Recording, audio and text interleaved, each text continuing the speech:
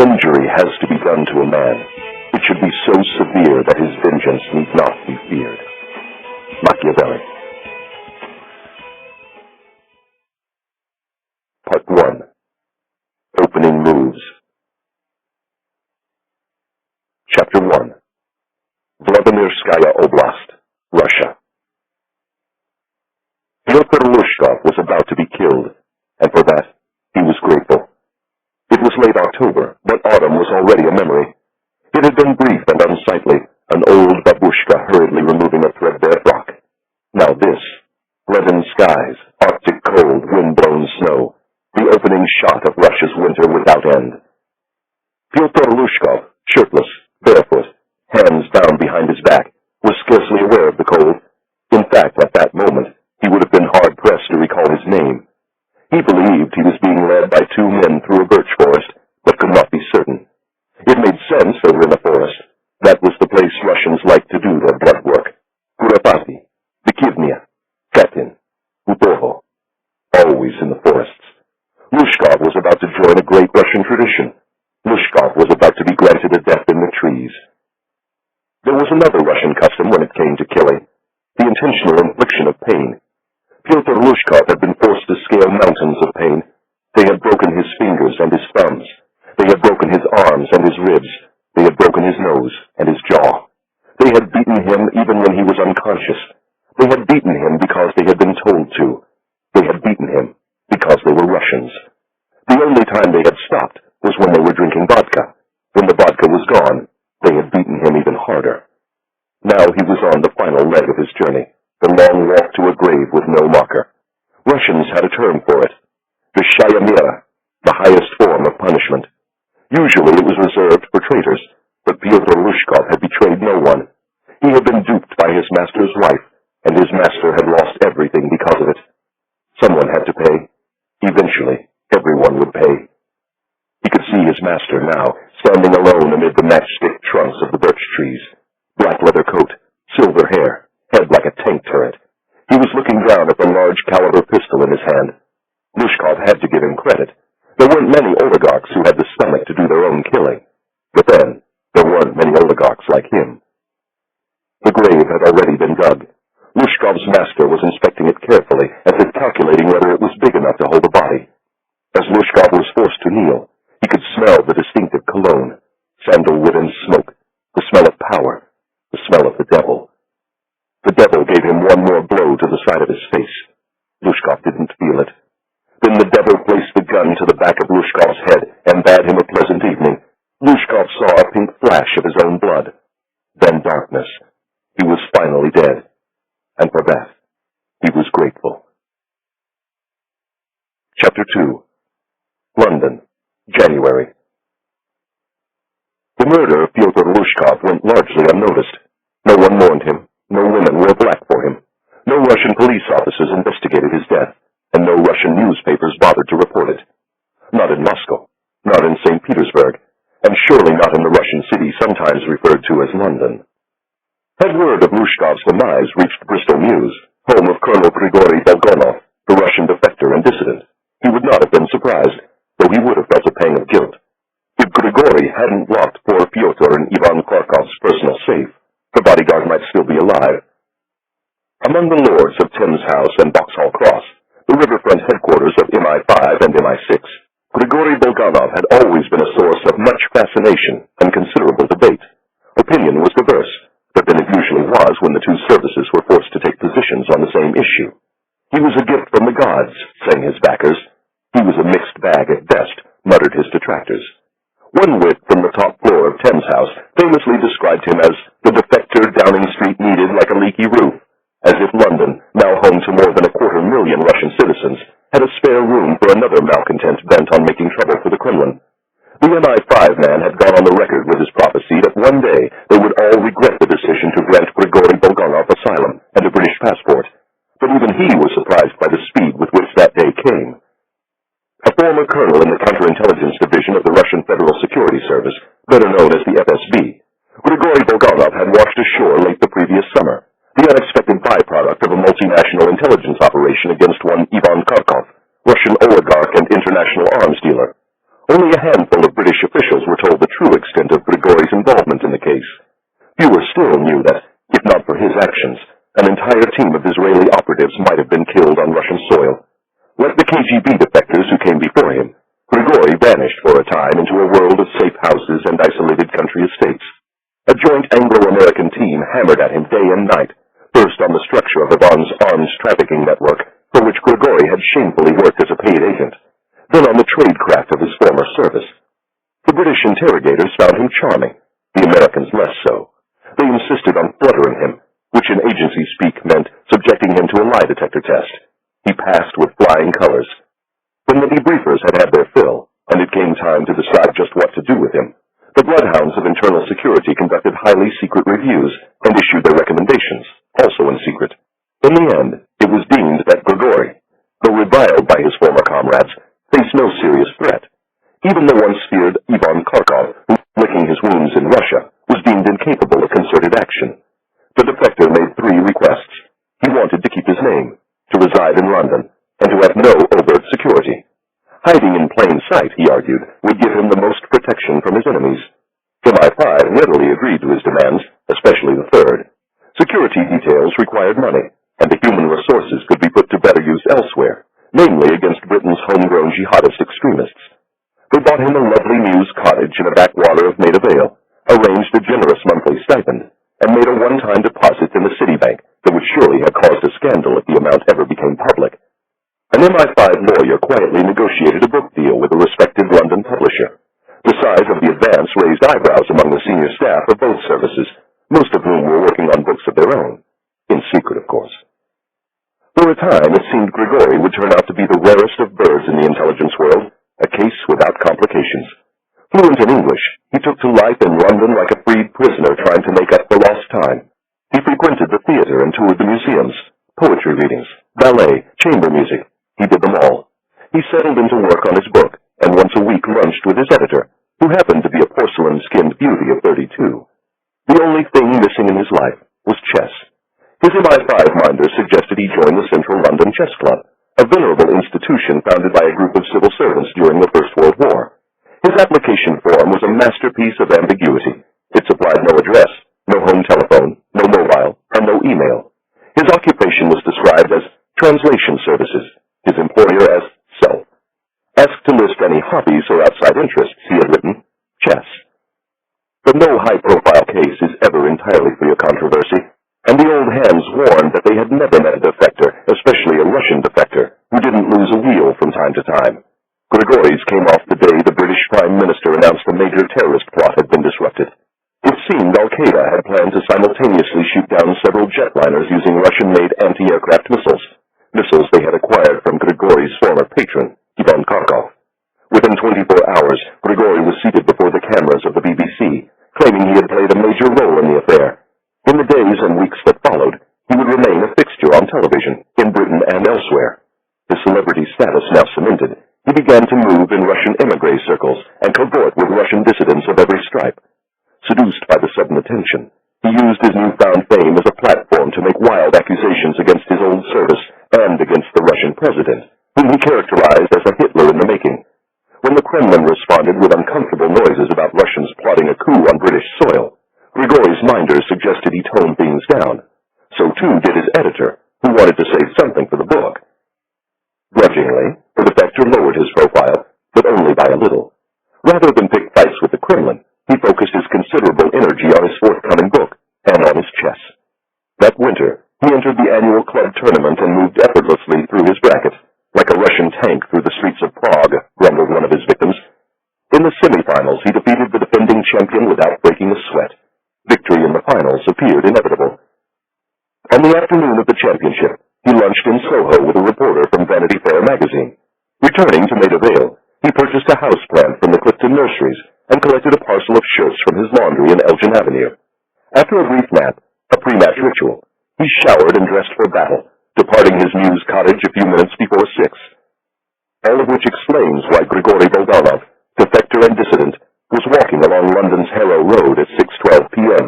on the second Tuesday of January. For reasons that would be made clear later, he was moving at a faster pace than normal. As for chess, it was by then the last thing weighing on his mind. The match was scheduled for 6:30 at the club's usual venue, the lower vestry house of St. George's Church in Bloomsbury. Simon Finch, Grigori's opponent, arrived at 15:15. Shaking the rainwater from his oilskin coat, he squinted at a trio of notices tacked to the bulletin board in the foyer. One for bad smoking, another warned against blocking the corridor in case of fire, and the third, hung by Finch himself, pleaded with all those who used the premises to recycle their rubbish. In the words of George Mercer, club captain and six-time club champion, Finch was a Camden Town crusty, bedecked with all the required political convictions of his tribe. Free Palestine, free Tibet, stop the genocide in Darfur, end the war in Iraq, recycle or die. The only cause Finch didn't seem to believe in was work. He described himself as a social activist and freelance journalist, which Clive Atherton, the club's reactionary treasurer, accurately translated as layabout and sponge. But even Clive was the first to admit that Finch possessed the loveliest of games, glowing, artistic, instinctive, and ruthless as a snake. Simon's costly education wasn't a total waste, Clive was fond of saying. Just misapplied. His surname was a misnomer, for Finch was long and languid, with limp brown hair that hung nearly to his shoulders, and wire-rimmed spectacles that magnified the resolute gaze of a revolutionary. To the bulletin board he added a fourth item now, a fawning letter from the Regent Hall Church, thanking the club for hosting the first annual Salvation Army chess tournament for the homeless. Then he drifted down the narrow corridor to the makeshift cloakroom, where he hung his coat on the roll-away rack. In the kitchenette he deposited 20 pence in a giant piggy bank, and drew a cup of tepid coffee from a silver canister marked Chess Club. Young Tom Blakemore, a misnomer as well, for young Tom was 85 in the shade, bumped into him as he was coming out. Finch seemed not to notice. Interviewed later by a man from MI5, young Tom said he had taken no offense. After all, not a single member of the club gave Finch even an outside chance of winning the cup. He looked like a man being led to the gallows, said young Tom. The only thing missing was the black hood. Finch entered the storage cabinet and from a row of sagging shelves collected a board, a box of pieces, an analog tournament clock, and a score sheet. Coffee in one hand, match supplies carefully balanced in the other, he entered the vestry's main room. It had walls the color of mustard and 4 grimy windows, 3 peering onto the pavements of Little Russell Street, and 4th squinting into the courtyard. On one wall, below a small crucifix, was the tournament bracket. One match remained to be played. S. Finch versus G. Bulganov. Finch turned and surveyed the room. 6 trestle tables had been erected for the evening's play, one reserved for the championship, the rest for ordinary matches, friendlies in the parlance of the club. A devout atheist, Finch chose the spot farthest from the crucifix, and methodically prepared for the contest. He checked the tip of his pencil and wrote the date and the board number on the score sheet. He closed his eyes and saw the match as he hoped it would unfold. Then, 15 minutes after taking his seat, he looked up at the clock. 6:42. Grigori was late. Odd, thought Finch. The Russian was never late. Finch began moving pieces in his mind, saw a king lying on its side in resignation, saw Grigori hanging his head in shame, and he watched the relentless march of the clock. 6:45, 6:51, 6:58.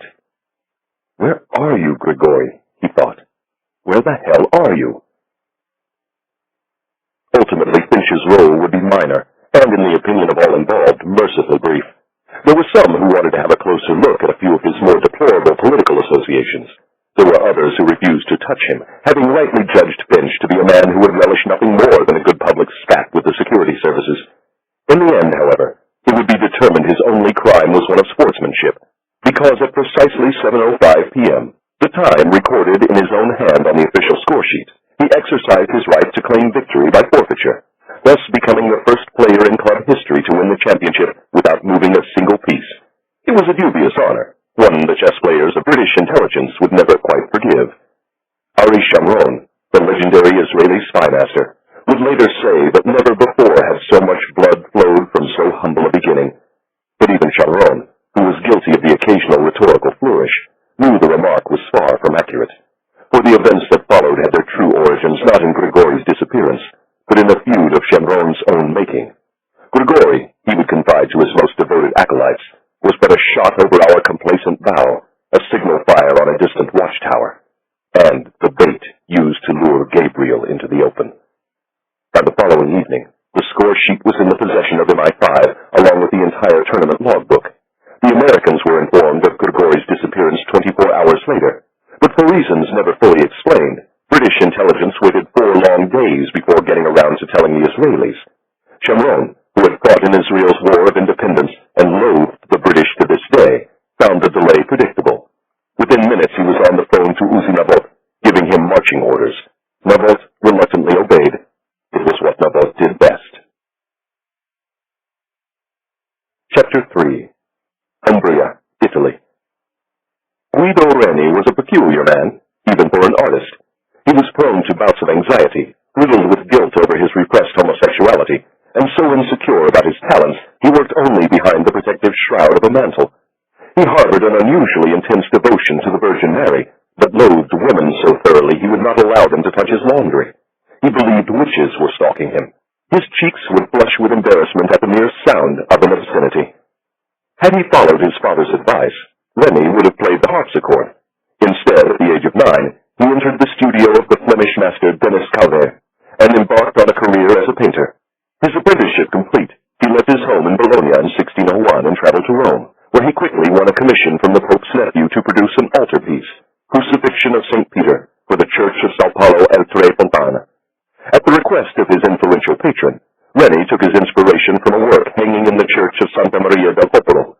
Its creator, a controversial and erratic painter known as Caravaggio, was not flattered by Reni's imitation and vowed to kill him if it ever happened again. Before beginning work on Reni's panel, the restorer had gone to Rome to view the Caravaggio again. Reni had obviously borrowed from his competitor. Most strikingly, his technique of using chiaroscuro to infuse his figures with life and lift them dramatically from the background. But there were many differences between the paintings, too. Where Caravaggio had placed the inverted cross diagonally through the scene, Reni positioned it vertically and in the center. Where Caravaggio had shown the agonized face of Peter, Reni deftly concealed it. What struck the restorer most was Reni's depiction of Peter's hands. In Caravaggio's altarpiece, they were already fastened to the cross. But in Reni's portrayal, the hands were free, with the right stretched toward the apex. Was Peter reaching toward the nail about to be driven into his feet, or was he pleading with God to be delivered from so terrible a death? The restorer had been working on the painting for more than a month. Having removed the yellowed varnish, he was now engaged in the final and most important part of the restoration, retouching those portions damaged by time and stress. The altarpiece had suffered substantial losses in the 4 centuries since Reni had painted it. Indeed, the mid-restoration photos had sent the owners into a blue period of hysteria and recrimination. Under normal circumstances, the restorer might have spared them the shock of seeing the painting stripped to its true state, but these were hardly normal circumstances. The Reni was now in the possession of the Vatican. Because the restorer was considered one of the finest in the world, and because he was a personal friend of the Pope and his powerful private secretary, he was allowed to work for the Holy See on a freelance basis and to select his own assignments. He was even permitted to conduct his restorations not in the Vatican's state-of-the-art conservation lab, but at a secluded estate in southern Umbria. Known as Villa dei Fiori, it lay 50 miles north of Rome, on a plateau between the Tiber and Nera rivers. There was a large cattle operation and an equestrian center that bred some of the finest jumpers in all of Italy. There were pigs no one ate, goats kept solely for entertainment value, and in summer, fields filled with sunflowers. The villa itself stood at the end of a long gravel drive lined with towering umbrella pine. In the 11th century, it had been a monastery. There was still a small chapel, and the remains of an oven where the monks had baked their daily bread. At the base of the house was a large swimming pool and a trellised garden, where rosemary and lavender grew along walls of Etruscan stone.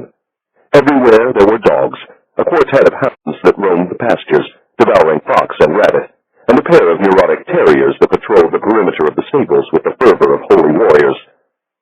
Though the villa was owned by a faded Italian nobleman named Count Gaspari, its day-to-day operations were overseen by a staff of 4.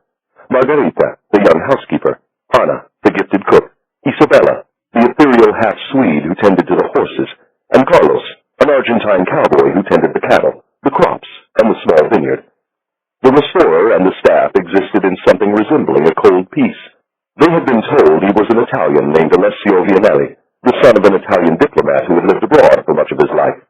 The restorer's name was not Alessio Vianelli, nor was he the son of a diplomat, or even an Italian.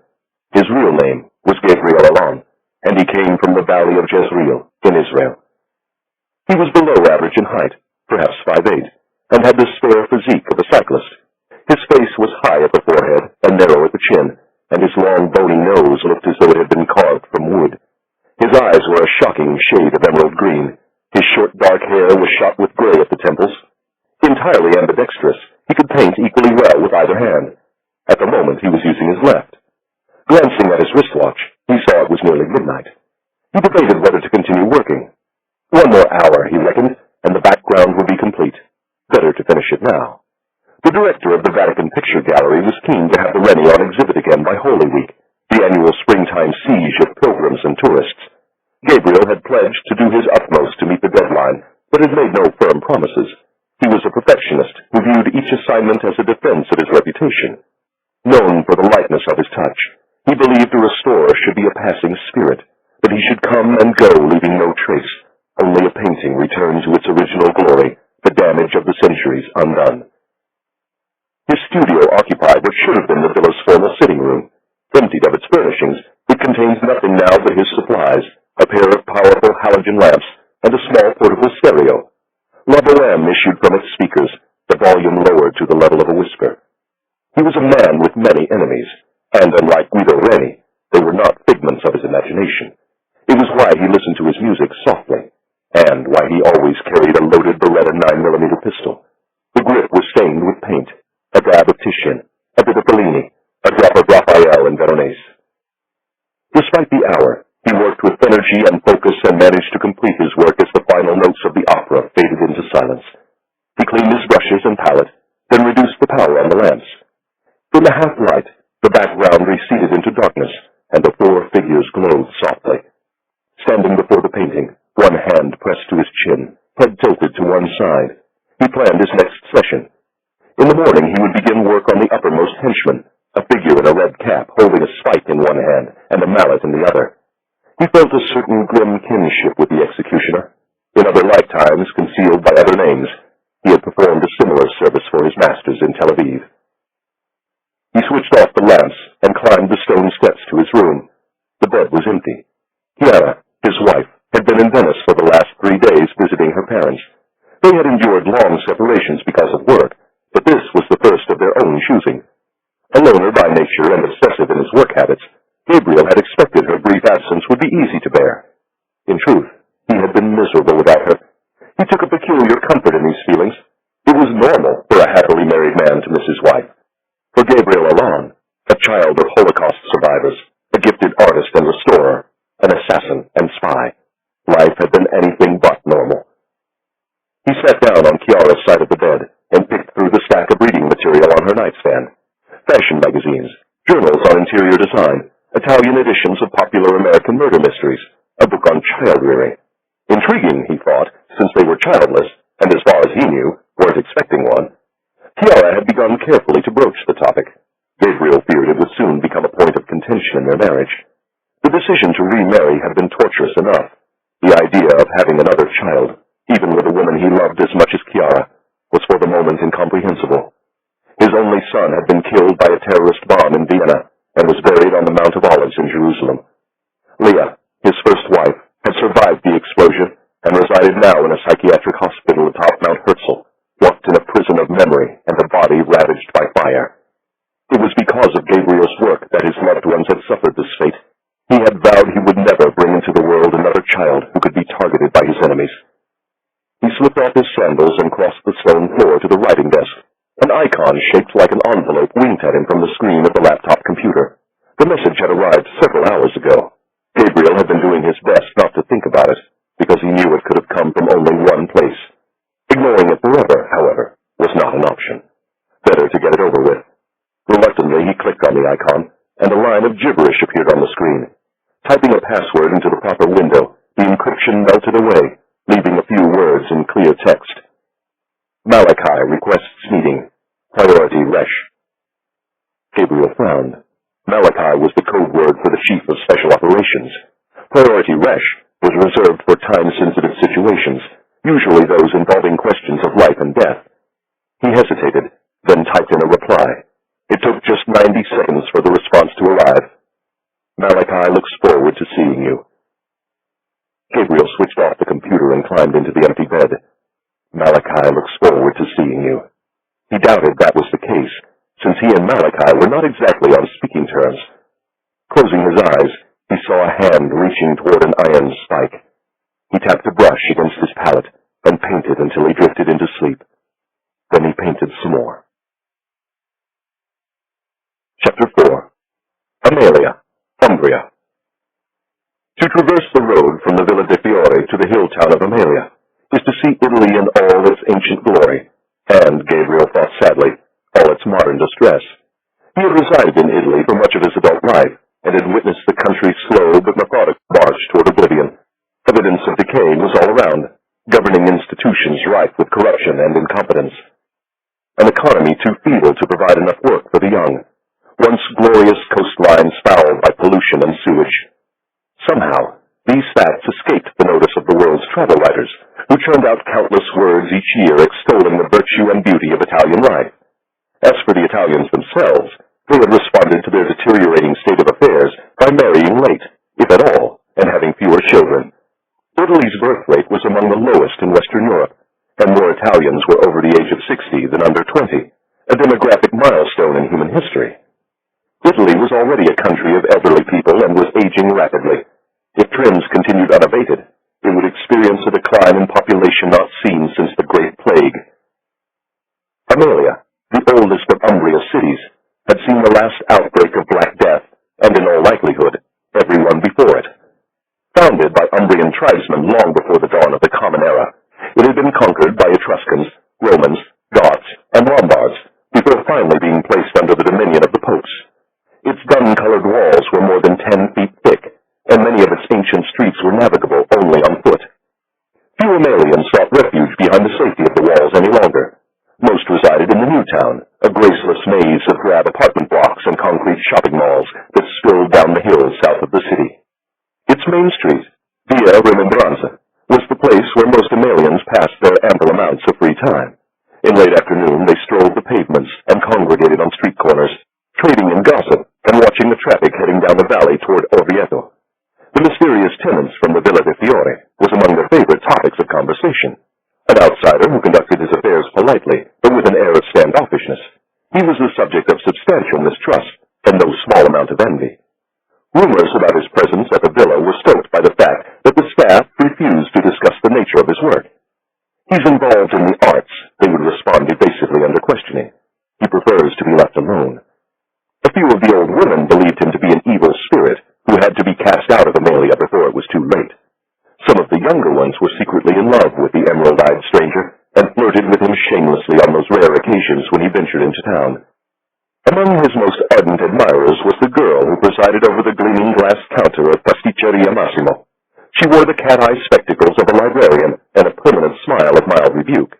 Gabriel ordered a cappuccino and a selection of pastries, and walked over to a table at the far end of the room. It was already occupied by a man with strawberry blonde hair and the heavy shoulders of a wrestler. He was pretending to read a local newspaper. Pretending, Gabriel knew, because Italian was not one of his languages. "Anything interesting, Uzi?" Gabriel asked in German. Uzi Nebo glared at Gabriel for a few seconds before resuming his appraisal of the paper. "If I'm not mistaken, there seems to be some sort of political crisis in Rome," he responded in the same language. Gabriel sat in the empty seat. "The Prime Minister is involved in a rather messy financial scandal at the moment." "Another one." "Something to do with kickbacks on several large construction projects up north. Predictably, the opposition is demanding his resignation. He's vowing to stay in office and fight it out." "Maybe it would be better if the church was still running the place." "Are you proposing the reconstitution of the papal states?" "Better a pope than a playboy prime minister with shoe-polish hair. He's raised corruption to an art form." "Our last prime minister had serious ethical shortcomings of his own." "That's true, but fortunately he isn't the one protecting the country from its enemies. That job still belongs to King Saul Boulevard." King Saul Boulevard was the address of Israel's Foreign Intelligence Service. The service had a long and deliberately misleading name that had very little to do with the true nature of its work. Those who worked there referred to it as the office, and nothing else. The girl placed the cappuccino in front of Gabriel and a plate of pastries in the center of the table. Nabot grimaced. "What's wrong, Uzi? Don't tell me Bella has you on a diet again. What makes you think I was ever off it? Your expanding waistline. We all can't be blessed with your trim physique and high metabolism, Gabriel. My ancestors were plump Austrian Jews. So why fight nature? Have one, Uzi, for the sake of your cover, if nothing else. Navot's selection, a trumpet-shaped pastry filled with cream, disappeared in 2 bites. He hesitated, then chose one filled with sweet almond paste. It vanished in the time it took Gabriel to pour a packet of sugar into his coffee. I didn't get a chance to eat on the plane, Navot said sheepishly. Give me a coffee. Gabriel asked for another cappuccino, then looked at Navot. He was staring at the pastries again. Go ahead, Uzi. Bella will never know. That's what you think. Bella knows everything. Bella had worked as an analyst on the office's Syria desk before taking a professorship in Levantine history at Ben Gurion University. Navot, a veteran agent runner and covert operative schooled in the art of manipulation, was incapable of deceiving her. Is the rumor true? Gabriel asked. What rumor is that? The one about you and Bella getting married. The one about a quiet wedding by the sea in Caesarea, with only a handful of close friends and family in attendance.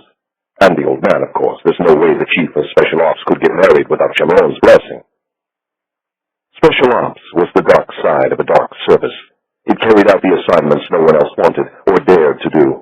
Its operatives were executioners and kidnappers, buggers and blackmailers, men of intellect and ingenuity with a criminal streak wider than the criminals themselves, multilinguists and chameleons who were at home in the finest hotels and salons in Europe, or the worst back alleys of Beirut and Baghdad. Navot had never managed to get over the fact he had been given command of the unit because Gabriel had turned it down. He was competence to Gabriel's brilliance, caution to Gabriel's occasional recklessness. In any other service, in any other land, he would have been a star. But the office had always valued operatives like Gabriel, men of creativity unbound by orthodoxy. Navot was the first to admit he was a mere field hand, and he had spent his entire career toiling in Gabriel's shadow. Bella wanted the office personnel kept to a minimum. Navot's voice had little conviction. She didn't want the reception to look like a gathering of spies. Is that why I wasn't invited? Navot devoted several seconds to the task of brushing a few crumbs into a tiny hillock. Gabriel made a mental note of it. Office behaviorists referred to such obvious delaying tactics as displacement activity. Go ahead, Uzi. You won't hurt my feelings. Navot swept the crumbs onto the floor with the back of his hand and looked at Gabriel for a moment in silence. You weren't invited to my wedding because I didn't want you at my wedding. Not after that stunt you pulled in Moscow. The girl placed the coffee in front of Navot and, sensing tension, retreated behind her glass barricade. Gabriel peered out the window at a trio of old men moving slowly along the pavement, heavily bundled against the sharp chill. His thoughts, however, were of a rainy August evening in Moscow. He was standing in the tired little square opposite the looming Stalinist apartment block, known as the House on the Embankment. Navot was squeezing the life out of his arm and speaking quietly into his ear. He was saying that the operation to steal the private files of Russian arms dealer Ivan Karkov was blown, that Ari Shamron, their mentor and master, had ordered them to retreat to Sheremetyevo Airport and board a waiting flight to Tel Aviv, that Gabriel had no choice but to leave behind his agent, Ivan's wife, to face a certain death. I had to stay, Uzi. It was the only way to get Elena back alive. You disobeyed a direct order from Shamron and from me, your direct, if nominal, superior officer, and you put the lives of the entire team in danger, including your wife's. How do you think that made me look to the rest of the division? Like a sensible chief, who kept his head while an operation was going down the tubes. No, Gabriel, it made me look like a coward who was willing to let an agent die rather than risk his own neck and career. Navot poured 3 packets of sugar into his coffee and gave it a single angry stir with a tiny silver spoon. And you know something. It would be right to say that. Everything but the part about being a coward. I'm not a coward. No one would ever accuse you of running from a fight, Uzi. But I do admit to having well-honed survival instincts. One has to in this line of work, not only in the field, but at King Saul Boulevard, too. Not all of us are blessed with your gifts. Some of us actually need a job. Some of us even have our sights set on a promotion. Navot tapped the spoon against the rim of his cup and placed it in the saucer. I walked into a real storm when I got back to Tel Aviv that night. They scooped us up at the airport and drove us straight to King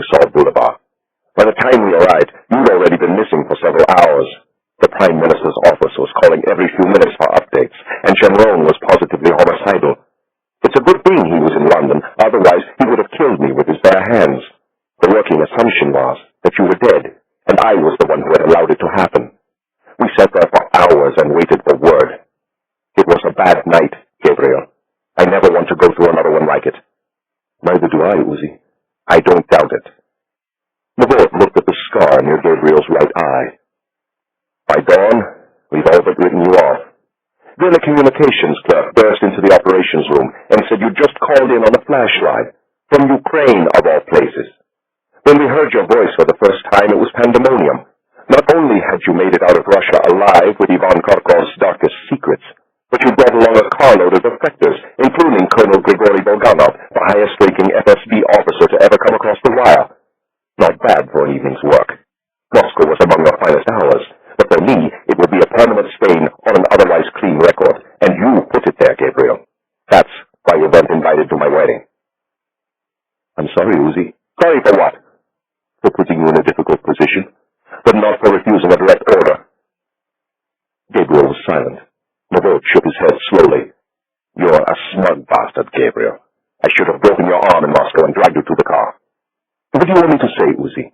I want you to tell me it will never happen again. And if it does, first I'll break your arm. Then I'll resign as Chief of Special Ops, which will leave them with no other option but to give you the job, and I know how much you want that. Gabriel raised his right hand. Never again, Uzi. In the field or anywhere else. Say it.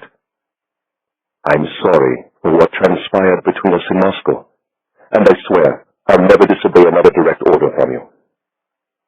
Mavot appeared instantly mollified. Personal confrontation had never been his strong suit. That's it, Uzi. You came all the way to Umbria because you wanted an apology. And the promise, Gabriel. Don't forget the promise. I haven't forgotten. Good. Mavot placed his elbows on the table and leaned forward. Because I want you to listen to me very carefully. We're going to go back to your villa of flowers, and you're going to pack your bags. Then we're going to Rome to spend the night inside the embassy. Tomorrow morning, when the 10 o'clock flight takes off from Fiumicino Airport for Tel Aviv, we're going to be on it. Second row of first class, side by side. Why would we do that? Because Colonel Grigori Bulganov is gone. What do you mean gone? I mean gone, Gabriel. No longer among us. Vanished into thin air. Gone. Chapter 5. Amelia, Umbria. How long has he been missing? About a week now. Be specific, Uzi. Colonel Grigori Bulganov was last spotted climbing into the back of a Mercedes sedan on Harrow Road at 6:12 p.m. on Tuesday evening.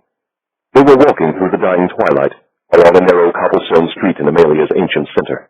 Trailing a few paces behind was a pair of fawn-eyed bodyguards. It was a troubling sign. Mavot usually traveled only with a Batlevia, a female escort officer, for protection. The fact he had brought along 2 trained killers indicated he took the threat to Gabriel's life seriously. When did the British get around to telling us? They placed a quiet call to London Station on Saturday afternoon, 4 days after the fact. Because it was Shabbat, the duty officer was a kid who didn't quite understand the significance of what he'd just been told. The kid tapped off the cable and sent it off to King Saul Boulevard at low priority. Fortunately, the duty officer on the European desk did understand and immediately placed the courtesy call to Shemron. Gabriel shook his head. It had been years now since Shemron had done his last tour as chief, yet the office was still very much his private fiefdom. It was filled with officers like Gabriel and Mavot, men who had been recruited and groomed by Shemron, men who operated by a creed, even spoke a language written by him. In Israel, Shemron was known as the Mamuna, the one in charge, and he would remain so until the day he finally decided the country was safe enough for him to die. And I assume Shemron then called you, Gabriel said. He did, though it was distinctly lacking in courtesy of any kind. He told me to send you a message. Then he told me to grab a couple of boys and get on a plane. This seems to be my lot in life. The dutiful younger son who is dispatched into the wilderness every few months to track down his wayward older brother. Was Grigori under surveillance when he got into the car? Apparently not. So how are the British so certain about what happened? Their little electronic helpers were watching. Mavot was referring to CCTV, the ubiquitous network of 10,000 closed-circuit television cameras that gave London's Metropolitan Police the ability to monitor activity, criminal or otherwise, on virtually every street in the British capital. A recent government study had concluded that the system had failed in its primary objective, deterring crime and apprehending criminals. Only 3% of street robberies were solved using CCTV technology, and crime rates in London were soaring. Embarrassed police officials explained away the failure by pointing out that the criminals had accounted for the cameras by adjusting their tactics, such as wearing masks and hats to conceal their identities. Apparently, no one in charge had considered that possibility before spending hundreds of millions of pounds and invading the public's privacy on an unprecedented scale. The subjects of the United Kingdom, birthplace of Western democracy, now resided in an Orwellian world where their every movement was watched over by the eyes of the state. When did the British discover he was gone? Gabriel asked. Not until the following morning. He was supposed to check in by telephone each night at 10. When he didn't call on Tuesday, his minder wasn't overly concerned. Grigori played chess every Tuesday night at a little club in Bloomsday. Last Tuesday was the championship of his club's annual tournament. Grigori was expected to win easily. I never knew he played. I guess he never had a chance to mention it during that evening you spent together in the interrogation rooms of Lubyanka. He was too busy trying to figure out how a mid-level functionary from the Israeli Ministry of Culture had managed to disarm and kill a pair of Chechen assassins.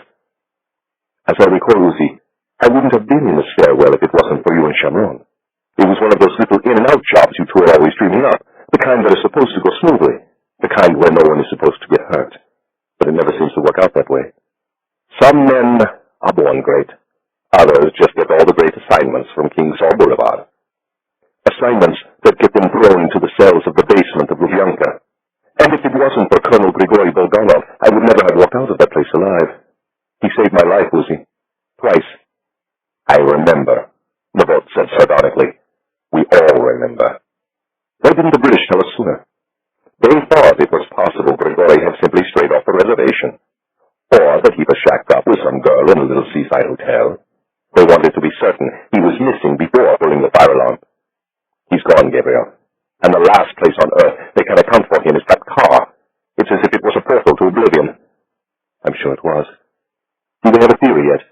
They do, and I'm afraid they're not going to like it. You see, Gabriel, the mandarins of British intelligence have concluded that Colonel Grigori Bulganov has redefected. Redefected? You can't be serious. I am. What's more, they've convinced themselves he was a double agent all along. They believe he came to the West to spoon-feed us a load of Russian crap and to gather information on the Russian dissident community in London. And now, having succeeded, he's flown the coop and returned home to a hero's welcome. And guess whom they blame for the catastrophe? The person who brought Grigori to the West in the first place. That's correct. They blame you. How convenient. But Grigori Bulganov is no more a Russian double agent than I am. The British had concocted this ludicrous theory in order to shift the blame for his disappearance from their shoulders, where it belongs, to mine. He should never have been allowed to live openly in London. I couldn't turn on the BBC or CNN International last fall without seeing his face. So, what do you think happened to him? He was killed, Uzi. Or worse. What could be worse than being taken out by a Russian hit team? Being kidnapped by Ivan Karkov. Gabriel stopped walking and turned to face Nabot in the empty street. But then you already know that, Uzi. You wouldn't be here otherwise. Chapter 6. Amelia, Umbria. They climbed the winding streets to the piazza at the highest point of the city and looked down at the lights glowing like bits of topaz and garnet on the valley floor. The two bodyguards waited on the opposite side of the square, well out of earshot. One held a cell phone to his ear, the other a lighter to a cigarette. When Gabriel glimpsed the flame, an image flashed in his memory. He was riding through the misty plains of western Russia at dawn in the front passenger seat of a Volga sedan, his head throbbing, his right eye blinded by a crude dressing.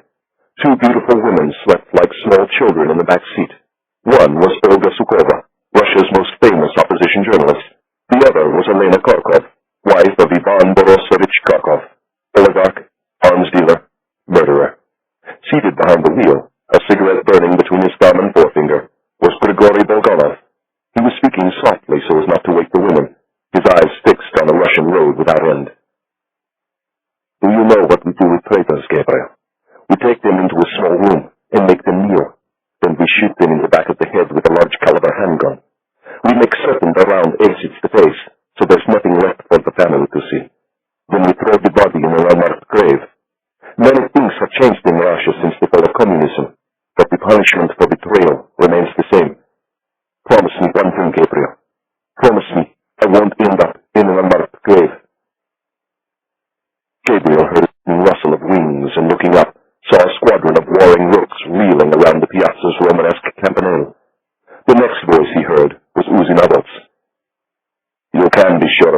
Gabriel. The only person Ivan Korkov wants dead more than Grigori is you. And who could blame him? First you stole his secrets, then you stole his wife and children. I didn't steal anything. Elena offered to defect. I just helped her. I doubt Ivan sees it that way. And neither does the Mamuna. The Mamuna believes Ivan is back in business. The Mamuna believes Ivan has made his first move. Gabriel was silent. Nabot turned up the collar of his overcoat. You may recall that we were picking up reports last autumn about a special unit Ivan had created within his personal security service. That unit was given a simple assignment. Find Elena, get back his children, and kill everyone who participated in the operation against him. We allowed ourselves to be lulled into thinking that Ivan had cooled off. Grigori's disappearance suggests otherwise. Ivan will never find me, Uzi. Not here. Are you willing to bet your life on that? 5 people know I'm in the country. The Italian Prime Minister, the chiefs of his intelligence and security services, the Pope, and the Pope's private secretary. And that's 5 people too many. Nabot laid a large hand on Gabriel's shoulder. I want you to listen to me very carefully. Whether Grigori Bulganov left London voluntarily or at the point of a Russian pistol is of little or no consequence. You're compromised, Gabriel, and you're leaving here tonight. I've been compromised before. Besides, Grigori has no knowledge of my cover or where I'm living. He can't betray me, and Shamron knows it. He's using Grigori's disappearance as his latest excuse to get me back to Israel. Once I'm there, he'll lock me away in solitary confinement, and I'm sure when my defenses are at their weakest, he'll offer me a way out. I'll be the director, and you'll be in charge of special ops, and Shamron will be able to finally die in peace, knowing that his 2 favorite sons are finally in control of his beloved office. That might be Shamron's overall strategy, but for the moment he's only concerned about your safety. He has no ulterior motives. Shamron is ulterior motives personified, Uzi, and so are you. Nabot removed his hand from Gabriel's shoulder. I'm afraid this isn't a debate, Gabriel. You might be the boss one day, but for now, I'm ordering you to leave Italy and come home. You're not going to disobey another order, are you? Gabriel made no reply. You have too many enemies to be alone in the world, Gabriel.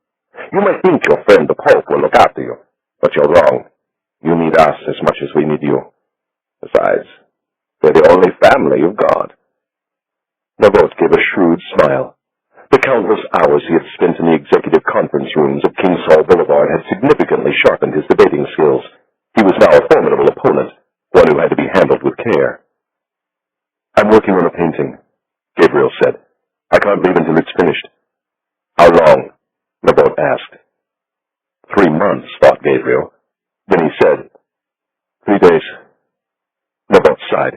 He oversaw a unit consisting of several hundred highly skilled operatives, but only one whose movements were dictated by the fickle rhythms of restoring old master paintings. I take it your wife is still in Venice. She's coming back tonight. She should have told me she was going to Venice before she left.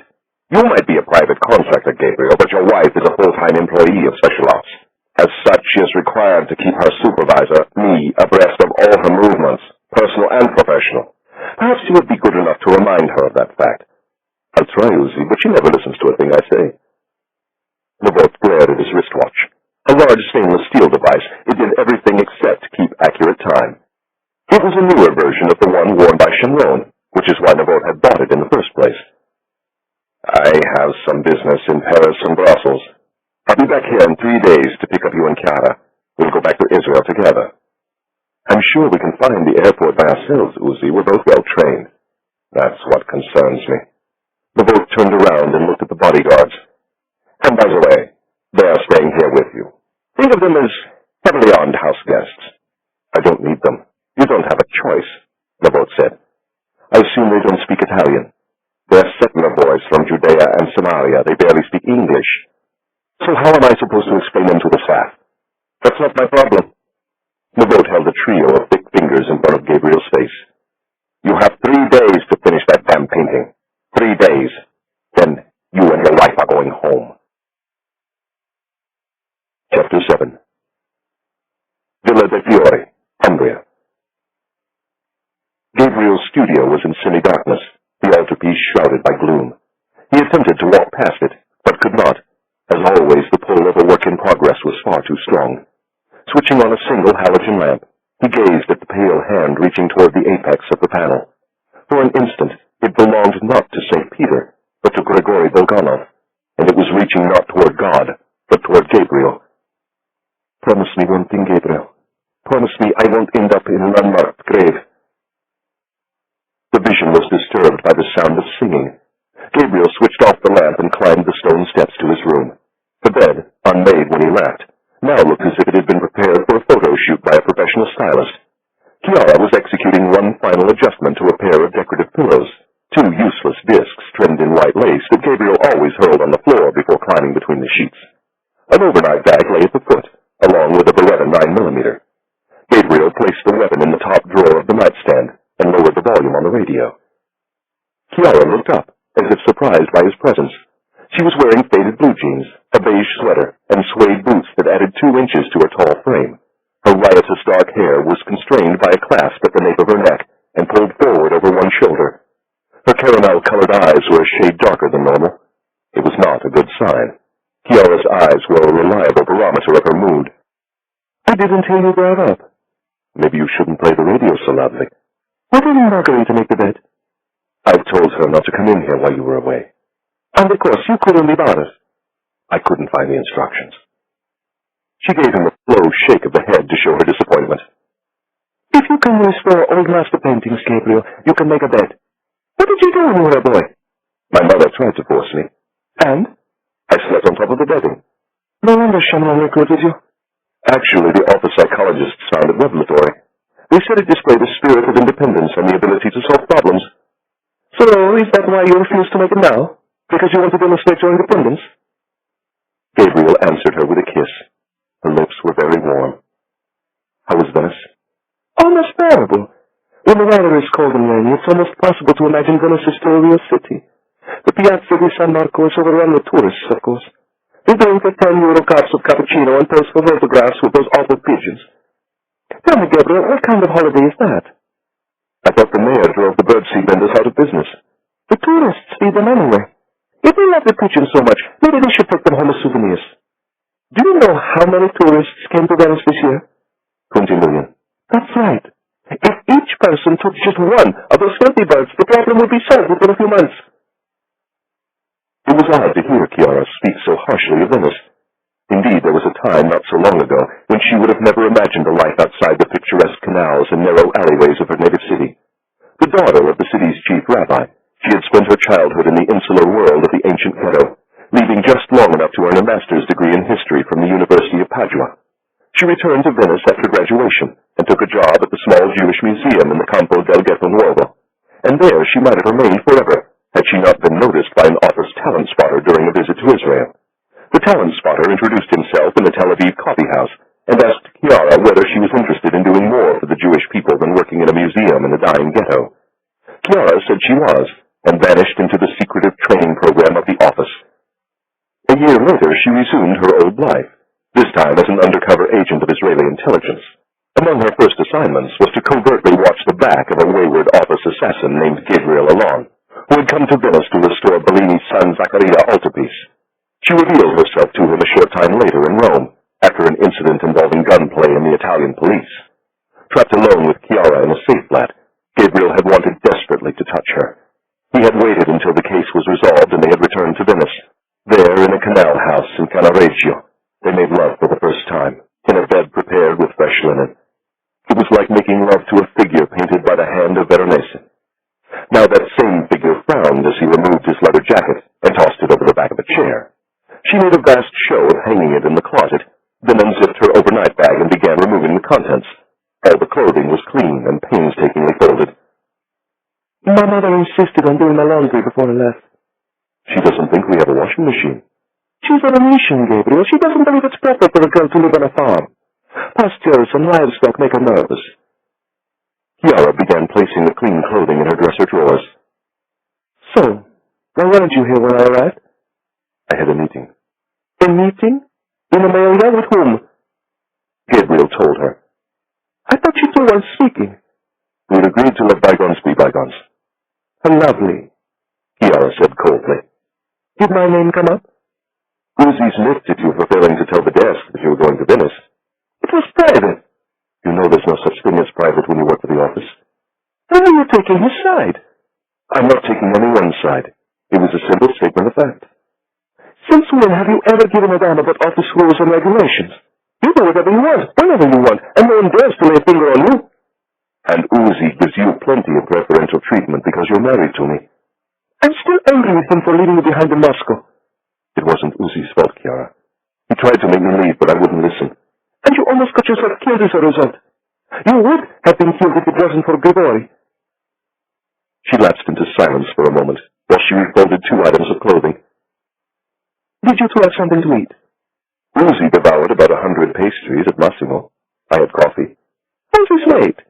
He seems to be carrying some post-nuptial happy pounds. You never gained any weight after we were married. I suppose that means I'm deeply unhappy. Are you? Don't be silly, Chiara. She slipped a thumb inside the waistband of her blue jeans. I think I'm gaining weight. You look beautiful. She frowned. You're not supposed to say I look beautiful. You're supposed to reassure me that I'm not gaining weight. Your shirt is fitting you a little more tightly than normal. Ipana's cooking. If I keep eating like this, I'm going to look like one of those old ladies in town. Maybe I should just buy a black frock now and get it over with. I gave her the night off. I thought it might be nice to be alone for a change. Thank God. I'll make you something to eat. You're too thin. Chiara closed the dresser drawer. So, what brought Uzi to town? He's making his semi-annual tour of European assets, patting backs, showing the flag. Do I detect a slight bit of resentment in your voice? Why on earth would I be resentful? Because you should be the one making the grand tour of our European assets instead of Uzi. Traveling isn't what it once was, Chiara. Besides, I didn't want the job. But you've never been comfortable with the fact that they gave it to Uzi when you turned it down. You don't think he has the intellect or the creativity for it. Chamron and his acolytes at King Saul Boulevard disagree. And if I were you, Chiara, I'd stay on Uzi's good side. He's likely to be the director one day. Not up in Moscow. According to the rumor, Uzi was lucky to keep his job. She sat at the edge of the bed and made a half-hearted effort to remove her right boot. Help me, she said, extending her foot toward Gabriel. It won't budge. Gabriel took hold of the boot by the toe and the heel, and it slid easily off her foot.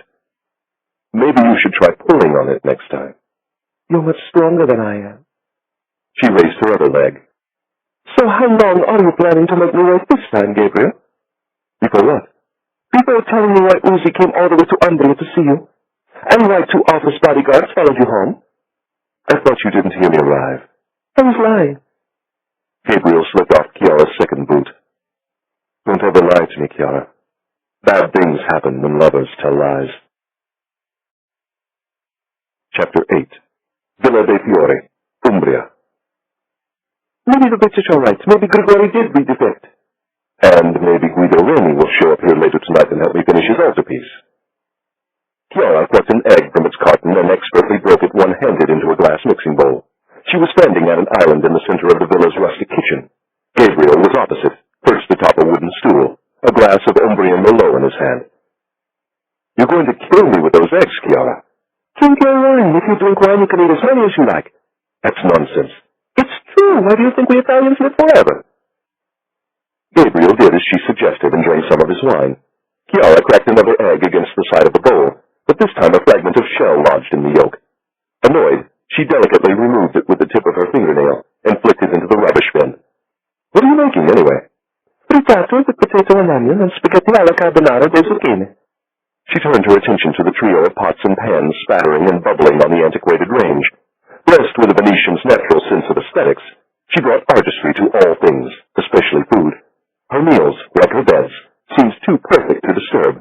Gabriel often wondered why she had ever been attracted to a scarred and broken relic like him.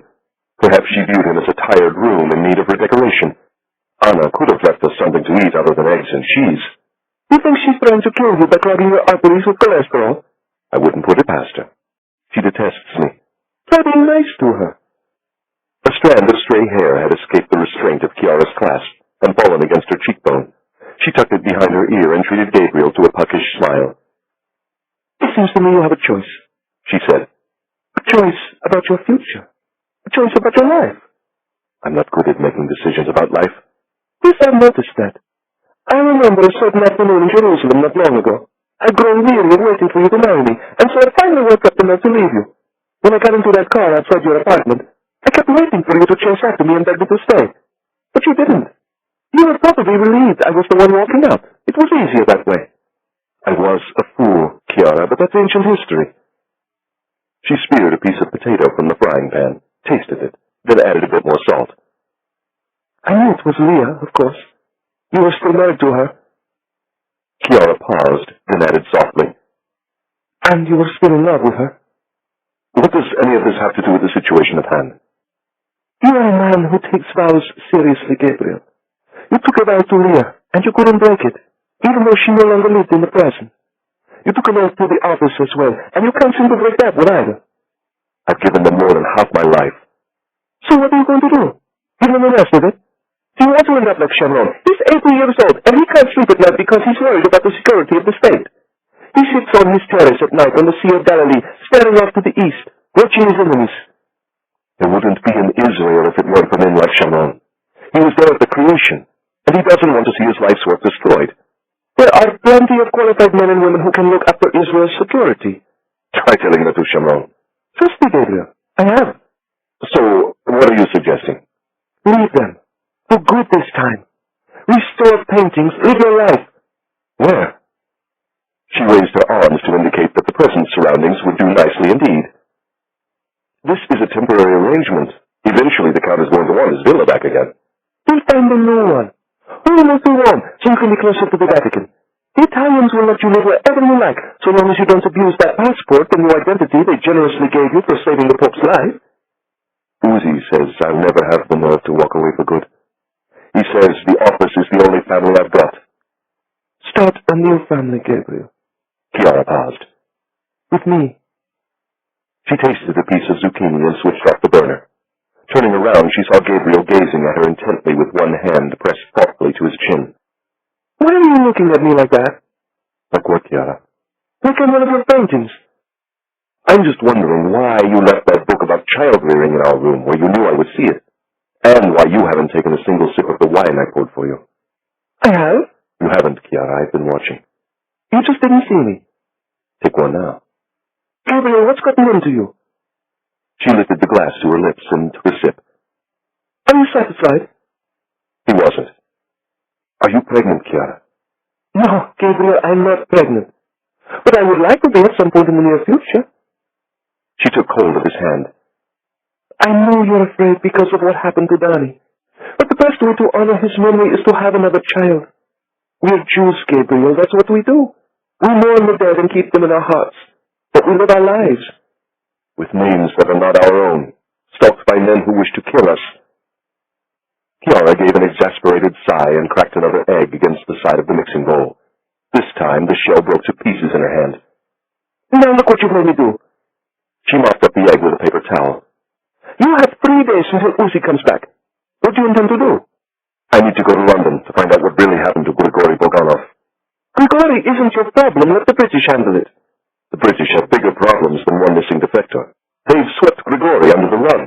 They've moved on. And so should you. Chiara added one more egg to the bowl and began beating. Russians have long memories, Gabriel. Almost as long as the Arabs. Ivan lost everything after Elena defected. His homes in England and France, and all those bank accounts in London and Zurich, filled with his dirty money.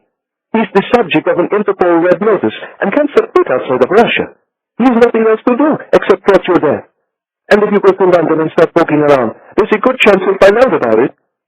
So I'll do it quietly. Then I'll come home, and we'll get on with our lives. Chiara's arm went still. You tell lies for a living, Gabriel. I hope you're not lying to me now. I've never lied to you, Chiara, and I never will. What do you want to do about the bodyguards? They'll stay here with you. Uzi's not going to be happy. Gabriel held his wine to the light. Uzi's never happy. Chapter 9. Villa dei Fiori, London. The office had a motto, by way of deception, thou shalt do war. The deception was usually visited upon Israel's enemies. Occasionally it was necessary to deceive one's own. Gabriel was sorry for them. They were good boys with bright futures. They had just drawn the wrong assignment at the wrong time. Their names were Lior and Motti, Lior being the older and more experienced of the pair, Motti a youthful probationer barely a year out of the academy. Both Israel. Unlike Uzinavot, they viewed the 3 additional days of duty at the beautiful villa in Umbria as a windfall, and when Chiara asked them to tread lightly so that Gabriel might finish his painting before returning home, they agreed without protest. They were simply honored to be in his presence. They would stand a distant post.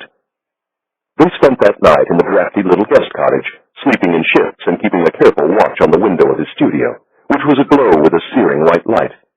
If they listened carefully, they could just make out the faint sound of music.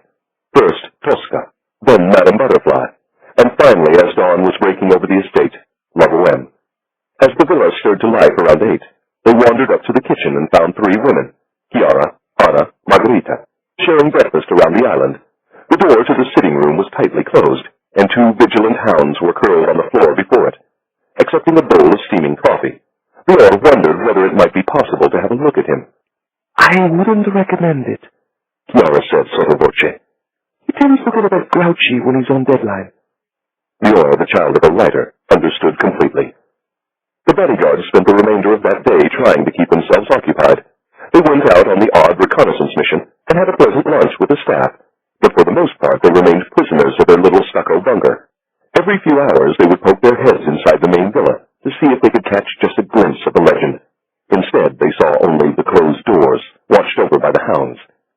He's working at a feverish pace, Chiara explained late that afternoon, when Leor again screwed up the courage to request permission to enter the studio.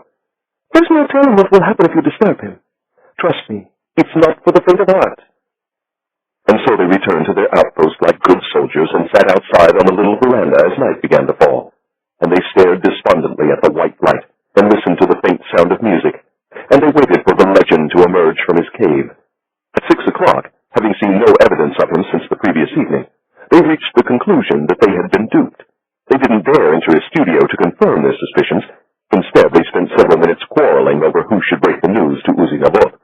In the end, it was Leor, the older and more experienced of the 2 who placed the call. He was a good boy with a bright future. He had just drawn the wrong assignment at the wrong time. There were far worse places for a grounded defector to spend his final days than Bristol Mews. It was reached by a passageway off Bristol Gardens, flanked on one side by a Pilates exercise studio that promised to strengthen and empower its clients, and on the other by a disconsolate little restaurant called D Place. Its courtyard was long and rectangular, paved with gray cobblestone and trimmed in red brick. The spire of St. Xavier Church peered into it from the north, the windows of a large terrace house from the east.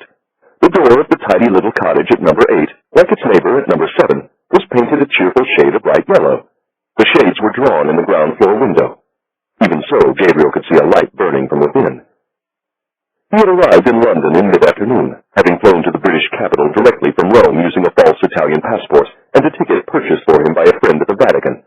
After performing a routine check for surveillance, he had entered a phone box near Oxford Circus and dialed from memory a number that rang inside Thames House, headquarters of MI5. As instructed, he had called back 30 minutes later and had been given an address, number 8, Bristol Mews, along with a time, 7 p.m. It was now approaching 7:30. His tardiness was intentional.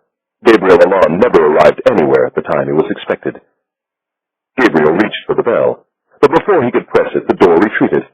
Standing in the entrance hall was Graham Seymour, MI5's deputy director. He wore a perfectly fitted suit of charcoal gray and a burgundy necktie. His face was fine-boned and even-featured, and his hair had a rich silvery cast to it that made him look like a male model one sees in ads for costly but needless trinkets, the sort who wears expensive wristwatches, writes with expensive fountain pens, and spends his summers sailing the Greek islands aboard a custom-made yacht filled with younger women. Everything about Seymour spoke of confidence and composure. Even his handshake was a weapon designed to demonstrate to its recipient that he had met his match. It said Seymour had gone to the better schools, belonged to the better clubs, and was still a force to be reckoned with on the tennis court. It said he was not to be taken lightly, and it had the added benefit of being true, all but the tennis. In recent years, a back injury had diminished his skills. Though still quite good, Seymour had decided he was not good enough, and had retired his racket. Besides, the demands of his job were such that he had little time for recreation. Graham Seymour had the unenviable task of keeping the United Kingdom safe in a dangerous world. It was not a job Gabriel would want. The sun may have set on the British Empire long ago, but the world's revolutionaries, exiles, and outcasts still seemed to find their way to London. "You're late," miserable. You don't say. Seymour snapped the deadbolt into place and led Gabriel into the kitchen. Small but recently renovated, it had sparkling German appliances and Italian marble counters. Gabriel had seen many like it in the home design magazines Chiara was always reading. Lovely, he said, looking around theatrically. Makes one wonder why Grigori would want to leave all this to go back to dreary Moscow. Gabriel opened the refrigerator and looked inside. The contents left little doubt that the owner was a man of middle age who did not entertain often, especially not women. On one shelf was a tin of salted herring and an open jar of tomato sauce. On another, a lump of pâté and a wedge of very ripe camembert cheese. The freezer contained only vodka. Gabriel closed the door and looked at Seymour, who was peering into the filter basket of the coffee maker, his nose wrinkled in disgust. I suppose we really should get someone in here to clean up. He emptied the coffee filter into the rubbish bin and gestured toward the small cafe-style table. I'd like to show you something. It should put to rest any questions you have about Grigori and his allegiances. The table was empty except for an attaché case with combination locks. Seymour manipulated the tumblers with his thumbs and simultaneously popped the latches. From inside he removed two items, a portable DVD player of Japanese manufacture and a single disc in a clear plastic case. He powered on the device and loaded the disc into the drawer. 15 seconds later, an image appeared on the screen. Grigori Bulganov, sheltering from a gentle rain at the entranceway of Bristol News.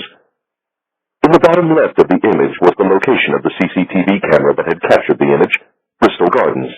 In the top right was the date, the 10th of January, and beneath the date was the time, 17:47:39 and counting.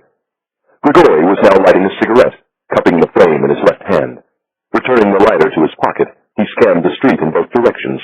Apparently satisfied there was no danger, he dropped the cigarette to the ground and started walking. With the cameras tracking his every move, he made his way to the end of Formosa Street and crossed the Grand Union Canal over a metal footbridge lined with spherical white lamps. 4 youths in hooded sweatshirts were loitering in the darkness on the opposite bank. He slipped past them without a glance and walked past the colony of dour council flats lining Delamere Terrace. It was a few seconds after 6 when he descended a flight of stone steps to the boat basin known as Browning's Pool. There he entered the waterside cafe, emerging precisely 2 minutes and 15 seconds later, holding a paper cup covered by a plastic lid.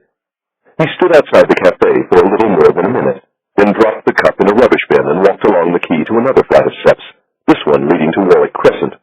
He paused briefly in the quiet street to light another cigarette, and smoked it during the walk to Harrow Road Bridge. His pace now visibly quicker, he continued along Harrow Road, where at precisely 18:12:32, he stopped suddenly and turned toward the oncoming traffic. A black Mercedes sedan immediately pulled to the curb and the door swung open. Grigori climbed into the rear compartment, and the car lurched forward out of frame. 5 seconds later, a man passed through the shot, tapping the tip of his umbrella against the pavement as he moved. Then from the opposite direction came a young woman. She wore a car-length leather coat, carried no umbrella, and was hatless in the rain.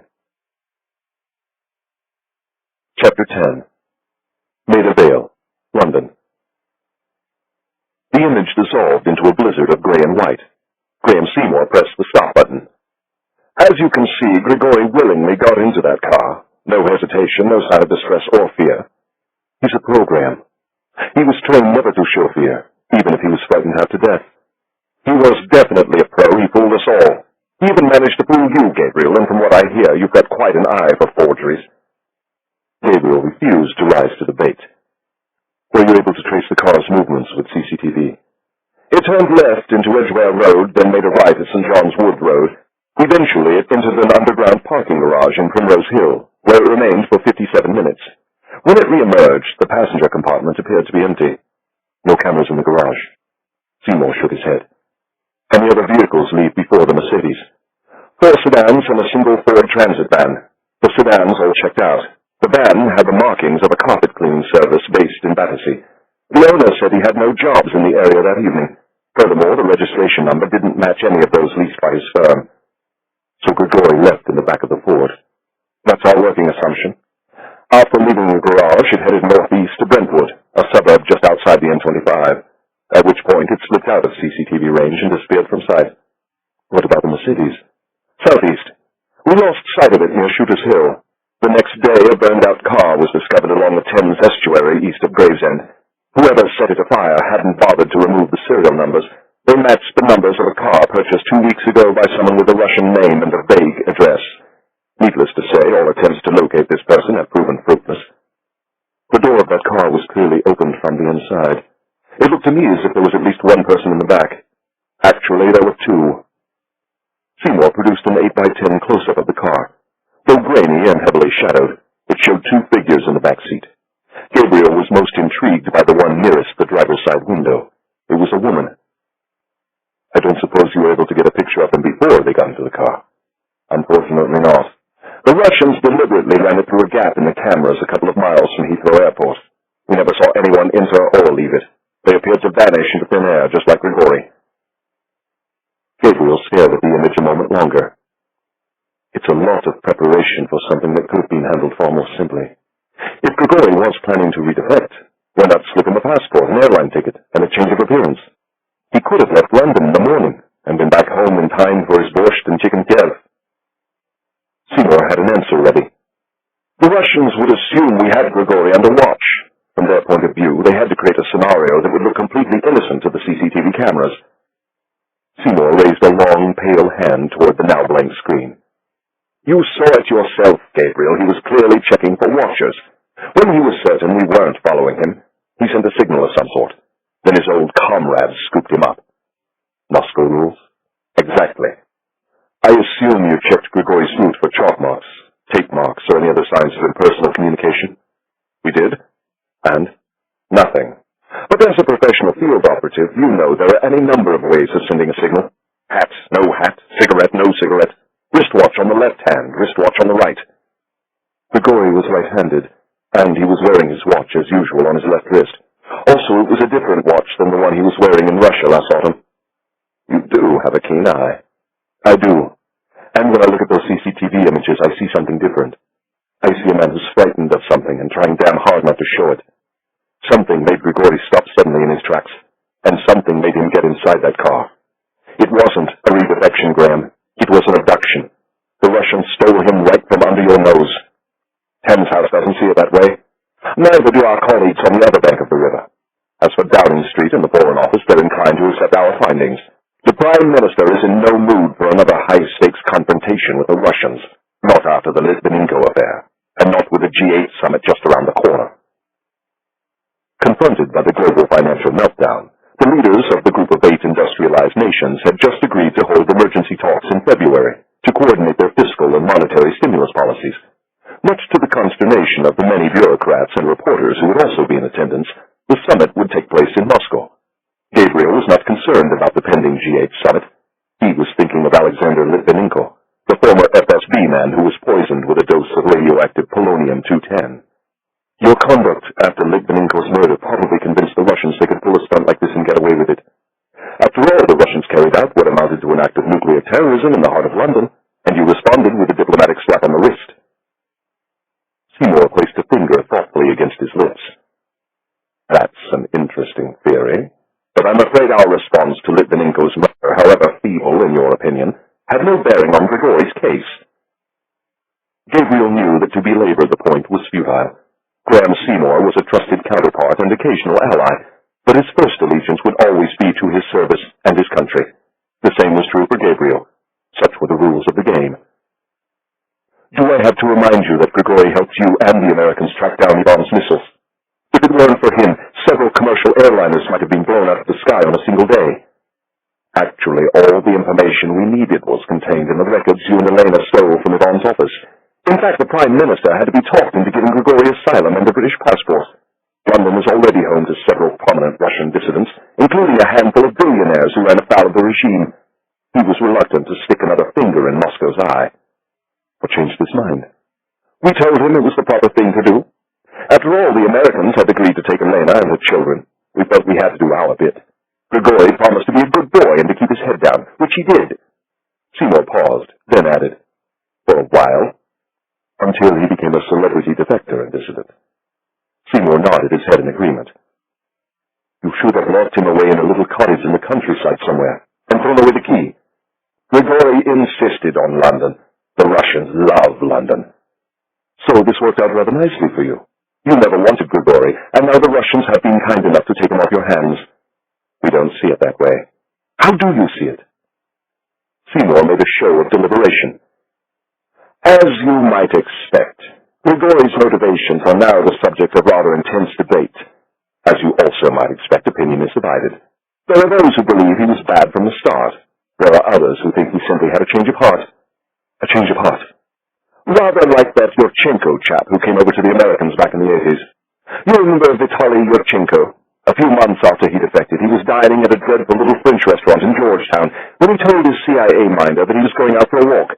He never came back. Grigori was homesick?" Gabriel shook his head. He couldn't get out of Russia fast enough. There's no way he would willingly go back. His own words would suggest otherwise. Seymour removed a plain buff envelope from the attaché and held it aloft between two fingers. "You might want to listen to this before attaching your star to a man like Grigori. He's not exactly the marrying kind." Chapter 11. Maida Vale, London. The letter was dated January the 12th and addressed to the cover name of Grigori's MI5 minder. The text was brief, 5 sentences in length, and written in English, which Grigori spoke quite well. Well enough, Gabriel recalled, to conduct a rather terrifying interrogation in the cellars of Lubyanka. Graham Seymour read the letter aloud. Then he handed it to Gabriel, who read it silently. "Sorry I didn't tell you about my plans to return home, Monty, but I'm sure you can understand why I kept them to myself. I hope my actions don't leave a permanent stain on your record. You are far too decent to be working in a business like this.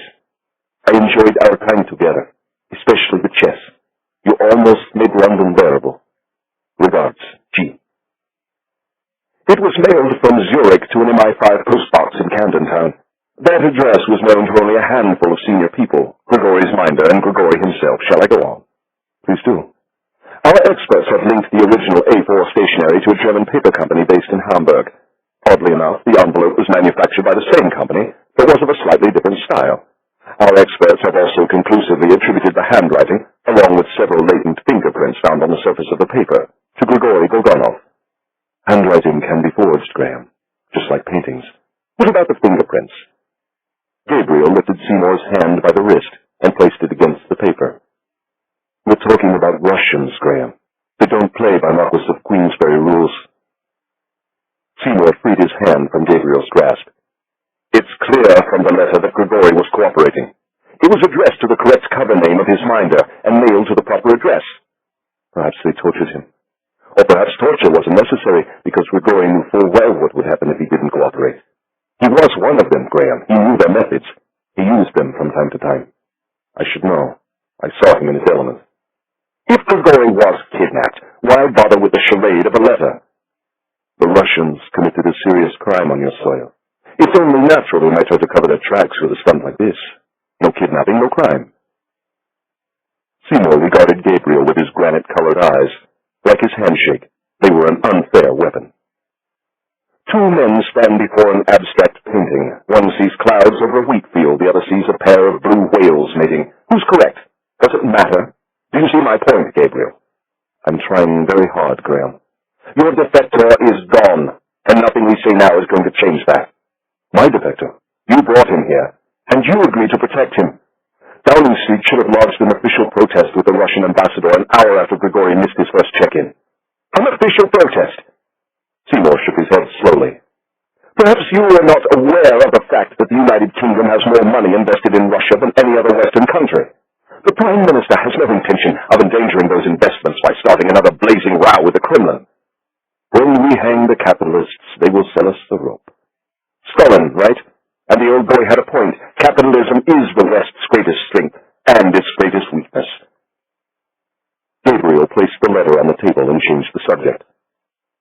"As I recall, Grigori was working on a book?"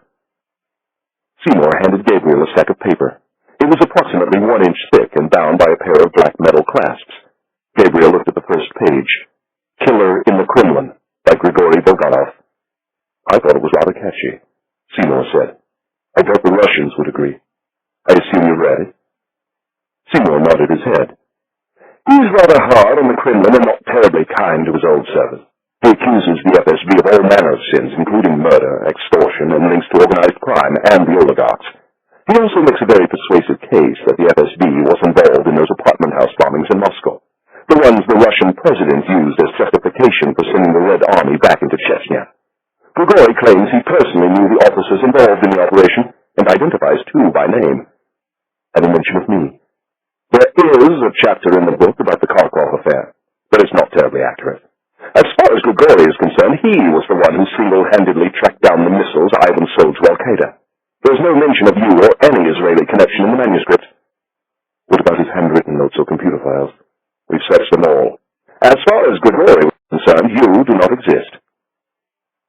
Gabriel leaped through the pages of the manuscript. On the 6th page was a margin note, written in English. He read it, then looked at Seymour for an explanation. It's from Grigori's editor at Buckley & Hobbs. I suppose at some point we're going to have to tell them that they're not going to get a book anytime soon. He read her notes. We read everything. Gabriel turned several more pages, then stopped again to examine another margin note. Unlike the first, it was written in Russian. It must have been written by Grigori, Seymour said. It doesn't match the handwriting in the letter. The letter was written in Roman, the note is Cyrillic. Trust me, Graham, they weren't written by the same person. Gabriel leaped quickly through the remaining pages and found several more notations written by the same hand. When he looked up again, Seymour was removing the disc from the DVD player. He returned it to the clear plastic case and handed it to Gabriel. The message was clear. The briefing was over. If there was any doubt about Seymour's intent, it was put to rest by a ponderous examination of his wristwatch. Gabriel made one final request. He wanted to see the rest of the house. Seymour rose slowly to his feet. But we're not going to be pulling up any floorboards or peeling back the wallpaper, he said. I have a dinner date, and I'm already 10 minutes late. Chapter 12. Maida Vale, London. Gabriel followed Seymour up 2 flights of narrow stairs to the bedroom. On the night table to the right of the double bed was an ashtray filled with crushed cigarettes. They were all the same brand, Sobrani White Russians, the kind Grigori had smoked during Gabriel's interrogation at Lubyanka and during their escape from Russia. Piled beneath the brass reading lamp were several books: Tolstoy, Dostoevsky, Agatha Christie, P.D. James. He loved English murder mysteries, Seymour said. He thought that reading P.D. James would help him become more like us, and why anyone would want to become more like us is beyond me.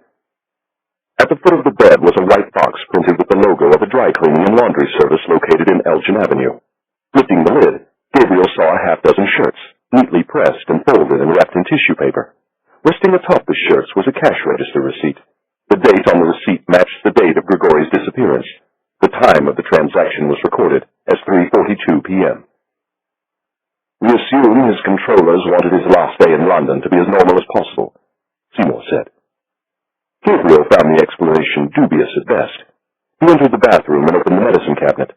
Scattered among the various lotions, creams, and grooming devices were 3 bottles of prescription medication, one for sleep, one for anxiety, and one for migraine headaches. Who prescribed these? A doctor who works for us. Grigori never struck me as the anxious type. He said it was the pressure of writing a book on deadline. Gabriel removed a bottle of indigestion medication and turned the label towards Seymour. He had a fickle stomach, Seymour said. He should have eaten something other than salted herring and pasta sauce. Gabriel closed the cabinet and lifted the lid of the hamper. It was empty. Where's his dirty laundry? He dropped it off the afternoon he vanished. That's exactly what I would do if I were preparing to read Defect. Gabriel switched off the bathroom lights and followed Seymour down a flight of steps to the sitting room. The coffee table was scattered with newspapers, a few from London, the rest from Russia. Izvestia, Kommersant, Kommersomskaya Pravda, Moskovskaya Gazeta. In one corner of the table stood a Russian-style tea glass, its contents long evaporated. Next to the glass was another ashtray filled with cigarette butts. Gabriel picked through them with the tip of a pen. They were all the same, Sobrani White Russians. Just then he heard the sound of laughter outside in the mews. Parting the blinds in the front window, he watched a pair of lovers pass arm in arm beneath his feet. I assume you have a camera somewhere in the courtyard. Seymour pointed to a downspout near the passageway. Any Russians dropping by for a peek? No one that we've been able to link to the local residentura. Residentura was the word used by the SVR, the Russian Foreign Intelligence Service, to describe their operations inside local embassies. The resident was the station chief. The residentura, the station itself. It was a holdover from the days of the KGB. Most things about the SVR were. What happens when someone comes into the Mews? If they live here, nothing happens. If we don't recognize them, they get a tail and a background check. Thus far, everyone's checked out. And no one's tried to enter the cottage itself. Seymour shook his head. Gabriel released the blinds and walked over to Grigori's cluttered desk. In the center was a darkened notebook computer. Next to the computer was a telephone with a built-in answering machine. A red message light blinked softly. "Those must be you," Seymour said. "Do you mind?" Without waiting for a response, Gabriel reached down and pressed the playback button. A high-pitched tone sounded. Then a robotic male voice announced that there were 3 new messages. The first was from Sparkle Clean Laundry and Dry Cleaning, requesting that Mr. Bulganov collect his belongings. The second was from a producer at the BBC's Panorama program, who wished to book Mr. Bulganov for an upcoming documentary on the resurgence of Russia. The last message was from a woman who spoke with a pronounced Russian accent. Her voice had the quality of a minor's scale. C minor, thought Gabriel. Key of concentration in solemnity. Key of philosophical introspection. The woman said she had just finished reading the newest pages of the manuscript and wished to discuss them at Grigori's convenience. She left no callback number, nor did she mention her name. For Gabriel it wasn't necessary. The sound of her voice had been echoing in his memory from the moment of their first encounter. "How do you do?" she had said that evening in Moscow. "My name is Olga Skova." "I suppose we now know who wrote those notes in Grigori's manuscript." "I suppose we do. I want to see her, Graham. I'm afraid that's not going to be possible." Seymour switched off the answering machine. "Rome has spoken. The case is closed." Chapter 13. Maida Vale, London. The blocks of council flats looming over Delamere Terrace looked like something the Soviets might have thrown up during the halcyon days of developed socialism. Artlessly designed and poorly constructed, each building bore a very English-sounding name, suggesting a peaceful countryside existence within, along with a yellow sign warning that the area was under continuous surveillance. Grigori had walked past the flats a few minutes before his disappearance. Gabriel, retracing the Russian steps, did so now. Though he hated to admit it, Seymour's briefing had shaken his absolute faith in Grigori's innocence. Did he redefect, or was he abducted? Gabriel was certain the answer could be found here, on the streets of Maida Vale. "Show me how they did it, Grigori. Show me how they got you into that car." He walked to Browning's pool and stood outside the waterside cafe, now closed and shuttered. In his mind, he replayed the video. At precisely 18:03:37, it appeared Grigori had taken note of a couple crossing Westbourne Terrace Road Bridge from Blonfield Road. The man was wearing a belted raincoat and a waxed hat, and holding an open umbrella in his left hand. The woman was pressed affectionately to his shoulder. She wore a woolen coat with a fur collar and was reading something, a street map, thought Gabriel, or perhaps a guidebook of some sort. Gabriel turned now, as Grigori had turned, and walked along the edge of Browning's pool to the steps leading to Warwick Crescent. At the top of the steps he paused, as Grigori had paused, though he lit no cigarette. Instead, he made his way to Harrow Road, where Grigori had seen something, or someone, that made him quicken his pace. Gabriel did the same and continued on along the empty pavements for another 200 meters. Despite the hour, traffic along the busy 4-lane thoroughfare was still thunderous. He stopped briefly near St. Mary's Church, walked a few paces farther, and stopped again. It was here, he thought. This was the spot where Grigori had become too frightened to continue. The spot where he had frozen in his tracks and turned impulsively toward the oncoming traffic. In the recording, it had appeared as if Grigori had briefly considered attempting to cross the busy road. Then, as now, it almost certainly would have meant death by other means. Gabriel looked to his left and saw a brick wall, 6 feet tall and covered in graffiti. Then he looked to his right and saw the river of steel and glass flowing along Harrow Road. Why did he stop here? And why, when a car appeared without being summoned, did he get in without hesitation? Was it a prearranged bolt hole, or a perfectly sprung trap? Help me, Grigori. Did they send an old enemy to frighten you into coming home? Or did they send a friend to take you gently by the hand? Gabriel gazed into the glare of the oncoming headlamps, and for an instant he glimpsed a small, well-dressed figure advancing toward him along the pavement, tapping his umbrella. Then he saw the woman. A woman in a car-length leather coat who carried no umbrella. A woman who was hatless in the rain. She brushed past him now, as if late for an appointment, and hurried off along Harrow Road. Gabriel tried to recall the features of her face, but could not. They were ghost-like and fragmentary, like the first faint lines of an unfinished sketch. And so he stood there alone, London's rush hour roaring in his ears, and watched her disappear into the darkness. Chapter 14. West London. It had been more than 36 hours since Gabriel had slept, and he was bone-weary with exhaustion. Under normal circumstances, he would have contacted the local station and requested use of the safe flat. That was not an option, since assets from the local station were probably engaged in a frantic search for him at that very moment. He would have to stay in a hotel, and not a nice hotel with computerized registration that could be searched by sophisticated data mining software. It would have to be the sort of hotel that accepted cash and laughed at requests for amenities like room service, telephones that functioned, and clean towels. The Grand Hotel Berkshire was just such a place. It stood at the end of a terrace of flaking Edwardian houses in West Cromwell Road. The night manager, a tired man in a tired gray sweater, expressed little surprise when Gabriel said he had no reservation, and even less when he announced he would pay the bill for his stay, 3 nights, perhaps 2 if his business went well, entirely in cash. He then handed the manager a pair of crisp 20-pound notes and said he was expecting no visitors of any kind, nor did he want to be disturbed by telephone calls or maid service. The night manager slipped the money into his pocket and promised Gabriel's stay would be both private and secure. Gabriel bade him a pleasant evening and saw himself upstairs to his room. Located on the 3rd floor overlooking the busy street, it stank of loneliness and the last occupant's appalling cologne. Closing the door behind him, Gabriel found himself overcome by a sudden wave of depression. How many nights had he spent in rooms just like it? Perhaps Chiara was right. Perhaps it was time to finally leave the office and allow the fighting to be done by other men. He would take to the hills of Umbria and give his new wife the child she so desperately wanted, the child Gabriel had denied himself because of what had happened on a snowy night in Vienna in another lifetime. He had not chosen that life. It had been chosen for him by others. It had been chosen by Yasser Arafat and a band of Palestinian terrorists known as Black September. And it had been chosen by Ari Shamron. Shamron had come for him on a brilliant afternoon in Jerusalem in September 1972. Gabriel was a promising young painter who had forsaken a post in an elite military unit to pursue his formal training at the Bezalel Academy of Art and Design. Shamron had just been given command of Operation Wrath of God, the secret Israeli intelligence operation to hunt down and assassinate the perpetrators of the Munich Olympics massacre. He required an instrument of vengeance, and Gabriel was exactly the sort of young man for whom he was searching. Brash but intelligent, loyal but independent, emotionally cold but inherently decent.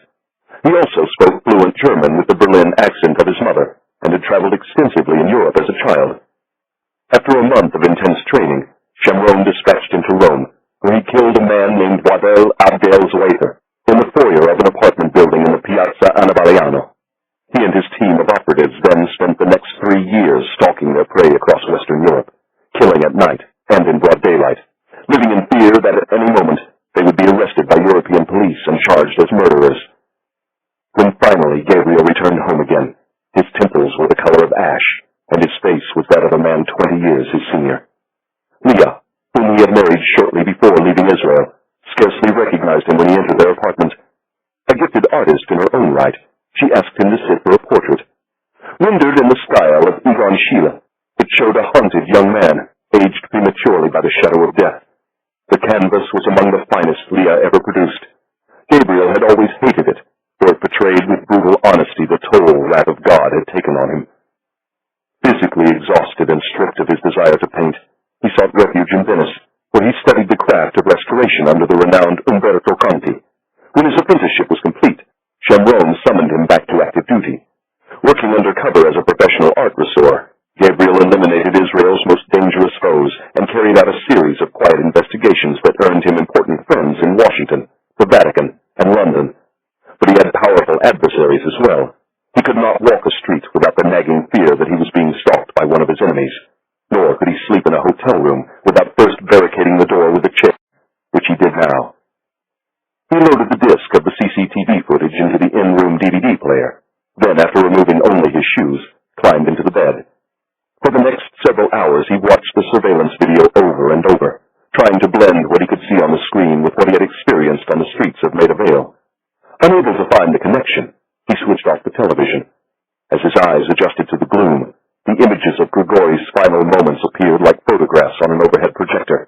Grigori entering a car on Harrow Road, a well-dressed man with an umbrella, a woman in a leather coat, hatless in the rain. The last image dissolved into a painting, darkened by a layer of dirty varnish. Gabriel closed his eyes, dipped a swab in solvent, and twirled it gently against the surface. The answer came to him an hour before dawn. He groped in the gloom for the remote and pointed it at the screen. A few seconds later, it flickered to life. It was 1747 last Tuesday. Grigori Bulganov was standing in the passageway of Bristol Mews. At 1748, he dropped his cigarette and started walking. He followed the now familiar route to the Waterside Cafe. At 18:03:37, the young couple appeared precisely on schedule. Belted raincoat for the man, woolen coat with fur collar for the woman. Gabriel reversed the image and watched the scene again, then the third time. Then he pushed pause. According to the time code, it was 18:04:25 when the couple reached the end of the Westbourne Terrace Road Bridge. If the operation had been well planned, and all evidence suggested it had, there was plenty of time. Gabriel advanced the video to the final 30 seconds and watched one last time as Grigori entered the back of the Mercedes. As the car slid from view, a small, well-dressed man entered from the left. Then, a few seconds later, came the woman in the car-length leather coat. No umbrella. Hatless in the rain. Gabriel froze the image and looked at her shoes. Chapter 15. Westminster, London. It was bitterly cold in Parliament Square, but not cold enough to keep the protesters at bay. There was the inevitable demonstration against the crimes of Israel, another calling for the Americans to leave Iraq, and still another that predicted the south of England would soon be turned to desert by global warming.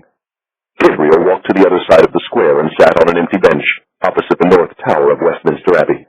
It was the same bench where he had once waited for the daughter of the American ambassador to be delivered to the Abbey by two jihadist suicide bombers. He wondered whether Graham Seymour had chosen the spot intentionally, or if the unpleasantness of that morning had simply slipped his mind. A chauffeured Jaguar limousine eased to the edge of the square shortly after 3. Seymour emerged from the back, wearing a Chesterfield coat. He waited until the car had sped off down Victoria Street before walking over to the bench. This time, it was Seymour who was late. "Sorry, Gabriel, my meeting with the Prime Minister went longer than expected." "How is he?" "Given the fact he's the most unpopular British leader in a generation, he put on a rather good show. And for a change, we were actually able to bring him a bit of good news." "What's that?" "Nice try." "Come on, Graham." Gabriel glanced toward the facade of the Abbey. "We have a history, you and I." Seymour said nothing for a moment. "Bloody awful day, wasn't it? I'm not sure I'll ever be able to get that image out of my mind. The image of you. I remember it, Graham. I was there." Seymour tucked the ends of his woolen scarf under the lapel of his overcoat. "As we speak, officers of the Metropolitan Police are conducting raids across East London." "East London? I guess they're not arresting Russians." "It's an Al-Qaeda cell we've been watching for some time. They are the real thing. They were in the final stages of a plan to attack several financial and tourist targets. The loss of life would have been significant." "When are you going to announce the arrests?" "The Prime Minister plans to issue a public statement later this evening, just in time for the news at 10. His handlers are hoping for a much-needed bump in the opinion polls." Seymour stood. "I need to get back to Thames House. Walk with me." The two men rose in unison and headed across the square toward the Houses of Parliament. They were an incongruous pair, Gabriel in his jeans and leather jacket, Seymour in his tailored suit and overcoat. "Honor is due, Gabriel. At your suggestion, we dug a little deeper and pulled up some new CCTV images from the surrounding streets. The couple who crossed Westbourne Terrace Road Bridge at 3 minutes past 6 climbed into a waiting car in a quiet side street. It brought them to Edgware Road, where the woman emerged alone. She'd changed her coat along the way." Seymour cast an admiring glance toward Gabriel. "May I ask what made you suspicious of her?" "Her umbrella." "But she didn't have one." "Precisely. There was a light rain falling, but the woman wasn't carrying an umbrella. She needed her hands free." Gabriel gave Seymour a sideways glance. "People like me don't carry umbrellas, Graham." "Assassins, you mean?" Gabriel didn't respond directly. "If Grigori hadn't climbed into that car on his own, the woman would have probably killed him on the spot. I suppose he decided it was better to take his chances. Better to be a missing defector than a dead one. What else did you notice about her? She never bothered to change her shoes. I suppose there wasn't time. What I wouldn't do for your eye. It's a professional affliction. Which profession? Gabriel only smiled. They had reached the southern end of the Houses of Parliament and were walking now along the Victoria Tower Gardens. Ahead of them loomed the heavy grey facade of Thames House. Seymour suddenly appeared in no hurry to get back to the office. Your discovery presents me with an obvious dilemma. If I bring this to the attention of my Director General, it will ignite a battle royale within the security service. I'll be branded a heretic. And you know what we do with heretics. I don't want you to say a thing, Graham. Gabriel paused, then added, Not until I've had a chance to talk to Olga. I'm afraid that's out of the question. My DG would have my head on a stick if he knew how much access I've already given you. Your involvement in this affair is now over. In fact, if you hurry, you can pack your bags and catch the last Eurostar to Paris. It leaves at 7:39 on the dot. I need to talk to her, Graham. Just for a few minutes. Seymour stopped walking and stared at the lights burning on the top floor of Thames House. Why do I know I'm going to regret this? He turned toward Gabriel. You have 24 hours, then I want you out of the country. Gabriel ran a finger over his heart twice. She's hiding out in Oxford on the dodgy side of Magdalen Bridge, number 24 Rectory Road. Goes by the name Marina Chesnikova. We got her a job tutoring Russian language students at the university. What's her security like? Same as Grigori's. She had it for the first couple of months, then asked us to back off. She has a minder and a daily check-in call. We monitor her phones and call her from time to time to make sure she's not under surveillance and that she's behaving herself. I would appreciate it if you didn't follow her tomorrow. For me. You're not even here. As for Ms. Chesnikova, I'll tell her to expect you. Don't disappoint me. He gave Gabriel an admonitory pat on the shoulder and started across Horseferry Road alone. What kind of car was it? Seymour turned. Which car? The car that took the woman from Maida Vale to Edgware. It was a Vauxhall Insignia. Color? I believe they call it Metro Blue. Hatchback? Saloon, actually. And don't forget, I want you on the last train to Paris tomorrow night. 7:39. On the dot. Chapter 16. Oxford. The wind swept in from the northwest, over the vale of Evesham and down the slopes of the Cotswold Hills. It whipped past the shops in Cornmarket Street, chased round the Peckwater Quad of Christchurch, and laid siege to the flotilla of punts lashed together beneath Magdalen Bridge. Gabriel paused to gaze upon this emblematic image of an England that died long ago, then struck out across the plain to Cowley Road. Oxford, he remembered from his last visit, was not one city, but two, an academic citadel of limestone colleges and spires on the western bank of the River Cherwell, a red-brick industrial town to the east. It was in the district of Cowley that a young bicycle maker named William Morris built his first automobile factory in 1913, instantly transforming Oxford into a major center of British manufacturing. Though the neighborhood remained true to its English working-class heritage, it had been remade into a bohemian quarter of colorful shops, cafes, and nightclubs. Students and dons from the university found lodgings in the cramped houses, along with immigrants from Pakistan, China, the Caribbean, and Africa. The district was also home to a substantial population of recent arrivals from the former communist lands of Eastern Europe. Indeed, as Gabriel passed an organic grocer, he heard two women debating in Russian as they picked through a pile of tomatoes. At the corner of June Street, an elderly woman was engaged in an altogether futile effort to sweep the dust from the forecourt of a Methodist church, the ends of her scarf fluttering like banners in the wind. Next to its entrance was a blue and white sign that read, Earth is the Lord's. It is ours to enjoy, ours to farm, and defend. Gabriel walked another block to Rectory Road and rounded the corner. The road fell away and bent slightly to the left, just enough so that he could not see to the other end. Gabriel walked the entire length once, searching for evidence of watchers. Finding none, he doubled back to the house at number 24. Along the edge of the sidewalk was a short brick wall with weeds sprouting from the mortar. Behind the wall, in a tiny patch of white gravel, stood a large green trash receptacle. Leaning against it was a bicycle, its front wheel missing, its saddle covered in a plastic shopping bag. The walkway was perhaps a meter in length. It led to a flaking wood door set within an alcove. Apparently, the bell no longer functioned because nothing happened when Gabriel placed his thumb against the button. He gave the door 3 firm raps and heard the tap, tap, tap of female footsteps in the foyer. sound of a voice, a woman speaking English with a distinct Russian accent. Who is there, please? It's Nathan Golani. We sat next to one another at dinner last summer at the Israeli ambassador's residence. We chatted briefly on the terrace when you went out for a cigarette. You told me that Russians cannot live as normal people, and never will. Gabriel heard the rattle of a chain and watched the door swing slowly open.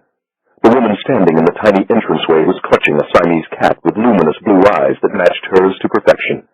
She wore a tight-fitting black sweater, charcoal gray trousers, and smart black boots. Her hair, once long and flaxen, was now short and dark. Her face, however, was unchanged. It was one of the most beautiful Gabriel had ever seen, heroic, vulnerable, virtuous, the face of a Russian icon come to life, the face of Russia itself. Until 6 months ago, Olga Sukova had been a practitioner of one of the world's most dangerous trades, Russian journalism. From her post at Moskovskaya Gazeta, a crusading weekly, she had exposed the atrocities of the Red Army in Chechnya, unearthed corruption at the highest levels of the Kremlin, and been an unflinching critic of the Russian president's assault on democracy. Her reporting had left her with a dim view of her country and its future, though nothing could have prepared her for the most important discovery of her career. A Russian oligarch and arms dealer named Ivan Kharkov was preparing to sell some of Russia's most sophisticated weapons to Al-Qaeda terrorists. Though never published by the Gazeta, the story resulted in the murder of 2 of Olga's colleagues. The first, Alexander Lubin, was stabbed to death in a hotel room in the French ski resort of Courchevel. The second, an editor named Boris Ostrovsky, died in Gabriel's arms on the floor of St. Peter's Basilica, the victim of a poisoning. Were it not for Gabriel and Grigori Bulganov, Olga Sukova would surely have been murdered as well. The dangerous nature of Olga's work and the constant threats against her life had left her with the finely tuned tradecraft of a seasoned spy. Like Gabriel, she assumed all rooms, even the rooms of her own home, were bugged. Important conversations were best conducted in public places, which explained why 5 minutes after Gabriel's arrival, they were walking along the wind-swept pavements of St. Clement Street. Gabriel listened to the clatter of her boots against the pavement and thought of a cloudy afternoon in Moscow when they had walked among the dead in the Vodovishi cemetery, shadowed by rotating teams of Russian watchers. Perhaps you should kiss me now, Mr. Golani. It is better if the FSB is under the impression we intend to become lovers. Do you miss it? He asked. Moscow? She smiled sadly. I miss it terribly. The noise, the smells, the horrendous traffic. Sometimes I even find myself missing the snow. January is nearly over and not a single flake. The woman on the BBC called this a cold snap. In Moscow, we call it springtime. She looked at him. Does it ever snow in Oxford? If it does, it won't be anything like home. Nothing is like home. Oxford is a lovely city, but I must confess I find it rather dull. Moscow has many problems, but at least it is never dull. You might find this hard to understand, but I desperately miss being a Russian journalist. A very wise and beautiful woman once told me there is no journalism in Russia. Not real journalism, at least. It's true. The regime has managed to silence its critics in the press, not by overt censorship, but with murder, intimidation, and forced changes of ownership. The Gazeta is now nothing but a tabloid scandal sheet, filled with stories about pop stars, men from outer space, and werewolves living in the forests outside Moscow. You'll be happy to know circulation is higher than ever. At least no one is getting killed. That's true. Poor Boris was the last to die. She gave Gabriel's arm a melancholy squeeze. I did notice a story about Ivan on the Gazeta's website last month. He was attending the opening night party for a new restaurant in Moscow. His new wife, Ekaterina, was ravishing, as usual. Ivan looked quite well himself. In fact, he was sporting a suntan. She furrowed her brow into an affected frown. Where do you suppose Ivan was able to get a suntan in Russia in the middle of winter? In one of those tanning beds? No, I don't think so.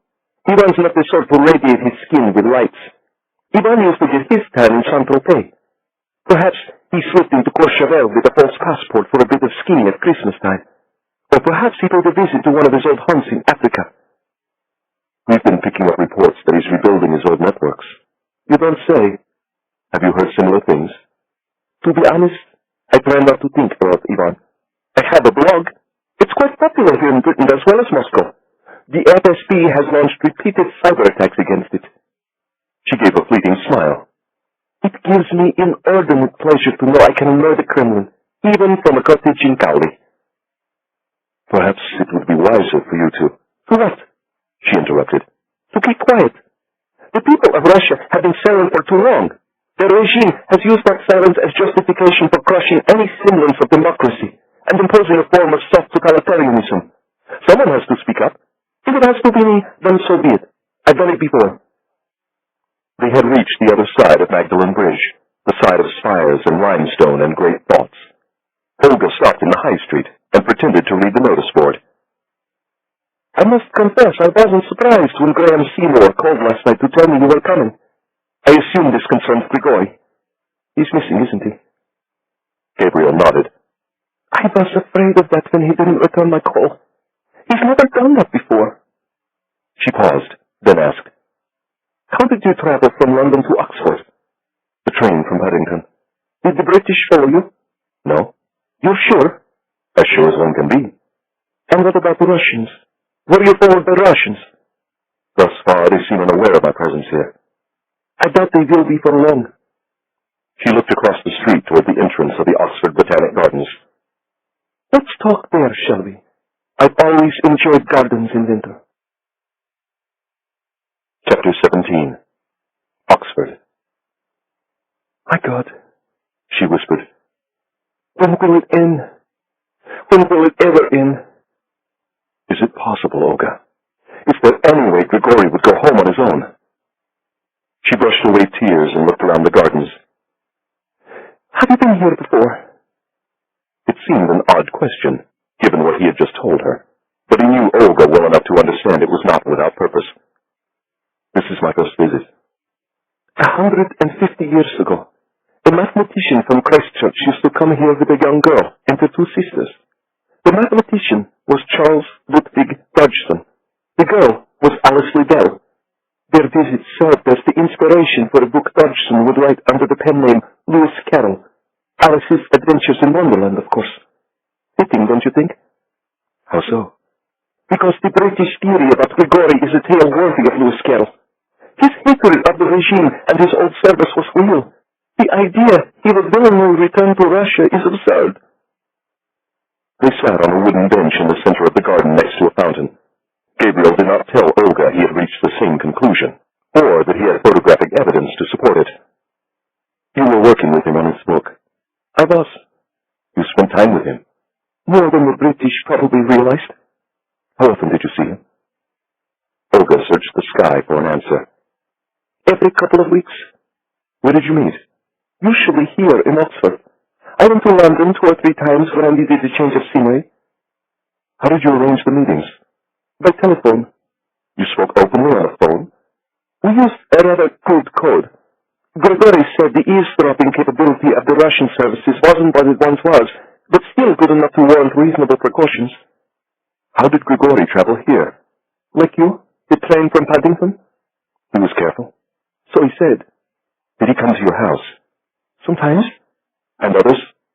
We would meet for lunch in the city center, or for coffee. She pointed toward the spire of Magdalen College. There's a lovely coffee house across the street called the Queen's Lane. Grigori was quite fond of it. Gabriel knew it. The Queen's Lane was the oldest coffee house in Oxford. For the moment, though, his thoughts were elsewhere. 2 women of late middle age had just entered the garden. One was wrestling with a brochure in the wind. The other was tying a scarf beneath her chin. Gabriel scrutinized them for a moment, then resumed his questioning. And in London? A dreadful little sandwich shop near the Notting Hill Gate tube stop. He liked it because it was close to the Russian embassy. He took a perverse pleasure walking by it from time to time, just for fun. The Russian embassy, the white wedding cake structure surrounded by a high-security fence, stood at the northern end of Kensington Palace Gardens. Gabriel had walked past it himself the previous afternoon while killing time before his meeting with Graham Seymour. Did you ever go to his place? No, but his description made me a bit jealous. Too bad I wasn't a thug from the FSB. I would have liked a nice London house along with my new British passport. How long did Grigori usually stay when he came here? 2 or 3 hours, sometimes a bit longer. Did he ever spend the night? Are you asking if we were lovers? I'm just asking. No, he never spent the night. And were you lovers? No, we were not lovers. I could never make love to a man who looked so much like linen. Is that the only reason? He was FSB once. Those bastards turned a blind eye while many of my friends were murdered. Besides, Grigori wasn't interested in me. He was still in love with his wife. Irina? Did Grigori tell us they nearly killed each other before they finally got a divorce? His views must have changed with a bit of time and space. He said he'd been a fool, that he'd been too wrapped up in his work. She was seeing another man, but hadn't agreed to marry him yet. Grigori thought he could fly her away and bring her to England. He wanted Irina to know what an important person he'd become. He thought she would fall in love with him all over again if she could see him in his new element and in his smart new London news house. Was he in contact with her? Olga nodded. Did she respond to his overtures? Apparently so, but Grigori never went into the details. If I remember correctly, she's a travel agent. She works for a company called Galaxy Travel on Tverskaya Street in Moscow. She arranges flights and accommodations for Russians traveling to Western Europe. Galaxy caters to a high-end clientele, new Russians. She added with a distinct note of disdain. The kind of Russian who likes to spend winters in Courchevel and summers in Saint-Tropez. Olga dug a pack of cigarettes from her coat pocket. I suspect business is rather slow at the moment for Galaxy Travel. The global recession has hit Russia extremely hard. She made no attempt to conceal her pleasure at this development. But that was predictable. Economies that depend on natural resources are always vulnerable to the inevitable cycle of boom and bust. One wonders how the regime will react to this new paradigm. Olga removed a cigarette from the pack and slipped it between her lips. When Gabriel reminded her that smoking was not permitted in the garden, she responded by lighting the cigarette anyway. I might have a British passport now, but I'm still Russian.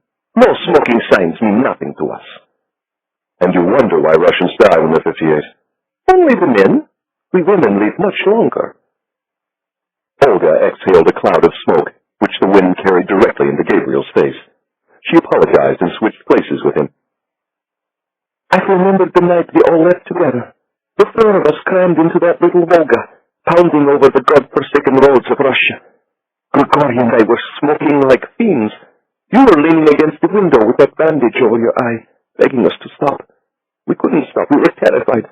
But we were also thrilled about what lay ahead. We had such high hopes. Grigori and I. We were going to change Russia. Elena's hopes were more modest. She just wanted to see her children again. She blew smoke over her shoulder and looked at him. Have you seen her? Elena? He shook his head. Spoken to her? Not a word. No contact at all. She wrote me a letter. I painted her a painting. Gabriel appealed to her to put out the cigarette. As she buried the butt in the gravel at her feet, he watched a group of 4 tourists enter the garden. What did you think when Grigori became the celebrity defector and dissident? I admired his courage, but I thought he was a fool for leading such a public life.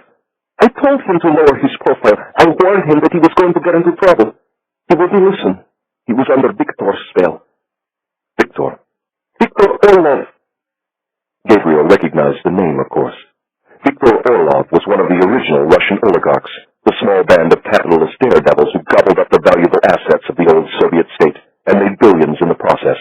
While ordinary Russians were struggling for survival, Victor earned the king's ransom in oil and steel. Eventually, he ran afoul of the post-Yeltsin regime and fled to Britain one step ahead of an arrest warrant. He was now one of the regime's most vocal, if unreliable, critics. Orlov rarely allowed trivial things like facts to get in the way of the salacious charges he leveled regularly against the Russian president and his cronies in the Kremlin. Ever had any dealings with him? Gabriel asked. Victor? Olga gave a guarded smile. Once, 100 years ago in Moscow. It was just after Yeltsin left office. The new masters at the Kremlin wanted Victor to voluntarily sell his businesses back to the state. At bargain basement prices, of course. For understandable reasons, Victor wasn't interested. It got nasty. But then, it always does. The Kremlin started talking about raids and seizures. That's what the Kremlin does when it wants something. It brings to bear the power of the state. And Victor thought you could help? He asked me to lunch. He said he had an exclusive for me, a man whose job was to procure young women for the president's personal entertainment. Very young women, Gabriel. When I told him that I wouldn't touch this story, he got angry. A month later, he fled the country. Officially, the Russians want him back to face tax and fraud charges. And unofficially, the Kremlin wants Viktor to surrender his majority stake in Rus Oil, the giant Siberian energy company. It's worth many billions of dollars. What did Viktor want with Grigori? Viktor's motives for opposing the Kremlin were hopelessly transparent and hardly noble. Grigori gave him something he never had before. Respectability. Correct. That's more, Grigori knew some of the regime's darkest secrets. Secrets Viktor could wield as a weapon. Grigori was the answer to Viktor's prayers, and Viktor took advantage of him. That's what Viktor does. He uses people. And when they're of no value to him, he throws them to the wolves.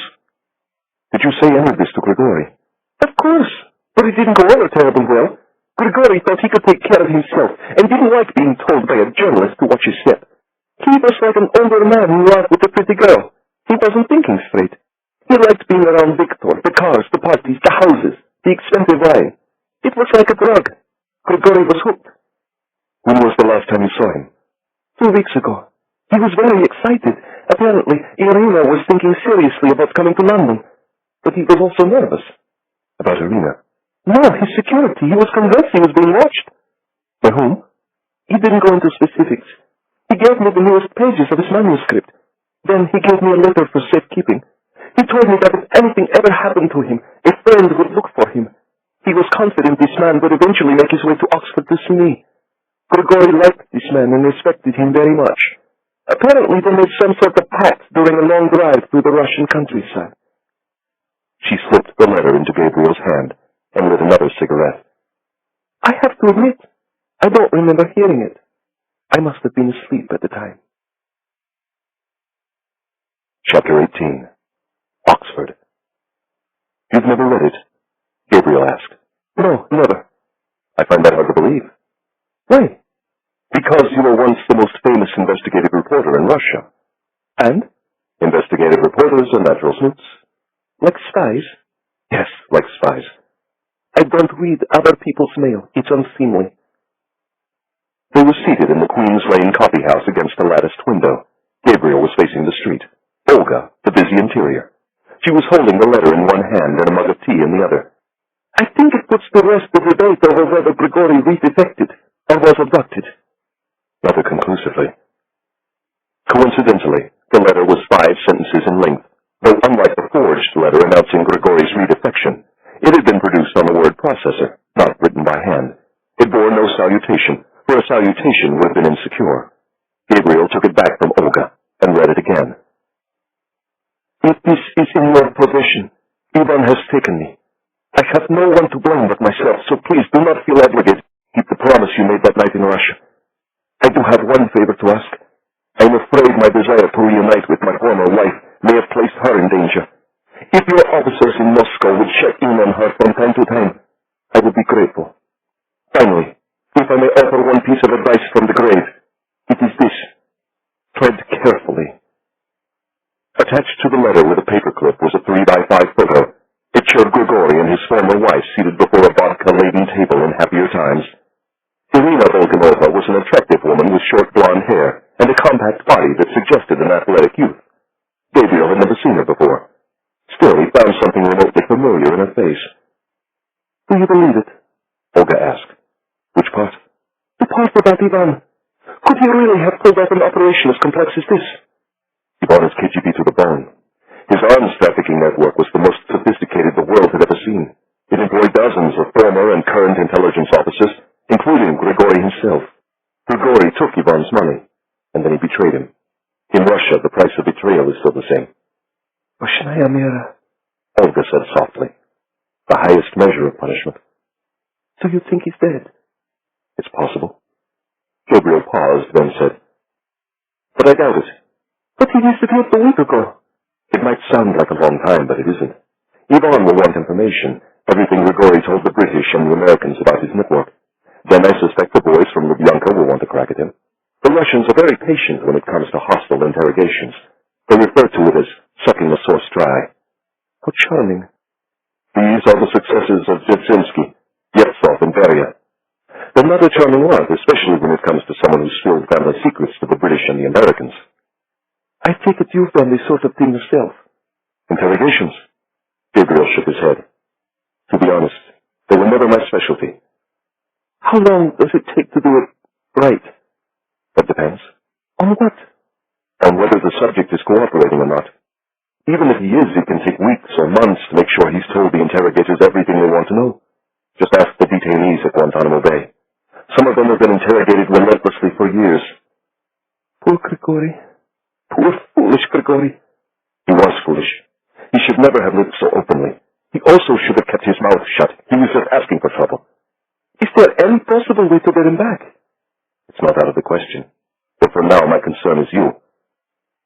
Gabriel looked out the window. The sun had slipped below the tops of the colleges, and the high street was now in shadow. An Oxford city bus rumbled past, followed by a procession of students on bicycles. You were in contact with him, Olga. He knows everything about you. Your cover name, your address. We have to assume Ivan now knows that, too.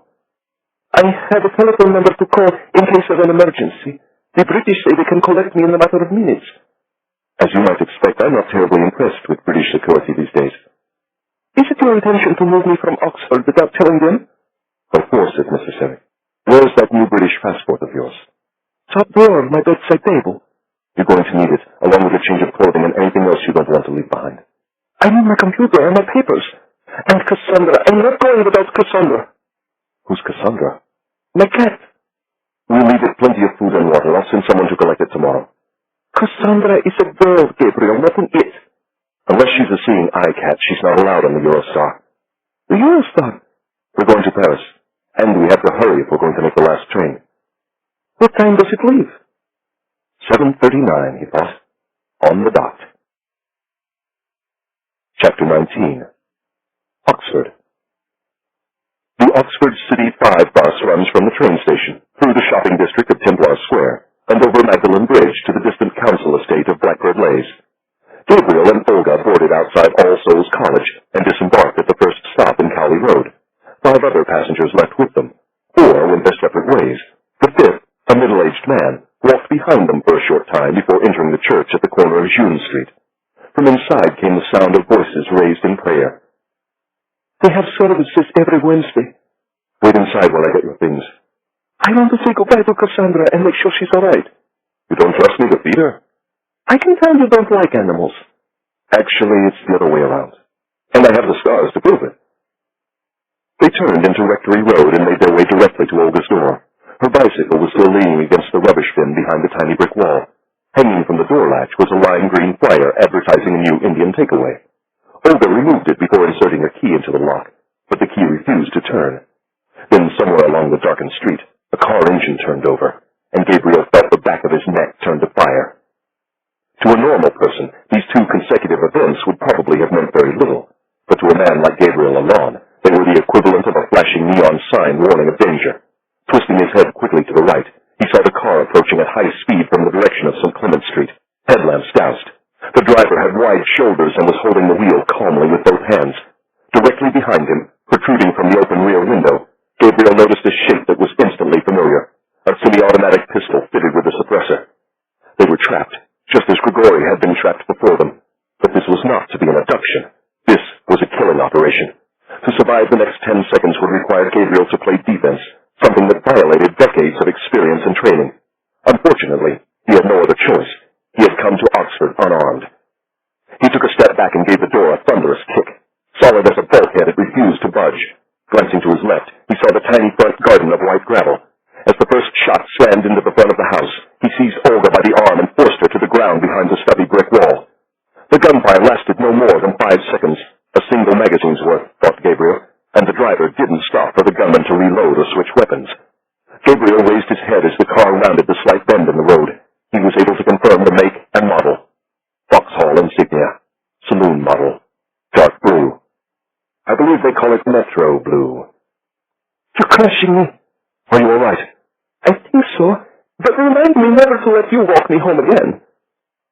Gabriel stayed on the ground a moment longer, then got to his feet and gave the door another kick, this one fueled by adrenaline and anger. The deadbolt gave way, and the door flew inward as if it had been hit by a blast wave. Stepping cautiously into the entrance hall, he noticed a pair of feline eyes regarding him calmly from the base of the stairs. Olga scooped up the cat and held it tightly to her breast. I'm not leaving here without her. Just hurry, Miss Chesnikova. I'd like to be on our way before the people with the gun come back to finish the job. Part 2. Anapoli. Chapter 20. The Marais, Paris. The quarter of Paris known as the Marais lies on the right bank of the Seine and spreads across portions of the 3rd and 4th arrondissements. Once a marshland, it had been a fashionable address during the monarchy, a working-class slum after the Revolution, and in the 20th century, the city's most vibrant Jewish neighborhood. Scene of a nightmarish Nazi roundup during the Second World War, it had fallen into a state of ruin by the 1960s, when the government launched a concerted effort to bring it back to life. Now among the most fashionable districts in Paris, the Marais was filled with exclusive shops, art museums, and trendy restaurants. It was in one such restaurant, on Rue des Arcailles, that Uzi Navoth waited late the following afternoon. He wore a roll-neck sweater that left the unflattering impression his head was bolted directly onto his thick shoulders. He scarcely lifted his eyes as Gabriel and Olga sat down. They had arrived in Paris shortly after 10 the previous evening, and checked into a dreary little transit hotel across the street from the Gare du Nord. The journey had been uneventful. There had been no more attacks by Russian assassins, and Olga's cat had behaved as well as could be expected during the train ride from Oxford to Paddington Station. Due to the Eurostar's ban on pets, Gabriel had had no choice but to find lodging for the cat in London. He had taken it to an art gallery in St. James, owned by a man named Julian Isherwood. Over the years, Isherwood had suffered many indignities because of his secret association with the office, but to have a stranger's cat thrust upon him without warning was, he said, the final insult. His mood, however, changed dramatically upon seeing Olga for the first time, but then Gabriel had known it would. Julian Isherwood had a weakness for 3 things: Italian paintings, French wine, and beautiful women, especially Russian women. And, like Uzi Navoth, he was easily appeased. I don't know why we had to come to this place, Navoth said now. You know how much I love the potted chicken at Joe Goldenberg. It's closed, Uzi, haven't you heard? I know, but I still can't quite believe it. What's the Marais without Joe Goldenberg? For more than half a century, the kosher delicatessen had occupied a prominent corner at 7 Rue des Rossiers. Jews from around the world had crowded into the restaurant's worn red banquettes and gorged themselves on caviar, chopped liver, brisket, and potato latkes.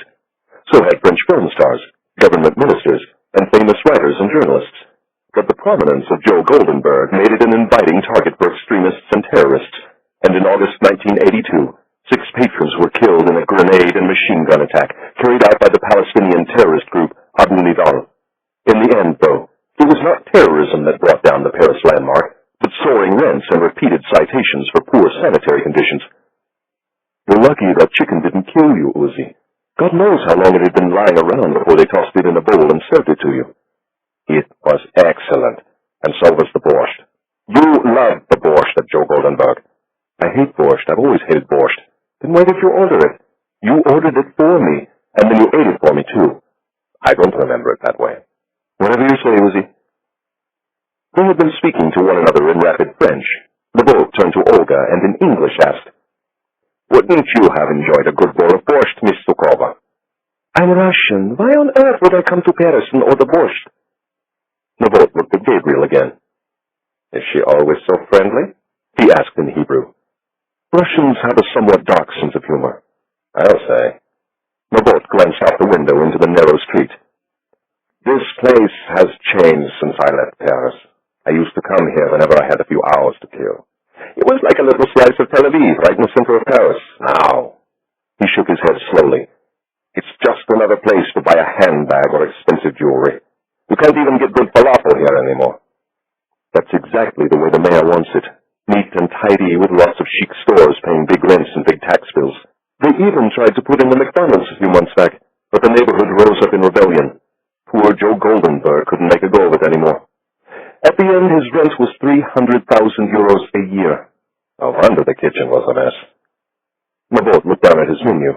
When he spoke again, his tone was decidedly less cordial. Let me see if I understand this correctly. I come to Italy and order you to return to Israel because we believe your life may be in danger. You tell me that you need 3 days to finish a painting, and I foolishly agree. Then, within 24 hours, I learn that you slipped away from the bodyguards and traveled to London to investigate the disappearance of one Grigori Bulganov, missing Russian defector. And this morning I received a message saying you've arrived in Paris, accompanied by Russian Defector number 2, Olga Sukova. Have I left anything out? We had to leave Olga's cat behind at Julian's gallery. We need to send someone from London Station to collect it. Otherwise, Julian's liable to let it loose in Green Park. Gabriel removed Grigori's letter from his coat pocket and dealt it onto the table. Navot read it silently, his face an inscrutable mask, then looked up again. I want to know everything you did while you were in England, Gabriel. No shortcuts, deletions, edits, or abridgments. Do you understand me?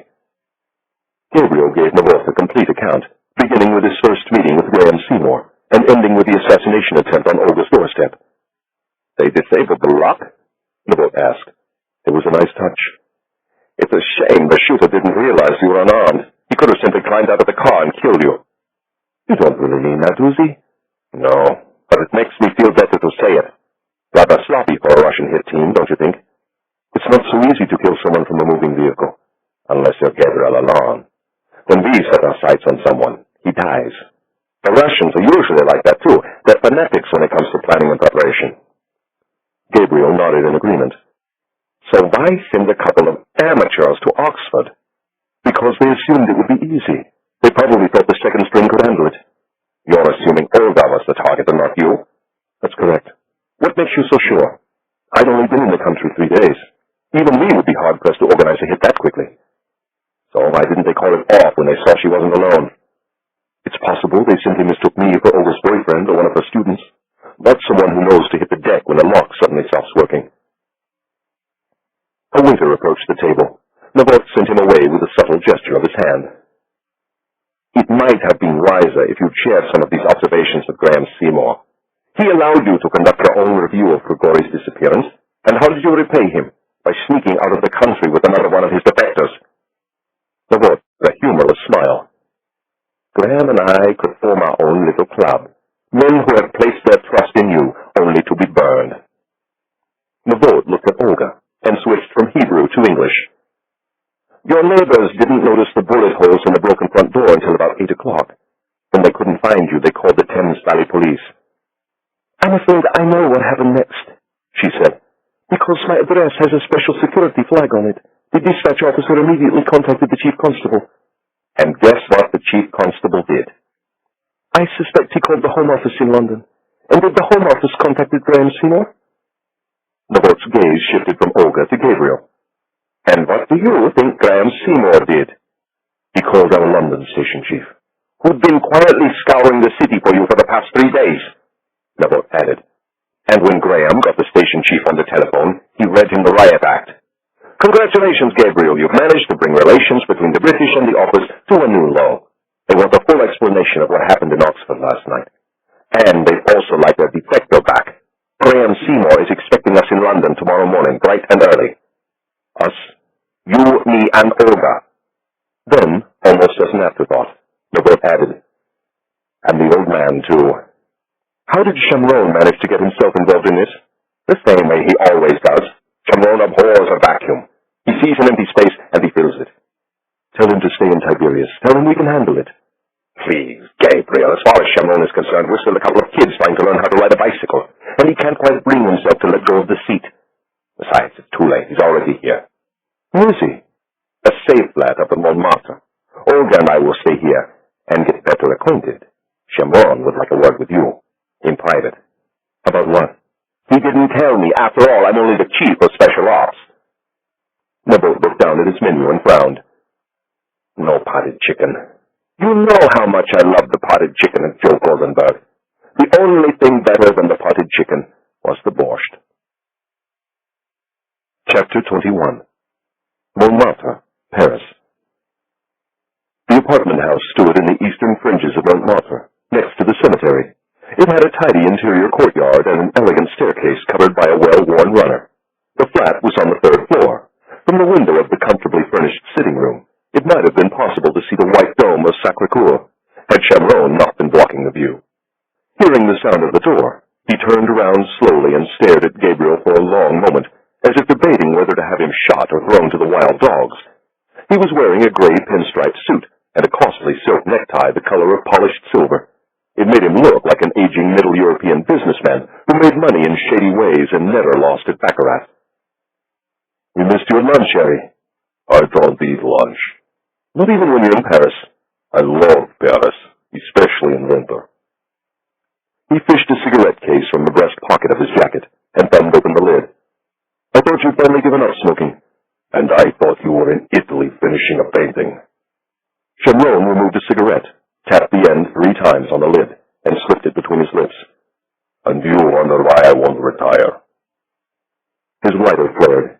It was not the battered old Zippo he carried at home, but a sleek silver device that, at Chamron's command, produced a blue finger of flame. The cigarette, however, was his usual brand. Unfiltered and Turkish, it emitted an acrid odor that was as unique to Chamron as his trademark walk and his unyielding will to crush anyone foolish enough to oppose him. To describe the influence of Ari Chamron on the defense and security of the State of Israel was tantamount to explaining the role played by water in the formation and maintenance of life on earth. In many respects, Ari Chamron was the State of Israel. He had fought in the war that led to Israel's reconstitution, and had spent the subsequent 60 years protecting the country from a host of enemies bent on its destruction. His star had burned brightest in times of war and crisis. He was named director of the office for the first time not long after the disaster of the 1973 Yom Kippur War, and served longer than any chief before or after him. When a series of public scandals dragged the reputation of the office down to the lowest point in its history, he was called out of retirement, and with Gabriel's help, restored the office to its former glory. His second retirement, like his first, was involuntary. In some quarters, it was likened to the destruction of the Second Temple.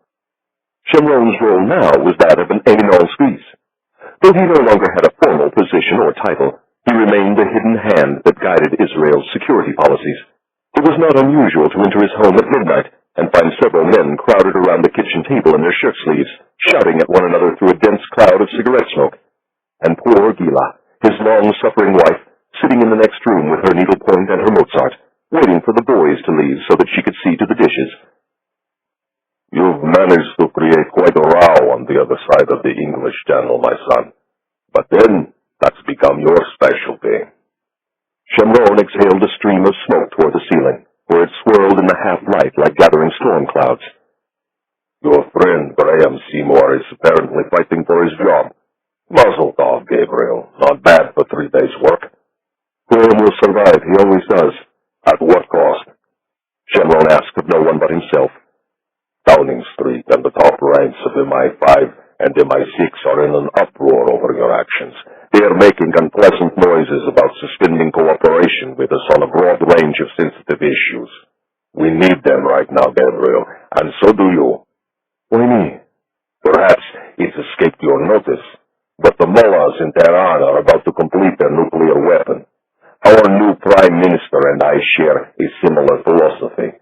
We don't believe in sitting around while others plot our destruction. And when people talk about wiping us off the face of the earth, we choose to take them at their word.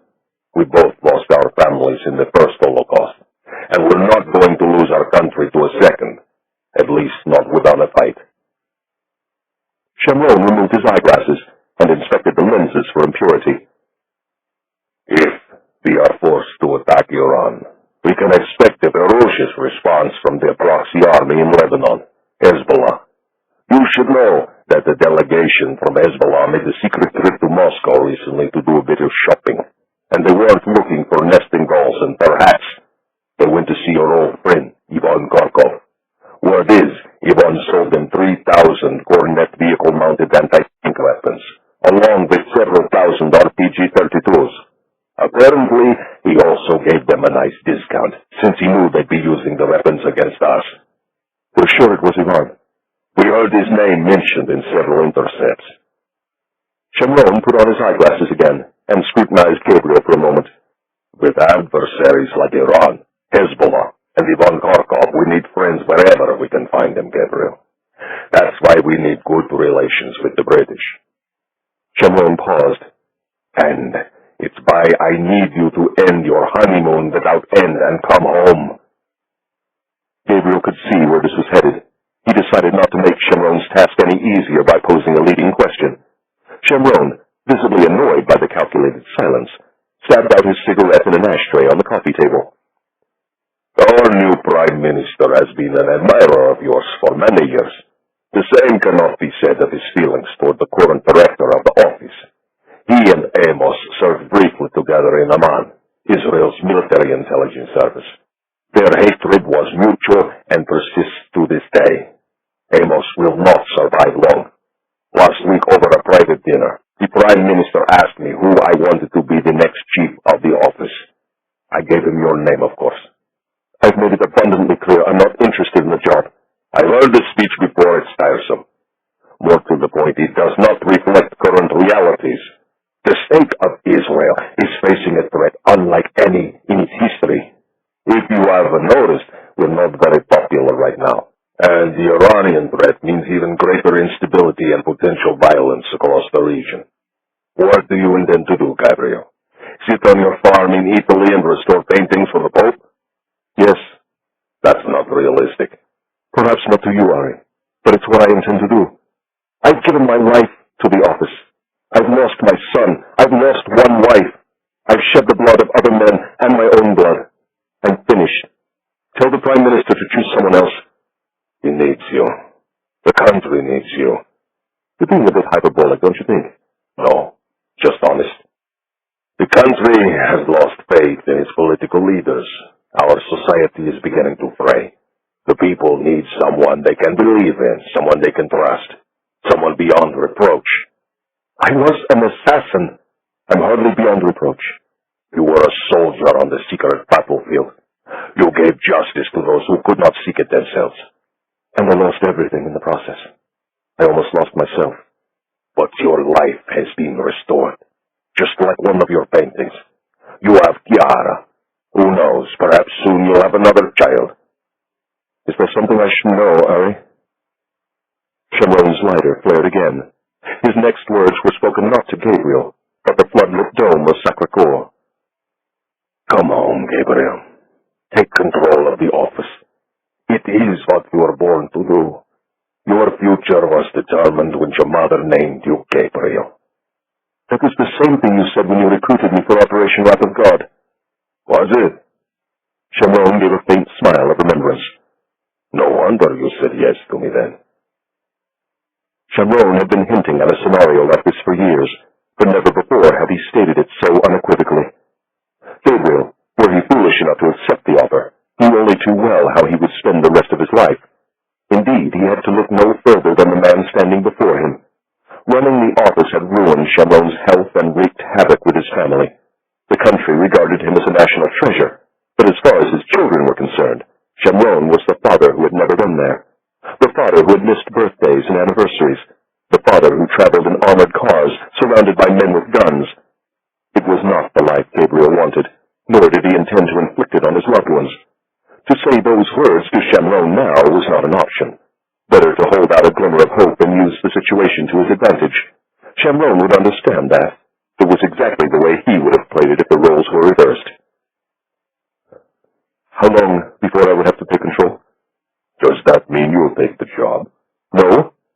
It means I'll consider the offer on two conditions. I don't like ultimatums. The PLO learned that lesson the hard way. Do you want to hear my terms? If you insist. Number one, I get to finish my painting. Sharon closed his eyes and nodded. And the second? I'm going to get Grigori Bulganov out of Russia before Ivan kills him. I was afraid you were going to say that. Sharon took a final pull at his cigarette and ground it out slowly in the ashtray. See if there's some coffee in this place. You know I'm incapable of discussing an operation without coffee. Chapter 22. Montmartre, Paris. Gabriel spooned coffee into the French press and briefed Sharon while waiting for the water to boil. Sharon sat motionless at the small table in his shirt sleeves, his liver-spotted hands bunched thoughtfully beneath his chin. He moved for the first time to read the letter Grigori had left with Olga Sukova in Oxford, then a moment later to accept his first cup of coffee. He was pouring sugar into it when he announced his verdict.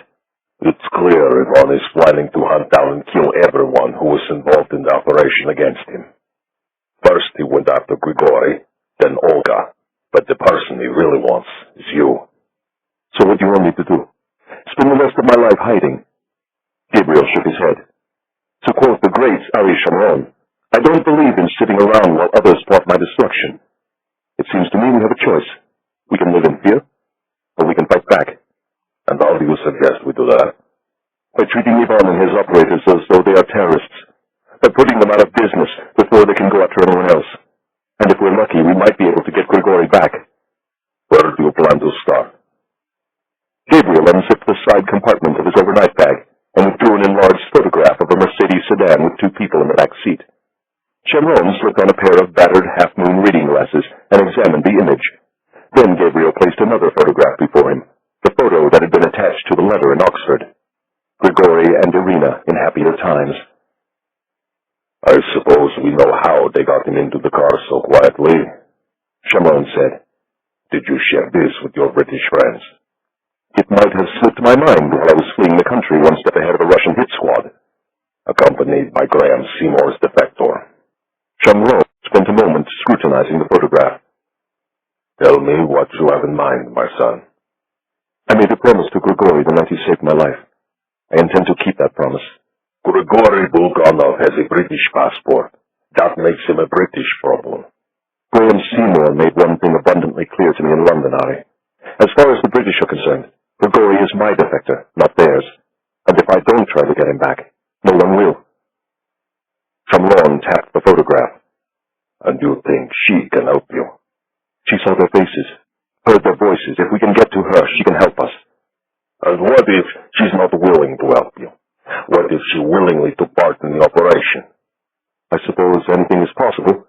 But I doubt it very seriously. Based on what Grigori told me, Irina hated the FSP and everything it stood for. It was one of the reasons their marriage came apart. Were there any other reasons? She was ashamed of Grigori for taking money from Ivan Kharkov. She called it blood money. She wouldn't touch it. Perhaps Irina had a change of heart. Russians can be very persuasive, Gabriel. And if there's one thing I've learned in this life, it's that everyone has a price. You might be right, Harry. But we won't know for sure until we ask her. A conversation, is that what you're suggesting? Something like that. What makes you think they haven't killed her? I called her office this morning. She answered the phone. Chemron drank some of his coffee and pondered the implications of Gabriel's statement. Let me make one thing clear from the outset.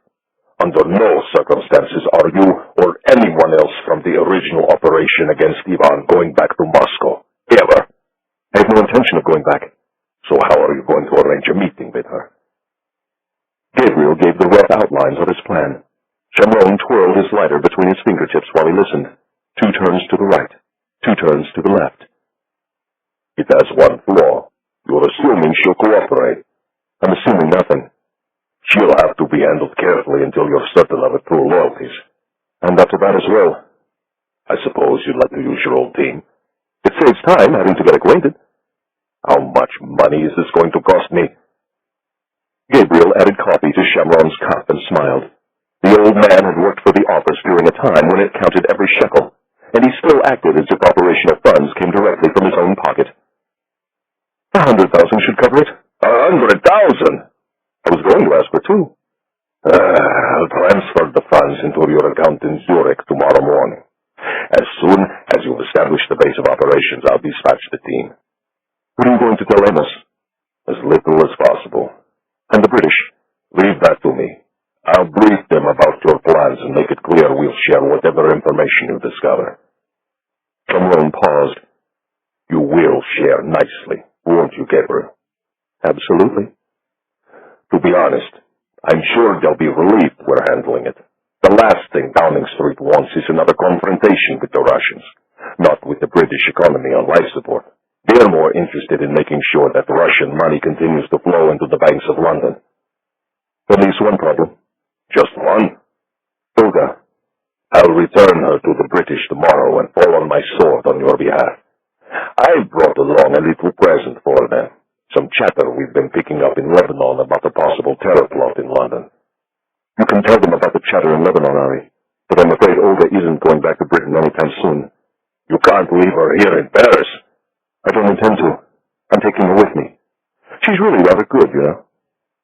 Something tells me my stay in London isn't going to be a pleasant one. Chemron sipped his coffee. You'd better have a word with Uzi. Whatever Whatever you do, don't mention our conversation about your taking control of the office. He's not going to be thrilled about the prospect of working for you. I never said I would take the job, Harry. I said I would consider it. I heard you the first time, but I know you wouldn't be leading me on, not over something as important as this. I need you to do me one other favor while you're in London. What's that? I have to leave Olga's cat with Julian Isherwood. Chimrone began turning his lighter again. I hate cats, and the only thing I hate worse than cats is being lied to. Chapter 23. Lake Como, Italy. Lake Como lies in the northeastern corner of the region of Lombardy, just a few miles from the Swiss border. Shaped like an inverted Y, it is surrounded by soaring alpine peaks and dotted with picturesque towns and villages. One of Europe's deepest lakes, it is also, sadly, among its most polluted. In fact, a recent study by an Italian environmental group found that bacteria levels had reached 68 times the limit for safe human bathing. The culprits were antiquated lakeside sewage systems, runoff from nearby farms and vineyards, and a reduction in rainfall and mountain snowpack attributed, rightly or wrongly, to global warming. Under pressure from the local tourism industry, the government had promised dramatic action to prevent the lake from slipping past the point of no return. Most Italians weren't holding their breath. Their government was rather like a charming rogue, good at making promises, not so good at keeping them. To stand on the terraces of Villa Teresa, however, was to forget that the magnificent waters of Lake Como had been spoiled in any way. Indeed, at certain times of the day, and under proper light and weather conditions, one could imagine there was no such thing as global warming, no wars in Iraq and Afghanistan, no worldwide financial crisis, and no possible threat looming anywhere over the ring of protective mountains. Built by a wealthy Milanese trader in the 18th century, the villa stood on its own small peninsula. It was 3 floors in height, tawny orange in color, and accessible only by boat. A fact that Herr Heinrich Kiva, chief operating officer of Matrix Technologies of Zug, Switzerland, found highly appealing. Herr Kiva, it seemed, was looking for a private retreat where his employees could complete work on a major project free from distractions and in a setting that would inspire greatness. After a brief tour, he declared Villa Teresa perfection itself. The contracts were signed over coffee in the town of Laglio, home of an American movie star whose highly publicized presence in Como was, in the opinion of many longtime habitués, the worst thing to happen to the lake since the invention of the gasoline-powered engine. Herr Kiva paid the entire lease with a certified check drawn on his bank in Zurich. He then informed the rental agent he required complete privacy, meaning no maid service, no cooks, and no follow-up calls from the agency. If there were any problems, he explained, the agent was the first to know. Herr Kiva took up residence in the villa that same afternoon, along with 2 women. One was a striking brunette with a face like a Russian icon. The other, an attractive Italian accompanied by a pair of matching bodyguards. Unbeknownst to the rental agency, Herr Kiva and the bodyguards had a brief but heated argument before conducting a meticulous sweep of the property for hidden microphones or other eavesdropping equipment. Satisfied the estate was secure, they settled into their rooms and awaited the arrival of the remaining guests. There were 6 in all, 4 men and 2 women, and they came not from Zug, but from an anonymous-looking office block on King Saul Boulevard in Tel Aviv. They had traveled to Europe separately under false names and with false passports in their pockets. 3 landed in Rome and made the drive north. 3 landed in Zurich and drove south. By some miracle, they arrived at the villa's private landing just 5 minutes apart. Herr Kiva, who was waiting to greet them, declared it a good omen. The 6 men and women withheld judgment. They had sailed under Herr Kiva's star before, and knew calm waters often gave way to storm-tossed seas with little or no warning. So, too, did the newest addition to this illustrious band of operatives, Olga Sukova. They knew her by name and reputation, of course, but none had ever actually met the famed Russian journalist. Gabriel saw to the introductions with a studied evasiveness only a veteran of the secret world could summon. He provided Olga with first names, but made no mention of current positions or past professional exploits. As far as Gabriel was concerned, the 6 individuals were blank slates, tools that had been lent to him by a higher power. They approached her in pairs and carefully shook her hand. The women, Ramona and Dina, came first. Ramona was in her mid-30s and had shoulder-length hair the color of Jerusalem limestone. A major in the IDF, she had worked for several years as an analyst for Oman before transferring to the office, where she was now part of a special Iran task force. Dina, petite and dark-haired, was an office terrorism specialist who had personally experienced its horrors. In October 1994, she was standing in Tel Aviv's Dizengoff Square when a Hamas terrorist detonated his suicide belt aboard a number 5 bus. 21 people were murdered that day, including Dina's mother and 2 of her sisters. Dina herself had suffered a serious leg wound and still walked with a slight limp. Next came a pair of men in their 40s, Yossi and Yakov. Tall and balding, Yossi was currently assigned to the Russia desk of research, which is how the office referred to its analytical division.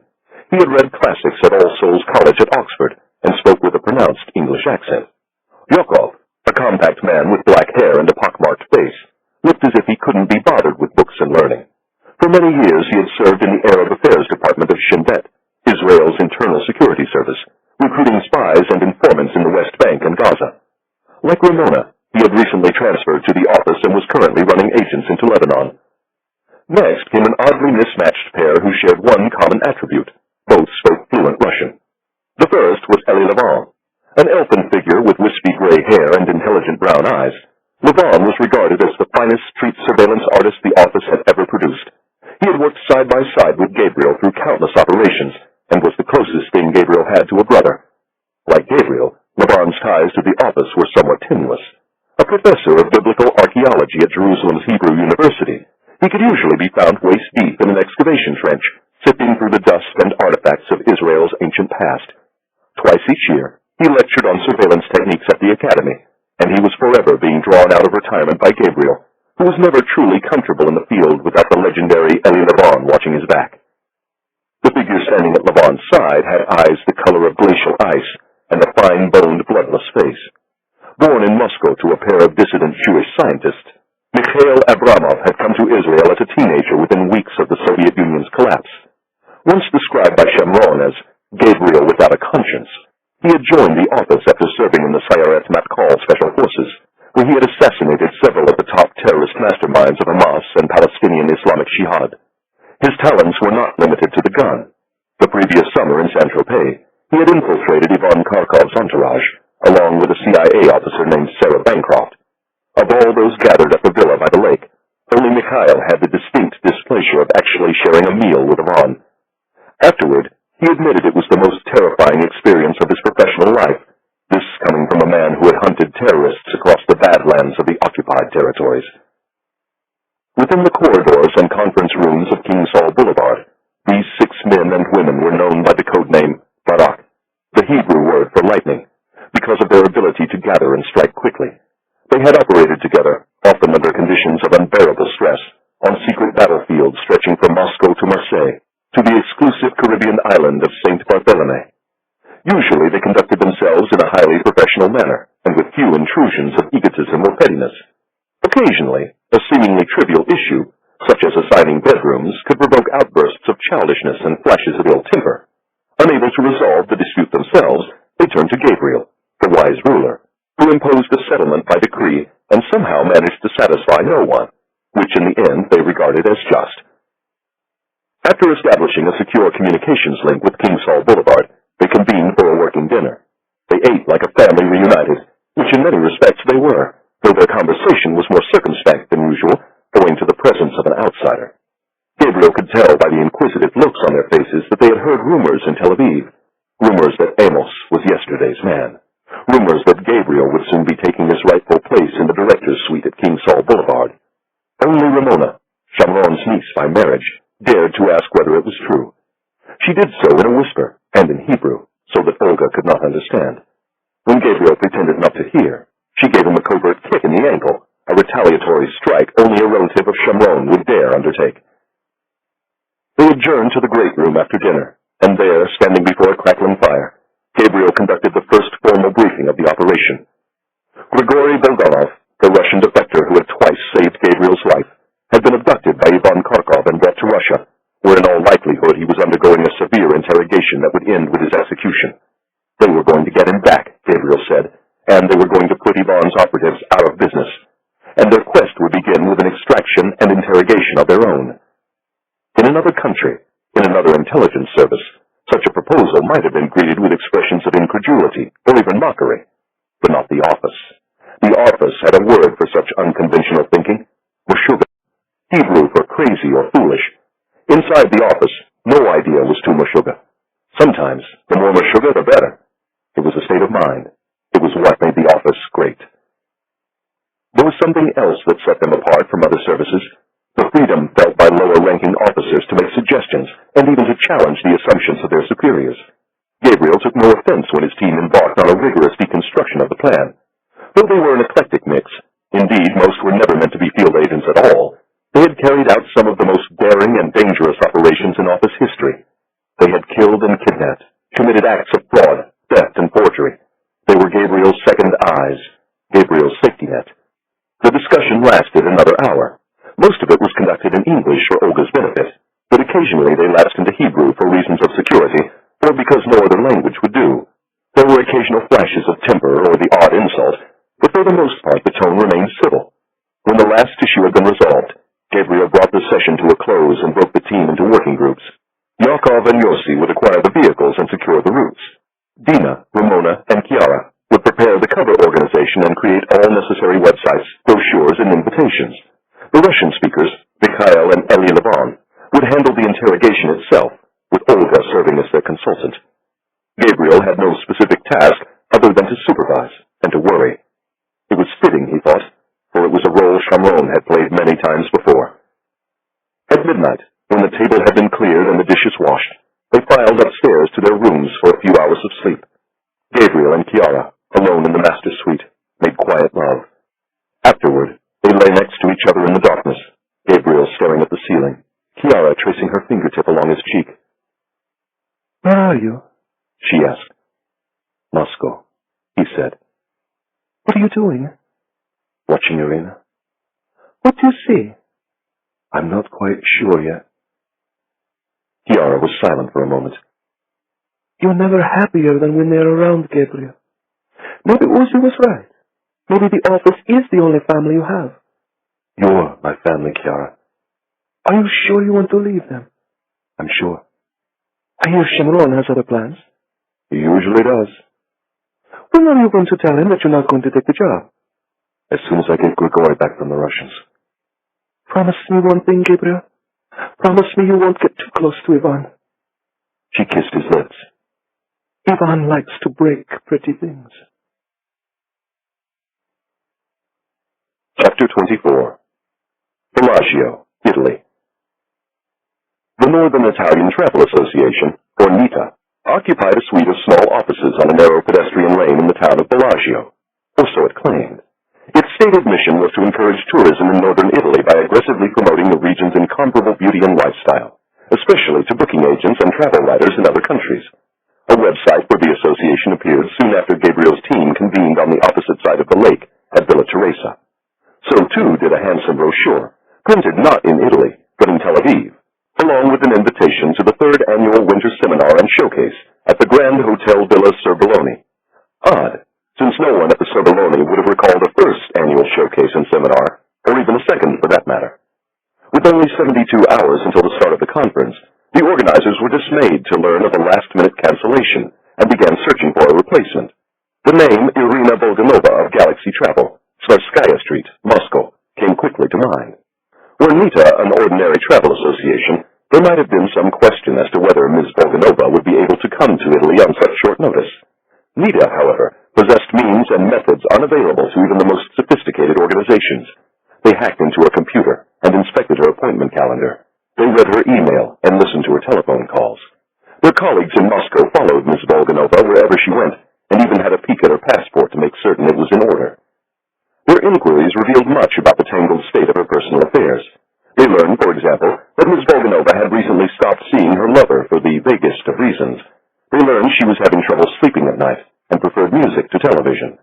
They learned she had recently placed a telephone call to FSB headquarters requesting information as to the whereabouts of her former husband, a question greeted by a curt dismissal. All things considered, they believed a woman in Ms. Bulganova's position might relish the opportunity to make an all-expenses-paid visit to Italy. And what Muscovite wouldn't? On the day the invitation was sent, the weather forecast was calling for heavy snow and temperatures of perhaps 20 below. It was dispatched via email and signed by none other than Veronica Ricci, NITA's chief executive officer. It began with an apology for the last-minute nature of the offer and concluded with promises of first-class air travel, luxury hotel accommodations, and gourmet Italian cuisine. If Ms. Bulganova chose to attend, and it was Nita's fervent hope that she would, an information packet, airline tickets, and a welcoming gift would follow. The email neglected to say that the aforementioned materials were already in Moscow and would be delivered by a courier company that did not exist. Nor did it mention the fact that Ms. Bulganova would remain under surveillance to make certain she was not being followed by agents of Ivan Karkov. It made only one request, that she RSVP as quickly as possible, so that other arrangements could be made should she be unable to attend. Fortunately, such a contingency would not prove necessary. For exactly 7 hours and 12 minutes after the email was sent, a reply arrived from Moscow. At Villa Teresa, the celebration was boisterous but brief. Irina Bulganova was coming to Italy, and they had much work to do. In every operation, Allon was fond of saying, there is a choke point. Navigate it successfully, and the operation can sail easily into open waters. Stray off course, even by a few degrees, and it can become stranded on the shoals, or worse still, smashed to pieces on the rocks. For this operation, the choke point was none other than Irina herself. As of that moment, they still did not know whether she was heaven-sent or whether she might bring the devil to their doorstep. Handle her well, and the operation might go down as one of the team's finest. Make one mistake, and there was a chance she might get them all killed. They rehearsed as if their lives depended on it. Mikhail's Russian was superior to Eli Levan's only hope. Other members of the team, Yakov in particular, took a far less optimistic view of what lay ahead. Yakov had seen mankind at its worst, and feared they were about to admit one of Ivan's agents into their midst. The fact she was still alive, he argued, was proof of her perfidy. If Irina was good, Ivan would have killed her, he said. That's what Ivan does. With the help of their assets in Moscow and King Saul Boulevard, they kept careful watch over Irina's final preparations, searching for evidence of treachery. On the evening before her departure, they monitored a pair of telephone calls, one to a childhood friend, the other to her mother. They heard her alarm go off at the ungodly hour of 2:30 a.m., and heard it go off again 10 minutes later while she was in the shower. And at 5 minutes past 3, they caught a flash of her temper when she called the limousine company to say her car hadn't arrived. Mikhail, who listened to the recording of the call over the secure link, refused to translate it for the rest of the team. Unless Irina was an award-winning actress, he said, her anger was real. As it turned out, the car was only 15 minutes late, something of a coup for late January, and she arrived at Sheremetyevo Airport at 3:45. Shmuel Pled, a field hand from Moscow Station, caught a glimpse of her as she emerged from the car in an angry blur and headed into the terminal. Her plane, Austrian Airlines Flight 606, departed on time and arrived at Vienna Schreckot at 6:47 a.m. local time. Dina, who had flown to the Austrian capital the previous day, was waiting when Irina emerged from the jetway. They walked to the departure gate, separated by a generous gap, and settled into their seats in the third row of the first-class cabin. Irina in 3C along the aisle, Dina in 3A against the window. Upon touching down in Milan, she sent a message to Gabriel. The star had arrived. The show was about to begin. When the aircraft's doors opened, Irina was once more in motion, headed toward passport control at a parade ground clip, her chin at a defiant angle. Like most Russians, she dreaded encounters with men in uniform and presented her travel documents as if braced for combat. After being admitted to Italy without delay, she made her way toward the arrivals hall, where Chiara was holding a sign that read, Nita welcomes Irina Bulganova, Galaxy Travel. Lior and Malti, Chiara's ever-present bodyguards, were loitering at a nearby information kiosk, eyes fixed on their quarry. No one seemed to take notice of Dina as she headed outside to the passenger pickup area, where Gabriel was standing at the door of a rented luxury minibus, dressed in the black suit of the chauffeur and wearing wraparound sunglasses.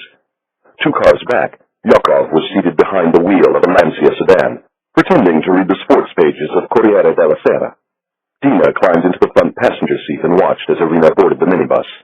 Gabriel, after quickly scanning her bags for tracking beacons, loaded them into the luggage hold. The drive was 90 minutes in length.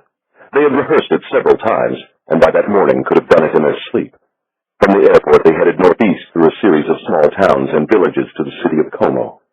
Had the Grand Hotel Villa Cervelloni been their true destination, they would have split the inverted Y of the lake and headed straight to Bellagio. Instead, they followed the westernmost shoreline to Tromezzo and stopped at a private dock. A boat waited, Lior at the wheel, Murthy at the Chiara and Irina slowly across the flat waters of the inlet to the large tawny orange villa standing at the end of its own peninsula. In the grand entrance foyer was a man with eyes the color of glacial ice and a fine-boned, bloodless face.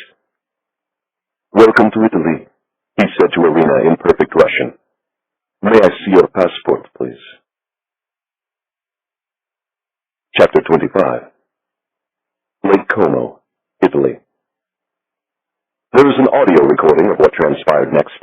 It is 1 minute and 12 seconds in length, and resides to this day in the archives of King Saul Boulevard, where it is considered required listening for its lessons in tradecraft, and in no small measure for its pure entertainment value. Gabriel had warned them about Irina's temper, but nothing could have prepared them for the ferocity of her response. Allon, the biblical archaeologist, would later describe it as one of the epic battles in the history of the Jewish people. Gabriel was not present for it. At that moment he was coming across the inlet by boat and listening to the proceedings over a miniature earpiece. Hearing the sound he took to be the shattering of a crystal vase, he hurried into the villa and poked his head into the dining room. By then the skirmish was over, and a temporary cessation of hostilities had been declared. Irina was seated along one side of the rectangular table, breathing heavily from exertion, with Yakov and Ramona each holding one arm. Yossi was standing to one side, with his shirt torn and 4 parallel scratch marks along the back of one hand.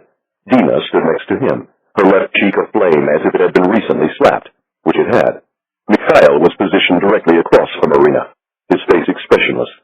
Lavan was at his side, a better angle, staring down at his tiny hands as though he had found the whole sorry spectacle deeply embarrassing. Gabriel slipped quietly into the library, where Olga Sukova, former crusading journalist, now a member in good standing of the team, was seated before a video monitor, headphones over her ears. Gabriel sat next to her and slipped on a second pair of headphones, then looked at the video screen. Mikhail was now slowly turning through the pages of Irina's passport with a bureaucratic insolence.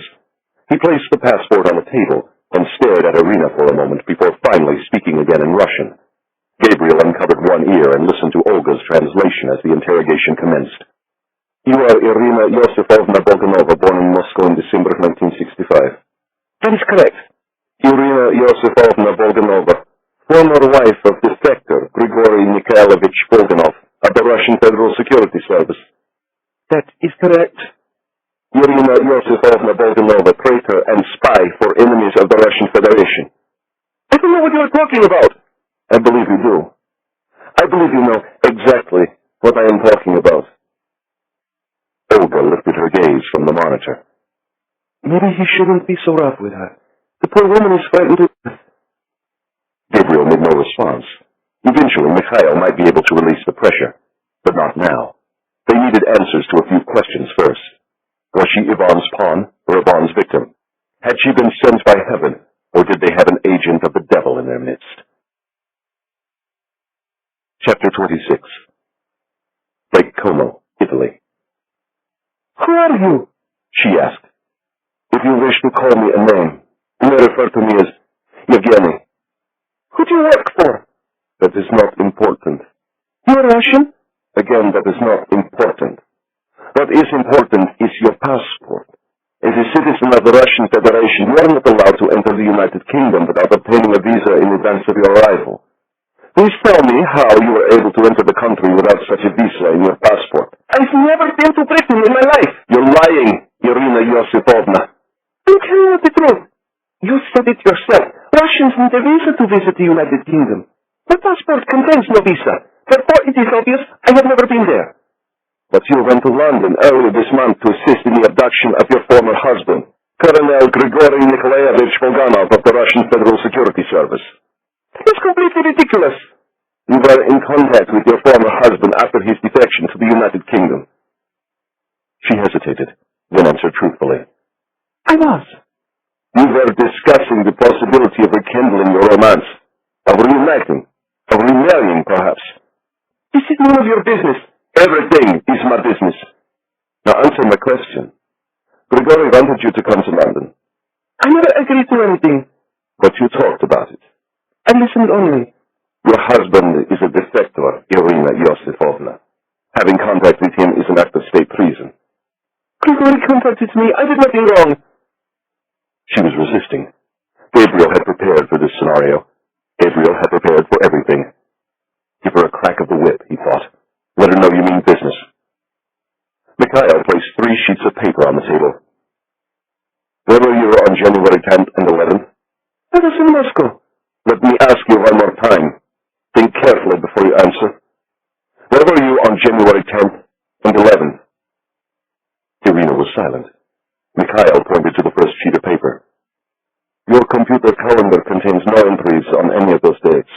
No meetings, no lunches, no scheduled phone calls with clients, nothing at all. January is always slow. This year with the recession.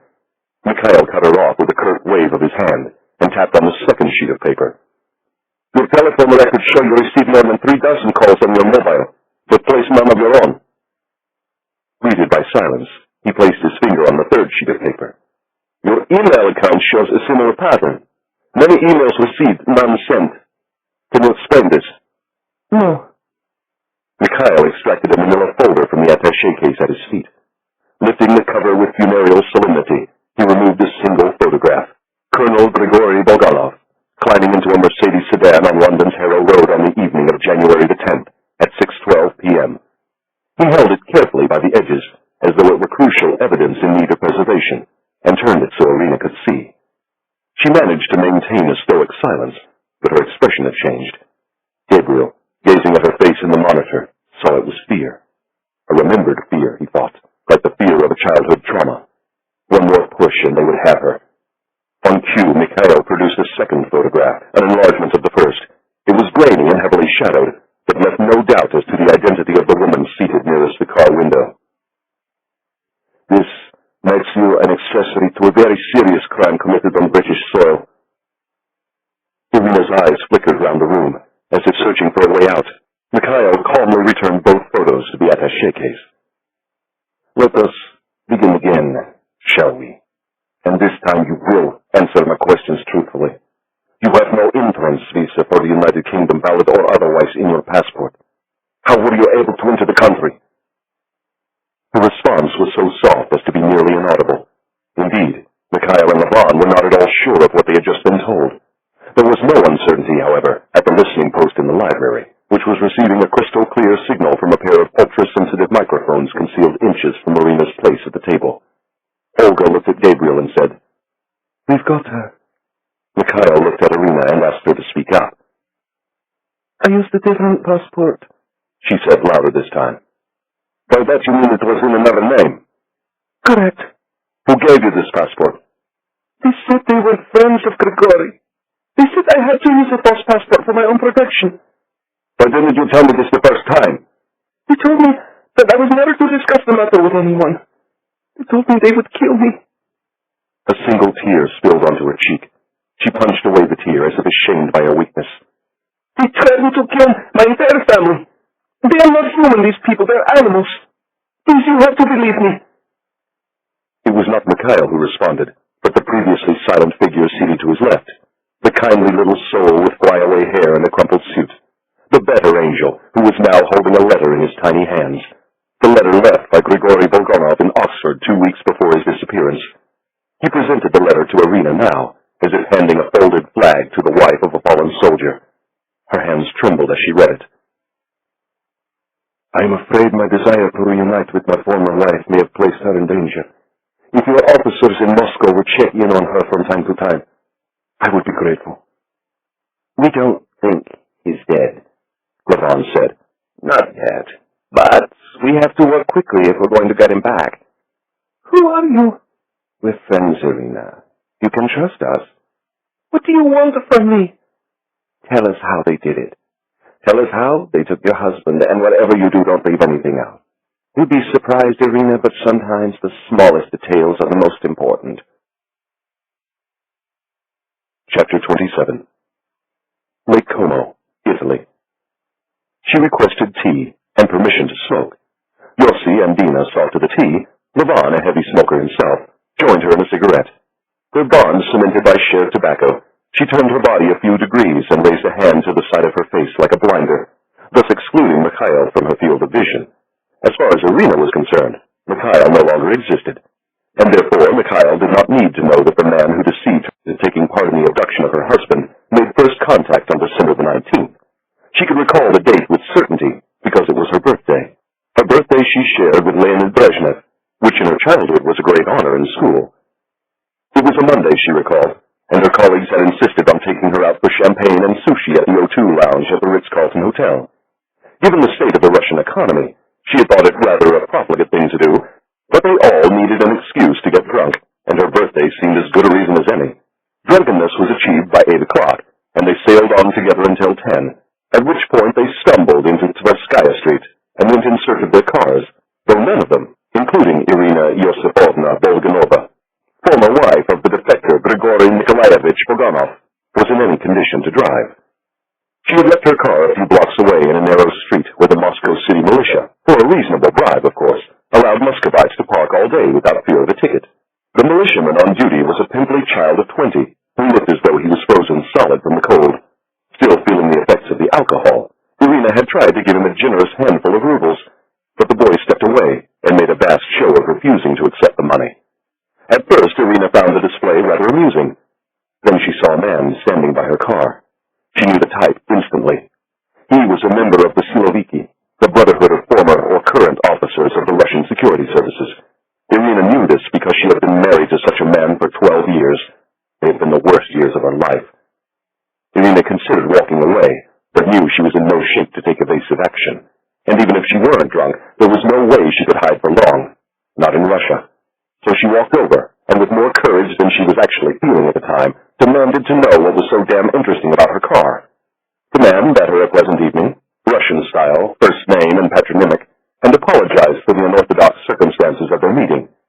He said he had an important message concerning her husband. Former husband, Irina replied. Former husband, he repeated, correcting himself. And by the way, she could call him Anatoly.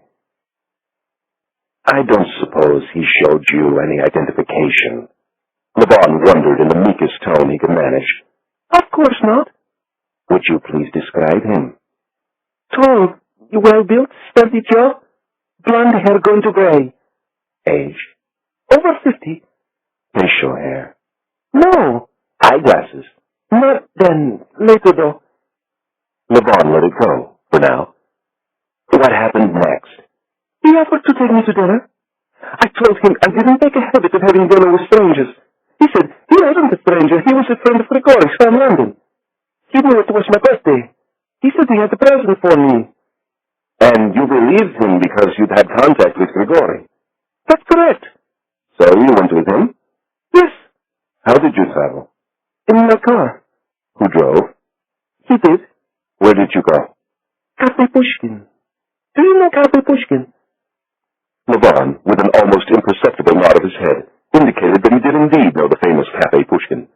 Despite the financial crisis, it was still nearly impossible to get a reservation. But the man named Anatoly had somehow managed to secure a prize table for two in a secluded corner of the second floor. He ordered champagne, which was the last thing she needed, and made a toast. Then he gave her a jewelry box. Inside was a gold bracelet and a note. He said they were both from Grigori. Did the gift box have a name on it? Bulgari. The bracelet must have cost a fortune.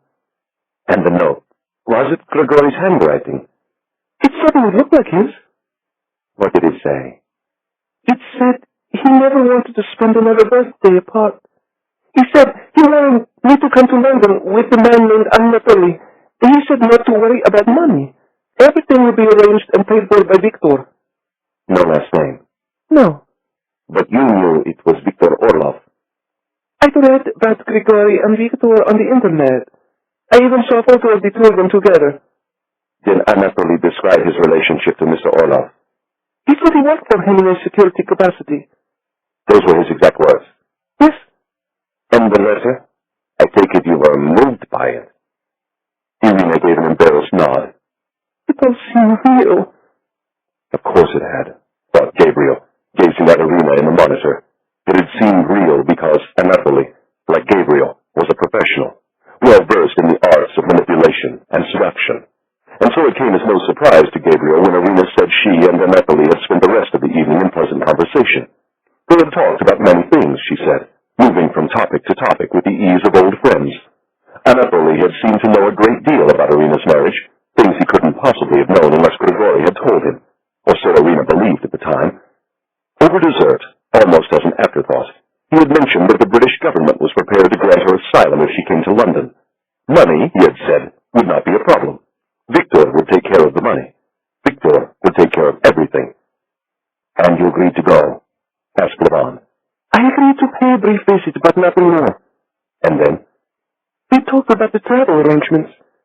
He said, because of Grigori's circumstances, great care would have to be taken. Otherwise, it was possible the Russian authorities wouldn't allow me to leave the country. He told me not to speak to anyone, but he would be in contact when it was time to go. Then he drove me home. He didn't bother asking my address. He already knew it. Did you tell anyone? Not a soul. When did he make contact with you again? The 9th of January, as I was leaving my office. A man came alongside me on Thursday Street and told me to look in my bedroom closet when I got home. There were suitcases and a handbag. The suitcases were neatly packed with clothing, all my size. The handbag had the usual assortment of things, but also a Russian passport, airline tickets to London, and a wallet filled with credit cards and cash. There was also a set of instructions which I was to burn after reading. You were to depart the next day? Correct. Tell me about the passport. The photograph was mine, but the name was false. What was it? Natalia Primakova. Lovely, said Levon. Yes, she said. I rather liked it. Chapter 28. Lake Como, Italy. She did not sleep that night. She did not even try. She was too nervous, too excited, and yes, maybe a bit too frightened. She paced the rooms of the little apartment she had once shared with Grigori, pondered the most trivial of keepsakes as if she might never see them again. In violation of Anatoly's strict instructions, she telephoned her mother, a family tradition before a trip of any magnitude, and she slipped a few personal items into the suitcases of Natalia Primakova. A bundle of yellowed letters, a locket with her grandmother's photo, a small gold cross her mother had given her after the fall of Communism. Lastly, her wedding band. You thought you might be leaving Russia for good. I allowed myself to consider the possibility. Do you recall your flight number? Aeroflot Flight 247, departing Sheremetyevo at 2:35 p.m., arriving London Heathrow at 3:40. Very impressive. It is what I do for a living. What time did you leave your apartment? 10 o'clock. Moscow traffic is terrible that time of day, especially on the Leningradsky Prospect. How did you travel to the airport? I sent a car. Was there any trouble with your new passport? None whatsoever. Your travel was first class or economy? First class. Did you recognize anyone on the flight? Not a soul. And when you arrived in London, any problems with the passport there? None. When the customs official asked me to state the purpose of my visit, I said tourism. He stamped my passport right away and told me to have a pleasant stay. And when you came into the arrivals hall? I saw Anatoly waiting along the railing. A pause, then. Actually, he saw me. I didn't recognize him at first. He was wearing eyeglasses. And a fedora. Would you describe his mood, please? Calm. Very businesslike. He took one of my bags and led me outside. The car was waiting. Do you recall the make? It was a Mercedes. The model? I'm not good with models. It was big, though. Color? Black, of course. I assumed it was Victor's. A man like Victor Olaf would only ride in the black car. What happened next? He said Grigori was waiting at a safe place. But first, for my protection, we had to make certain no one was following us. Did he say who he thought might be following you? No, but it was clear he was referring to Russian intelligence. Did he talk to you? He spent most of the time on the telephone. Did he place calls or receive them? Both. Was he speaking English or Russian? Only Russian, very colloquial. Did you make any stops? Just one. Do you remember where? It was on a quiet road not far from the airport, next to a pond or a reservoir of some sort. The driver got out of the car and did something to the front and back of the car. Could he have been changing the license plates? I couldn't say. It was dark by then. I naturally acted as though nothing was happening. Do you happen to recall the time? No, but I thought we headed straight into central London. We were driving along the edge of Hyde Park when Anatoly's telephone rang. He spoke a few words in Russian, then looked at me and smiled. He said it was safe to go see Grigori. What happened next? Things moved very quickly. I put on some lipstick and checked my hair. And then I saw something from the corner of my eye, a movement. She paused.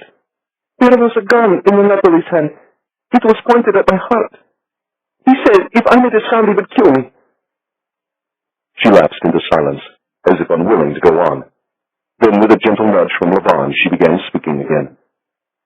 The car stopped very suddenly, and Napoli opened the door with his other hand. I saw Grigori standing on the sidewalk. I saw my husband. And Napoli spoke to him. She nodded, blinking away tears. Do you remember what he said? I will never forget his words. He told Grigori to get in the car, or I was dead. Grigori obeyed, of course. He had no choice. Laban gave her a moment to compose herself. Did Grigori say anything after he got in? He said he would do whatever they wanted, but there was no need to harm or threaten me in any way. Another pause. I naturally told Grigori to shut his mouth, otherwise he was going to splatter my brains all over the inside of the car. Did Grigori ever speak to you? Just once. He told me he was very sorry. And after that?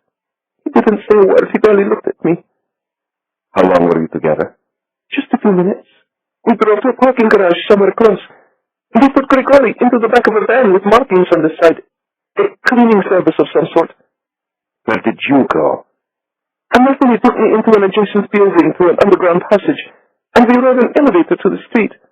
A car was waiting nearby.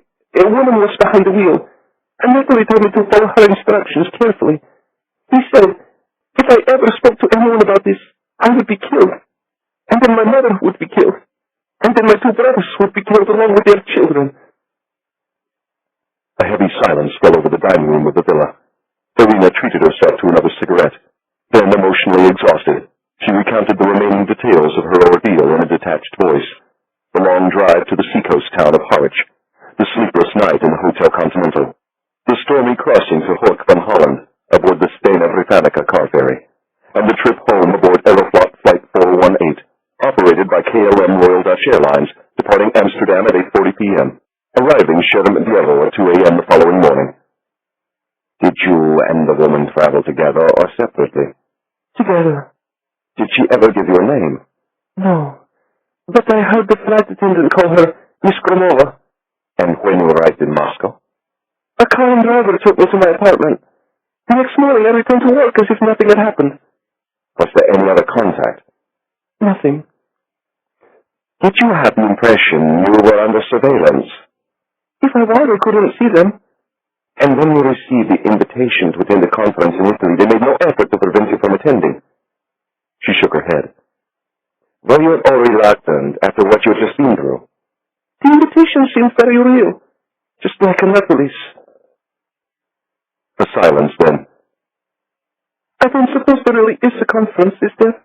No, there isn't. Who are you? She asked again. We truly are friends of your husband, and we're going to do everything we can to get him back for you. What happens now? The same as before. You return to your job at Galaxy Travel and pretend this never happened. After you attend the 3rd annual seminar and showcase of the Northern Italian Travel Association, of course. But you just said it wasn't real. Reality is a state of mind, Irina. Reality can be whatever you want it to be. Chapter 29. Lake Como, London. For the next 3 days, they put her gently through her paces. They described the sumptuous meals she would not eat, the boozy cocktail parties she would not attend, and the deeply boring seminars that, mercifully, she would be spared. They took her on a frigid cruise of the lake and a long drive through the mountains. They filled her suitcases with gifts and brochures for her colleagues, and they anxiously awaited the hour of her departure. There was not one among them who doubted her authenticity, and not one who wanted to send her back to Russia.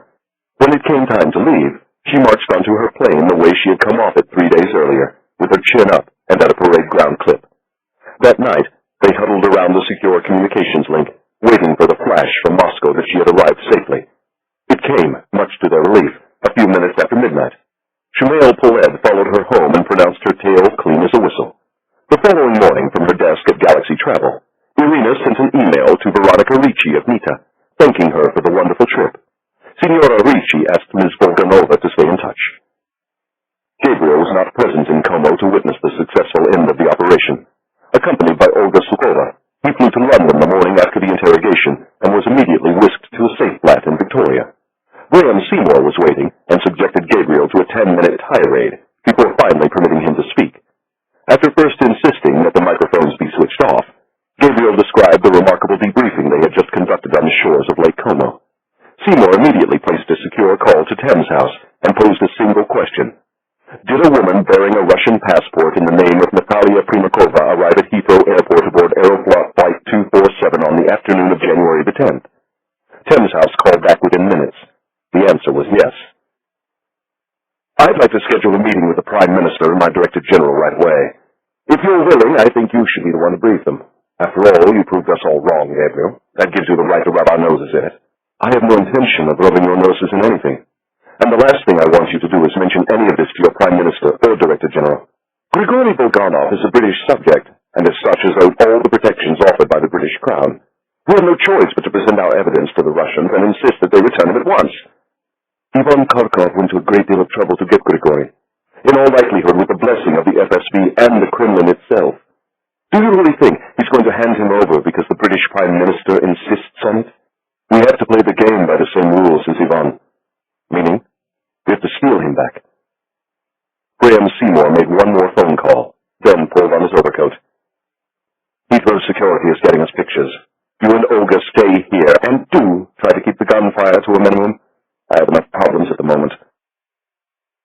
But Gabriel did not remain in the safe flat for long.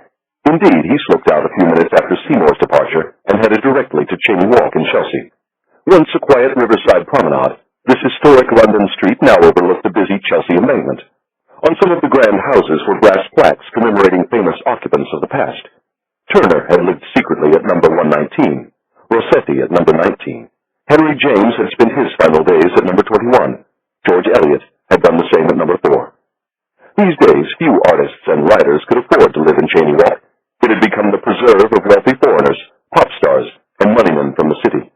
It also happened to be the London address of one Viktor Orlov, exiled Russian oligarch and Kremlin critic, who resided at the 5-story mansion at number 43. The same Viktor Orlov who was now the target of a clandestine investigation being conducted by a team of burrowers at King Saul Boulevard. Gabriel entered the small park across the street and sat down on a bench. Orlov's house was tall and narrow and covered in wisteria. Like the rest of the residences along the graceful terrace, it was set several meters back from the street behind a wrought iron fence. An armored Bentley limousine stood outside, a chauffeur at the wheel. Directly behind the Bentley was a black Range Rover, occupied by 4 members of Orlov's security detail, all former members of Britain's elite Special Air Service, the SAS. King Saul Boulevard had discovered that the bodyguards were supplied by Exton Executive Security Services Limited, of Hill Street, Mayfair. Exton was regarded as the finest private security company in London, no small accomplishment in a city filled with many rich people worried about their safety. Gabriel was about to leave when he saw 3 bodyguards emerge from the Range Rover. One took up a post at the gate of number 43, while the other 2 blocked the sidewalk in either direction. With the perimeter security in place, the front door of the house swung open, and Viktor Orlov stepped outside, flanked by 2 more bodyguards. Gabriel managed to see little of the famous Russian billionaire, other than a head of spiky gray hair and the flash of a pink necktie bound by an enormous Windsor knot. Orlov ducked into the back of the Bentley, and the doors quickly closed. A few seconds later, the motorcade was speeding along Royal Hospital Road. Gabriel sat on his bench for 10 more minutes, then got to his feet and headed back to Victoria. It took less than an hour for Heathrow Security to produce the first batch of photographs of the man known only as Anatoly. Unfortunately, none were terribly helpful. Gabriel was not surprised. Everything about Anatoly suggested he was a professional, and like any good professional, he knew how to move through an airport without getting his picture taken. The fedora had done much to shield his face, but he had done a good deal of the work himself with subtle turns and movements. Still, the cameras made a valiant effort. Here a glimpse of a sturdy chin, here a partial profile, here a shot of a tight, uncompromising mouth. Flipping through the printouts in the Victoria safe house, Gabriel had a sinking feeling. Anatoly was a pro's pro, and he was playing the game with Ivan's money. Both British services ran the photos through their databases of known Russian intelligence officers, but neither held out much hope for a match. Between them, they produced 6 possible candidates, all of whom were dismissed by Gabriel late that same night. At which point Seymour decided it was probably time to bring the dreaded Americans into the picture. Gabriel volunteered to make the trip himself. There was someone in America he was anxious to see. He hadn't spoken to her in months. She had written him a letter once, and he had painted her a painting. Chapter 30.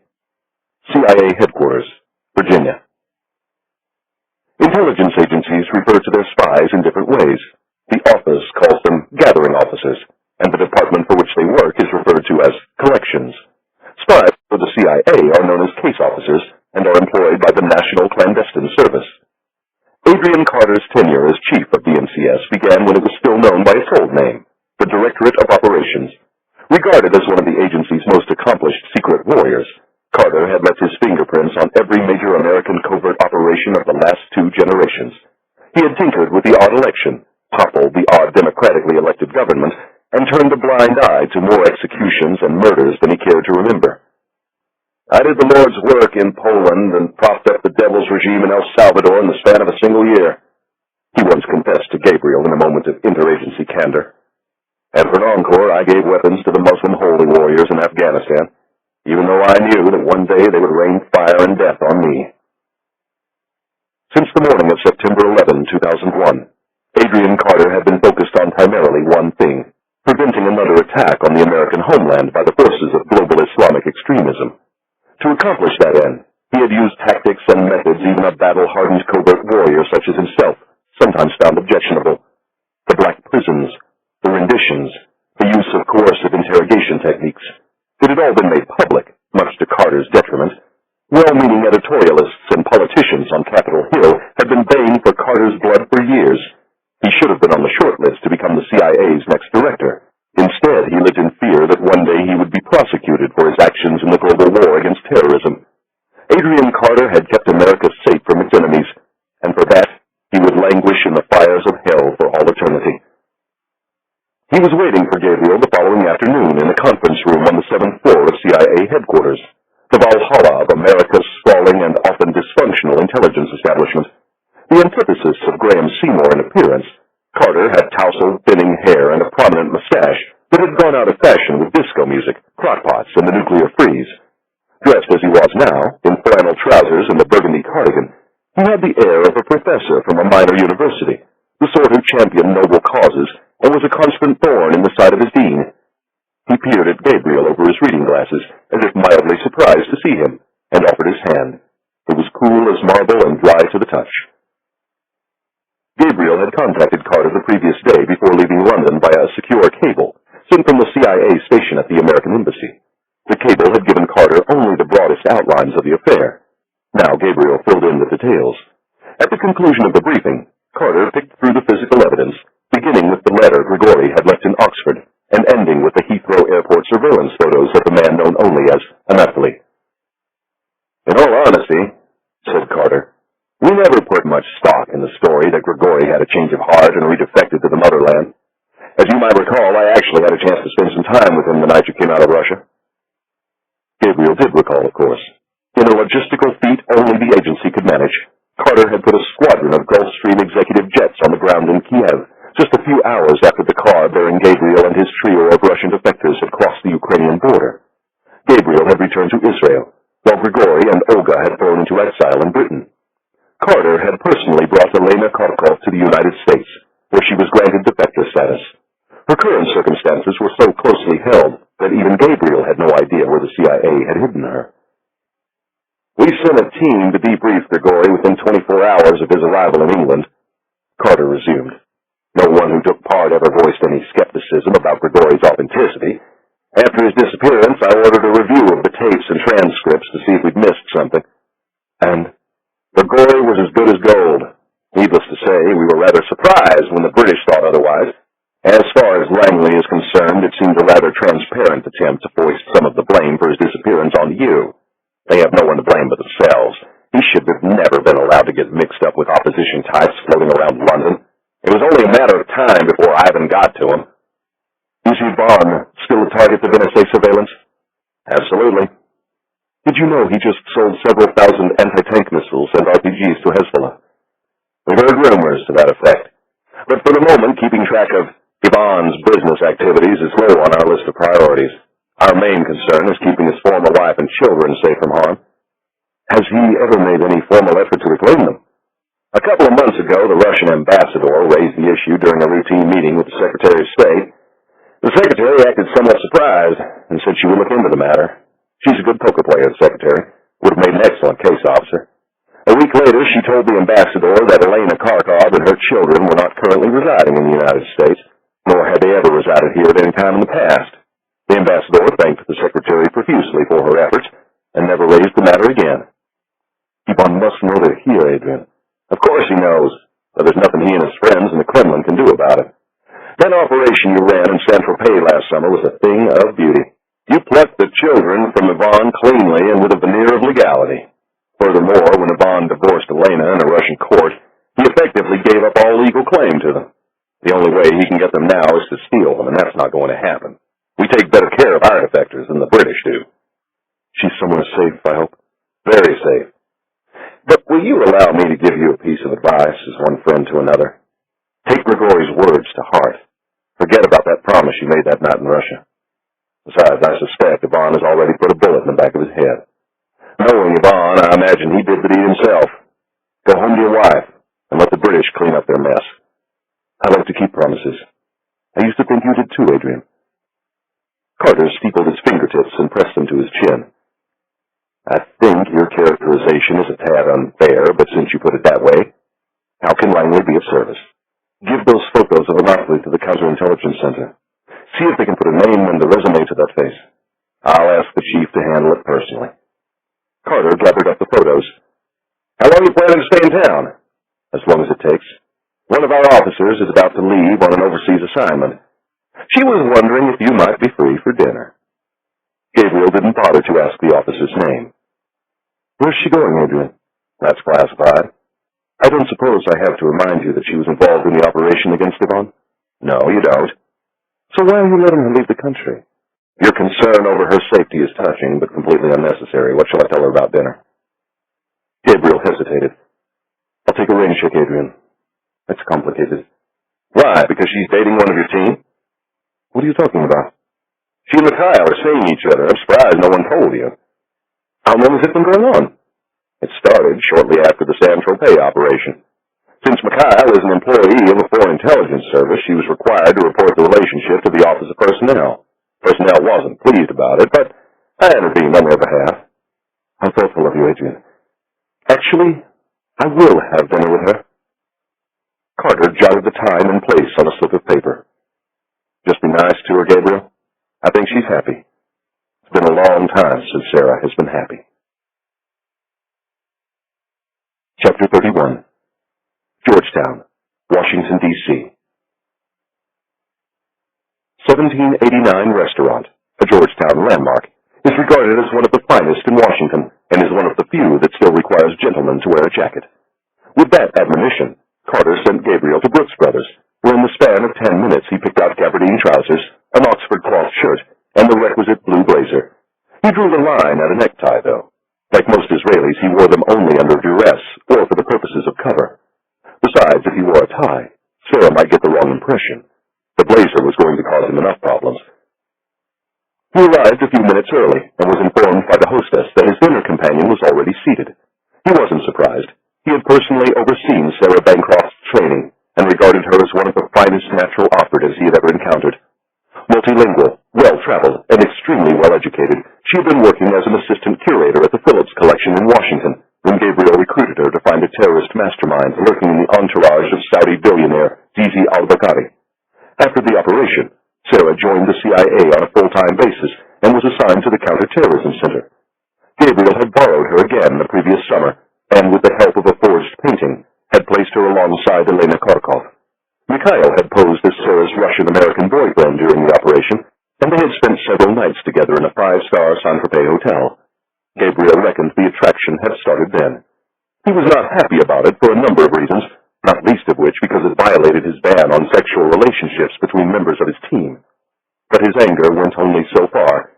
He knew the unique combination of stress and boredom could sometimes lead to romantic entanglements in the field. In fact, he could speak from experience. 20 years earlier, while preparing for a major assassination in Tunis, he had an affair with his female escort officer that nearly destroyed his marriage to Leah. The hostess escorted him through the intimate dining room to a corner table near the fireplace. Sarah was seated along the banquette with her shoulders turned in a way that allowed her to discreetly survey the entire space. She was wearing a black sleeveless dress and a double strand of pearls. Her pale hair hung loosely about her shoulders, and her wide blue eyes shone with the warm light of the candles. One hand was resting on the stem of the martini glass. The other was placed lightly against her teardrop chin. Her cheek, when kissed, smelled of lilac. "Can I get you one of these?" she asked, tapping a manicured nail on the base of the glass. "I'd rather drink your nail polish remover." "Would you like that with a twist or just on the rocks?" She looked up at the hostess. "A glass of champagne, please. Something nice. He's had a long day." The hostess withdrew. Sarah smiled and raised the martini to her lips. "They say it's bad to drink the night before you fly, Sarah." "If I can survive one of your operations, I think I can survive a transatlantic flight with a bit of gin in my bloodstream." "So it's Europe. Is that where Carter is sending you?" "Adrian warned me to be on my toes around you. You're not going to get it out of me." "I think I have a right to know." "Really?" She set down her glass and leaned forward over the table. "You might find this difficult to believe, Gabriel, but I don't actually work for the office. I am employed by the National Clandestine Service of the Central Intelligence Agency, which means Adrian Carter, not you, makes my assignments." "Would you like to say that a little louder? I'm not sure the cooks and dishwashers heard you." "Weren't you the one who told me that nearly every important professional conversation you've ever had was conducted in public places?" "It was true. Safe rooms were only safe if they hadn't been bugged." "At least rule out a couple of places for me. I'll sleep easier knowing that Langley, in its infinite wisdom, hasn't decided to send you to Saudi Arabia or Moscow." "You may sleep in peace, because Langley has decided nothing of the sort." "So it is Europe." "Gabriel, really?" "What kind of work will you be doing?" She gave an exasperated sigh. It's related to my government's continuing effort to combat global terrorism." "How gallant. And to think that 4 years ago you were putting together an exhibition called Impressionists in Winter." "I hope that was meant as a compliment." "It was." "You obviously don't approve of my going into the field without you." "I've stated my concerns. But Adrian is your boss, not me. And if Adrian thinks it's appropriate, then who am I to question his judgment?" "You're Gabriel Allon. That's who you are." The waiter appeared. He gave them menus and a detailed briefing on the evening specials. When he was gone, Gabriel perused the entrees, and with as much detachment as he could manage, asked whether Mikhail was aware of Sarah's travel plans. Greeted by silence, he looked up and saw Sarah staring at him. Her alabaster cheeks flushed. "It's a good thing you didn't act like that when you were around Vivi and Ivan," Gabriel said. "Did Mikhail tell you?" "Actually, the chief of the National Clandestine Service let it slip in conversation."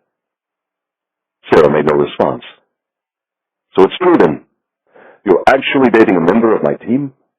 "Are you jealous or angry?" "Why on earth would I be jealous, Sarah?" "I couldn't carry a torch for you forever. I had to move on." "And you couldn't find anyone else other than someone who works for me?" Funny how that worked out. I guess there was something about Mikhail that I found familiar." "Dating a man who's employed by the intelligence service of a foreign country isn't exactly a wise career move, Sarah." "Langley is having trouble retaining bright young talent. They're willing to bend some of the old rules." "Maybe I should have a quiet word with personnel. They might have second thoughts." "You wouldn't dare, Gabriel. You also have no right to interfere in my private life." Sarah's private life, Gabriel knew, had been largely in ruins since 9:03 on the morning of September 11, 2001, when United Airlines Flight 175 crashed into the South Tower of the World Trade Center. On board the doomed aircraft was a young Harvard-trained lawyer named Ben Callahan. Ben had been able to make one call during the final moments of his life, and it had been to Sarah. Since that time, she had permitted herself to have feelings for only one other man. Unfortunately, that man had been Gabriel. "You should think long and hard before you get involved with a man who kills people for a living. Mikhail's done a lot of terrible things for the sake of his country." Gabriel paused and then added, "Things that might make him difficult to be around sometimes." "Sounds like someone I know." "This isn't a joke, Sarah. This is your life. Besides, Israeli men are notoriously unreliable. Just ask your average Israeli woman." "The Israeli men I know are quite wonderful, actually." "That's because we're the best of the best." "Mikhail included?" "He wouldn't be on my team if he wasn't." "How much time have you spent with him?" "He's come here a few times, and we met in Paris once." "It's not safe for you to be in Paris alone." "I'm not alone. I'm with Mikhail." A silence, then. It's almost like being with you. Her words hung between them for a moment. Is that what this is about, Sarah? Gabriel, please. Because I feel bad if Mikhail got hurt in any way. I'm sure I'm the only one who'll get hurt. Not if I had anything to say about it. She smiled for the first time since Mikhail's name had come up. I was going to tell you tonight. We were just waiting until we knew it was... Her voice trailed off.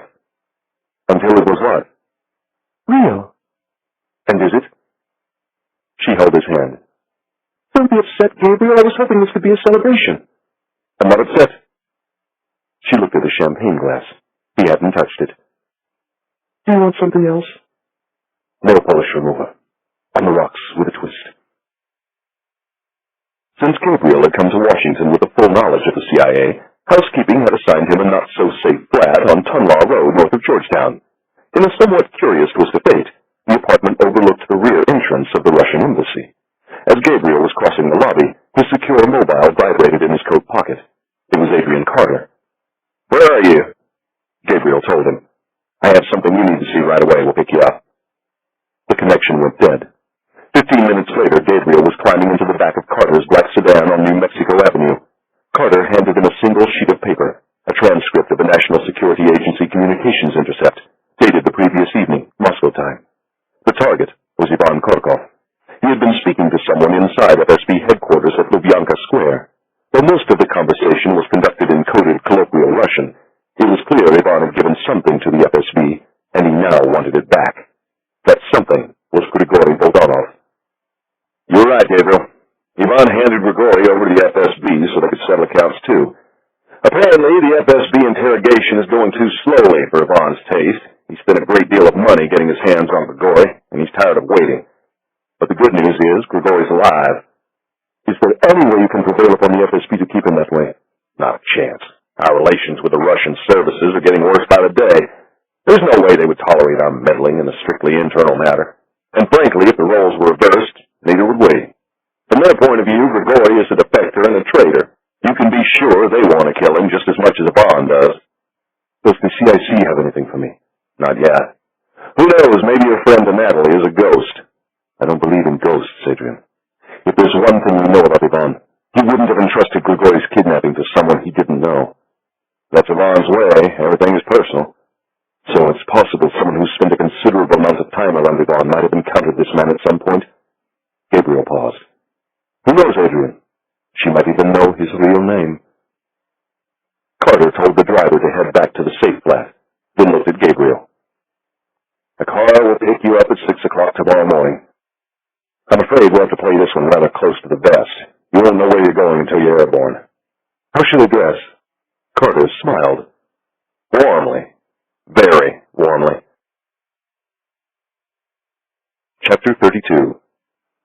Upstate New York. The Adirondack Park, a vast wilderness area sprawling over 6 million acres in northeastern New York, is the largest public land preserve in the contiguous United States. Roughly the size of Vermont, it is larger than 7 other American states. So large, in fact, the national parks of Yellowstone, Yosemite, Glacier, the Grand Canyon, and the Great Smoky Mountains could all fit neatly within its boundaries. Gabriel had not known these facts until 1 hour after takeoff, when his pilot, a veteran of the CIA's rendition program, had finally revealed their destination. The forecast was rather grim, clear skies with a high temperature of perhaps 0. Gabriel assumed the pilot had converted the temperature from Fahrenheit to centigrade for the benefit of his foreign-born passenger. He hadn't. It was a few minutes after 10 when the plane touched down at the Adirondack Regional Airport outside Saranac Lake. Adrian Carter had arranged for a Ford Explorer to be left in the parking lot. By some miracle, the engine managed to start on the first attempt. Gabriel switched the heater to high and spent several deplorable minutes scraping ice from the windows. Climbing behind the wheel again, he could no longer feel his face. The temperature gauge of the Explorer indicated -8. Not possible, he thought. Surely it had to be instrument malfunction. Carter, a cautious soul if ever there was one, had decreed no one could approach the site with anything that transmitted or received a signal, including GPS navigation systems. Gabriel followed a set of typewritten instructions he had been given on board the plane. Leaving the airport, he turned right and followed Route 186 to Lake Clear. He made another ride at Route 30 and headed toward Upper St. Regis Lake. Spitfire Lake came next, then Lower St. Regis, then the small college town of Paul Smith's. A few yards beyond the entrance of the college was Kesey Mills Road, a winding lane that ran eastward into one of the more remote corners of the preserve. Somewhere in this part of the Adirondacks, the Rockefellers had kept an immense summer retreat, complete with its own rail station to accommodate the private family train. Gabriel's destination, though far smaller than the Rockefeller estate, was scarcely less secluded. The entrance was on the left side of the road, and as Carter had warned, it was easy to miss. Gabriel sped past it the first time, and had to continue driving another quarter-mile before finding a suitable place to execute a U-turn on the icy road. A narrow track ran straight into the thick woods for approximately 100 yards before encountering a metal security gate. No other fencing or barriers were visible, but Gabriel knew the grounds were littered with cameras, heat sensors, and motion detectors. Something had taken note of his approach, because the gate slid open even before he brought the SUV to a stop. On the other side, he saw a Jeep Grand Cherokee speeding toward him across a clearing. Behind the wheel was a man in his mid-50s with the bearing of a soldier. His name was Ed Fielding, a former officer in the CIA's Special Operations Group. Fielding was in charge of security. "We told you the entrance was hard to find," Fielding said through his open window. "You were watching?" Fielding only smiled. "Do you remember to leave your cell phone at home?" "I remembered." "What about your BlackBerry?" "Can't stand the things." "No secret pens or x-ray glasses?" "The only thing electronic in my possession is my wristwatch, and I'd be happy to pitch it into a nearby lake if that would make you more comfortable." "As long as it isn't some secret Israeli device that transmits and receives a signal, you can keep it.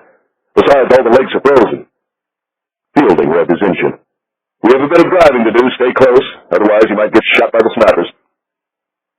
Fielding accelerated hard across the clearing. By the time they reached the next line of trees, Gabriel had closed the gap.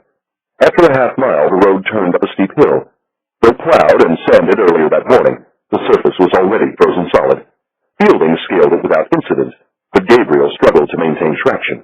He switched the four-wheel drive setting from high to low and made a second attempt. This time, the tires bit into the ice, and the SUV muscled its way slowly toward the crest. In the 10 seconds it had taken to make the adjustment, Fielding had slipped away. Gabriel found him a moment later, paused at a fork in the road. They headed left and drove another 2 miles until they reached a clearing at the highest point of the estate. A large, traditional Adirondack lodge stood in the center, its soaring roof and sweeping porches facing southeast, toward the faint warmth of the midday sun and the frozen lakes of St. Regis. A second lodge stood nearer the edge of the forest, smaller than the main house, but still grand in its own right. Between the two structures was a meadow, where 2 heavily bundled children were hard at work on a snowman, watched over by a tall, dark-haired woman in a shearling coat. Hearing the sound of approaching vehicles, she turned with an animal alertness, then, a few seconds later, lifted her hand dramatically into the air. Gabriel pulled up behind Fielding and switched off the engine. By the time he had opened the door, the woman was rushing toward him awkwardly through the knee-deep snow. She hurled her arms around his neck and kissed him elaborately on each cheek. "Welcome to the one place in the world upon you'll never find me," said Elena Kharkov. "My God, Gabriel, I can't believe you're really here." Chapter 33. Upstate New York. They had lunch in the large rustic dining room beneath a traditional Adirondack antler chandelier. Elena sat against a soaring window, framed by the distant lakes. Anna to her left, Nikolai to her right. Though Gabriel had carried out what amounted to a legal kidnapping of the Kharkov twins in the south of France the previous summer, he had never before seen them in person. He was struck now, as Sarah Bancroft had been upon meeting them for the first time, by their appearance. Anna, lanky and dark and blessed with a natural elegance, was a smaller version of her mother. Nikolai, fair and compact with a wide forehead and prominent brow, was the very likeness of his notorious father.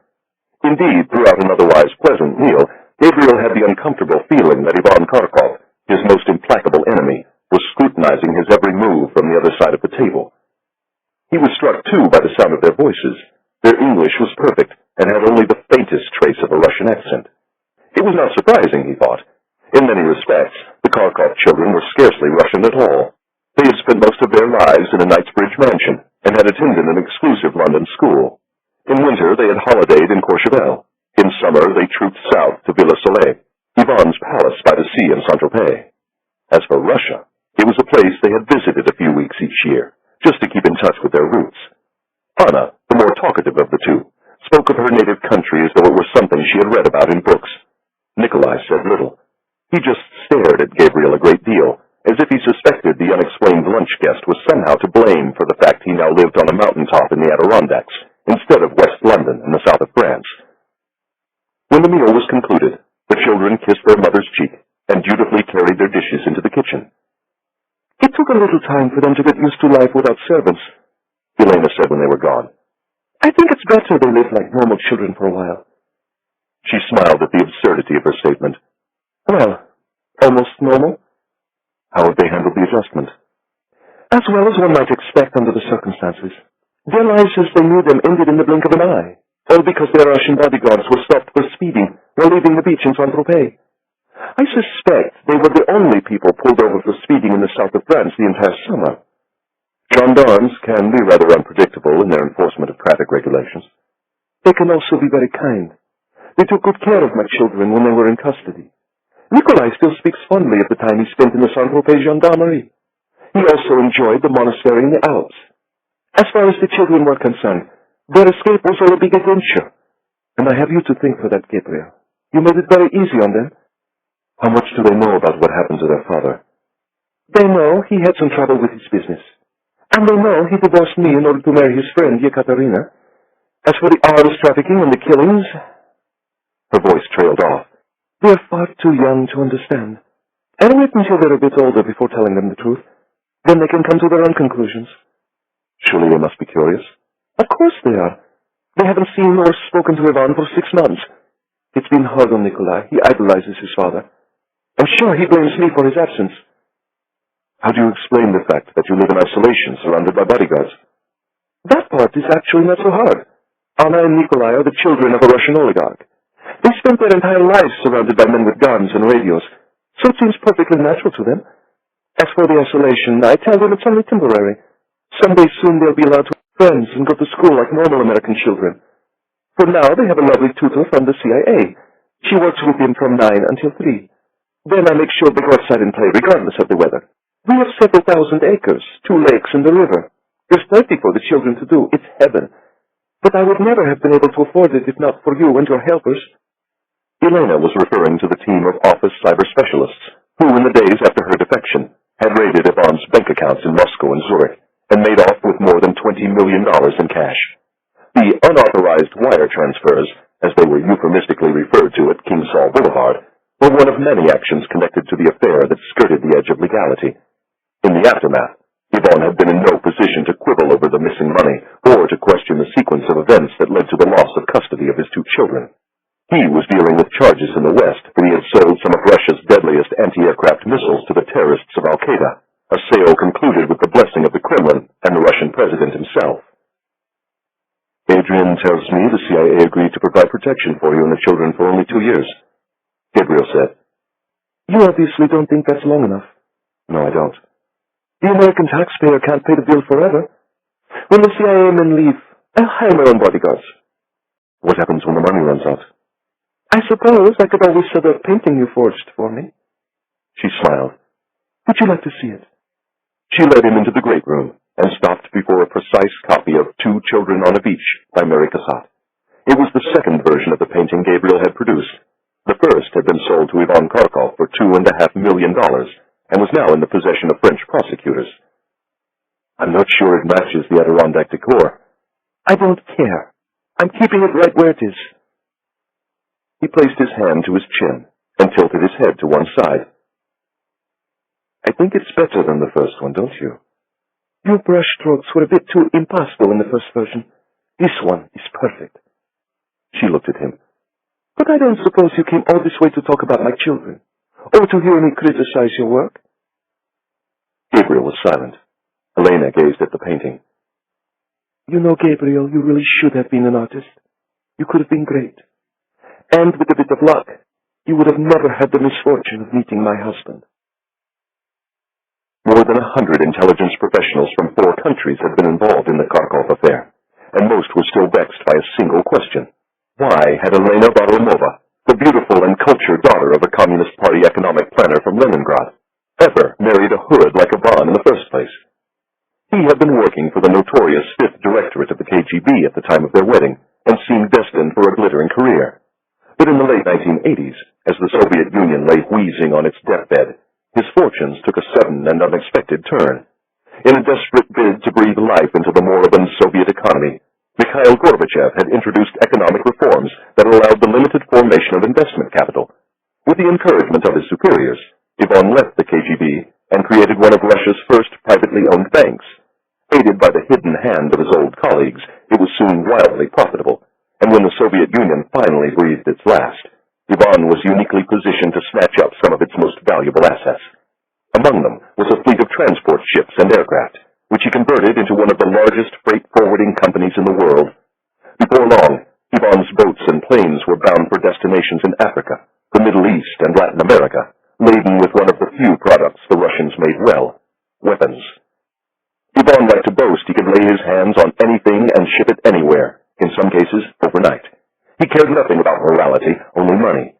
He would sell to anyone, as long as they could pay, and if they couldn't, he offered to arrange financing through his banking arm. He sold his weapons to dictators, and he sold them to rebels. He sold to freedom fighters with legitimate grievances, and to genocidal maniacs who slaughtered women and children. He specialized in providing weapons to regimes so beyond the pale they were unable to obtain arms from legal sources. He perfected the practice of selling weapons to both sides of a conflict, judiciously moderating the flow of arms in order to prolong the killing and maximize his profits. He destroyed countries. He destroyed peoples. And he became filthy rich in the process. For years he had managed to keep his network of death carefully concealed.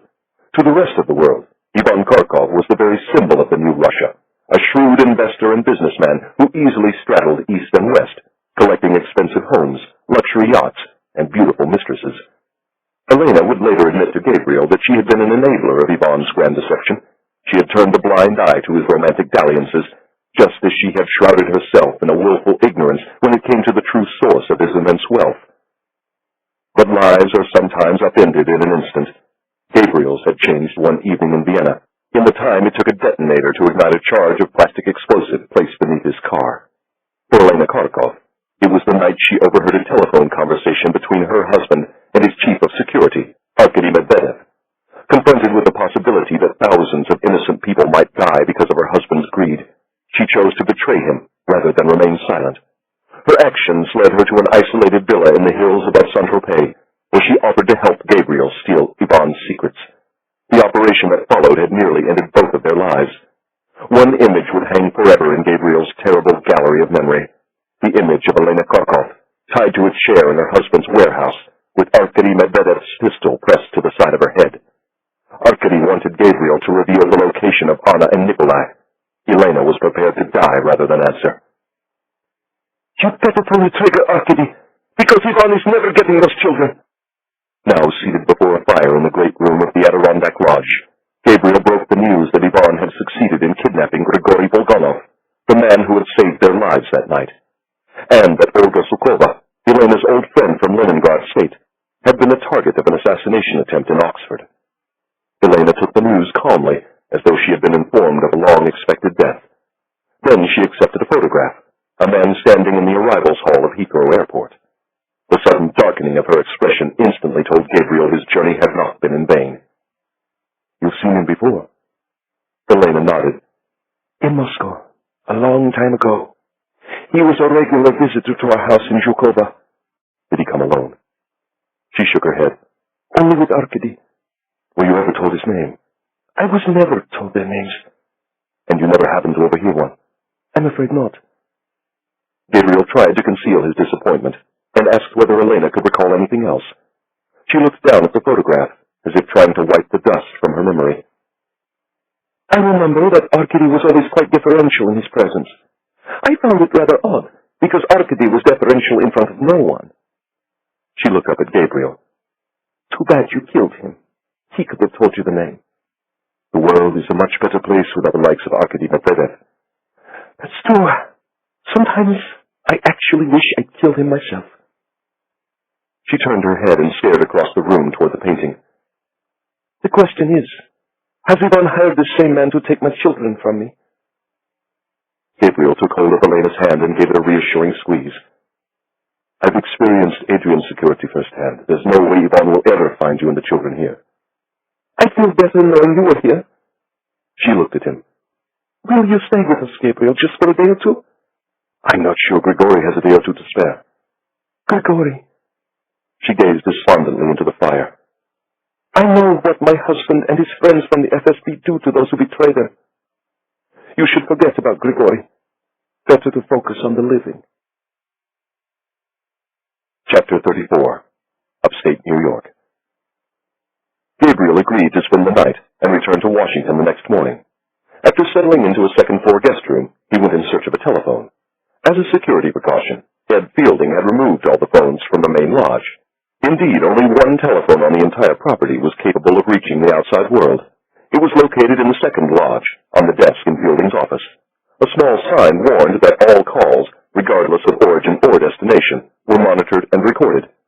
"It's no joke," Fielding said as he handed Gabriel the receiver, as one professional to another. Fielding stepped outside and closed the door. Unwilling to betray normal office communication procedures, Gabriel dialed King Saul Boulevard on a business line and asked for Uzi Navot. Their conversation was brief and conducted in a form of Hebrew no NSA supercomputer could ever decipher. In the space of a few seconds, Navot managed to give Gabriel a thorough update. Irina Bulganova was safely on the ground in Moscow. Gabriel's team was headed back to Israel, and Chiara was on her way back to Umbria, accompanied by her bodyguards. In fact, Navot added after checking the time, they were probably there by now. Gabriel severed the connection and debated whether to ring her. He decided it wasn't safe. Making contact with the office on an agency line was one thing, but calling Chiara at home or on her mobile was quite another. He would have to wait until he was outside the CIA's bubble before trying to reach her. Replacing the receiver, he thought of the words Elena had just spoken. "You should forget about Grigori. Better to focus on the living." Perhaps she was right. Perhaps he had made a promise he couldn't possibly keep. Perhaps it was time to go home and look after his wife. He opened the door and stepped into the corridor. Ed Fielding was there, leaning against the wall. "Everything okay?" "Everything's fine." "Feel like taking a ride?" "Where?" "I know you're concerned about Elena. I thought I'd put your mind at ease by showing you some of our security measures." "Even though I work for a foreign service." "Adrian says your family, that's all I need to know." Gabriel followed Fielding into the bitter late afternoon cold. He had expected the tour to be conducted by jeep. Instead, Fielding escorted him to an outbuilding where two snowmobiles glistened beneath overhead fluorescent lights. From a metal cabinet, the CIA man produced a pair of helmets, two parkas, two neoprene face masks, and two pairs of windstopper gloves. 5 minutes later, after a perfunctory lesson on the operation of a snowmobile, Gabriel was hurtling through the woods in Fielding's blizzard-like wake, bound for a distant corner of the estate. They inspected the westernmost edge of the property first, then the southern border, which was marked by a branch of the St. Regis River. 2 weeks earlier, a black bear had crossed onto the estate from the other side of the stream and triggered the motion detectors and infrared heat sensors. Fielding had responded to the intrusion by dispatching a pair of guards, who confronted the bear within 30 seconds of its arrival. Faced with the prospect of becoming a rug, the bear had wisely retreated to the other side of the stream, and had not been seen since. "Are there any other wild animals we need to worry about?" asked Gabriel. "Just deer, bobcats, beavers, and the occasional wolf." "Wolves? We had one just the other day, a big one." "Are they dangerous?" "Only if you surprise them." Fielding twisted the throttle and vanished in a cloud of white. Gabriel followed him along the winding bank of the stream bed to the eastern edge of the property. It was marked by a chain-link fence topped by barbed wire. Every 50 yards or so was a sign warning that the property was private, and that anyone foolish enough to attempt a crossing would be prosecuted to the full extent of the law. As they sped side by side along the fence, Gabriel noticed Fielding talking over his radio. By the time they reached the road, it was clear something was wrong. Fielding stopped and motioned for Gabriel to do the same. "You have a phone call." Gabriel didn't have to ask who had placed the call. Only one person knew where he was or how to reach him. "What's it about?" "He didn't say. He wants to talk to you right away, though." Fielding led Gabriel back to the compound by the shortest route possible. It was dusk when they arrived, and the two Adirondack lodges were little more than silhouettes against the fiery horizon. Elena Karkov stood on the porch of her main house, her arms folded beneath her breasts, her long dark hair moving in the frigid wind. Gabriel and Fielding swept past her without a word and entered the staff lodge. The telephone in Fielding's office was off the hook. Gabriel raised the receiver swiftly to his ear and heard the voice of Adrian Carter. If there was indeed a recording of the conversation that followed, it did not exist for long. Carter would never speak of it, except to say that it was among the most difficult of his long career. The only other witness was Ed Fielding.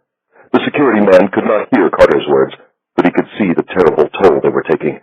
He saw a hand gripping the telephone with such force the knuckles were white, and he saw the eyes, the unusually bright green eyes now burning with a terrifying rage.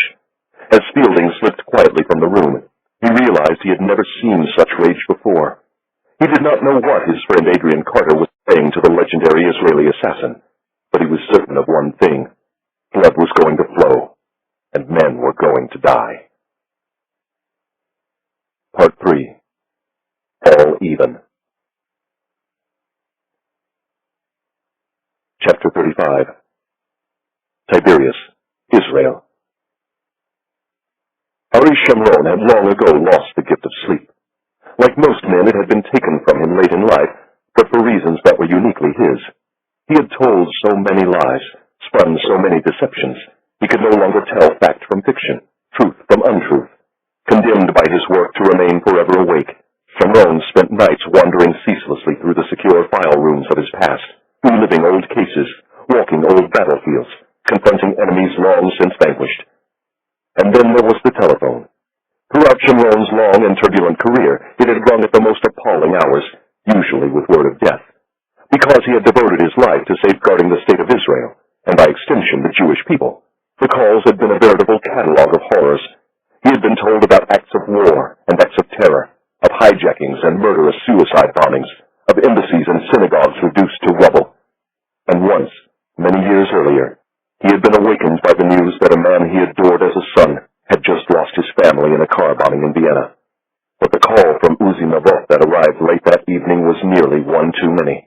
It caused Shamron to unleash a cry of rage and to seize his chest in anguish. Yila, who was lying beside him at the time, would later say she feared her husband was having another heart attack.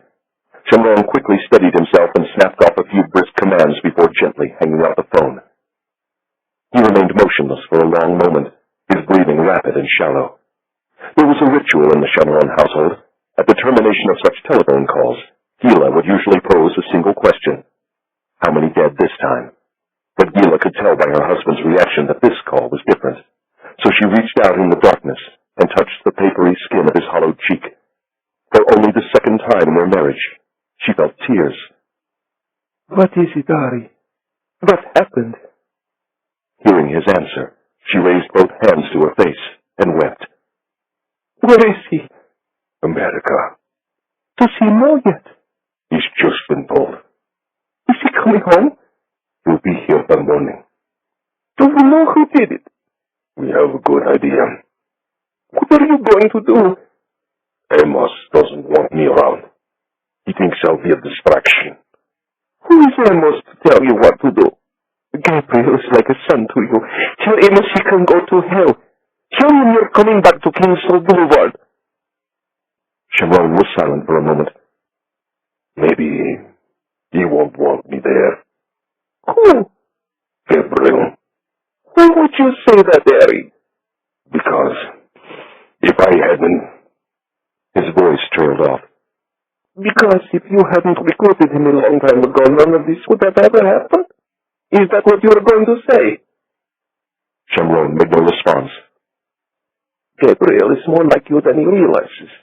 He has no choice but to fight. None of us do. Gila wiped the tears from her husband's cheeks. Get out of bed, Harry. Go to Tel Aviv and make sure you're waiting at Ben Gurion when he arrives. He needs to see a familiar face. She paused, then said, He needs to see his Abba. Shamron sat up and swung his feet slowly to the floor. Can I make you some coffee or something to eat? There isn't time. Let me get you some clean clothes. Gila switched on her lamp and climbed out of bed. Shamron snatched up the receiver of his telephone again and placed a call to the guard shack at the foot of his drive. It was answered by Ronnie, the longtime chief of his permanent security detail. Get the car ready, Shamron said. Something wrong, boss. It's Gabriel. You'll know the rest soon enough. Shemron hung up the phone and got to his feet. By then, Gila had his clothes laid out at the foot of the bed. Pressed khaki trousers, an Oxford cloth shirt, a leather bomber jacket with a tear in the right breast. Shemron reached down and tugged at it gently. We'll wage one more fight together, he thought. One last operation. He lit a cigarette and dressed slowly, as if armoring himself for the battle ahead. Pulling on his jacket, he made his way to the kitchen, where Gila was brewing a pot of coffee. I told you there isn't time. It's for me, Harry. You should go back to bed, Gila. I won't be able to sleep now. She looked at the cigarette burning between his yellowed fingers, but knew better than to scold him. Try not to smoke too much, the doctor says. I know what he says. She kissed his cheek. You call me when you can. I'll call. Shemron stepped outside. The house faced east, toward the Sea of Galilee and the looming dark mass of the Golan Heights. Shemron had bought it many years ago because it allowed him to keep watch on Israel's enemies. Tonight, those enemies were beyond the horizon. By their actions, they had just declared war on the office, and now the office would make war on them in return. Shemron's armored limousine was waiting in the drive. Rami helped him into the back before settling into the front passenger seat. As the car lurched forward, the bodyguard shot a glance over his shoulder and asked where they were going. Kingsall Boulevard. Rami gave a terse nod. Shemron reached for his secure phone and pressed the speed dial button. The voice that answered was young, male, and impertinent. It immediately set Shemron's teeth on edge. Making mincemeat of such voices was one of his favorite pastimes. I need to speak to him right away. He's asleep. Not for long. He asked not to be disturbed unless it's a matter of national crisis. Then I suggest you wake him. It better be important. The aide placed Shemron on hold. Never a good idea. 30 seconds later, another voice came on the line. Heavy with sleep, it belonged to Israel's prime minister. What is it, Harry? We lost 2 boys in Italy tonight, Shemron said. And Gabriel's wife is missing. It was Margherita, the housekeeper, who had made the discovery. Later, under questioning from Italian authorities, she would place the time at perhaps 5 minutes past 10, though she admitted to not having checked her wristwatch. The time happened to correspond satisfactorily to her mobile phone records, which showed she placed her first call at 10:07. The time also dovetailed well with her movements that night.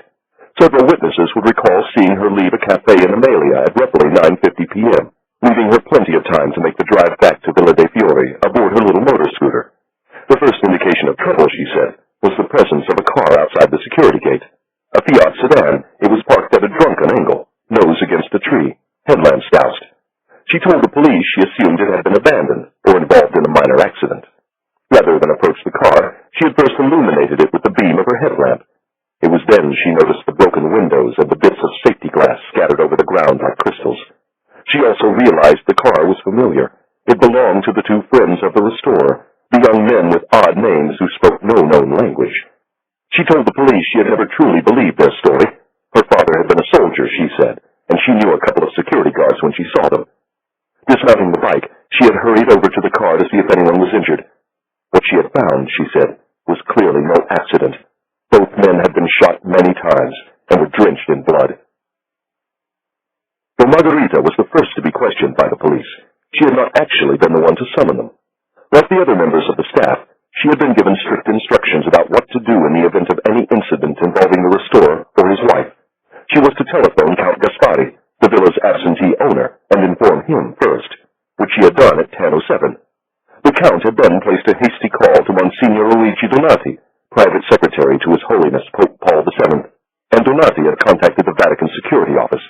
Within 20 minutes, units of both the Polizia di Stato and the Carabinieri had arrived at the villa's entrance and cordoned off the scene. Unable to locate the keys to the vehicle, the officers had opened the trunk by force. Inside they had found 3 suitcases, one filled with the belongings of a woman and a woman's handbag. The commanding officer had quickly surmised that the crime scene represented more than just a double homicide. It appeared there had been a woman in the car, and the woman was now missing. Unbeknownst to the officers at the scene, a quiet call had already been placed from the Vatican to the woman's employers in Tel Aviv. The officer who had taken the call immediately telephoned Uzi Navot, who was at that moment heading toward his home in the Tel Aviv suburb of Petah Tikva.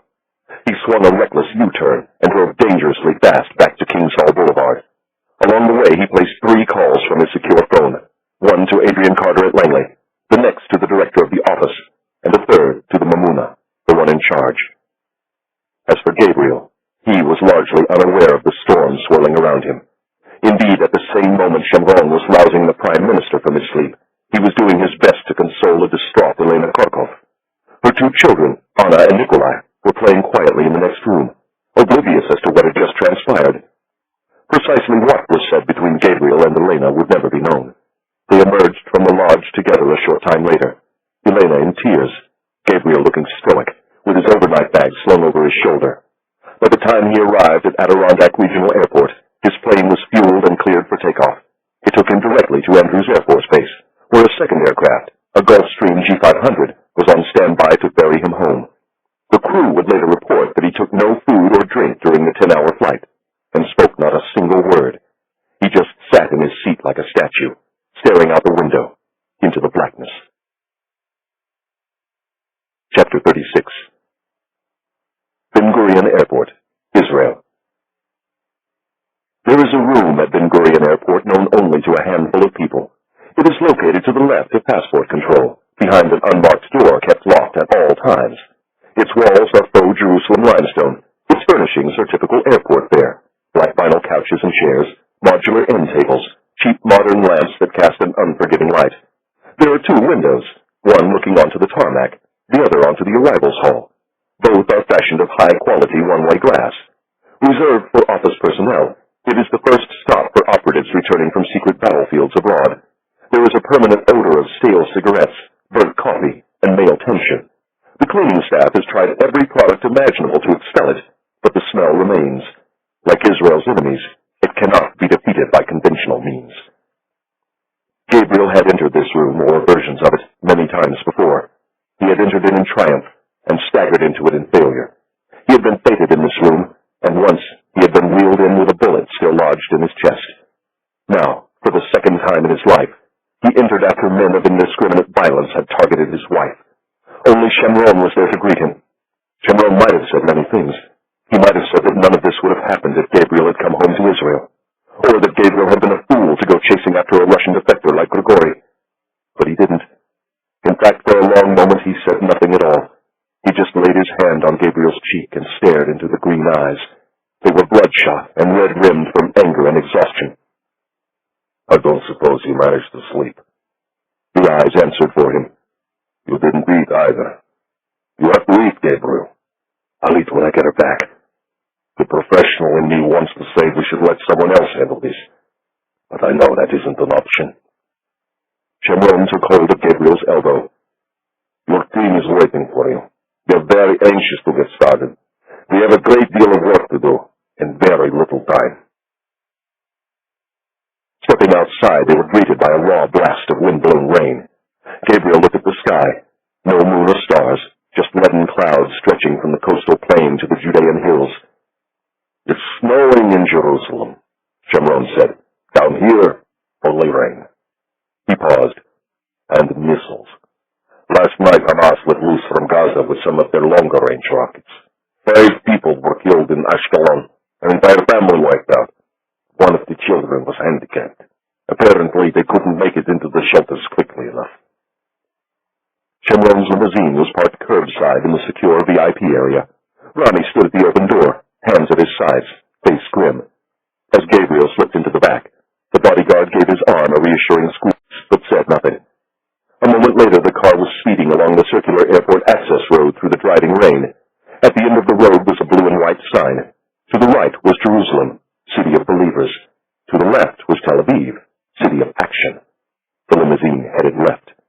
Shemron ignited a cigarette and brought Gabriel up to date.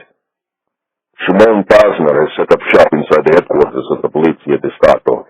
He's monitoring the Italian search efforts on a minute-by-minute basis and filing regular updates with the operations desk. Pazner was the Rome station chief. He and Gabriel had had the odd professional altercation over the years, but Gabriel trusted him with his life. And Chiara's too. Shimon has also conducted quiet conversations with the heads of both the Italian services.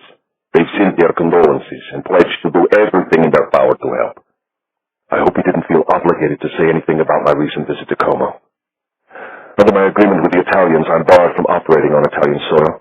He didn't, but I wouldn't worry too much about the Italians. You're not going back there anytime soon. How did he explain the fact that Chiara was traveling with bodyguards? He told them he'd picked up some threats against you. He didn't go into specifics.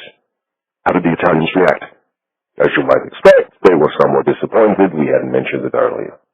But their first concern is trying to locate your wife. We've told them we believe the Russians are involved. Ivan's name hasn't come up. Not yet. It's important the Italians handle this quietly. They will.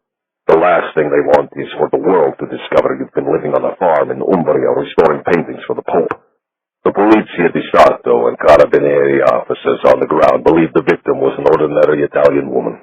Higher up the chain of command, they know there's a national security connection of some sort. Only the chiefs and their top aides know the truth. What steps are they taking? They are conducting a search in the area surrounding the villa, and have officers at every point of entry and border crossing. They can't search every vehicle, but they're running spot checks and tearing apart anything that looks remotely suspicious. Apparently, the drug traffic heading toward the Swiss tunnels is backed up for more than an hour. Do they know anything about how the operation went down? Sharon shook his head. No one saw a thing. They think Lior and Motti had been dead for a couple of hours before the housekeeper found them. Whoever did this was good. Lior and Motti never managed to get a shot off. Where are their bodies? They've been moved to Rome. The Italians will release them to us later this morning. They're hoping to do it quietly, but I doubt they'll be able to keep a lid on it much longer.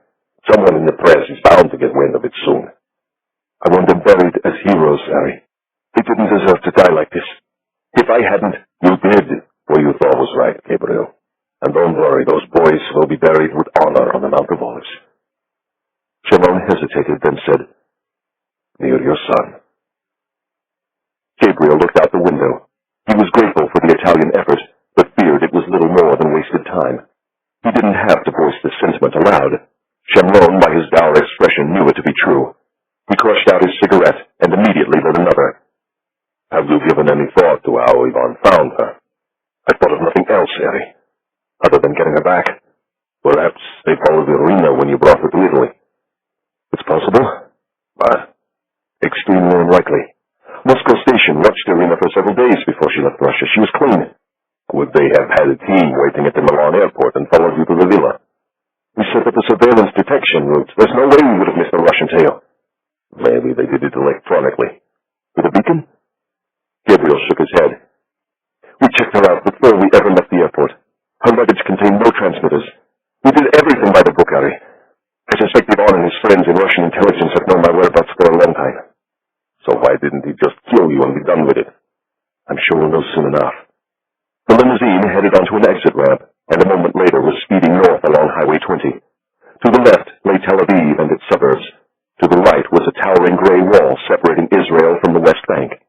There were some in Israel's defense and security establishment who referred to it as the Shamron Fence, because he had spent years advocating its construction.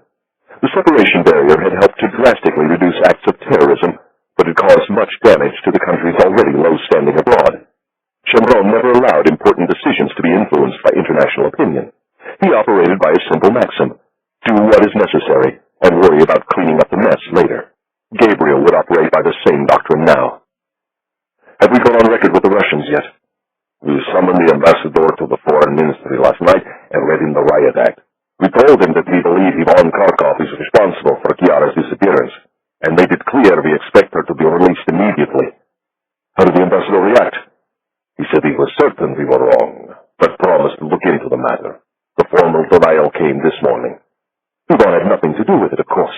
Of course, but I'm afraid it gets better. The FSB has offered to help locate Chiara. Oh, really? And what would they like in return? All information pertaining to her disappearance, plus the names of everyone who took part in the operation against Ivan in Moscow last summer. That means Ivan is acting with the Kremlin's blessing. Without question. It also means we'll have to treat the Russian services as adversaries. Fortunately, you have friends in London and Washington. Graham Seymour says the British services will do whatever they can to help. And Adrian Carter has already sent a cable to all his stations and bases regarding Chiara's abduction. He'll pass along anything the CIA happens to pick up. I need complete coverage of all of Ivan's communications. You've already got it. All relevant NSA intercepts will be turned over to our station chief in Washington. Sharon paused. The question is, what does Ivan want? And when are they going to hear from him? The car exited Highway 20 and spiraled down onto a rain-swept avenue in North Tel Aviv. Shimron placed a hand on Gabriel's arm. This is not the way I wanted you to come back here, my son. But welcome home. Gabriel looked out the window at a passing street sign. Sderot Shol Herlech, King Saul Boulevard. Chapter 37. King Saul Boulevard, Tel Aviv. MI5 had the imposing gray stone solemnity of Thames House. The CIA had the glass and steel sprawl of Langley. The office had King Saul Boulevard. It was drab, featureless, and best of all, anonymous. No emblem hung over its entrance. No brass lettering proclaimed its occupant. In fact, there was nothing at all to suggest it was the headquarters of one of the world's most feared and respected intelligence services. A closer inspection of the structure would have revealed the existence of a building within a building, one with its own power supply, its own water and sewer lines, and its own highly secure communication system. Employees carried two keys. One opened an unmarked door in the lobby. The other operated the elevator. Those who committed the unpardonable sin of losing one or both of their keys were banished to the Judean wilderness, never to be seen or heard from again. Gabriel had come through the lobby just once, the day after his first encounter with Shimron. From that point forward, he had only entered the building black, through the underground garage. He did so again now, with Shimron at his side. Amos Sheret, the director, was waiting in the foyer with Uzi Navot at his side. Gabriel's relations with Amos were cool at best, but none of that mattered now. Gabriel's wife, an office agent, was missing and presumed to be in the hands of a proven murderer who had sworn vengeance. After expressing his condolences, Amos made it clear the complete arsenal of the office, both human and technical, was now at Gabriel's disposal. Then he led Gabriel into a waiting elevator, followed by Shimron and Navot. I've cleared an office for you on the top floor, Amos said. You can work from there. Where's my team? The usual place. Then why should I work on the top floor? Amos stabbed at a button on the control panel. The elevator headed down. For many years, it had been a dumping ground for obsolete computers and worn-out furniture, often used by officers of the night staff as a place for romantic trysts. Now, room 456C, a cramped subterranean chamber 3 levels beneath the lobby, was known as Gabriel's lair. Affixed to the door was a faded paper sign, Temporary Committee for the Study of Terror Threats in Western Europe. Gabriel tore it away, then punched the code into the electronic combination lock. The room they entered was littered with the debris of operations past, and, some claimed, haunted by their ghosts. Seated at the communal work tables were the members of Gabriel's team, Dina and Ramona, Yakov and Yossi, Eli Levan and Mikhail. They had been joined by 5 additional officers, a pair of all-purpose field operatives, Oded and Mordecai, and 3 young geniuses from Technical, who specialized in covert cyber ops. They were the same 3 men who had raided Ivan's bank accounts in the days after his wife's defection. For the past several days, their frightening collection of skills had been focused on the financial holdings of another Russian oligarch, Viktor Orlov. Gabriel stood at the head of the room and surveyed the faces before him. He saw only anger and determination. These same men and women had carried out some of the most daring and dangerous operations in office history. At that moment, not one questioned their ability to locate Chiara and bring her home. If for some reason they failed, then tears would be shed. But not now, and not in front of Gabriel. He stood before them in silence, his gaze moving slowly from wall to wall, over the faces of the dead. Khaled al-Khalifa, Ahmed bin Shafiq, Zizi al-Bakari, Youssef Ramadan. There were many more, of course, almost too many to recall. They were murderers all, and each deserved the death sentence that Gabriel had administered. He should have killed Ivan as well. Now Ivan had taken Gabriel's wife. Regardless of the outcome, Ivan would spend the rest of his life a hunted man. So too would anyone remotely connected to the affair. They stood no chance of survival. Gabriel would find them all no matter how long it took, and he would kill each and every one of them. For now, though, punishing the guilty would have to wait. Finding Chiara was all that mattered. They would start the search by locating the man who had planned and executed her abduction, the man who had introduced himself to Irina Bogdanova as Anatoly, friend of Viktor Orlov, the man who had just made the biggest mistake of his professional career. Gabriel hung his photograph now in the gallery of the dead, and then he told his team a story. There is a memorial not far from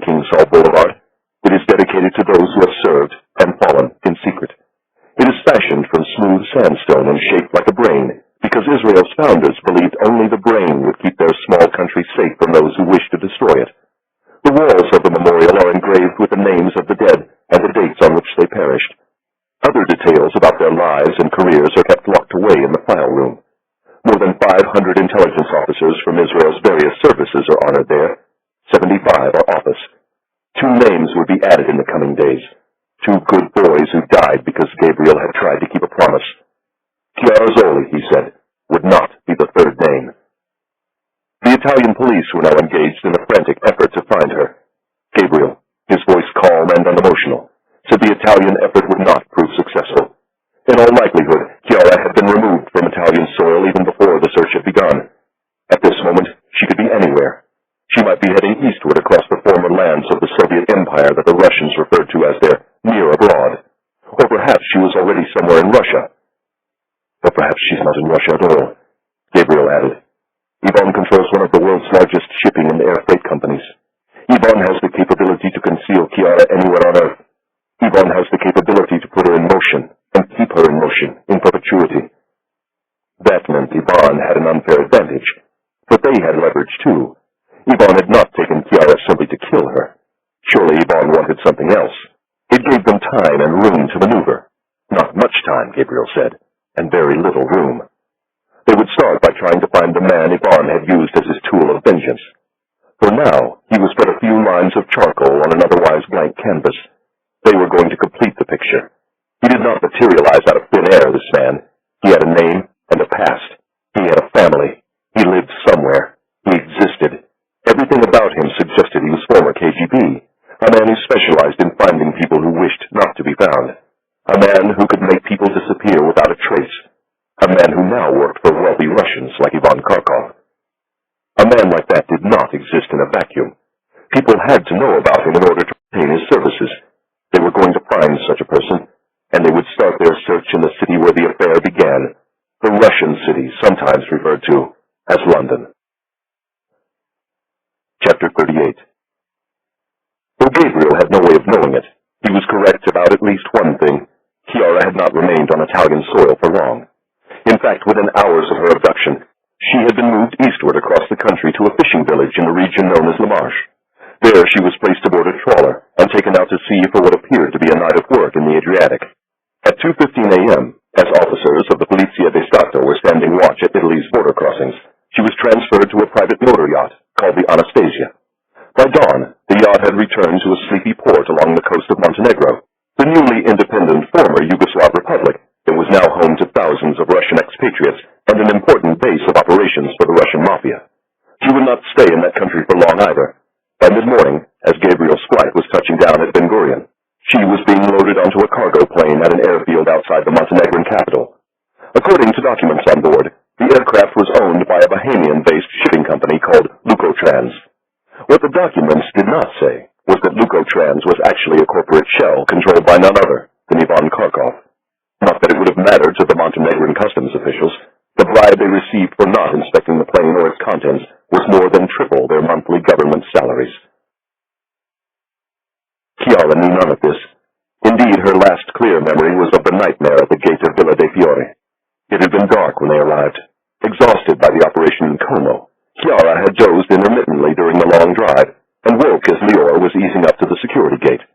To open it required the correct 6-digit code. Lior was entering it into the keypad when the men with black hoods emerged from the trees. Their weapons dispensed death with little more than a whisper. Morty had been hit first, Lior second.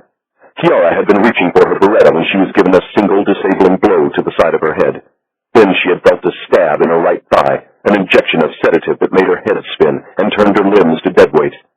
The last thing she remembered was the face of a woman looking down at her. "Behave, and we might let you live," the woman said in Russian accented English. Then the woman's face turned to water, and Chiara lost consciousness. Now she was adrift in a world that was part dream, part memory. For hours she wandered lost through the streets of her native Venice as the floodwaters of the Acqua Alta swirled around her knees. In a church in Cannaregio, she found Gabriel seated atop a work platform, conversing softly with St. Christopher and St. Jerome. She took him to a canal house near the old Jewish ghetto and made love to him in sheets soaked with blood, while Leah, his wife, watched from her wheelchair in the shadows. A parade of other images filed past, some nightmarish in their depiction, others rendered accurately. She relived the day Gabriel told her he could never marry her, and the day not 2 years later, when he threw her a surprise wedding on Shemron's terrace overlooking the Sea of Galilee. She walked with Gabriel through the snow-covered killing grounds of Treblinka, and knelt over his broken body in a sodden English pasture, pleading with him not to die. Finally, she saw Gabriel in a garden in Umbria, surrounded by walls of Etruscan stone. He was playing with a child, not the child he had lost in Vienna, but the child Chiara had given to him, the child now growing inside her. She had been a fool to lie to Gabriel. If only she had told him the truth, he would have never gone to London to keep his promise to Grigori Bulganov, and Chiara would not be the prisoner of a Russian woman, a woman who was now standing over her, syringe in hand. She had milk-white skin and eyes of translucent blue, and appeared to be having difficulty maintaining her balance. This was neither dream nor hallucination. At that moment, Chiara and the woman were caught in a sudden squall in the middle of the Adriatic. Chiara did not know this, of course. She only knew that the woman nearly toppled while giving her an injection of sedative, inserting the needle with far more force than was necessary. Slipping once more into unconsciousness, Chiara returned again to the garden in Umbria. Gabriel was bidding farewell to the child. It wandered into a field of sunflowers and disappeared. Chiara woke once more during the journey, this time by the drone of an aircraft in flight and the stench of her own vomit. The woman was standing over her again, another loaded syringe in hand. Chiara promised to behave, but the woman shook her head and inserted the needle.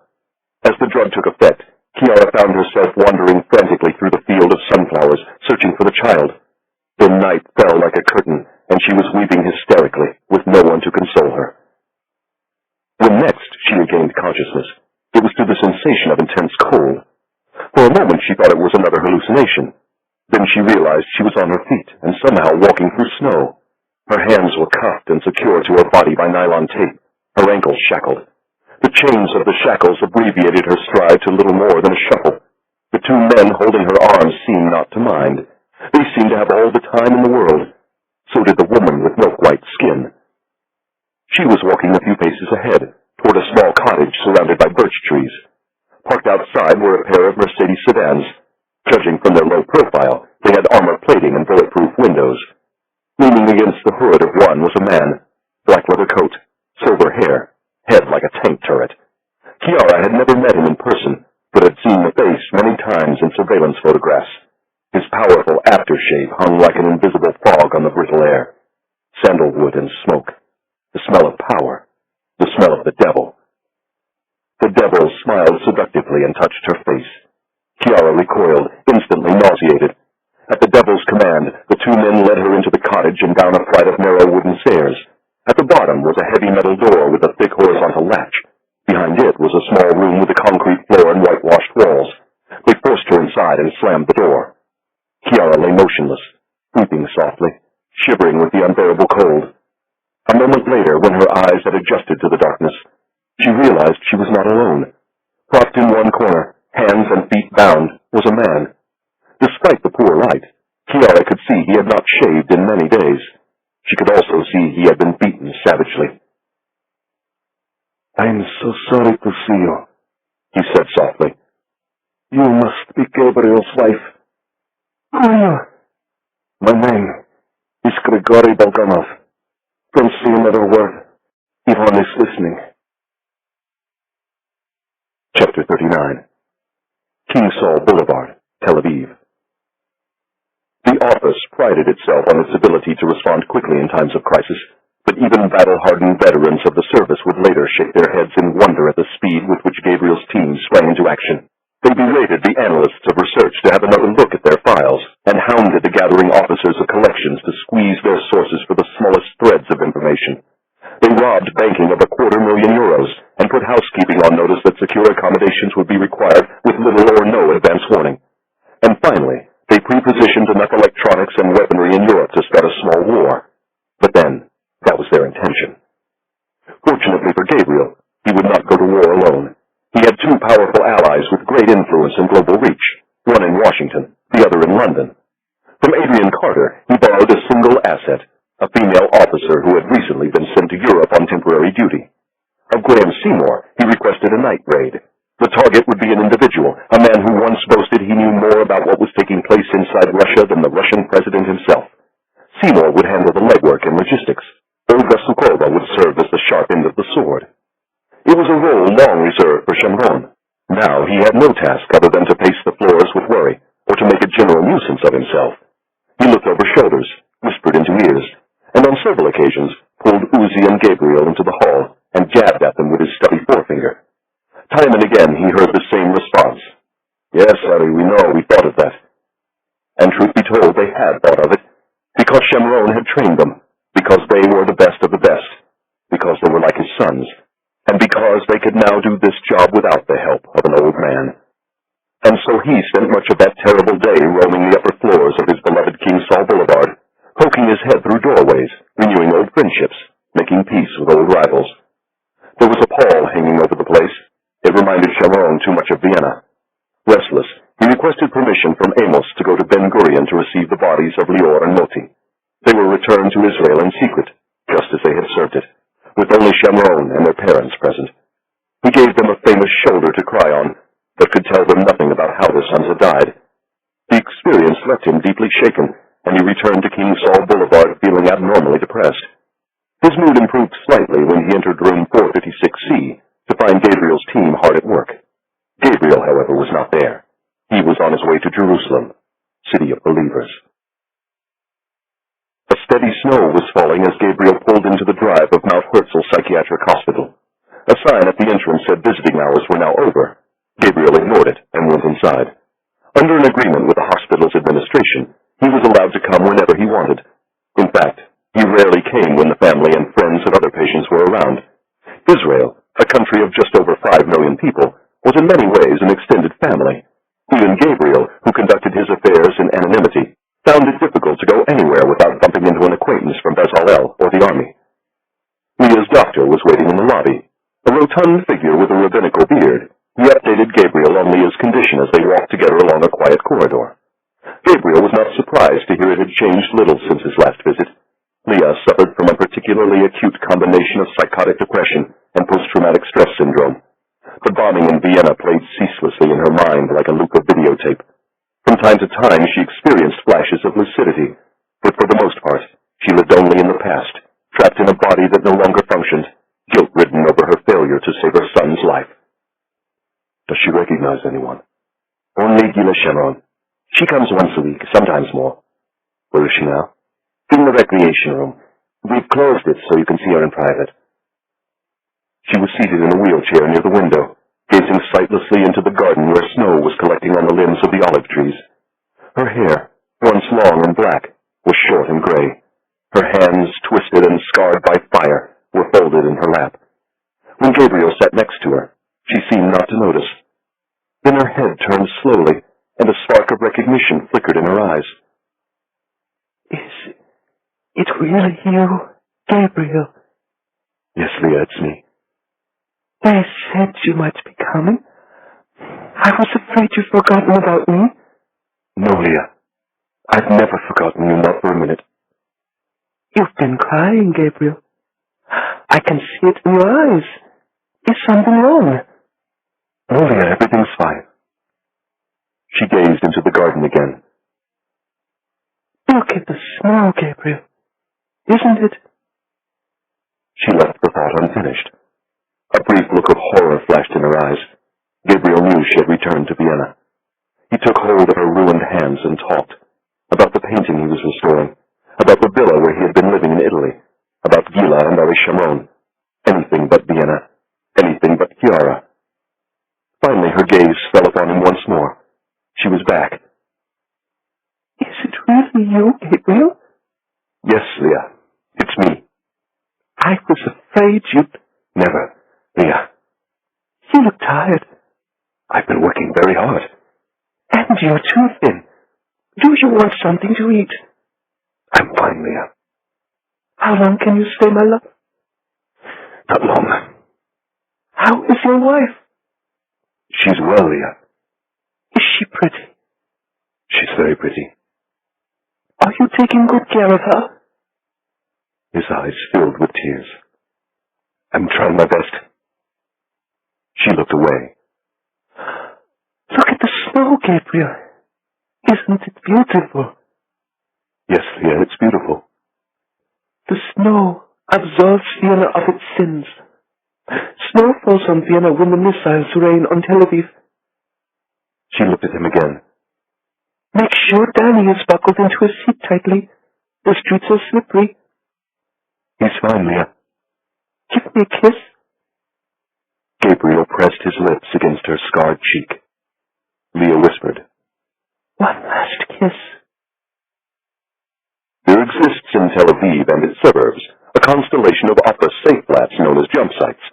They are places where, by doctrine and tradition, operatives spend their final night before departing Israel for missions abroad. Neither Gabriel nor any member of his team bothered to go to their assigned site that night. There wasn't time. In fact, they worked straight through the night and were so late arriving at Ben Gurion that El Al officials had to slip them through the usual gauntlet of security procedures. In another break with tradition, the entire team traveled aboard the same aircraft, El Al Flight 315 to London. Only Gabriel had a role to play that evening. He separated from the others at Heathrow and made his way to Cheney Walk in Chelsea. A few minutes after 6, he rounded the corner into Cheney Gardens and rapped his knuckle twice on the back of an unmarked black van. Graham Seymour opened the door and beckoned him inside. The target was in place. The sword was ready. The night raid was about to begin. Chapter 40. Chelsea, London. It was said of Victor Orlov that he divided people into two categories, those willing to be used and those too stupid to realize they were being used. There were some who would have added a third, those willing to let Victor steal their money. He made no secret of the fact he was a predator and a robber baron. Indeed, he wore these labels proudly, along with his $10,000 Italian suits and his trademark striped shirts, specially made by a man in Hong Kong. The dramatic collapse of communism had presented Orlov with the opportunity to earn a great deal of money in a brief period of time, and he had taken it. Orlov rarely apologized for anything, least of all the manner in which he had become rich. Had I been born an Englishman, my money might have come to me cleanly, he told a British interviewer shortly after taking up residence in London. But I was born a Russian, and I earned a Russian fortune.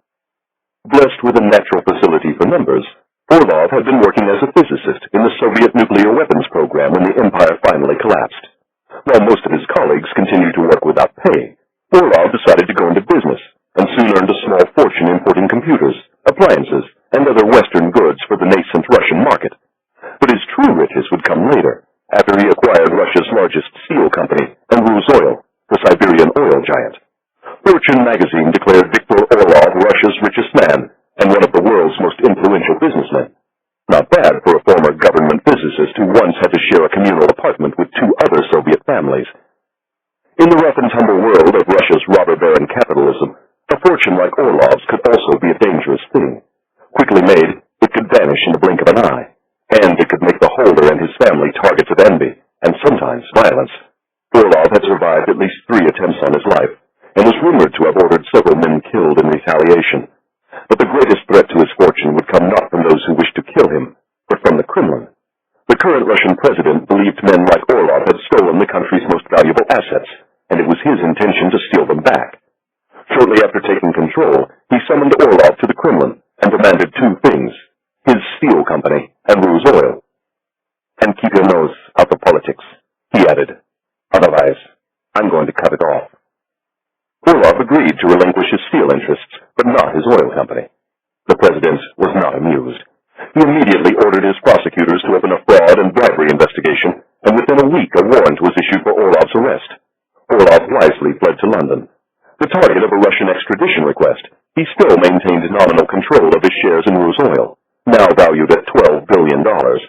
But they remained legally icebound, beyond the reach of both Orlov and the man who wanted them back, the Russian president. Early in Orlov's exile, the press had hung on his every word. A reliable source of incendiary copy about Kremlin skullduggery, he could fill a room with reporters with an hour's notice. But the British press had tired of Victor, just as the British people had grown weary of Russians in general. Few cared what he had to say anymore, and fewer still had the time or patience to sit through one of his lengthy tirades against his arch-rival, the Russian president. And so it came as no surprise to Gabriel and his team when Orlov readily accepted a request for an interview from one Olga Sukova, former crusading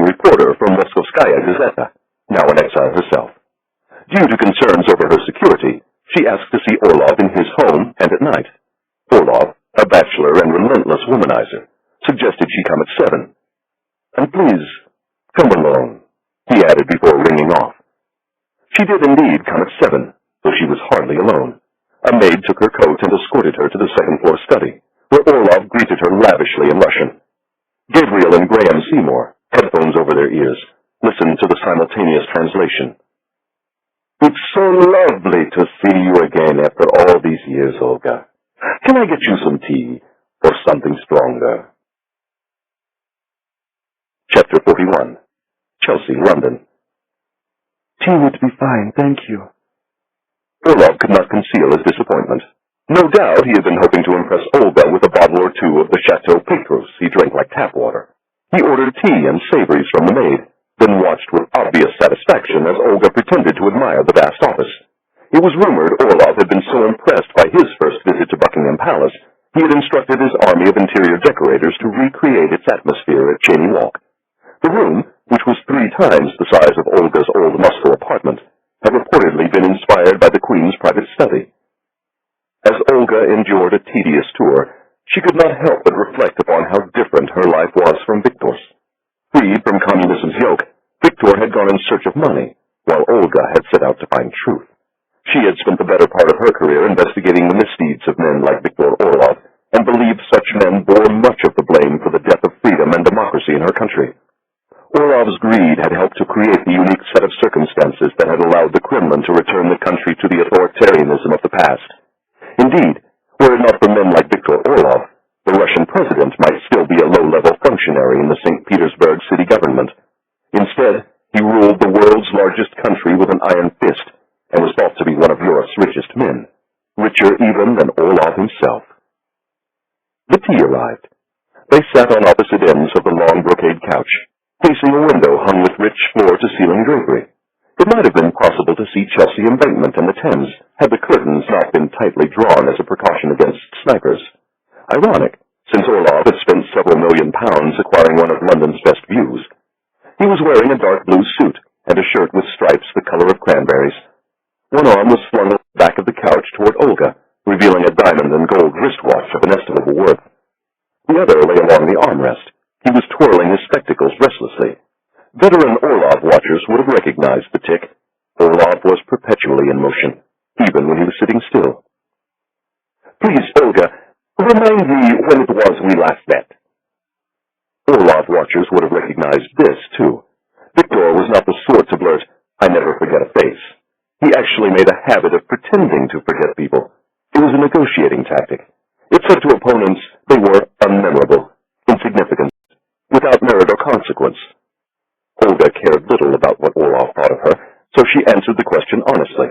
They had met just once, she reminded him. The encounter had taken place in Moscow, shortly before he fled to London.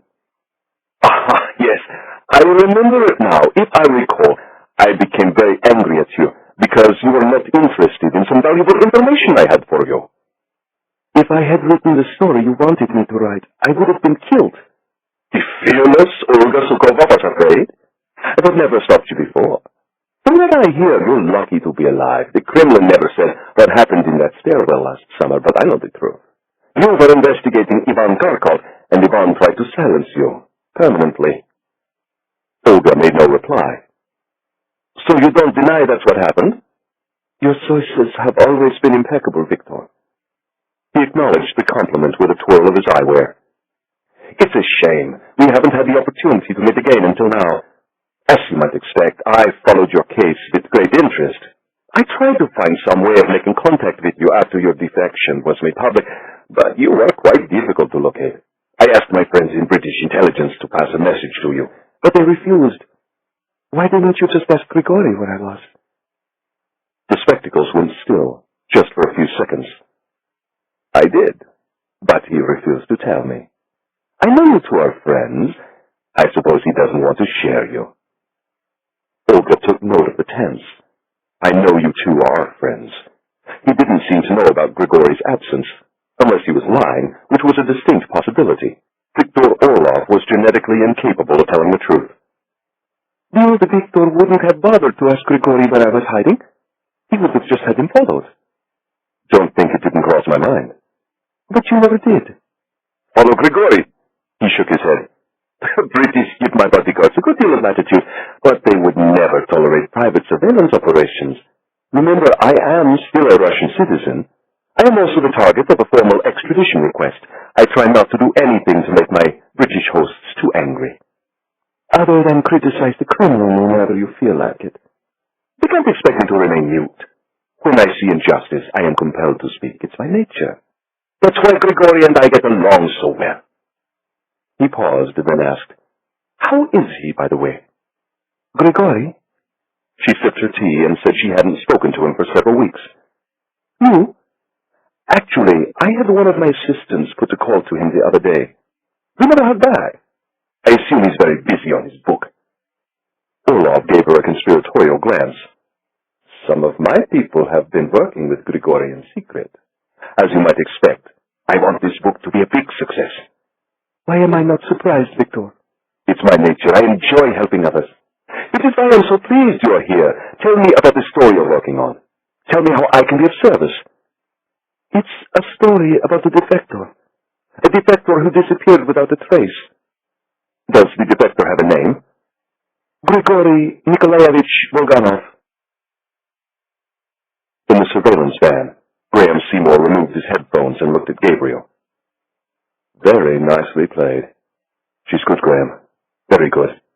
Can I have her when you're done?" Gabriel raised a finger to his lips. Victor Orlov was speaking again. They heard a burst of rapid Russian, followed by the voice of the translator.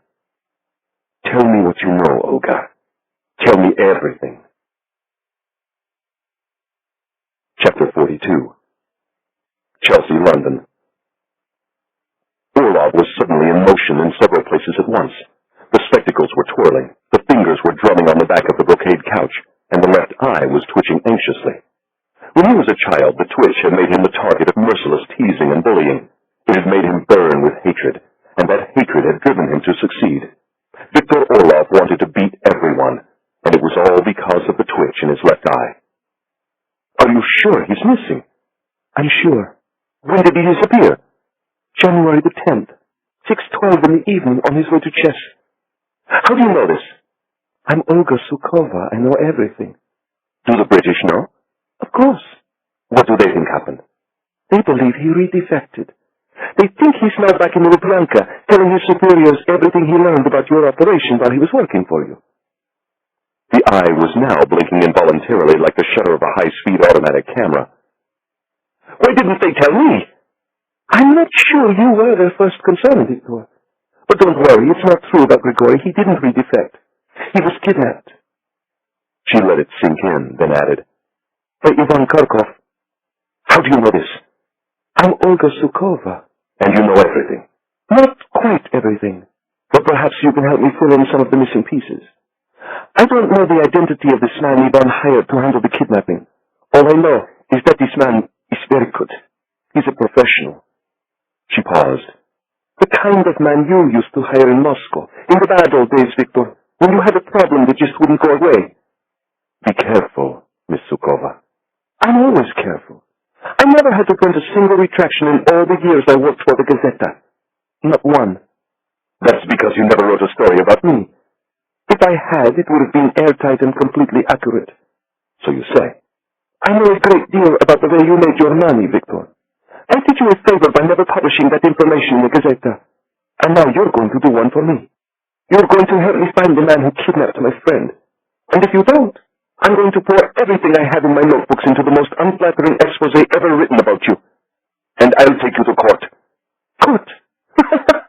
Do you really think I'm afraid of a British court?" She reached into her handbag and withdrew a photograph, a man standing in the arrivals hall of Heathrow Airport. Orlov slipped on his spectacles. The eye twitched nervously. He pressed a button on the side table, and the maid materialized. "Bring me a bottle of Petrus, now!" He tried to slip out of the noose, of course, but Olga was having none of it. She calmly recited a couple of names, a date, and the details of a certain transaction involving a company Victor once owned, just enough to let him know her threats were not idle. Victor drank his first glass of Petrus quickly and poured another. Olga had never seen Victor show fear before, but he was clearly afraid now. An experienced reporter, she recognized the manifestations of that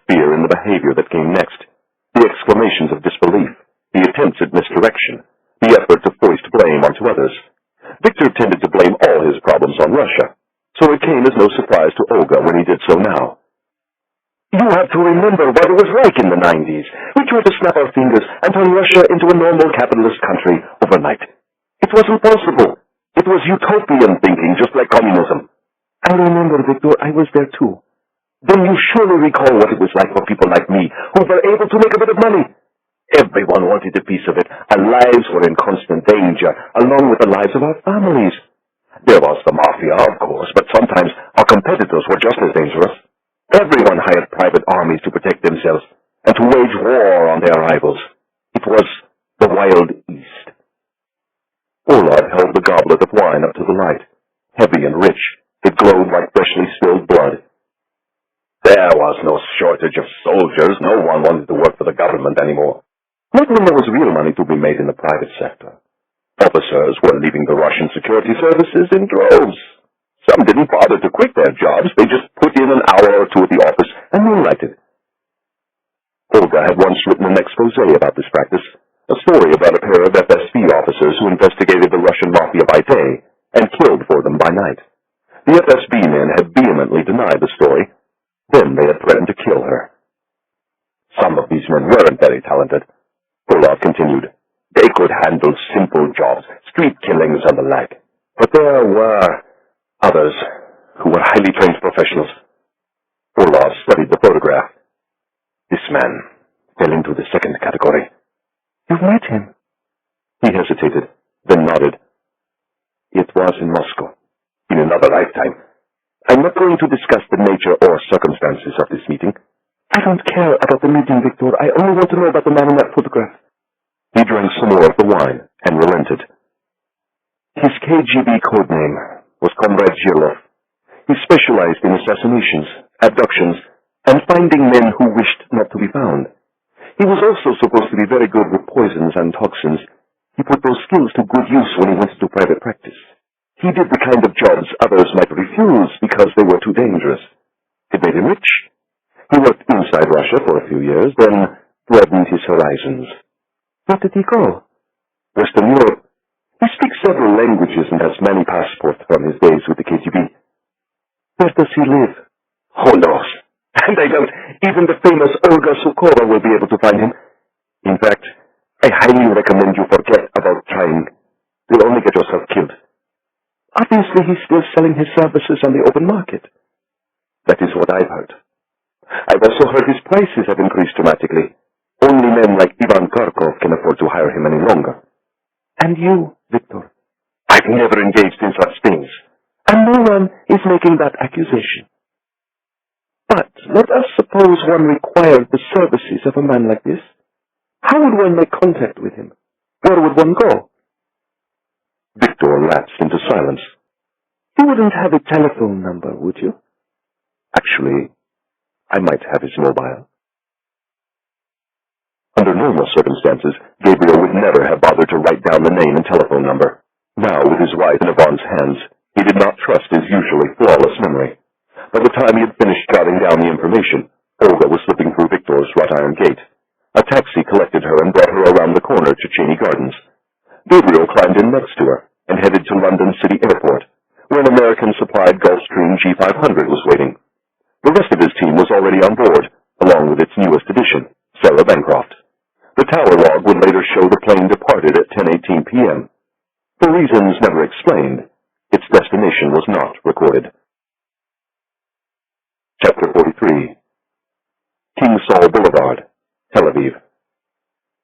It might not have seemed like much, a name, a business address, a pair of phone numbers, but in the hands of an intelligence service like the Office, it was enough to open a man up stem to stern.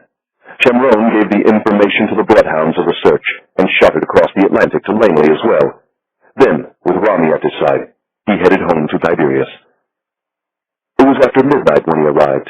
He undressed in the darkness and crept into bed quietly so as not to wake Gila. He didn't bother to close his eyes.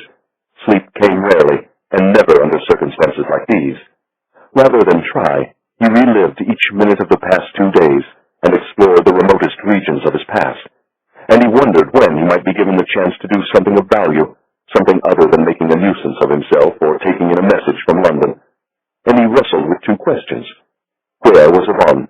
And why hadn't they heard from him?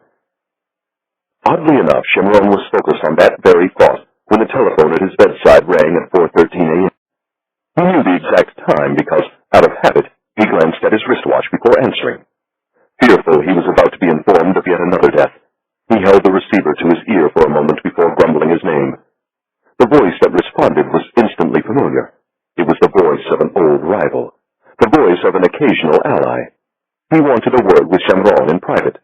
He was wondering whether Shemron was free to come to Paris. In fact, said the voice, it would be wise for Shemron to find some way of getting on the 9 o'clock flight out of Ben Gurion.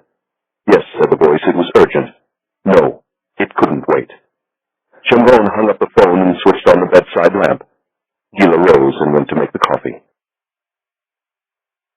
Ivan had chosen his envoy with care. There were few people who had been in the trade longer than Ari Shemron, but Sergei Korovin was one of them. After spending the 1950s in Eastern Europe, the KGB taught him to speak Arabic and sent him off to make mischief in the Middle East. He went first to Baghdad, then Damascus, then Tripoli, and finally Cairo. It was in the tense summer of 1973 that Korovin and Shemron first crossed paths. Operation Wrath of God was in full swing in Europe. The terrorists of Black September were killing Israelis wherever they could be found, and Shemron alone was convinced the Egyptians were preparing for war. He had a spy in Cairo who was telling him so, a spy who was then arrested by the Egyptian Secret Service. With his execution just hours away, Shemron had reached out to Korovin and asked him to intercede. After weeks of negotiations, Shemron's spy was allowed to stagger across the Israeli lines in the Sinai. He had been severely beaten and tortured, but he was alive. 1 month later, as Israel was preparing for Yom Kippur, the Egyptians staged a surprise attack. By the mid-1970s, Sergei Korovin was back in Moscow, working his way steadily up the ranks of the KGB. Promoted to general, he was placed in charge of Department 18, which dealt with the Arab world, and was later given command of Directorate R, which handled operational planning and analysis. In 1984, he took control of the entire First Chief Directorate, a position he held until the KGB was disbanded by Boris Yeltsin. If given the chance, Sergei Korovin would have probably killed the Russian president himself. Instead, he burned his most sensitive files and went quietly into retirement. But Shemron knew better than anyone there was really no such thing, especially for Russians. There was a saying within the Brotherhood of the Sword and the Shield, once a KGB officer, always a KGB officer. Only in death was one truly free. And sometimes, not even then. Shemron and Korovin had maintained contact over the years. They had met to swap stories, share information, and do each other the occasional favor. It would have been wrong to describe them as friends, more like kindred spirits. They knew the rules of the game and shared a healthy cynicism for the men they served. Korovin was also one of the few people in the world who could keep pace with Shemron's tobacco intake. And like Shemron, he had little patience for trivial matters, such as food, fashion, or even money. It's a shame Sergei wasn't born an Israeli, Shemron once told Gabriel. I would have enjoyed having him on our side. Shemron knew time could be hard on Russian men. They tended to age in the blink of an eye, young and virile 1 minute, wrinkled paper the next.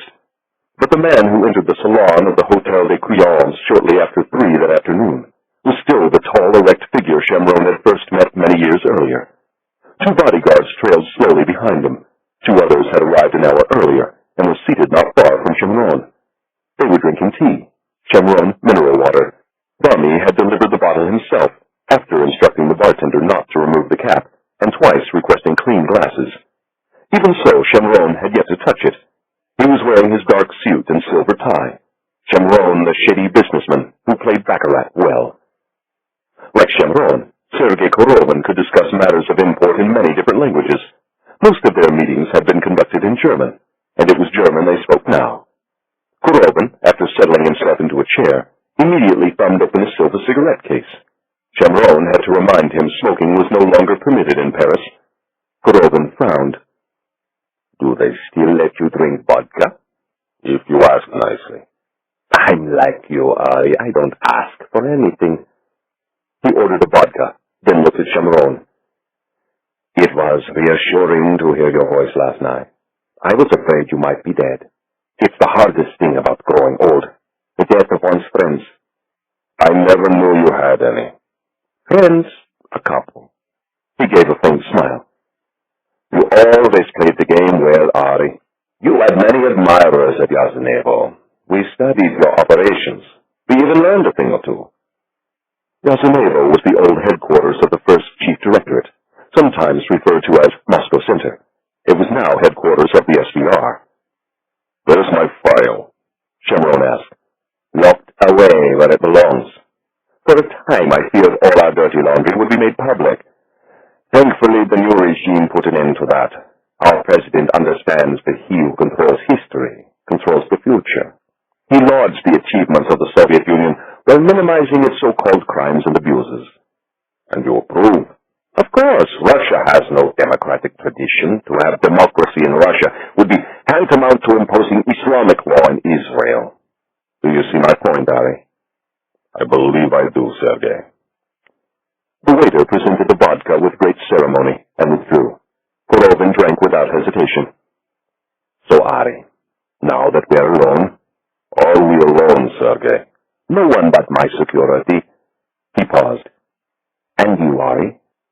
Shemron glanced at Ronnie, who was seated near the entrance of the ornate salon, pretending to read the Herald Tribune.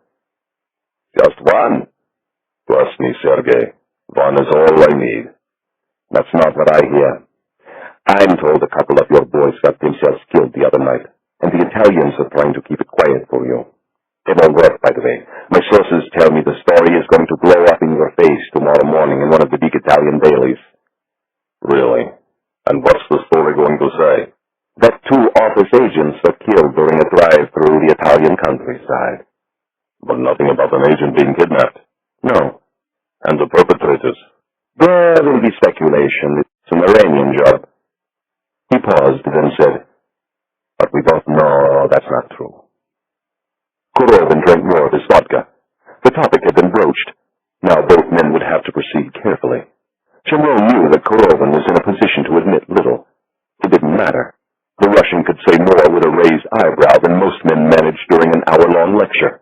Shemron made the next move. We've always been honest with each other, Sergei. As honest as 2 men can be in this business. So let me be honest with you now. We believe our agent was taken by Ivan Kharkov. We believe it was in retaliation for an operation we ran against him last fall. I know all about your operation, Ari. The whole world does. But Ivan Kharkov had absolutely nothing to do with the disappearance of this woman. Shemron ignored everything about Korovin's response except for a single word. Woman. It was all he needed to know. The Russian had just laid his bona fides upon the table. The negotiation could now begin. It would follow a set of carefully prescribed guidelines and be conducted mainly with falsehoods and half-truths. Nothing would be admitted, and no demands would ever be stated. It wasn't necessary. Shemron and Korovin both spoke the language of lies. Are you sure, Sergei? Are you sure Ivan's hands are clean? I've spoken to representatives of Ivan personally. Another pause, then.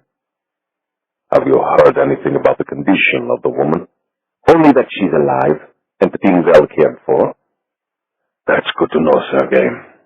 If that could continue, we would be most grateful. I'll see what I can do.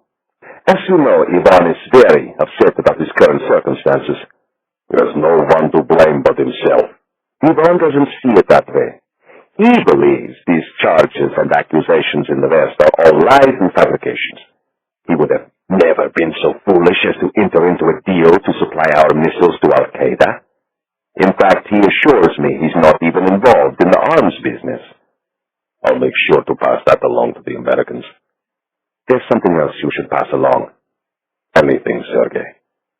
Ivan believes his children were taken from him illegally in France last summer. Ivan wants them back. Shemron shrugged his shoulders, feigning surprise. I never knew the Americans had them. We believe this to be the case, despite the official statements to the contrary. Perhaps someone could put in a good word with the Americans on Ivan's behalf. No, it was Korovin's turn to shrug.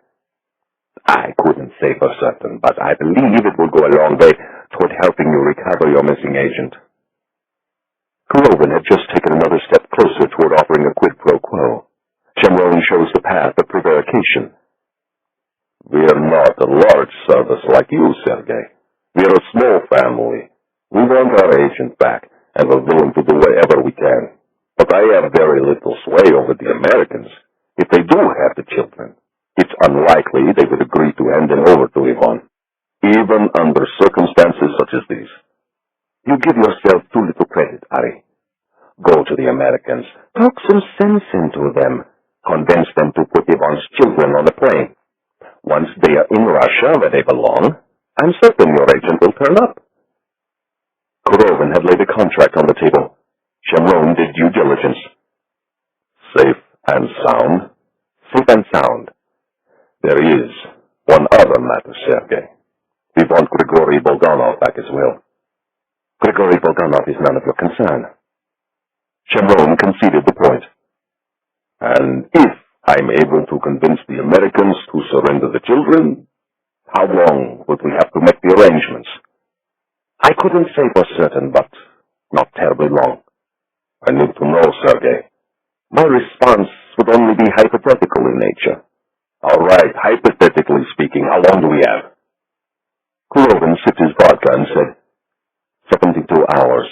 That's not long, Sergei. It is what it is. How do I contact you? You don't. We'll meet again on Tuesday at 4 in the afternoon. As one friend to another, I would strongly advise you to have an answer by then. Where shall we meet? Is one still permitted to smoke in the Jardin des Tuileries? For now. Then let's meet there. The benches near the Jeu de Paume. 4 o'clock. Korovin nodded. 4 o'clock. Chapter 44. Hotel Bristol, Geneva. The news from Paris was quickly flashed to several points around the globe, to the operations desk at Kingsall Boulevard, to Thames House in London, and to CIA headquarters in Langley, and to the stately Hotel Bristol in Geneva, temporary home of Gabriel and his team. Though they were deeply relieved to hear Chiara was indeed alive, there was nothing resembling celebration. Ivan's terms were, of course, unacceptable. They were unacceptable to Shemron, unacceptable to the Americans, and especially unacceptable to Gabriel. No one was prepared to ask Elena Korkov to sacrifice her children, least of all a man who had once lost one of his own. Ivan's offer did serve one valuable purpose, though. It gave them a bit of time and some additional room to maneuver. Not much time, just 72 hours, and very little room. They were going to pursue Chiara and Grigori along parallel paths. One was the path of negotiation, the other the path of violence. Gabriel would have to move quickly, and he would be forced to take chances. For now he had just one man in his sights, Vladimir Chernov. Everything Victor Orlov said checks out, Nabot told Gabriel late that afternoon over coffee in the piano bar. They are monitoring his phones and keeping watch on his office and apartment. Kingsall Boulevard is making headway on getting into his computers. He's got good security software, but it won't keep the cyber boys out long. How much do we know about his past? He was definitely KGB. He worked in the 9th Directorate, the division that protected Soviet leaders in the Kremlin. Apparently, Chernov was assigned to Gorbachev's detail at the end. And when the KGB disbanded? He wasted very little time going into private practice. He formed a security company in Moscow and advised the newly rich on how to keep themselves and their valuables safe. He did quite well for himself. When did he set up shop here? 5 years ago. Langley's had concerns about him for some time. The Americans won't shed a tear if he has a mishap. Age? 46. Physically fit, I take it. He's built like Lenin's tomb, and he keeps in shape. Nabot handed Gabriel his PDA. On the screen was a surveillance photograph shot earlier that afternoon. It showed Chernov entering his office building. He was a big man, over 6 feet tall, with deeply receded hair and small eyes set in a round, fleshy face. Does he have a security detail of his own? Rides around town in a big Audi sedan. The windows are clearly bulletproof. So is the guy who sits at his side. I'd say that both the bodyguard and the driver are extremely well armed. Family? The ex-wife and children are back in Moscow. He's got a girlfriend here in Geneva. Swiss? Russian. A kid from the provinces. Sells gloves around the corner from Chernov's office. Does the kid have a name? Ludmila Akulova. They're having dinner out tonight at a restaurant called Les Amours. Gabriel knew it. It was in the old town near the Hotel de Ville. What time? 8:30. How far is Vladimir's apartment from Amour's? Not far. He lives near the cathedral. What's the building like? Small and traditional. There's an intercom with a keypad at the street entrance. Tenants can use their keys or punch in the code. We had a look inside earlier this afternoon. There's an elevator, but Vladimir's flat is just one floor up. And the street? Even in the middle of the day, it's quiet. At night, Navod's voice trailed off. Dead. Ever eaten at Leon's? Can't say I've had the pleasure. If they sit down to dinner at 8:30, it's going to be late by the time they get to that apartment. We'll take him then. You're assuming Ludmila will be accompanying him? Yes, Uzi, I'm assuming that. What are we going to do with her? Scare the daylights out of her and leave her behind. What about the driver and the bodyguard? I'm going to need them to make a point. They're going to require a diversion of some sort. Your diversion is upstairs in room 702. She's registered under the name Irene Moore. Her real name is Sarah Bancroft. Where do you want to take them? Somewhere on the other side of the border. Somewhere isolated. Tell housekeeping we're going to need maid service. Tell them it's going to be messy. There are many sophisticates who dismiss Geneva as dull and provincial, a Calvinist handmaiden too frigid to loosen her blouse. But they have not heard the peal of her church bells on a cold winter's night, or watched snowflakes settling gently over her cobblestone streets, and they have not dined at a quiet corner table at Les Amours in the company of a beautiful Russian woman. The salads were crisp, the veal superb, and the wine, a 2006 Batar Montrachet by Joseph Drouin, was delivered at the perfect temperature by an attentive sommelier. They took their time with the cognac, customary on a snowy February night in Geneva, and at 11 o'clock were holding hands as they climbed into the back of the Mercedes sedan, parked outside the old arsenal. All signs pointed to a night of passion at the apartment near the cathedral. That indeed might have been the case, were it not for the woman waiting outside the entrance in the snow. She had skin like alabaster, and was wearing a leather jacket and fishnet stockings. Had her makeup not been smeared from a night of weeping, she might have been very pretty. The couple who emerged from the back of the Mercedes initially paid her little attention. A waif, they must have thought. A working girl. Maybe a drug addict. Certainly no threat to a man like Vladimir Chernov. After all, Chernov had once served as bodyguard to the last leader of the Soviet Union. Chernov could handle anything. Or so he thought. Her voice was plaintive at first, childlike. She referred to Chernov by his first name, clearly a shock, and accused him of many crimes of the heart. He had made declarations of love, she said. He had made promises about the future. He had pledged financial support for the child she was now caring for alone. With Ludmila now seething, Chernov tried to tell the woman she had obviously mistaken him for someone else. This earned him a hard slap across the face, which had the effect of drawing the bodyguards from the car. The melee that ensued lasted precisely 27 seconds. A video recording of it exists and is used for training purposes to this day. It must be said that, at the outset, Chernov's Russian bodyguards acted with admirable restraint.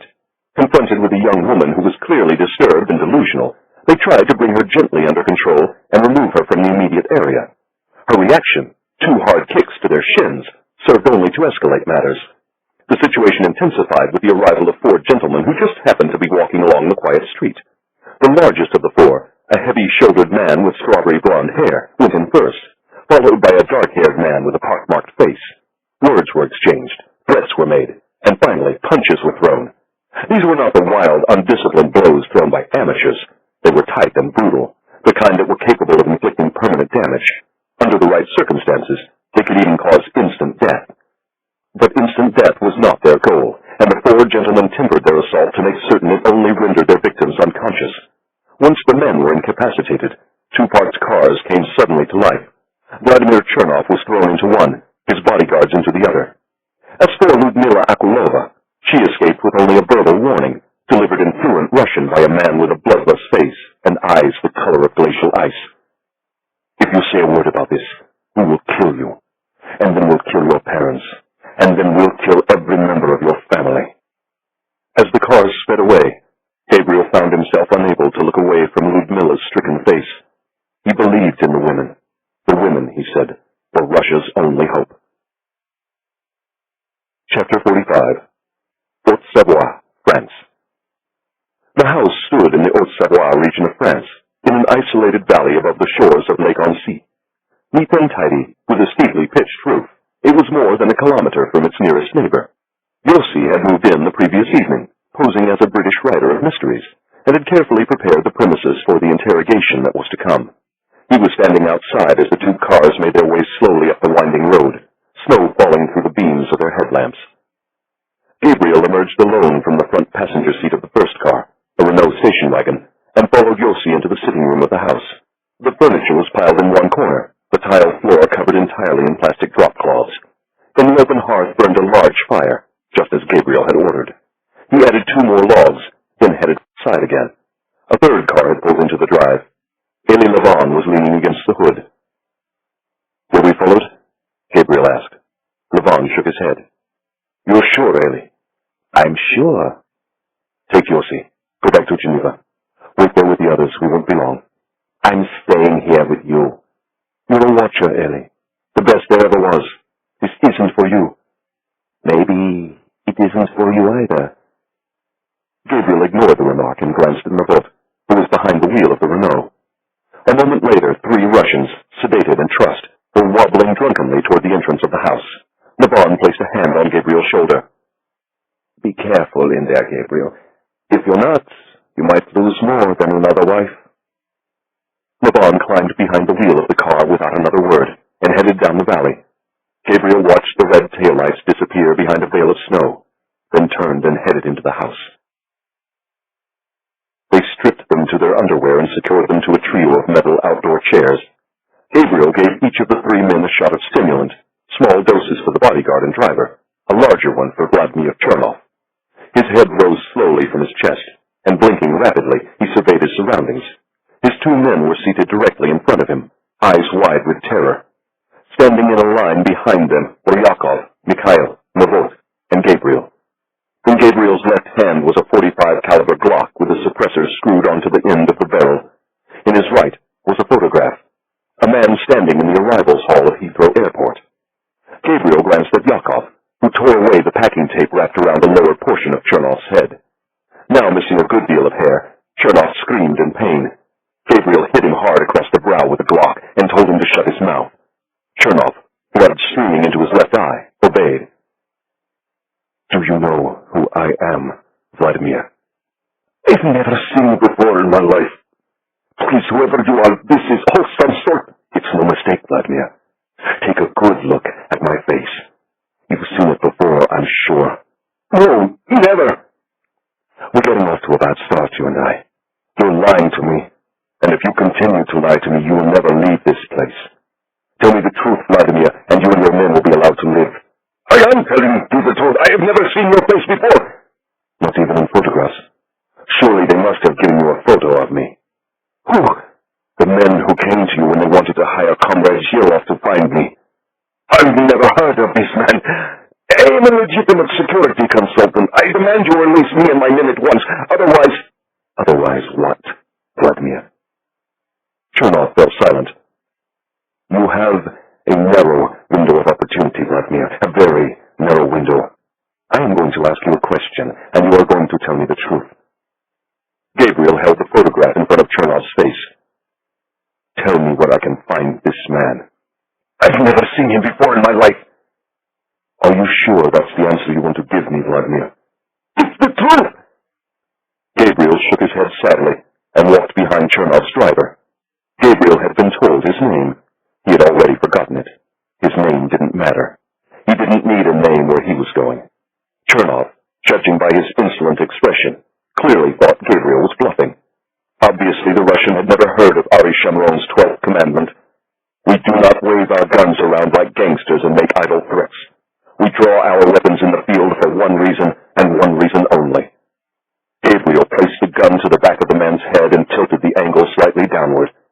Then, with his eyes boring into Chernov's face, he squeezed the trigger. Chapter 46. Savoie, France. There is a popular misconception about suppressors. They do not actually silence a weapon, especially when that weapon is a .45 caliber Glock.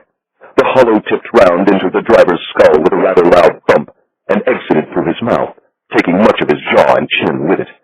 Had the gun been level at the time of firing, the projectile might have continued into Vladimir Chernov. Instead, it slammed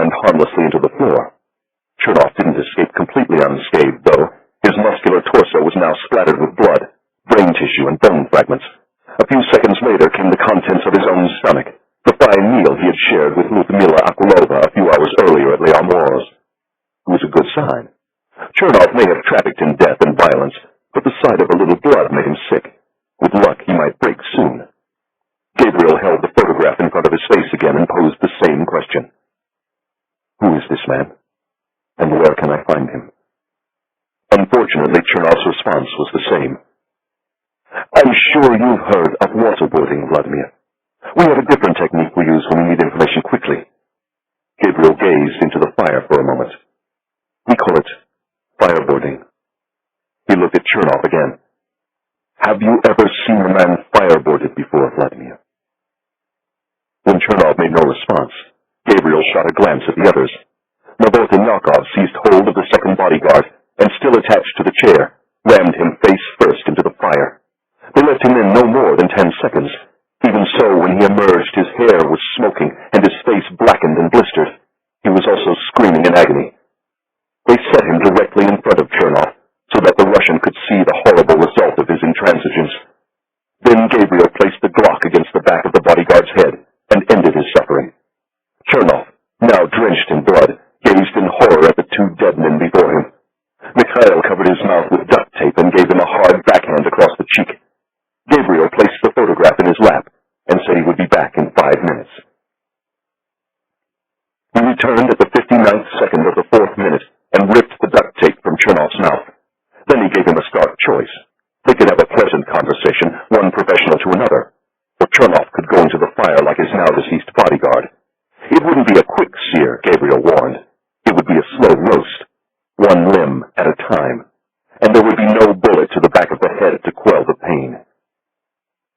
Gabriel did not have to wait long for his answer. 10 seconds, no more. Chernov said he wanted to talk. Chernov said he was sorry. Chernov said he wanted to help. Chapter 47. Haute-Savoie, France. They gave him clothing to wear and a dose of altarpiece to take the edge off his anxiety. He was permitted to sit in a proper chair with his hands unrestrained, though the chair was turned in such a way that he could not help but see his two dead employees, grim reminders of the fate that awaited him if he retreated once again into claims of ignorance. Within a few hours, the corpses would vanish from the face of the earth. Vladimir Chernov would vanish with them. Whether he met his death painlessly or with extreme violence depended on one thing: answering each and every one of Gabriel's questions truthfully. The altarpiece had the added benefit of loosening Chernov's tongue, and it took only the gentlest prodding from Gabriel to get him talking. He began by paying Gabriel a compliment over the operation they had staged on his doorstep. The KGB could not have done it any better, he said, without a trace of irony in his voice. You'll forgive me if I'm not flattered. You just killed 2 men in cold blood, Allon. You have no right to quibble about comparisons to my old service. You know my name. Chernov managed a weak smile. Would it be possible to have a cigarette? Cigarettes are bad for your health. Is it not a tradition to give the condemned a cigarette? Keep talking, Vladimir, and I'll let you live. After what I've seen tonight, do you take me for a fool, Allon? Not a fool, Vladimir. Just an ex-KGB hood who somehow managed to claw his way out of the gutter. But let's keep this civil, shall we? You were just about to tell me when you first met the man in the photograph. A pause, then. The man known as Comrade Shirlov. The cocktail of narcotics coursing through Chernov's bloodstream left him unable to mount another campaign of denial. Nor was he able to conceal his surprise over the fact that Gabriel knew the code name of one of the KGB's most secretive black operators. It was 95 or 96. I had a small security company. I didn't land the likes of Ivan Korkov and Viktor Orlov, but I was doing quite nicely for myself. Comrade Shirlov approached me with a lucrative offer. He'd acquired a reputation in Moscow. It was getting much too dangerous for him to be in direct contact with his customers. He needed someone to act as a middleman, a booking agent, if you will.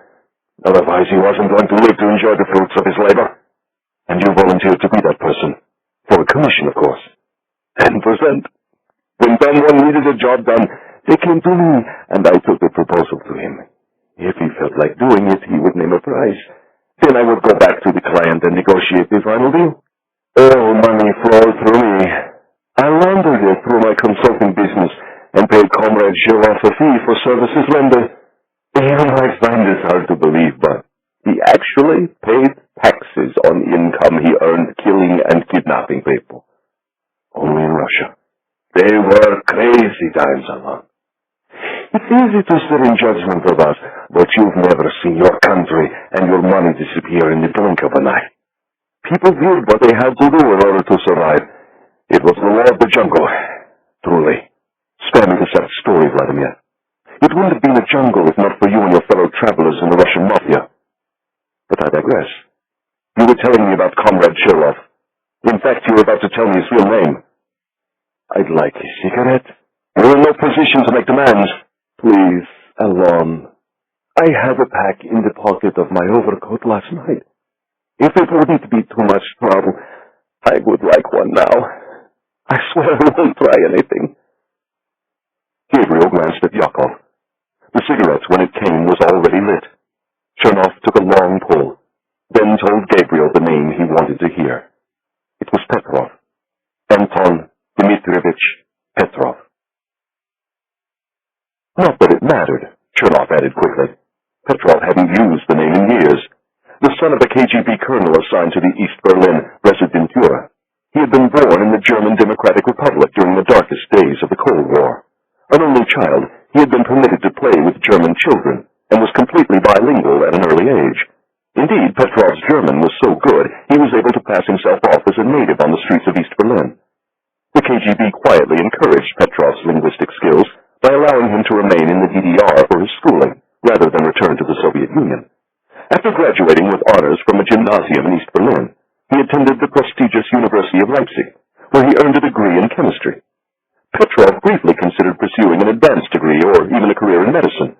Moscow Center, however, had other plans. Within days of graduation, he was summoned to Moscow and offered a job with the KGB. Few young men were foolish enough to refuse such an offer, and Petrov, a member of the KGB's extended family, entertained no such thoughts.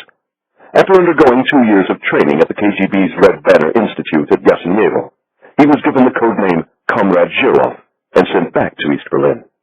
A month later, with the help of a Soviet spy inside the West German intelligence service, he slipped through the Iron Curtain and established himself as an illegal agent in the West German city of Hamburg.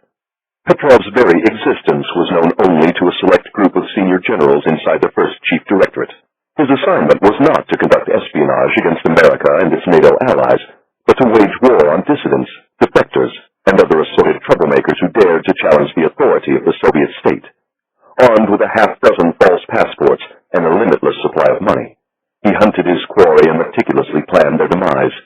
He specialized in the use of poisons and other deadly toxins, some that produced near-instantaneous death, others that took weeks or months to prove lethal. Because he was a chemist, Petrov was able to assist in the design of his poisons and the weapons that delivered them. His favorite device was a ring worn on his right hand that injected the victim with a small dose of a deadly nerve toxin. One handshake, one clap on the back, was all it took to kill. As you might expect, Petrov didn't take the fall of the Soviet Union well. He never had any qualms about killing dissidents and traitors. He was a believer. What happened to all his KGB-issued passports? He kept them. They came in handy when he moved to the West. And you came with him. Actually, I came first. Petrov followed a month or two later, and our partnership resumed. Business was brisk. Russians were pouring in Western Europe, and they brought the old ways with them. Within a few months, we had more clients than we could handle. And one of these clients was Ivan Kharkov. The Russian hesitated, then nodded his head. Ivan trusted him. Their fathers were both KGB, and they were both KGB. Did you deal with Ivan directly? Never. Only with Arkady Medvedev. And after Arkady was killed, Ivan sent someone else, called himself Malinsky. Do you remember the date? It was sometime last October.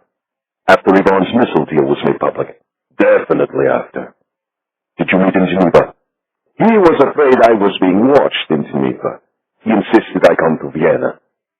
He had a job offer. 2 jobs, actually. Serious jobs. Serious money.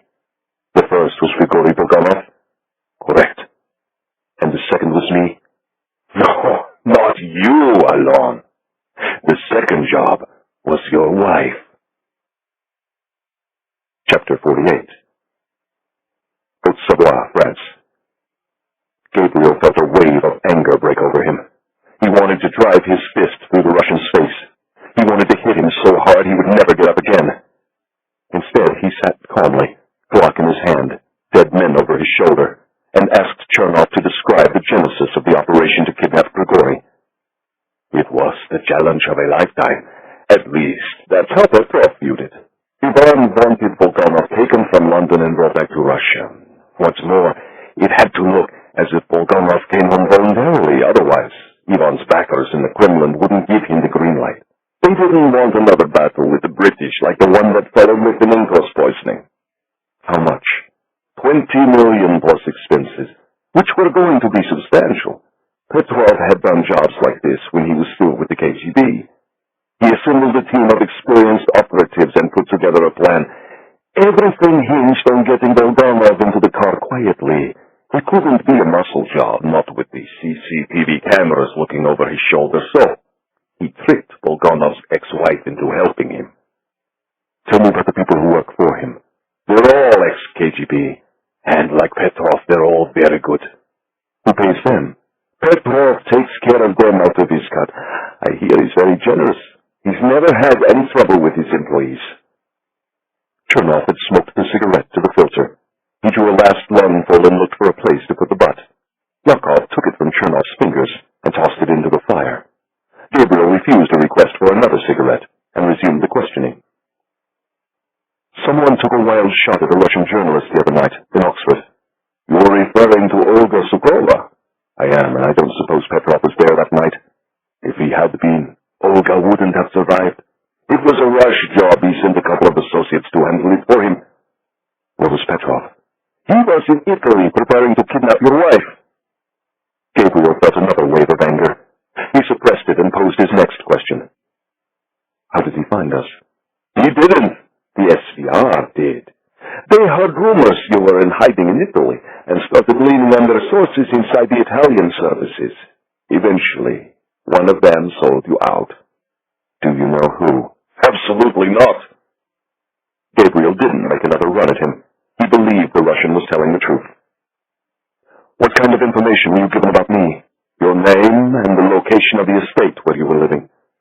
Why did you wait so long to act? Client's instructions. The operation against your wife would go forward only if Bulganov's abduction went smoothly, and only if the client gave a final order to proceed. When did you receive such an order? A week after Bulganov was taken. Did it come from Zelensky? No, it was from the man himself. Ivan called my office in Geneva. In so many words, he made it clear Petrov was to move against the second target. Chernov paused. I saw a photograph of your wife, Allon. She's a remarkably beautiful woman. I'm sorry we had to take her, but business is... Gabriel struck Chernov hard across the face with a Glock, reopening the gash over his eye. Where's Petrov now? I don't know. Gabriel gazed at the fire. Remember our agreement, Vladimir. You could peel the flesh from my bones, Allon, and I wouldn't be able to tell you where he is. I don't know where he lives, and I don't know where he is at any given time. How do you make contact with him? I don't. He contacts me. How? Telephone. But don't think about trying to track him. He switches phones constantly and never keeps one for long. What are your financial arrangements? Same as the old days in Moscow. The client pays me, I pay him. Do you launder it through Regency security? The Europeans are too sophisticated for that. Here, he's paid in cash. Where do you deliver the money? We share several numbered accounts in Switzerland. I leave the cash in safe deposit boxes, and he collects it when he feels like it. When was the last time you filled the box? Chernov lapsed into silence. Gabriel gazed into the fire and repeated the question. I left 5 million euros in Zurich the day before yesterday. What time? Just before closing. I like to go when the bank is empty. What's the name of the bank? Becker and Pool. Gabriel knew it. He also happened to know the address. He asked for it now just to make certain Chernov wasn't lying. The Russian answered correctly. Becker and Pool was located at Talstrasse 26. Account number? 9738364. Repeat it. Chernov did. No mistakes. Password? He likes to read. I've never had time for it myself. The Russian looked at the gun in Gabriel's hand. I suppose I never will. There was one final gunshot in the villa above Lake-on-Sea. Gabriel did not hear it. At the moment it was fired, he was seated next to Uzi Nabot in the Renault station wagon, heading quickly down the valley through the gray light of morning. They stopped in Geneva long enough to collect Sarah Bancroft from the Hotel Bristol, then set out for Zurich. Chapter 49. The room in the cellar of the little dacha was not entirely cut off from the outside world. High in one corner was a tiny window, covered in a century of grime, and on the outside by a snowbank. For a few moments each day, when the angle of the sun was just right, the snow would turn scarlet and fill the room with a faint light. They assumed it was sunrise, but could not be certain. Along with their freedom, Yvonne had robbed them of time. Chiara cherished each second of the light, even if it meant she had no choice but to gaze directly into Grigori's battered face.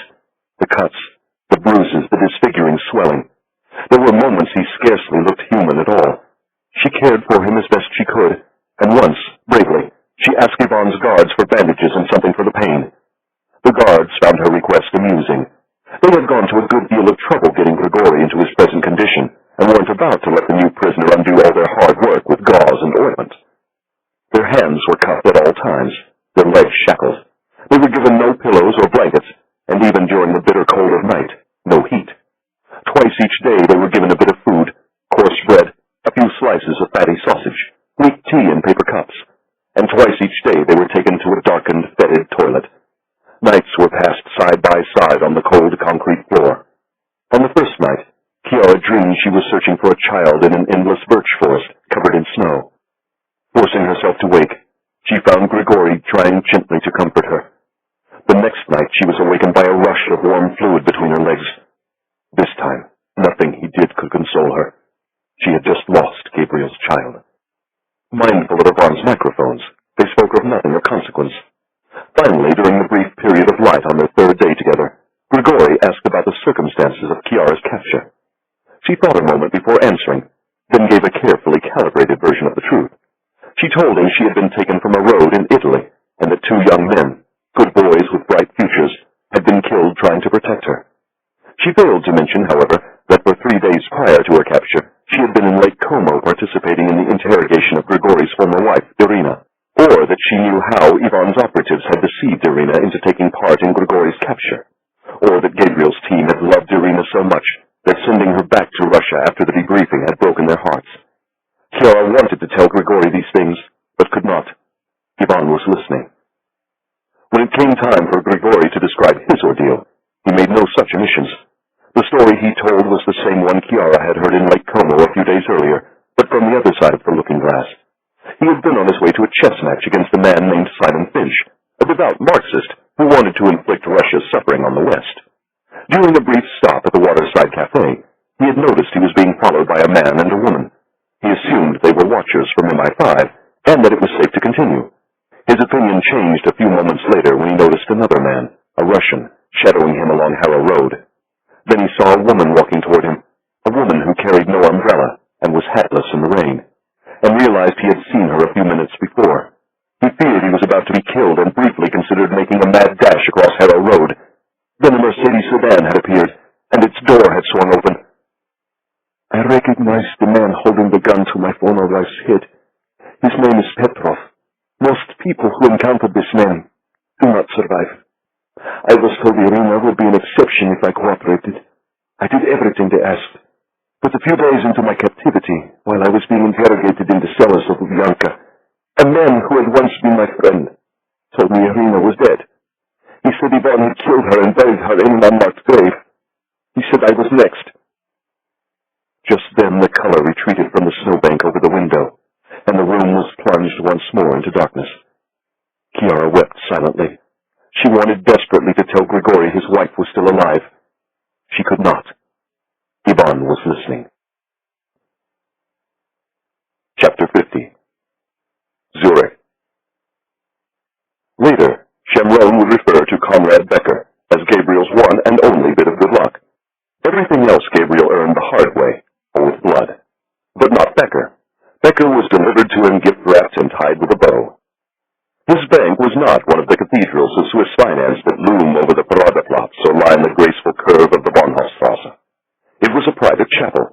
place where clients were free to worship or confess their sins in secret.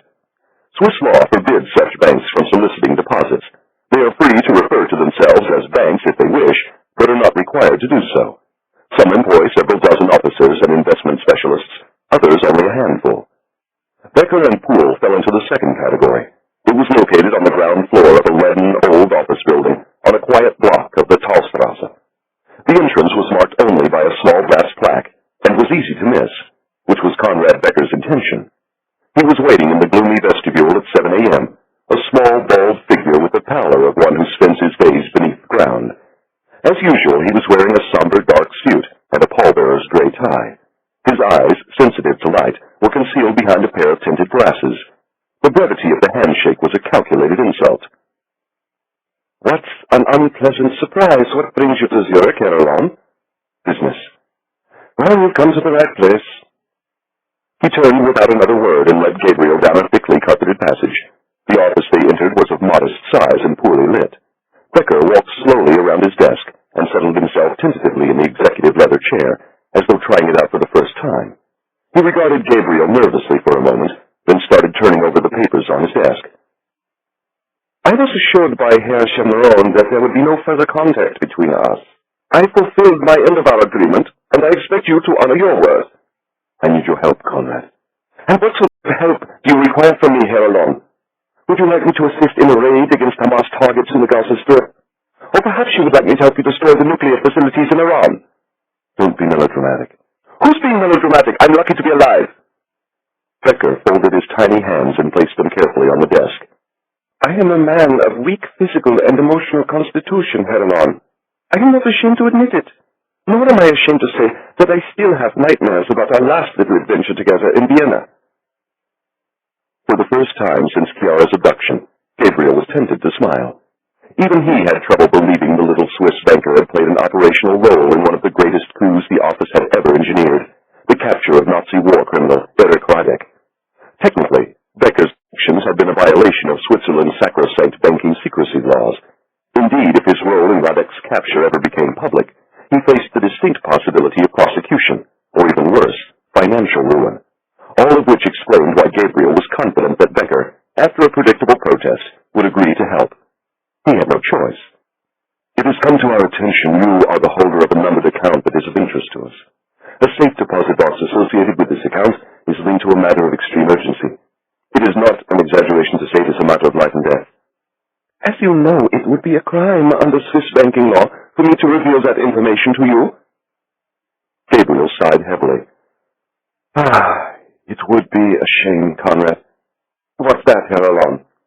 "If our past work together ever became public." "You are a cheap extortionist, Herr Allon." "An extortionist, but not cheap." "And the trouble with paying money to an extortionist is that he always comes back for more." "Can I give you the account number, Conrad?" "If you must." Gabriel recited it rapidly. Becker didn't bother to write it down. "Password?" he asked. "Balzac." "And the name associated with the account?" "Vladimir Chernov of Regency Security Services, Geneva. We're not sure if he's the primary account holder or merely a signatory." The banker made no movement. "Don't you need to go check your records, Conrad?" He didn't. "Vladimir Chernov is the primary name on the account. One other person has access to the safe deposit box." Gabriel held up the photograph of Anton Petrov. "This man?" Becker nodded. "If he has access, I assume you have a name on file." "I have a name. Whether it is accurate—" "May I have it, please?" "He calls himself Wolf, Otto Wolf." "German speaker?" "Fluent." "Accent?" "He doesn't talk a great deal, but I'd say he came originally from the East." "Do you have an address and telephone number on file?" "I do, but I don't believe they're accurate either." "But you give him access to a safe deposit box anyway?" Becker made no response. Gabriel put away the photo. "It is my understanding Vladimir Chernov left something in the box 2 days ago." "To be precise, Herr Chernov accessed the box 2 days ago. Whether he added something or removed something, I cannot say. Clients are given complete privacy when they're in the vault room." "Except when you're watching them with your concealed cameras. He left cash in the box, didn't he?" "A great deal of cash, actually." "Has Wolf collected it?" "Not yet." Gabriel's heart gave a sideways lurch. usually wait after Chernoff fills the box? I would expect him today. Tomorrow at the latest. He's not the kind of man to leave money sitting around. I'd like to see the vault room. I'm afraid that's not possible. Conrad, please. We don't have much time. The outer door was stainless steel and had a circular latch the size of a captain's wheel. Inside was a second door, also stainless steel, with a small window of reinforced glass. The outer door was closed only at night, explained Becker, while the interior door was used during business hours. Tell me the procedures when a customer wants access to a box. After being admitted through the front door on the Talstrasse, the client checks in with the receptionist. The receptionist then sends the client to my secretary. I'm the only one who deals with numbered accounts. The client must provide 2 pieces of information. The number and the corresponding password. Becker nodded his bald head. In most cases, it's a formality, since I know virtually all our clients on site. I make an entry in the logbook, then escort the client into the vault room. It takes 2 keys to open the box, mine and the client's. Generally, I remove the box and place it on the table, at which point I depart. Closing the door behind you? Of course. And locking it? Absolutely. Do you and the client into the vault alone? Never. I'm always accompanied by a security guard. Does the guard leave the room, too? Yes. What happens when the client is ready to depart? He summons the guard by pressing the buzzer. Is there any other way out of the bank besides the Talstrasse? There's a service door leading to a back alleyway and parking spaces. He shares them with the other tenants in the building. They're all assigned. Gabriel looked around at the gleaming stainless steel boxes, then at Becker. The tinted lenses of his spectacles shone with the reflection of the bright fluorescent lights, rendering his small dark eyes invisible. I'm going to need a favor from you, Conrad. A very big favor. Since I would like to keep my bank, Herr Allon, how can I help? Call your security guard and your secretary. Tell them to take the next couple of days off. I assume you are going to replace them. I wouldn't want to leave you in the lurch, Conrad. Anyone I know? The secretary will be new too, but you may recall the security guard from another life. Allon, I take it? You do have a good memory, Conrad. That's true, but then a man like Oscar Lang is not so easy to forget. Chapter 51. Zurich. Gabriel left the bank shortly after 8 and walked to a busy cafe on the Bonnerstrasse. Seated at a cramped table in the back, surrounded by depressed-looking Swiss moneymen, were Sarah and Uzi Navot. Sarah was drinking coffee. Navot was working his way through a plate of scrambled eggs and toast. The smell of the food turned Gabriel's stomach as he lowered himself into an empty chair. It was going to be a long time before he felt like eating again. The maids arrived an hour after we left. Navot murmured in Hebrew. The bodies have been removed, and they are giving the entire house a bit scrubbing. Tell them to make sure those bodies never turn up. I don't want Ivan to know Chernoff has been taken out of circulation. Ivan won't know a thing, and neither will Petrov. Navot put a forkful of eggs on his toast and switched from Hebrew to German, which he spoke with a slight Viennese accent. How's my old friend Herr Becker? He sends his best. Is he willing to help? Willing might be too strong a word, but we're in. In rapid German, Gabriel described the procedures for client access to safe deposit boxes at Becker and Poole. The briefing complete, he signaled the waiter and asked for coffee. Then he requested that Navot's dishes be removed. Navot snatched the last morsel of toast as the plate floated away. Vichka gets the secretary job. She has to speak English, German, and French. That leaves only one candidate. Navot looked briefly at Sarah. I'd feel better about getting Langley's approval before sending her in there. Carter gave me the authority to use her in whatever capacity I needed. Besides, I used her in an operational role last night in Geneva, and all she had to do was play the jilted lover for a few seconds. Now you're talking about placing her in close proximity to a former KGB assassin. Sarah spoke for the first time. I can handle it, Uzi. You're forgetting that Ivan has pictures of you from his house in Saint-Tropez last summer. And it's possible he's shown those pictures to his friend Petrov. I packed a dark wig and fake glasses. When I put them on, I barely recognize myself. And no one else will either, especially if they've never met me in person. Navot was still skeptical. There is one other thing to consider, Gabriel. What's that? Her weapons training. More to the point, her lack of weapons training. I trained her. So did the agency. No, you gave her very basic training, and the agency prepared her for a desk job in the counterterrorism center. There's There's not a lot of gunfire on a typical day at Langley. Sarah spoke up in her own defense. I can handle a gun, Uzi. Not like Dina and Ramona. They both served in the army, and if something goes wrong in there... They won't hesitate? Naboth made no response. I won't hesitate either, Uzi. You sure about that? I'm sure. The waiter delivered Gabriel's coffee. Naboth handed him a packet of sugar. I suppose the secretary job is now filled. It is. Who do you have in mind for the security guard? The language requirements are the same, English, French, and German. He also needs a bit of muscle. That narrows the field considerably. You and me. And since there's no doubt whatsoever that Petrov knows your face, it means you can't go anywhere near that bank. If you don't, I'll do it, Naboth said quickly. I'll take care of it. You're the strongest person I know, Uzi. Not strong enough to stop Russian poison. Just don't shake hands with him. And remember, you won't be alone. The instant you let Petrov into the vault, Sarah will signal us and we'll enter the bank. When you open the door again to let Petrov out, he'll be confronted by several men. Where do we take him? Out the back door and into the van. We'll hit him with a little something to keep him comfortable during the drive. Naboth made a show of examining his clothing. Like Gabriel, he was wearing a sweater and a leather coat. I need something a little more presentable. He ran his hand over his chin. I could also use a shave. You can go shopping here on the Bonnerstrasse. But hurry, Uzi. I wouldn't want you to be late for your first day of work. The old hands like to say that the life of an office field agent is one of constant travel and mind-numbing boredom, broken by interludes of sheer terror. And then there is the waiting. Waiting for a plane or a train. Waiting for a source. Waiting for the sun to rise after a night of killing.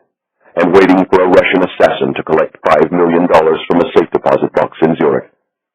For Gabriel, the waiting was made worse by the images that flashed through his thoughts like paintings in a gallery. The images robbed him of his natural patience. They made him restless. They made him terrified.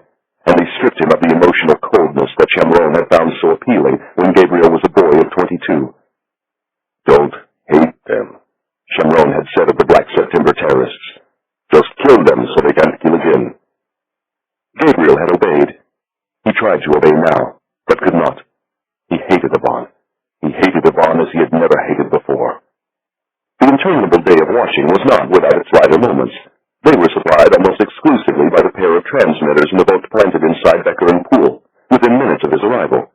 The team listened while Miss Irene Moore, an attractive young American sent by a Zurich temp agency, fetched Herr Becker's coffee, and took Herr Becker's dictation, and answered Herr Becker's telephone, and accepted Herr Becker's many compliments about her appearance, and deftly declined an invitation to dine with Herr Becker at a restaurant overlooking the Zurich stay. And they listened too while Herr Becker and Oskar Lang spent several uncomfortable moments getting reacquainted, and while Herr Becker instructed Herr Lang on the intricacies of opening and closing a vault. And in late afternoon, they heard Herr Becker berating Herr Lang for failing to open the vault quickly enough when Mr. Al-Hamdali of Jeddah wanted access to his safe deposit box. Unwilling to let a good opportunity go to waste, they instructed Miss Moore to copy the contents of Mr. Al-Hamdali's file.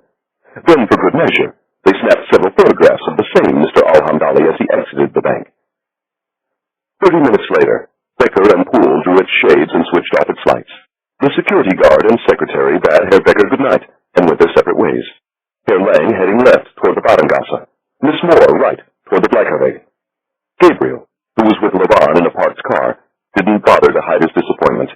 "We'll come back tomorrow," Laban said, doing his best to console him. "And the day after, if we have to." But Laban, like Gabriel, knew that time was limited. Yvonne had given them just 72 hours. It was time enough for just one more day in Zurich. Gabriel instructed the team to return to their hotel rooms and rest. Though desperately in need of sleep himself, he neglected to heed his own advice, and instead slipped quietly into the back of the surveillance van parked along the Paulstrasse. There he spent the night alone, his gaze fixed on the entrance of Becker and Poole, waiting for Yvonne's assassin. Yvonne's brother from the KGB, Yvonne's old friend from Moscow in the 90s. The bad old days when there was no law and nothing to prevent Yvonne from killing his way to the top. A man like that might know where Yvonne liked to do his blood work. Who knows? A man like that might have killed there himself. A few minutes before 9 the next morning, Sarah and the vault arrived for work. Wilsey relieved Gabriel in the van, and it all started again, the waiting. Shortly after 4 that afternoon, Gabriel found himself paired with Mikhail in a cafe overlooking the Paradeplatz. Mikhail ordered Gabriel something to eat. "I'm done practicing, or you look like hell. Besides, you're going to need your strength when we take down Petrov. I'm starting to think he's not going to come.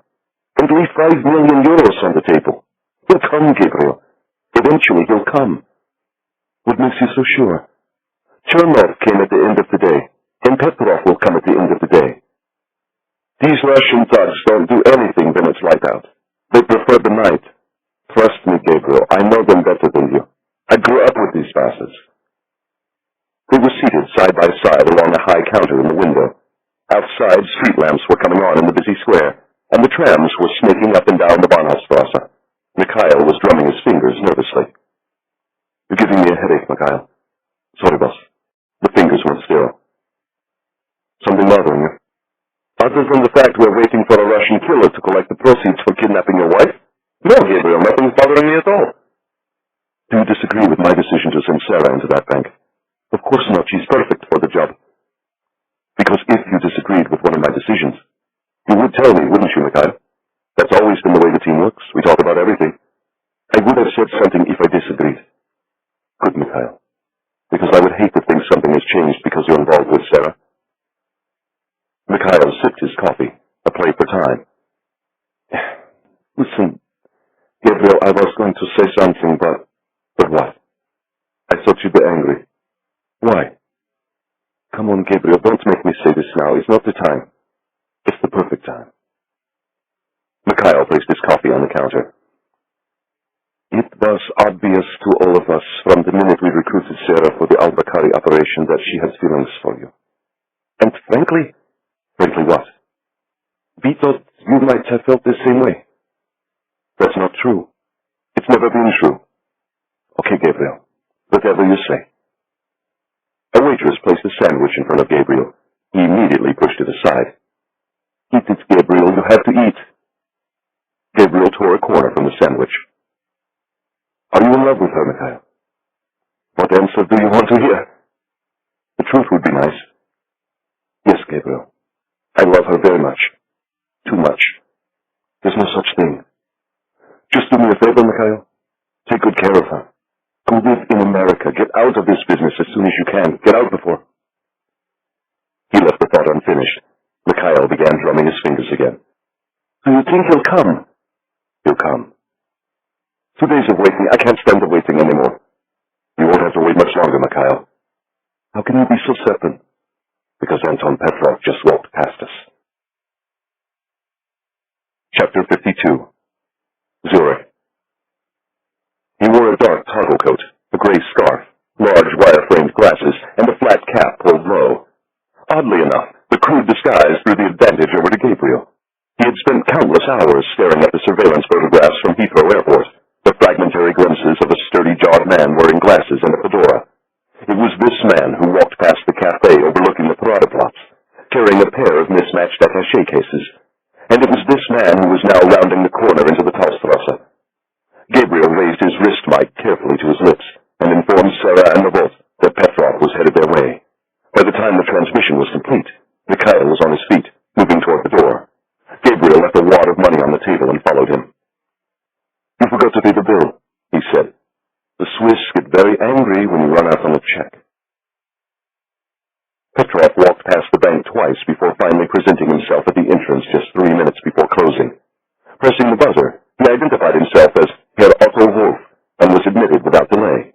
The receptionist immediately telephoned Miss Irene Moore, Herr Becker's temporary secretary, and was instructed to send the client back straight away. Outside, on the Taustrasse, 2 pairs of men moved quietly into place, Yakov and Oded at one end, Gabriel and Mikhail at the other. Mikhail was calmly humming to himself. Gabriel didn't hear it. He was focused only on the voice in his ear, the voice of Sarah Bancroft, bidding a pleasant evening to one of the world's most dangerous men. "Why don't you have a seat, Herr Wolf?" she said in perfect German. "Herr Becker will be with you in just a moment." He placed the attaché cases on the floor next to the chair, unbuttoned his coat, and removed his leather gloves. The fingers of the left hand were absent any rings. On the third finger of the right hand, the one where an ordinary Russian would have worn a wedding band, was a heavy ring with a dark stone. In America, it would have been mistaken for a class ring or the ring of a military unit. Sarah, seated at her desk, forced herself not to look at it. May I take your coat? No. Something to drink? Coffee or tea? He shook his head and sat without removing his overcoat or hat. You're not Herr Becker's usual secretary. She's sick. Nothing serious, I hope. Just a virus. There's a lot going around. I've never seen you here before. I'm a temp. You're not Swiss. American, actually. Your German is very good. It even has a bit of a Swiss accent. I went to school here for a few years when I was young. Which one? Sarah's answer was interrupted by the appearance of Becker in the door of his office. Petrov stood. Your secretary was just telling me the name of the school she attended in Switzerland. It was the International School of Geneva. It has an excellent reputation. He extended his right hand. It was a pleasure to meet you, Miss... His voice trailed off. Moore. Sarah grasped the hand firmly. Irene Moore. Petrov released Sarah's hand and entered Becker's office.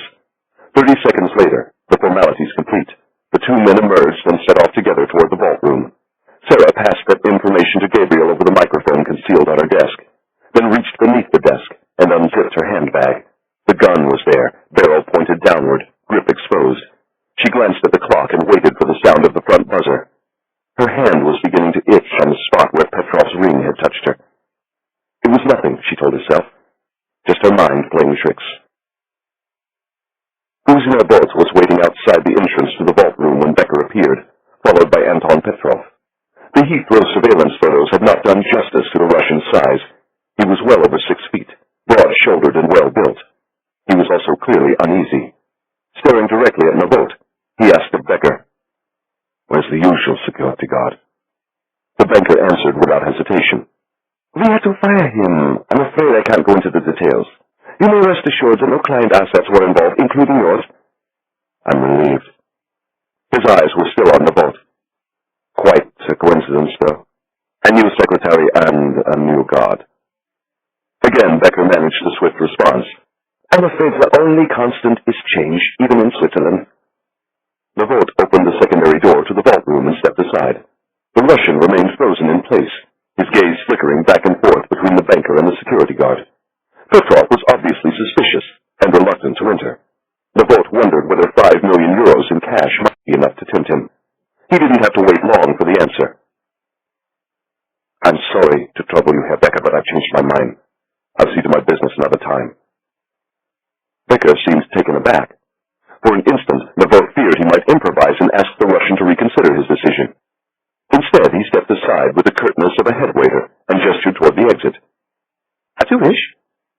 Petrov fixed Navot with a cautionary stare, then turned and started down the corridor.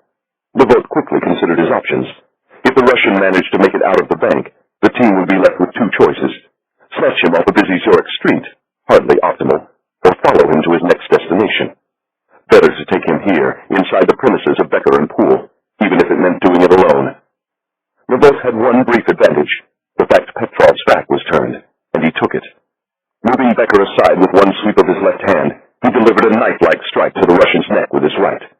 The blow might have killed a normal man, but Petrov merely stumbled. Regaining his balance, he quickly released the 2 attaché cases and reached beneath his coat with his left hand. As he turned to face Navot, the gun was already on its way out. Navot grabbed the Russian's left wrist and slammed it hard to the wall. Then he turned his head and frantically searched for the right hand. It wasn't hard to find. Fingers splayed, killing ring exposed. It was reaching for Navot's neck. Navot grabbed another wrist and held on. You won't be alone, Gabriel had said. Funny how things never seem to go according to plan. Sarah heard 2 noises in rapid succession, a man grunting in pain, followed by a heavy thump. Then a few seconds later, she heard a third sound, the intercom buzzer. Gabriel and the others were waiting outside the entrance of the bank. It would take at least 30 seconds for them to be admitted and make their way to the vault room. 30 seconds that Uzi would be fighting for his life alone with a professional Russian assassin. I won't hesitate either, Uzi. You're sure about that? I'm sure. Sarah reached beneath her desk and drew the gun from her handbag. Chambering the first round, she got to her feet and headed into the corridor. On the 3rd ring, the receptionist finally answered. May I help you? My name is Heinrich Kiva. Herr Becker is expecting me. One moment, please. The moment seemed to last an eternity. Herr Kiva? Yes? I'm afraid no one is answering Herr Becker's line. Can you wait another moment, please? Would it be possible for us to wait inside? It's a bit chilly out here. I'm afraid it's against policy. I'm sure Herr Becker will be with you in a moment. Thank you. Gabriel glanced at Mikhail. I think we might have a problem in there. What do we do? Unless you can think of some way to break into a Zurich bank. We wait. No amount of firearms training could possibly have prepared Sarah for the sight that greeted her as she entered the corridor leading to the vault room. One Swiss banker huddled in fear. Two large men trying very hard to kill each other. Navot had managed to pin Petrov to the wall and was struggling to control the Russian's arms. In Petrov's left hand was a gun. His right was empty, but the fingers were spread wide, and he appeared to be trying to grab Navot's neck. The ring. One touch of the stylus was all it would take. One touch, and Navot would be dead within minutes. Gun in her outstretched hands, Sarah sidestepped Becker and moved toward the two struggling men. Petrov immediately took note of her approach and attempted to aim his own weapon in her direction. Navot reacted quickly, twisting the Russian's arm and slamming it to the wall so the barrel was pointed toward the ceiling. "Shoot him, Sarah! Shoot him, damn it!" Sarah took 2 steps forward and pressed the gun against Petrov's left hip. I won't hesitate either, Uzi. She didn't, not for an instant. The round shattered the Russian's hip joint and caused his leg to buckle. Somehow the left hand managed to maintain its grip on the gun. The right was still inching toward Navot's neck. "Again, Sarah! Shoot him again!" This time she placed the gun against Petrov's left shoulder and pulled the trigger. As the Russian's arm went limp, she quickly tore the gun from his grasp. Free to use his own right hand, Navot balled it into a massive fist and gave Petrov 3 sledgehammer blows to the face. The final 2 were unnecessary. The Russian was out on his feet after the first. Chapter 53. Bargen, Switzerland. 3 miles from the German border, at the end of a narrow logging valley, stands Little Bargen, famous in Switzerland because it is the country's northernmost town. It has little to offer, other than a gas station and a small market frequented by travelers on their way somewhere else. No one seemed to take note of the 2 men waiting outside in the parking lot in an Audi sedan. One had thinning, flyaway hair and was drinking coffee from a paper cup. The other had eyes of emerald and was watching the traffic speeding along the motorway, white lights headed towards Zurich, red lights streaming toward the German border. The waiting. Always the waiting. Waiting for a plane or a train, waiting for a source, waiting for the sun to rise after a night of killing, and waiting for a van carrying a wounded Russian assassin. "There's going to be hell to pay at that bank," said Elie Laban. "Becker will keep it quiet, he has no choice. And if he can't, then we'll clean up the mess later. Good thing the Swiss joined the modern world and took down their border posts. Remember the old days, Gabriel. They would get us coming and going." "I remember, Elie." "I can't tell you how many times I had to sit there while those smart Swiss boys searched my trunk. Now they barely look at you. This will be our 4th Russian in 3 days, and no one will be the wiser. We're doing them a favor. If we keep going at this rate, there won't be any Russians left in Switzerland." "My point exactly." Just then a van turned into the lot. Gabriel climbed out of the Audi and walked over. Pulling open the rear door, he saw Sarah and Navot sitting on the floor of the cargo hold. Petrov was stretched between them. "How is he?" "Still unconscious." "Pulse? Okay. How's the blood loss?" "Not too bad. I think the rounds cauterized the vessels." "Kingsall Boulevard is sending a doctor to the interrogation site. Can he make it?" "He'll be fine." Navot handed Gabriel a small Ziploc plastic bag. "Here's a souvenir." Inside was Petrov's ring. Gabriel carefully slipped the bag into his coat pocket and gestured for Sarah to get out of the van. He helped her into the back seat of the Audi, then climbed behind the wheel. 5 minutes later, both vehicles were safely over the invisible border and heading north into Germany. Sarah managed to keep her emotions in check for a few minutes longer. Then she leaned her head against the window and began to weep. "You did the right thing, Sarah.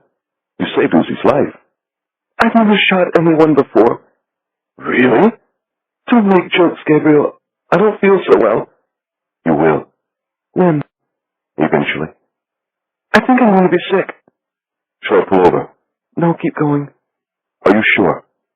"I don't know." "I'll stop just in case." "Maybe you should." Gabriel pulled to the side of the motorway and crouched at Sarah's side as her body retched. "I did it for you, Gabriel." I know, Sarah. I did it for Chiara. I know. How long am I going to feel this way? Not long. How long, Gabriel? He rubbed Sarah's back as her body convulsed again. Not long, he thought. Only forever. Part 4. Resurrection Gate. Chapter 54. Northern Germany. For every safe house, there is a story. A salesman who lives out of a suitcase and rarely sees home. A couple with too much money to be tied to one place for long. An adventurous soul who travels to faraway lands to take pictures and scale mountains. These are the tales told to neighbors and landlords. These are the lies that explain short-term tenants and guests who arrive in the middle of the night with keys in their pockets. The villa near the Danish border had a story too, though some of it happened to be true. Before the Second World War, it had been owned by a family called Rosenthal. All but one member, a young girl, perished in the Holocaust, and after immigrating to Israel in the mid-1950s, she bequeathed her family home to the office. Known as Site 22XB, the property was the jewel in housekeeping's crown, reserved for only the most sensitive and important operations.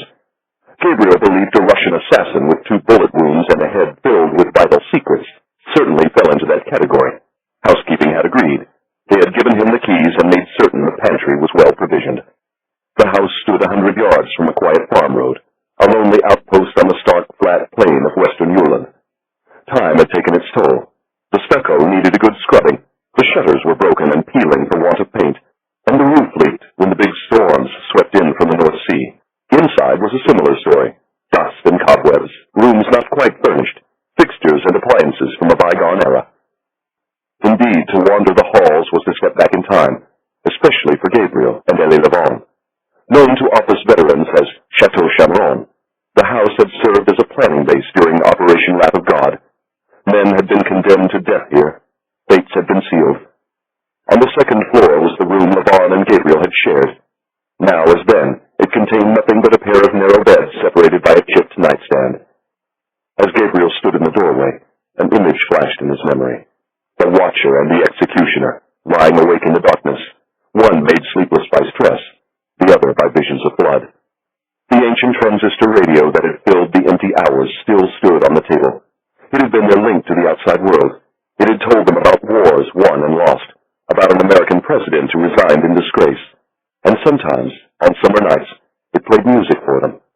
The music normal boys were listening to, boys who weren't killing terrorists for Ari Chamron. Gabriel tossed his bag onto his old bed, the one nearest the window, and headed downstairs to the cellar. Anton Petrov lay supine across a bare stone floor, Navot, Yakov, and Mikhail standing over him. His hands and feet were secured, though at this point it was scarcely necessary. Petrov's skin was ghostly white, his forehead damp with perspiration, his jaw distorted from swelling at the spot where Navot had hit him. The Russian was in desperate need of medical attention. He would get it, only if he talked. If not, Gabriel would allow the rounds still lodged in his pelvis and shoulder to poison his body with sepsis. The death would be slow, feverish, and agonizing. It was the death he deserved, and Gabriel was more than prepared to grant it. He crouched at the Russian's side and spoke to him in German.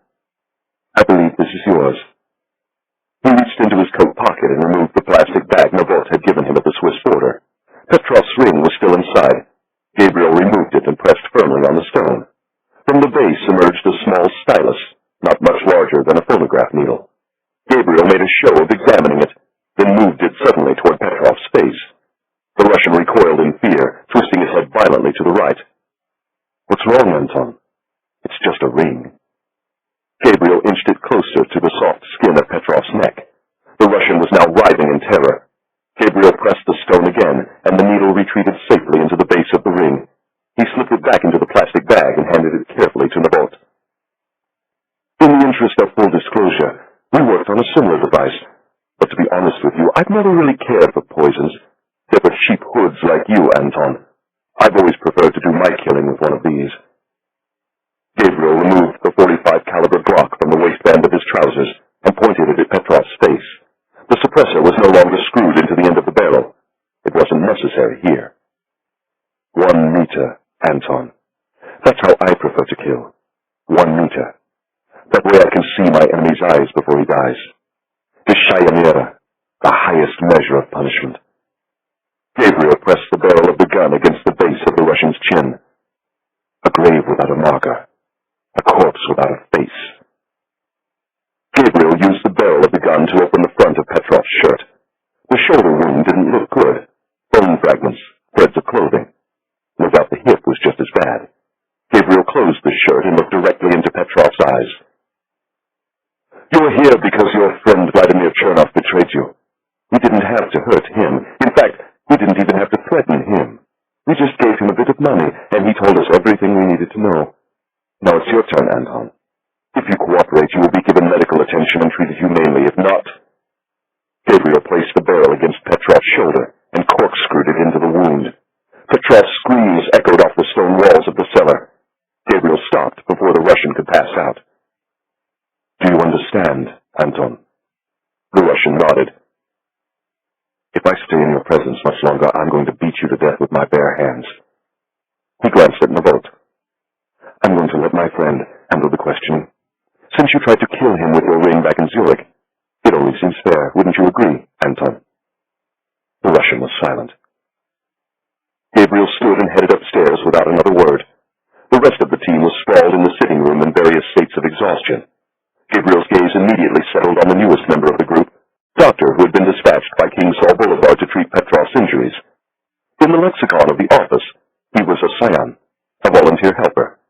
Gabriel recognized him. He was a Jew from Paris who had once treated Gabriel for a severe gash to his hand. "How's the patient?" the doctor asked in French. "He's not a patient," Gabriel responded in the same language. "He's a KGB hood. He's still a human being? I withhold judgment until you have a chance to meet him." "When will that be?" "I'm not sure." "Tell me about the wounds." Gabriel did. "When were they inflicted?" Gabriel glanced at his watch. "Nearly 8 hours ago. Those bullets need to come out. Otherwise, they come out when I say they come out." "I swore an oath, monsieur. I will not forsake that oath because I am performing a service for you." "I swore an oath too, and tonight my oath trumps yours." Gabriel turned and went upstairs to his room. He stretched out on the bed, but each time he closed his eyes he saw only blood. Unable to drive the image from his thoughts, he reached out and turned the familiar dial of the radio. A German woman with a sultry voice bade him a good evening and began reading the news.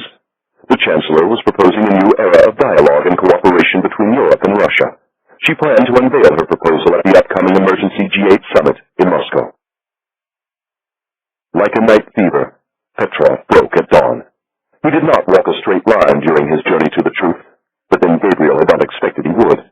Petrov was a professional. He led them into cul-de-sac of illusion and down dead-end roads of deception, and though he had worked only for money, he tried admirably to keep faith with Russia and his patron saint, Ivan Kharkov. Navot had been patient but firm. It was not necessary to inflict additional pain or even threaten it. Petrov was in enough pain already. All they had to do was keep him conscious. The 2 bullet wounds and broken jaw did the rest. Finally, exhausted and shaking from the onset of infection, the Russian capitulated. He said there was a dacha northeast of Moscow, in Vladimirskaya Oblast. It was isolated, hidden, protected. There were 4 streams converging into a great marsh. There was a vast birch forest. It was the place where Ivan did his blood work. It was Ivan's prison, Ivan's hell on earth. Navot located the parcel of land using ordinary commercial-grade software. The image on his screen matched Petrov's description perfectly. He sent for the doctor and headed upstairs to brief Gabriel. He was lying in darkness, fingers interlaced at the back of his neck, ankles crossed. Hearing the news, he sat up and swung his feet to the floor. Then he used his secure PDA to send a secure flash transmission to 3 points around the globe: King Saul Boulevard, Thames House, and Langley. An hour after sunrise, he set out alone for Hamburg. At 2 p.m., he boarded British Airways Flight 969, and by 3:15 he was seated in the back of an MI-5 sedan, heading toward the center of London. Chapter 55. Mayfair, London. In the dark days after the attacks of 9/11, the American embassy at Grosvenor Square was transformed into a high-security eyesore. Almost overnight, barricades and blast walls sprouted along the perimeter, and much to the ire of Londoners, a busy street along one side of the embassy was permanently permanently closed to traffic. But there were other changes the public could not see, including the construction of a secret CIA annex far beneath the square itself. Linked to the Global Ops Center in Langley, the annex served as a forward command post for operations in Europe and the Middle East, and was so secret only a handful of British ministers and intelligence officials knew of its existence. During a visit the previous summer, Graham Seymour had been depressed to find it dwarfed the primary ops room of both MI5 and MI6. It was typical of the Americans, he thought. Confronted by the threat of Islamic terrorism, they had dug a deep hole for themselves and filled it with high-tech toys. And they wondered why they were losing. Seymour arrived shortly after 8 that evening and was escorted to the fishbowl, a secure conference room with walls of soundproof glass. Gabriel and Arishan were seated along one flank of the table. Adrian Carter was standing at the head of the room, a laser pointer in hand. On the projection screen was an image captured by an American spy satellite that provided coverage of western Russia. It showed a small dacha, located precisely 128 miles northeast of the Kremlin's Trinity Tower. Carter's red dot was focused on a pair of Range Rovers parked outside the house. 2 men stood next to them. Our photo analysts believe there are more security guards posted on the backside of the dacha. The red dot moved 3 times. Here, here, and here. They also say it's clear those Range Rovers are coming and going. 2 days ago, the area received several inches of snowfall, but this image shows fresh tire tracks. When was it taken? Midday. The analysts can see tracks going in both directions. Shift changes. I suppose so, or reinforcements. What about communications? The dacha is electrified, but NSA is having trouble locating a landline telephone. We're certain someone in there is using a sat phone. They're also picking up cellular transmissions. Can they get to them? They're working on it. What do you know about the property itself? It's controlled by a holding company based in Moscow. Who controls the holding company? Who do you think? Ivan Kharkov. But of course, said Carter. When did he buy the land? Early 90s, not long after the fall of the Soviet Union. Why in God's name did Ivan buy a parcel of birch trees and swampland 100 miles outside Moscow? He was probably able to get it for a couple of kopecks and a song. He was a rich man by then. Why this place? CIA and NSA have many capabilities, Gabriel, but reading Ivan's mind isn't one of them. How big is the property? Several hundred acres. What's he doing with it? Apparently nothing. Gabriel rose from his seat and walked over to the screen. He stood before it in silence, hand pressed to his chin, head tilted to one side as if inspecting the canvas. His gaze was focused on a section of the woods about 200 yards from the dacha. Though the woods were covered in snow, the aerial view showed the presence of 3 parallel depressions in the topography, each precisely the same length. They were too uniform to have occurred naturally. Carter anticipated Gabriel's next question. The analysts haven't been able to figure out what those are. The working assumption is that they were caused by some kind of construction project. They found several more a short distance away. Is there a photo? Carter pressed a button on the console. The next photo showed a similar pattern. 3 parallel depressions, overgrown by birch trees. Gabriel cast a long glance at Shimron and returned to his seat. Carter switched off his laser pointer and laid it on the table. It's clear from the vehicles and the presence of so many guards that someone important is staying at that dacha. Whether it is Chiara and Grigori. Carter's voice trailed off. I suppose the only way to know for certain is to put eyes on the ground. The question is, are you willing to go in there based on the word of a Russian assassin and master kidnapper? Carter's eyes moved from face to face. I don't suppose any of you would like to go into a little more detail about how you were able to track down Petrov so quickly. The question was greeted by a heavy silence. Carter turned to Gabriel. Should I assume Sarah took part in the commission of a crime of some sort? Several. Where is she now? I'm not at liberty to say. With Petrov, I take it. Gabriel nodded. I'd like her back. As for Petrov, I'd like him too, when you're finished with him, of course. He might be able to help us close a couple of outstanding cases. Carter returned to the satellite photo. It seems to me you have 2 options. Option number 1, go to the Kremlin, give the Russians the evidence of Ivan's involvement, and ask them to intervene. It was Shimron who answered. The Russians have made it abundantly clear they have no intention of helping us. Besides, going to the Kremlin is the same as going to Ivan. If we raise this matter with the Russian president will tell Ivan.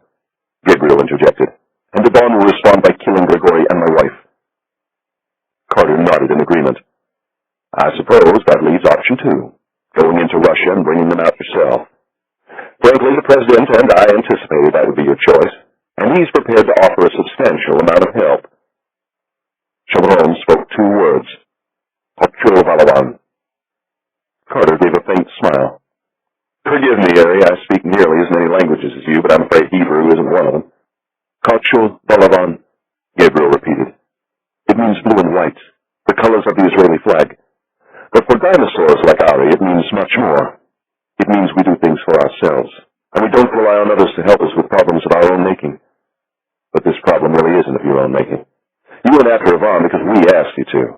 The President feels we bear some responsibility for what's happened, and the President believes in taking care of his friends. What kind of help is the President offering?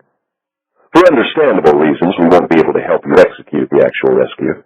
Since the United States and Russia still have several thousand nuclear missiles pointed at each other, it might not be wise for us to be shooting at each other on Russian soil. But we can help in other ways. For starters, we can get you into the country in a way that doesn't land you back in the cellars of Lubyanka. And we can get you out again. Along with the hostages, of course. How? Carter dealt an American passport onto the table. It was burgundy-colored rather than blue, and stamped with the word official. It's one step below a diplomatic passport. You won't have complete immunity, but it will definitely make the Russians think twice before laying a finger on you. Gabriel opened the cover. For now, the information page contained no photograph, only a name, Aaron Davis. What does Mr. Davis do? He works for the White House Office of Presidential Advance. As you probably know, the President will be in Moscow on Thursday and Friday for the emergency G8 summit. Most of the White House Advance team is already on the ground. I've arranged for a late addition to the team. Aaron Davis? Carter nodded. How's he going in? The Carter plane. I beg your pardon. It's the unofficial name of the C-17 Globemaster that brings the presidential limousine. It also carries a large, detailed Secret Service agents. Aaron Davis will board the plane during a refueling stop in Shannon, Ireland. 6 hours after that, he'll land at Sheremetyevo Airport. The U.S. Embassy vehicle will then take him to the Hotel Metropole. And the escape hatch? Same route, opposite direction. On Friday evening, after the final session of the summit, the Russian president will be hosting a gala dinner. The president is scheduled to return to Washington at the conclusion, along with the rest of his delegation and the traveling White House press corps. The buses depart the Metropole at 10 p.m. sharp. They'll go straight onto the tarmac at Sheremetyevo and board the planes. We'll have false passports for Chiara and Grigori, just in case. But in reality, the Russians probably won't be checking passports. When will I arrive in Moscow? The car plane is due to land at Sheremetyevo a few minutes after 4 a.m. Thursday. By my calculation, that leaves you 42 hours on the ground in Russia. All you have to do is find some way of getting Chiara and Grigori out of that dacha and back to the Metropole by 10 p.m. Friday, without being arrested or killed by Ivan's army of ducks. I'm afraid I can't help with that. You also have a more immediate problem. Ivan's emissary is expecting a reply to his demands tomorrow afternoon in Paris. Unless you can convince him to push back the deadline by several days. Carter didn't have the nerve to finish the thought. Gabriel did it for him. This entire conversation is academic. I'm afraid that's correct. Gabriel stared at the satellite photo of the dacha in the trees, then at the time zone clocks arrayed along the wall. Then he closed his eyes, and he saw it all. It appeared to him as a cycle of vast paintings, oil on canvas, rendered by the hand of Tintoretto. The paintings lined the nave of the small church in Venice, and were darkened by yellowed varnish. Gabriel, in his thoughts, drifted slowly past them now with Chiara at his side, her breast pressing against his elbow, her long hair brushing the side of his neck. Even with Carter's help, getting her and Grigori out of the dacha alive would be an operational and logistical nightmare. Ivan would be playing on his home turf. All the advantages would be his, unless Gabriel could somehow turn the tables. By way of deception. Gabriel had to get Ivan to let down his guard. He had to keep Ivan occupied at the time of the raid. And, more pressing, he had to convince Ivan not to kill Chiara and Grigori for another 4 days. In order to do that, he needed one more thing from Adrian Carter. Not one, actually, but 2. He blinked away the vision of Venice and gazed once again at the photograph of the dacha in the trees. Yes, he thought again. He needed 2 more things from Adrian Carter, but they were not Carter's to give. Only a mother could surrender them. And so, with Carter's blessing, he entered an unoccupied office in the far corner of the annex and quietly closed the door. He dialed the isolated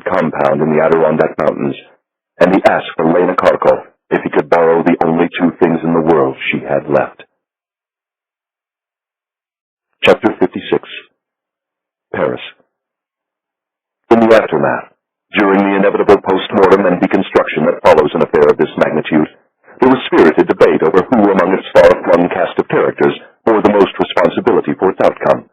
One participant was not asked for an opinion, and would surely not have ventured one if he had been. He was a man of few words, a man who stood a lonely post. His name was Rami, and his job was to keep watch over a national treasure, the Mamuna.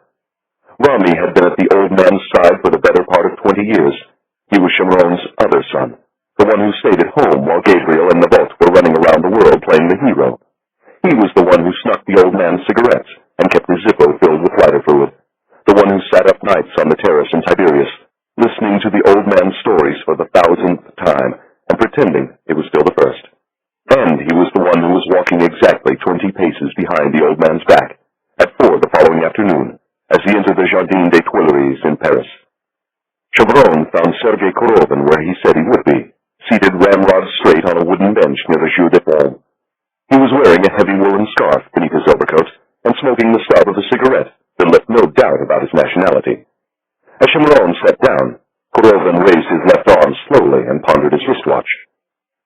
"You're 2 minutes late, Ari. That's not like you." "The walk took me longer than expected." "Bullshit." Korovin lowered his arm. "You should know that patience isn't one of Ivan's strong suits. That's why he was never selected to work in the first chief directorate. He was deemed too impetuous for pure espionage. We had to assign him to the fifth, where his temper could be put to good use." "Breaking heads, you mean?" Korovin gave a non-committal shrug. "Someone had to do it." "He must have been a great disappointment to his father." "Ivan, he was an only child. He was indulged." "It shows." Chemron removed his silver case from the pocket of his overcoat and took his time lighting a cigarette. Korovin, annoyed, gave his wristwatch another distracted glance. "Perhaps I should have made something clear to you, Ari. This deadline was more than hypothetical. Ivan is expecting to hear from me. If he doesn't, chances are your agent will turn up somewhere with a bullet in the back of her head." "That would be rather foolish, Sergei. You see, if Ivan kills my agent, he'll lose his only chance of getting his children back." Korovin's head turned sharply in Chemron's direction. "What are you saying, Ari? Are you telling me the Americans have agreed to return Ivan's children to Russia?" "No, Sergei. Not the Americans. It was Elena's decision. As you might expect, it's torn her to pieces, but she wants no more bloodshed because of her husband." Chemron paused. "And she also knows her children well enough to realize that they'll leave Russia the moment they're old enough and come back to her." Age seemed to have taken a toll on Korovin's ability to dissemble. He exhaled a cloud of smoke into the Parisian dusk and did a very poor job of concealing his surprise at the development. "What's wrong, Sergei? You told me Ivan wanted his children." Chemron watched the Russian carefully. "It makes me think your offer wasn't a serious one." "Don't be ridiculous, Ari. I'm just stunned you were actually able to pull it off." "I thought you learned a long time ago never to underestimate me." The gardens were receding into the gathering darkness. Chemron glanced around, then settled his gaze on Korovin. "Are they alone, Sergei?" "They're alone?" "Anyone listening?" "No one." "You're sure?" "No one would dare. I might be old, but I'm still Korovin." "And I'm still Chemron. So listen carefully, because I'm not going to say this twice. On Thursday afternoon at 2 o'clock Washington time, the Russian ambassador to the United States is to present himself at the main gate of Andrews Air Force Base. He will be met there by base security and a team of officers from the CIA and the State Department. They will take him to a VIP lounge, where he will be allowed to spend a few minutes with Anna and Nikolai Kharkov." Chemron paused. "Are you with me, Sergei?" 2 p.m., Thursday, Andrews Air Force Base. When the meeting is over, the children will be placed aboard the C-32, the military's version of a Boeing 757. It will land in Russia at precisely 9 a.m. Friday morning. The Americans want to use the airfield outside Konakovo. Do you know the one I'm talking about, Sergei? It's the old air base that was converted to civilian use when your Air Force couldn't figure out how to fly planes anymore." Korovin lit another of his Russian cigarettes and slowly waved out the match. 9 o'clock. The airfield outside Konokovo. Elena doesn't want the children walking off the plane into the arms of some stranger. She insists Ivan come to the airport and greet them. If Ivan isn't there, the children don't get off that plane. Are we clear on that, Sergei? No Ivan, no children. At 9:05, the aircraft will be parked with its doors open. If my agent is standing outside the entrance of the Israeli embassy in Moscow, the children will walk off that plane. If she's not there, the crew will fire up those engines and take off again. And don't get any ideas about playing rough with that aircraft. It's American soil. And at 9 a.m. on Friday morning, the American president will be sitting down with the Russian president and the other group of 8 leaders for a working breakfast at the Kremlin. We wouldn't want anything to spoil the mood, would we, Sergei? Say what you like about our president, Ari, but he is a man who respects international law. If that's true, then why does your president allow Ivan to flood the most volatile corners of the world with Russian weapons? And why did he allow Ivan to kidnap one of my officers and use her as barter to get his children back?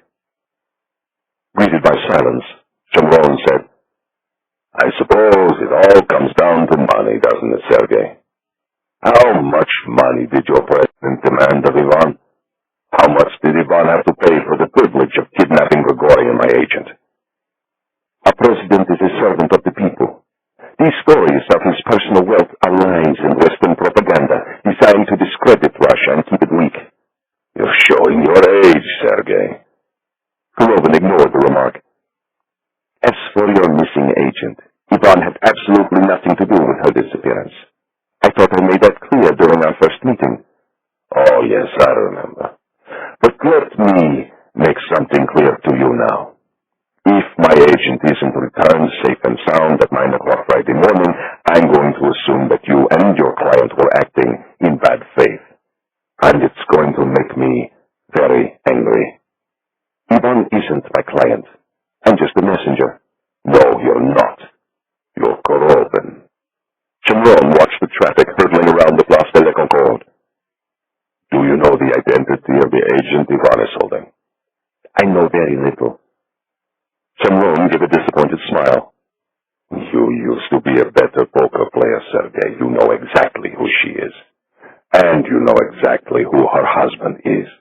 And that means you know what's going to happen if she isn't released. Chamron dropped the end of his cigarette onto the gravel footpath.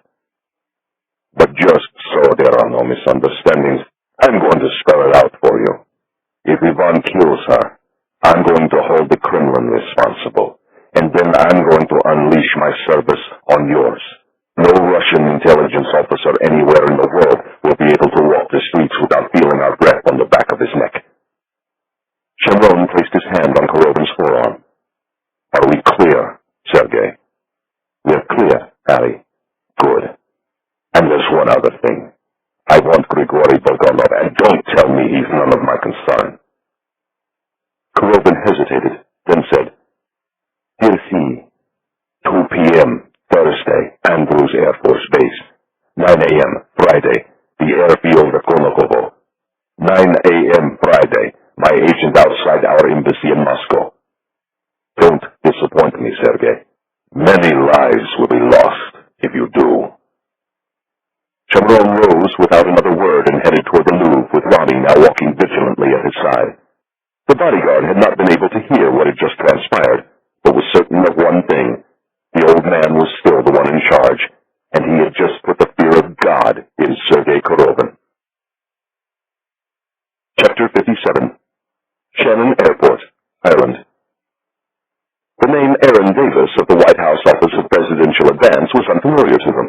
The orders, however, were unambiguous.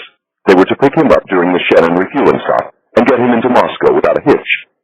And don't try to talk to him during the flight. He's not the talkative sort. They didn't ask why. They were Secret Service. They were never told his real name or the country of his birth. They never knew that their mysterious passenger was a legend, or that he had spent the previous 48 hours in London engaged in advanced work of quite another kind, traveling between Grosvenor Square and the Israeli Embassy in Kensington. Though he was visibly fatigued and on edge, all those who encountered Gabriel during this period would later remember his extraordinary composure. Not once did he lose his temper, they said. Not once did he show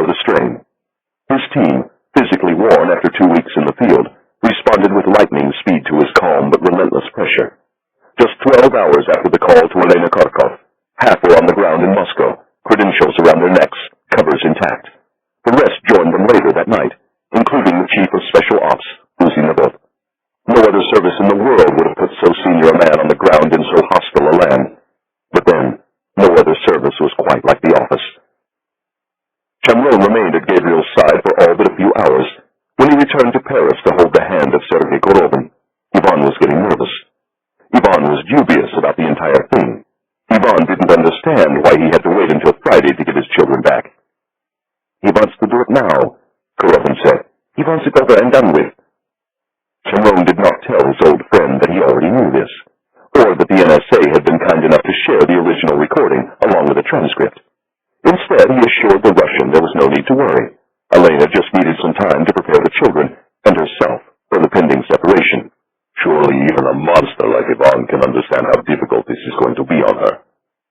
As for the schedule, Chamron made it clear there would be no changes. 2 p.m. at Andrews, 9 a.m. at Konakovo, 9 a.m. at the Israeli Embassy in Moscow. No Ivan, no children. No Chiara, no safe place for any Russian intelligence officer on Earth. And don't forget, Sergei, we want Grigori back too. Though he tried not to show it, the meeting in Paris left Chamron deeply shaken. Gabriel's gambit had clearly thrown Ivan off balance, but it had also made him suspicious of a trap. Gabriel's opening would be brief, a few minutes, no more. They would have to move swiftly and decisively. These were the words Chamron spoke to Gabriel late Wednesday night as they sat together in the back of a CIA car on the rain-lashed tarmac of Shannon Airport. Gabriel's bag was on the seat between them, his eyes focused on the massive C-17 Globemaster that would soon deliver him to Moscow. Chamron was smoking, despite the fact that the CIA driver had asked them repeatedly not to, and running through the entire operation one more time. Gabriel, though exhausted, listened patiently. The briefing was more for Chamron's benefit than his. The Mamuna would spend the next 48 hours watching helplessly from the CIA annex. This was his last chance to whisper directly into Gabriel's ear, and he took it without apology. And Gabriel indulged him, because he needed to hear the sound of the old man's voice one more time before getting on that plane. He drew courage from the voice. Faith. It made him believe the operation might actually work, even though everything else told him it was doomed to failure. Once you get them into the car, don't stop. Kill anyone you need to kill, and I mean anyone. We'll clean up the mess later. We always do. Just then there was a knock at the window. It was the CIA escort, saying the plane was ready. Gabriel kissed Chamron's cheek and told him not to smoke too much. Then he climbed out of the car and headed toward the C-17 through the rain. For now, he was an American, even if he couldn't quite speak like one. He carried an American suitcase filled with American clothes, an American cell phone filled with American numbers, an American BlackBerry filled with American emails. He also carried a second PDA with features not available on ordinary models, but that belonged to someone else. A boy from the Valley of Jezreel. A boy who would have been an artist, if not for a band of Palestinian terrorists known as Black September. Tonight, that boy did not exist. He was a painting lost to time. He was now Aaron Davis of the White House Office of Presidential Advance, and he had a pocket full of credentials to prove it. He thought American thoughts, dreamed American dreams. He was an American, even if he couldn't quite speak like one, and even if he couldn't quite walk like one either. As it turned out, there was not one presidential limousine on the plane, but two, along with a trio of armored SUVs. The chief of the Secret Service detail was a woman. She escorted Gabriel to a seat near the center of the aircraft and gave him a parka to wear against the sharp cold. Much to his surprise, he was able to get a bit of badly needed sleep, though one agent would later note that he seemed to stir at the precise instant the plane crossed into Russian airspace. He woke with a start 15 minutes before landing, and as the plane descended toward Sheremetyevo, he thought of Chiara. How had she returned to Russia? Had she been bound and gagged? Had she been conscious? Had she been drugged? As the wheels touched down, he forced such questions from his mind. There was no Chiara, he told himself. There was no Ivan. There was only Aaron Davis, servant of the American president, dreamer of American dreams, who was now just minutes away from his first encounter with Russian authorities. They were waiting on the darkened tarmac, stamping their feet against the bitter cold, as Gabriel and the Secret Service detail filed down the rear cargo ramp. Standing next to the Russian delegation was a pair one of whom was an undeclared CIA officer with diplomatic cover. The Russians greeted Gabriel with warm handshakes and smiles, then gave his passport a cursory glance before stamping it. In return, Gabriel gave each a small token of American goodwill, White House cufflinks. 5 minutes later, he was seated in the back of an embassy car, speeding down Leningradsky Prospect toward the city center. Size has always mattered to the Russians, and to spend any time there is to discover nearly everything is the biggest country, the biggest bell, the biggest swimming pool.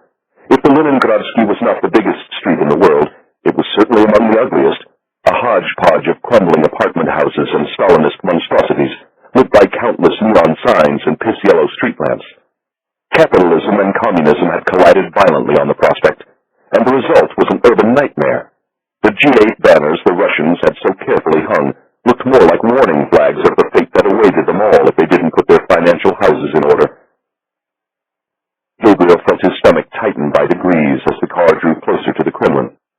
As they passed Dynamo Stadium, the CIA man handed him a satellite photograph of the dacha in the birch forest. There were 3 Range Rovers instead of 2, and 4 men were clearly visible outside. Once again, Gabriel's eye was drawn to the parallel depressions in the woods near the house. It appeared there had been a change since the last pass. At the end of one depression was a dark patch, as if the snow cover had recently been disturbed. By the time Gabriel returned the photo to the CIA man, the car was traveling along Tverskaya Street. Directly before them rose the Kremlin's corner arsenal tower, its red star looking oddly like the symbol of a certain Dutch beer that now flowed freely in the watering holes of Moscow. The darkened offices of Galaxy Travel flashed by Gabriel's window. Then the little side street, where Anatoly, friend of Viktor Orlov, had been waiting to take Irina to dinner. 100 yards beyond Irina's office, Tverskaya Street emptied into the 12 lanes of a Hotny Ryad Street. They turned left and sped past the Duma, the House of Unions, and the Bolshoi Theater. The next landmark Gabriel saw was a flood-lit fortress of yellow stone looming directly ahead over Lubyanka Square, the former headquarters of the KGB, now home to its domestic successor, the FSB. In any other country, the building would have been blown to bits and its horrors exposed to the healing light of day. But not Russia. They had simply hung a new sign and buried its terrible secrets where they couldn't be found. Just down the hill from Lubyanka, in Teatralny Prospect, was the famed Hotel Metropole. Bag in hand, Gabriel sailed through the Art Deco entrance as if he owned the place, which is how Americans always seem to enter hotels. The lobby, empty and silent, had been faithfully restored to its original decor. Indeed, Gabriel could almost imagine Lenin and his disciples plotting the Red Terror over tea and cakes. The check-in counter was absent any customers. Even so, Gabriel had to wait an eternity before Khrushchev's doppelganger beckoned him forward. After filling out the lengthy registration form, Gabriel refused the bellman's indifferent offer of assistance and made his way upstairs to his room alone. It was now approaching 5 o'clock. He stood in the window, hand to his chin, head tilted to one side, and waited for the sun to rise over Red Square. Chapter 58. Moscow. Though the global financial crisis had caused economic pain across the industrialized world, few countries had fallen further or faster than Russia. Fueled by skyrocketing oil prices, Russia's economy had grown at dizzying speed in the first years of the new millennium, only to come crashing back to earth again with oil's sharp decline. Her stock market was a shambles, her banking system in ruins. Her once docile population was now clamoring for relief. Inside the foreign ministries and intelligence services of the West, there was fear Russia's weakening economy might provoke the Kremlin to retreat even deeper into a Cold War posture, a sentiment shared by several key European leaders who were becoming increasingly dependent on Russia for their supplies of natural gas. It was this concern that had prompted them to hold the emergency G8 summit in Moscow in the dead of winter. Show the bully respect, they reckoned, and he might be encouraged to change his behavior. At least, that was the hope. Had the summit taken place in any other G8 country, the arrival of the leaders and their delegations would scarcely have been a blip on the local media's radar. But the summit was being held in Russia, and Russia, despite protests to the contrary, was not yet a normal country. Its media was either owned by the state or controlled by it, and its television networks went live as each presidential or prime ministerial aircraft sunk out of the iron-gray sky over Sheremetyevo. To hear the Russian reporters explain it, the Western leaders were coming to Moscow because they had been personally summoned by the Russian president. The world was in turmoil, the reporters warned, and only Russia could save it. Inevitably, the American president suffered in comparison. The moment his plane appeared above the horizon, a number of Russian officials and commentators paraded before the cameras to denounce him and all he stood for. The global economic crisis was America's fault, they howled. America had been brought low by greed and hubris, and she was threatening to take the rest of the world down with her. The sun was setting on America, and good riddance. Gabriel found little disagreement in the salons and restaurants of the Hotel Metropole. By mid-morning it was overrun with reporters and bureaucrats, all proudly wearing their official G8 credentials as if a piece of plastic dangling from a strand of nylon gave them entree to the inner sanctums of power and prestige. Gabriel's credentials were blue, which signified he had access mere mortals did not. They were hanging around his neck as he took a light breakfast beneath the vaulted stained-glass ceiling in the famed Metropole restaurant, wielding his BlackBerry throughout the meal like a shield. Leaving the restaurant, he was cornered by a group of French reporters who demanded to know his opinion of the new American stimulus plan. Though Gabriel evaded their questions, the French were clearly impressed by the fact he addressed them fluently in their native language. In the lobby, Gabriel noticed several American reporters clustered around the Teatroni Prospect entrance and quickly slipped out the back door into Revolution Square. In summer, the esplanade was crowded with market stalls where it was possible to buy anything from fur hats and nesting dolls to busts of the murderers Lenin and Stalin. Now, in the depths of winter, only the bravest dared to venture there. Remarkably, it was clear of snow and ice.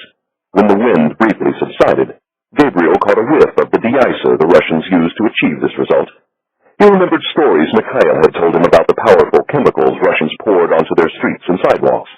The stuff could destroy a pair of shoes in a matter of days. Even the dogs refused to walk on it. In springtime, the streetcars used to burst into flames because their wiring had been eaten away by months of exposure. That was how Mikhail had celebrated the arrival of spring as a child in Russia, with the burning of the trams. Gabriel spotted him a moment later, standing next to Elie Levin just outside Resurrection Gate.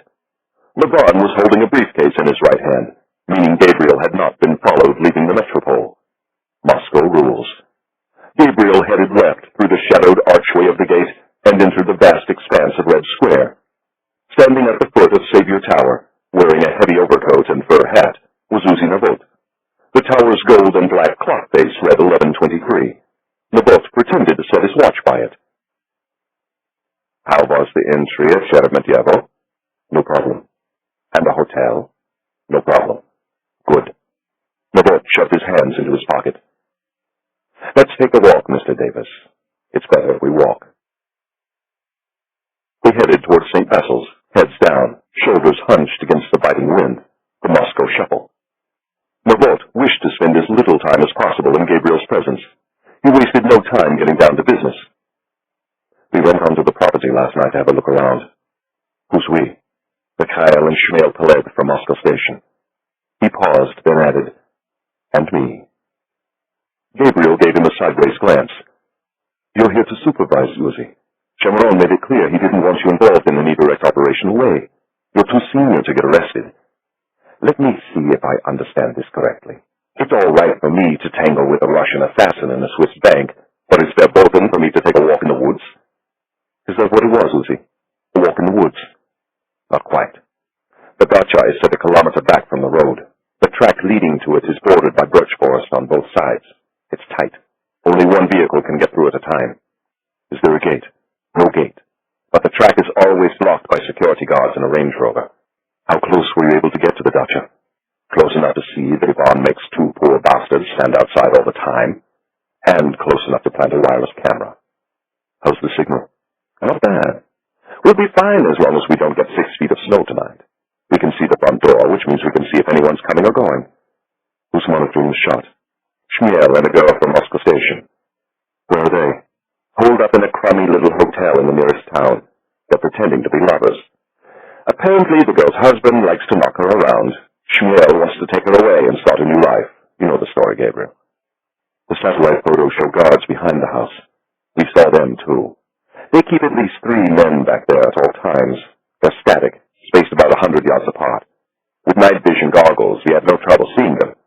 In daylight, Navot shrugged his heavy shoulders. They'll go down like targets in a shooting gallery. We'll just have to go in while it's still dark and try not to freeze to death before 9 o'clock. They had passed St. Basil's and were nearing the southeast corner of the Kremlin. Directly before them was the Moscow River, frozen and covered by gray-white snow. Naboth nudged Gabriel to the right and led him along the embankment. The wind was now at their backs. After they passed a pair of bored-looking Moscow militiamen, Gabriel asked whether Naboth had seen anything at the dacha to warrant a change in plan. Naboth shook his head. What about the guns?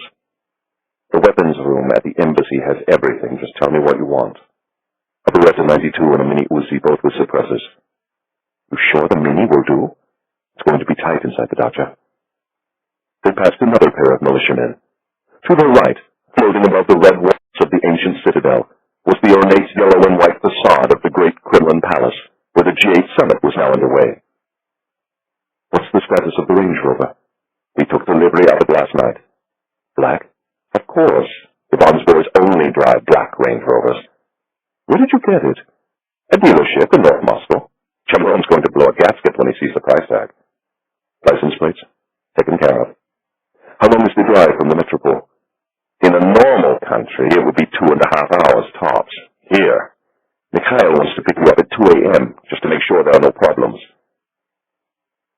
They had reached the southwestern corner of the Kremlin. On the other side of the river stood a colossal gray apartment building crowned by a revolving Mercedes-Benz star. Known as the House on the Embankment, it had been built by Stalin in 1931 as a palace of Soviet privilege for the most elite members of the nomenklatura. During the Great Terror, he had turned it into a house of horrors.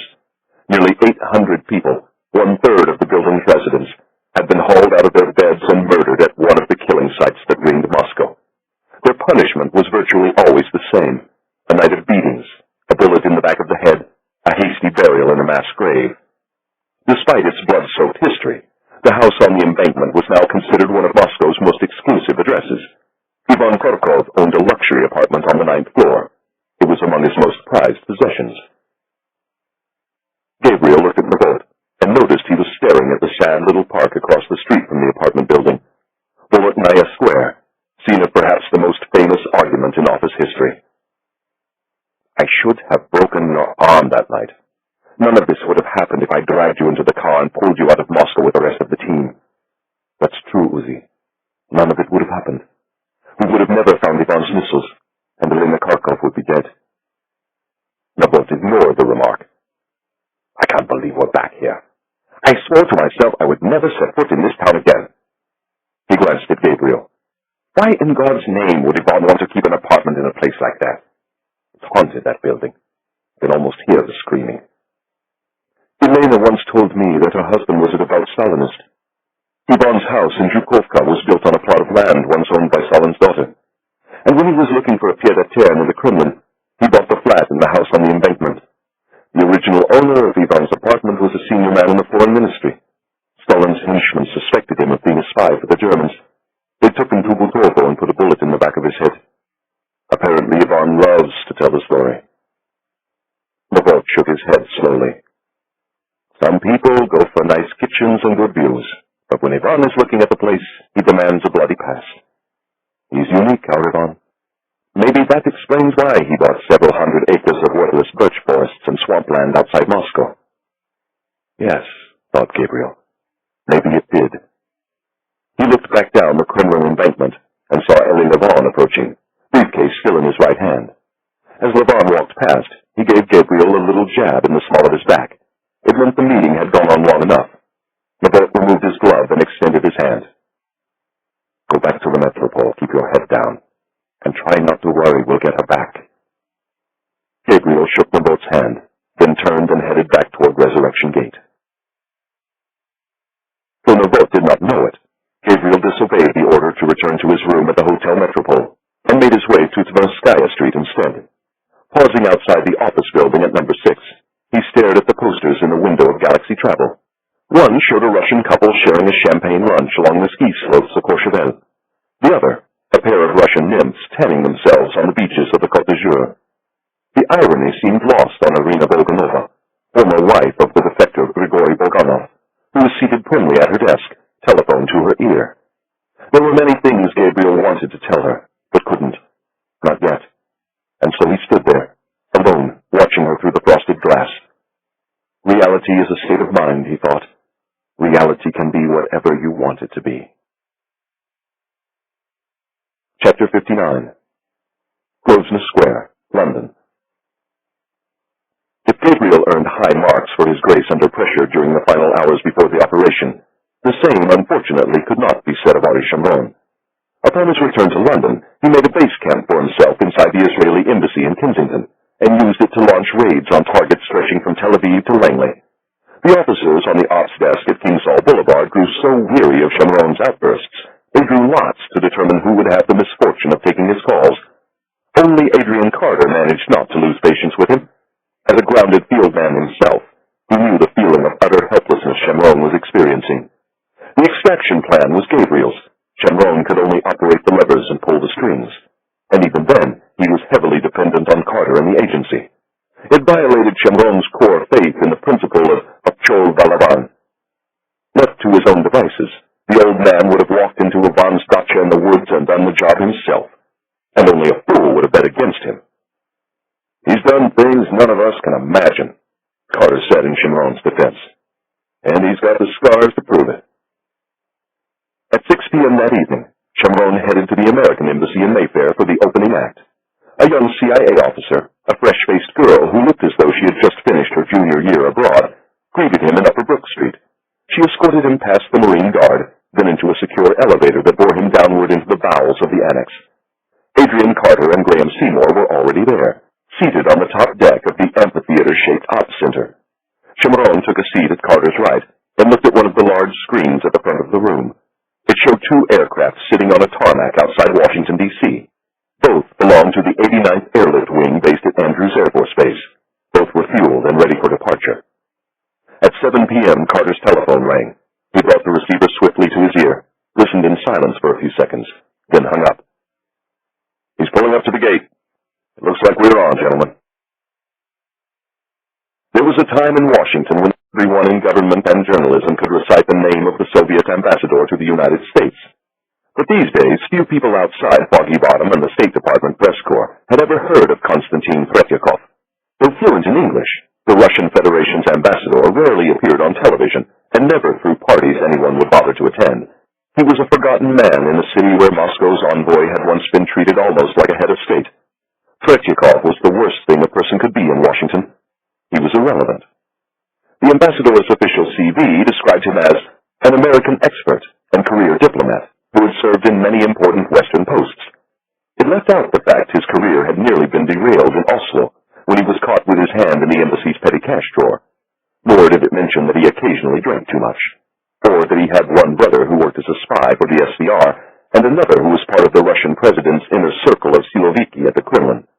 All this unflattering material, however, was contained in the CIA's dossier, a copy of which had been given to Ed Fielding to assist in his preparation for the Andrews end of the operation. The CIA security man had found the file highly entertaining. He had joined the agency in the darkest days of the Cold War, and had spent several decades fighting the Soviets and their proxies on secret battlefields around the globe. A glance at the ambassador's file reassured Fielding his career had not been in vain. He was standing beneath the crest of the 89th Airlift Wing when Tretyakov's motorcade drew to a halt outside the passenger terminal. Despite the fact the ambassador was now inside one of the most secure facilities in the national capital region, he was protected by 3 layers of security: his own Russian bodyguards, a detail of diplomatic security agents, and several officers from Andrews Base Security. Fielding had no trouble picking out the ambassador when he emerged from back of the limousine. The dossier had contained a copy of Tretyakov's official portrait, along with several surveillance photos, but Fielding covered his preparation by approaching the ambassador's factotum instead. The aide corrected Fielding by pointing to Tretyakov, who now had a superior smile on his face, as if amused by American incompetence. Fielding pumped the ambassador's hand and introduced himself as Tom Harris. Apparently, Mr. Harris had no title or reason for being at Andrews other than to shake the ambassador's hand. "As you can probably guess, Mr. Ambassador, the Kharkov children are a little nervous. Mrs. Kharkov would like you to see them alone, without aides or security." "Why would the children be nervous, Mr. Harris? They're going back to Russia, where they belong." "Are you saying you refuse to meet Anna and Nikolai without aides or bodyguards, Mr. Ambassador? Because if that's the case, the deal is off." The ambassador raised his chin a bit. "No, Mr. Harris, that is not the case." "Wise decision. I would hate to think what would happen if Ivan Kharkov ever found out you personally blew the deal to get his children back over some silly question of protocol. What's your tone, Mr. Harris? Fielding had no intention of watching his tone. In fact, he was just getting started. I take it you've seen photographs of the Kharkov children? The ambassador nodded. You're confident you can identify them by sight? Very. That's good, because under no circumstances are you to approach or touch the children. You may ask them 2 questions, no more. Are these conditions acceptable to you, Mr. Ambassador? What choice do I have? None whatsoever. That's what I thought. Please extend your arms straight out from your sides and spread your feet. Why on earth would I do that? Because I had to search you before letting you anywhere near those children. This is outrageous. I would hate for Ivan Kharkov to find out you... The ambassador extended his arms and spread his feet. Fielding took his time with the search and made sure it was as invasive and mortifying as possible. When the search was over, he squirted liquid desanitizer on his hands. 2 questions, no touching. Are we clear, Mr. Ambassador? We are clear, Mr. Harris. Follow me, please. It was a small room, hung with photographs of the installation's storied past, presidents departing on historic journeys, POWs returning from years of captivity, flag-draped coffins coming home for burial in American soil. Had photographers been present that afternoon, they would have captured an image of great sadness, a mother holding her children, possibly for the last time. But there were no photographers, of course, because the mother and children were not there, at least not officially. As for the 2 flights that would soon tear this family apart, they did not exist either, and no records of them would ever find their way into the control tower's logbook. They were huddled together along a couch of black vinyl. Elena, dressed in blue jeans and a shearling coat, was seated in the center, an arm around each child. Their faces were buried in her collar, and they remained that way long after the Russian ambassador entered the room. Elena refused to look at him. Her lips were pressed to Anna's forehead, her gaze focused on the pale gray carpet. Good afternoon, Mrs. Kharkov, the ambassador said in Russian. Elena made no response. The ambassador looked at Fielding. In English, he said, I need to see their faces, otherwise I cannot confirm that these are indeed the children of Ivan Kharkov. You have 2 questions, Mr. Ambassador. Ask them to lift their faces, but make certain you ask them nicely. Otherwise, I might get upset. The ambassador looked at the distraught family seated before him. In Russian, he asked, Please, children, lift your faces so I can see them. The children remained motionless. Try speaking to them in English, said Fielding. Grechikov did as Fielding suggested. This time the children raised their faces and stared at the ambassador with undisguised hostility. Grechikov appeared satisfied the children were indeed Anna and Nikolai Kharkov. Your father is looking forward to seeing you. Are you excited about going home? No, said Anna. No, repeated Nikolai. We want to stay with our mother. Perhaps your mother should come home too? Elena looked at Grechikov for the first time. Then her gaze moved to Fielding. Please take him away, Mr. Harris. His presence is beginning to make me ill. Fielding escorted the ambassador next door to the base ops building. They were standing together on the observation deck when Elena and the children emerged from the passenger terminal, accompanied by several security officers. The group moved slowly across the tarmac and climbed the passenger boarding stairs to the door of the C-32. Elena Kharkov emerged 10 minutes later without the children, visibly shaken. Clinging to the arm of an Air Force officer, she walked over to a Gulfstream and disappeared into the cabin. You must be very proud, Mr. Ambassador, Fielding said. You had no right to take them from their father in the first place. The cabin door of the C-32 was now closed. The boarding stairs moved away, followed by the fuel and catering trucks. 5 minutes after that, the plane was rising over the Maryland suburbs of Washington. Fielding watched it disappear into the clouds, then looked contemptuously at the ambassador. 9 a.m. at the Konakovo airfield. Remember, no Ivan, no children. Are we clear, Mr. Ambassador? He'll be there. You're free to leave. You'll forgive me if I don't shake your hand. I'm feeling a bit ill myself. Ed Fielding remained on the observation deck until the ambassador and his entourage were safely off base, then boarded the waiting Gulfstream. Elena Kharkov was buckled into her seat, eyes fixed on the deserted tarmac. How long do we have to wait? Not long, Elena. Are you going to be all right? I'll be fine, Ed. Let's go home. Chapter 60. Hotel Metropole, Moscow. Gabriel was notified of the plane's departure at 10:45 p.m. Moscow time, while standing in the window of his room at the Metropole. He had been there, on and off, since returning from his foray into Tverskaya Street. 10 hours with nothing to do but pace the floor and make himself sick with worry. 10 hours with nothing to do but picture the operation from beginning to end 1,000 times. 10 hours with nothing to do but think about Yvonne. He wondered how his enemy would spend this night. Would he spend it quietly with his child bride? Or perhaps a celebration was in order. A blowout. That was the word Yvonne and his cohorts used to describe the parties thrown at the conclusion of a major arms deal. The bigger the deal, the bigger the blowout. With the children's plane now bound for Russia, Gabriel felt his nerves turn to piano wire. He tried to slow his racing heart, but his body refused his commands. He tried to close his eyes, but saw only satellite photos of the little dacha in the birch forest, and the room where Chiara and Grigori were surely being kept chained and bound, and the 4 streams that converged in a great marshland, and the parallel depressions in the woods. My husband is a devout Stalinist. His love of Stalin has influenced his real estate purchases. The secure PDA helped pass the time. It told him that both Yakov and Oded were proceeding to the target. It told him that the concealed camera had detected no change at the dacha or in the disposition of Yvonne's forces. It told him that God had granted them a heavy ground fog over the marshes to help conceal their approach. And finally, at 1:48 a.m., it told him that it was nearly time to leave. Gabriel had dressed long ago and was sweating beneath layer upon layer of protective clothing. He forced himself to remain in the room a few minutes longer, then switched off the lights and slipped quietly into the corridor. As the clock in the lobby tolled 2 a.m., he stepped from the elevator and passed Khrushchev's doppelganger with a curt nod. The Range Rover was waiting in the Altarpiece Prospect, engine running. Mikhail drummed his fingers nervously as they swept up the hill toward FSB headquarters. You okay, Mikhail? I'm fine, boss. You're not nervous, are you? Why would I be nervous? I love being around Lubyanka. The KGB kept my father in there for 6 months when I was a kid. Did I ever tell you that, Gabriel? He had. You have the guns. Plenty. Radios. Of course. Sat phone. Gabriel, please. Coffee?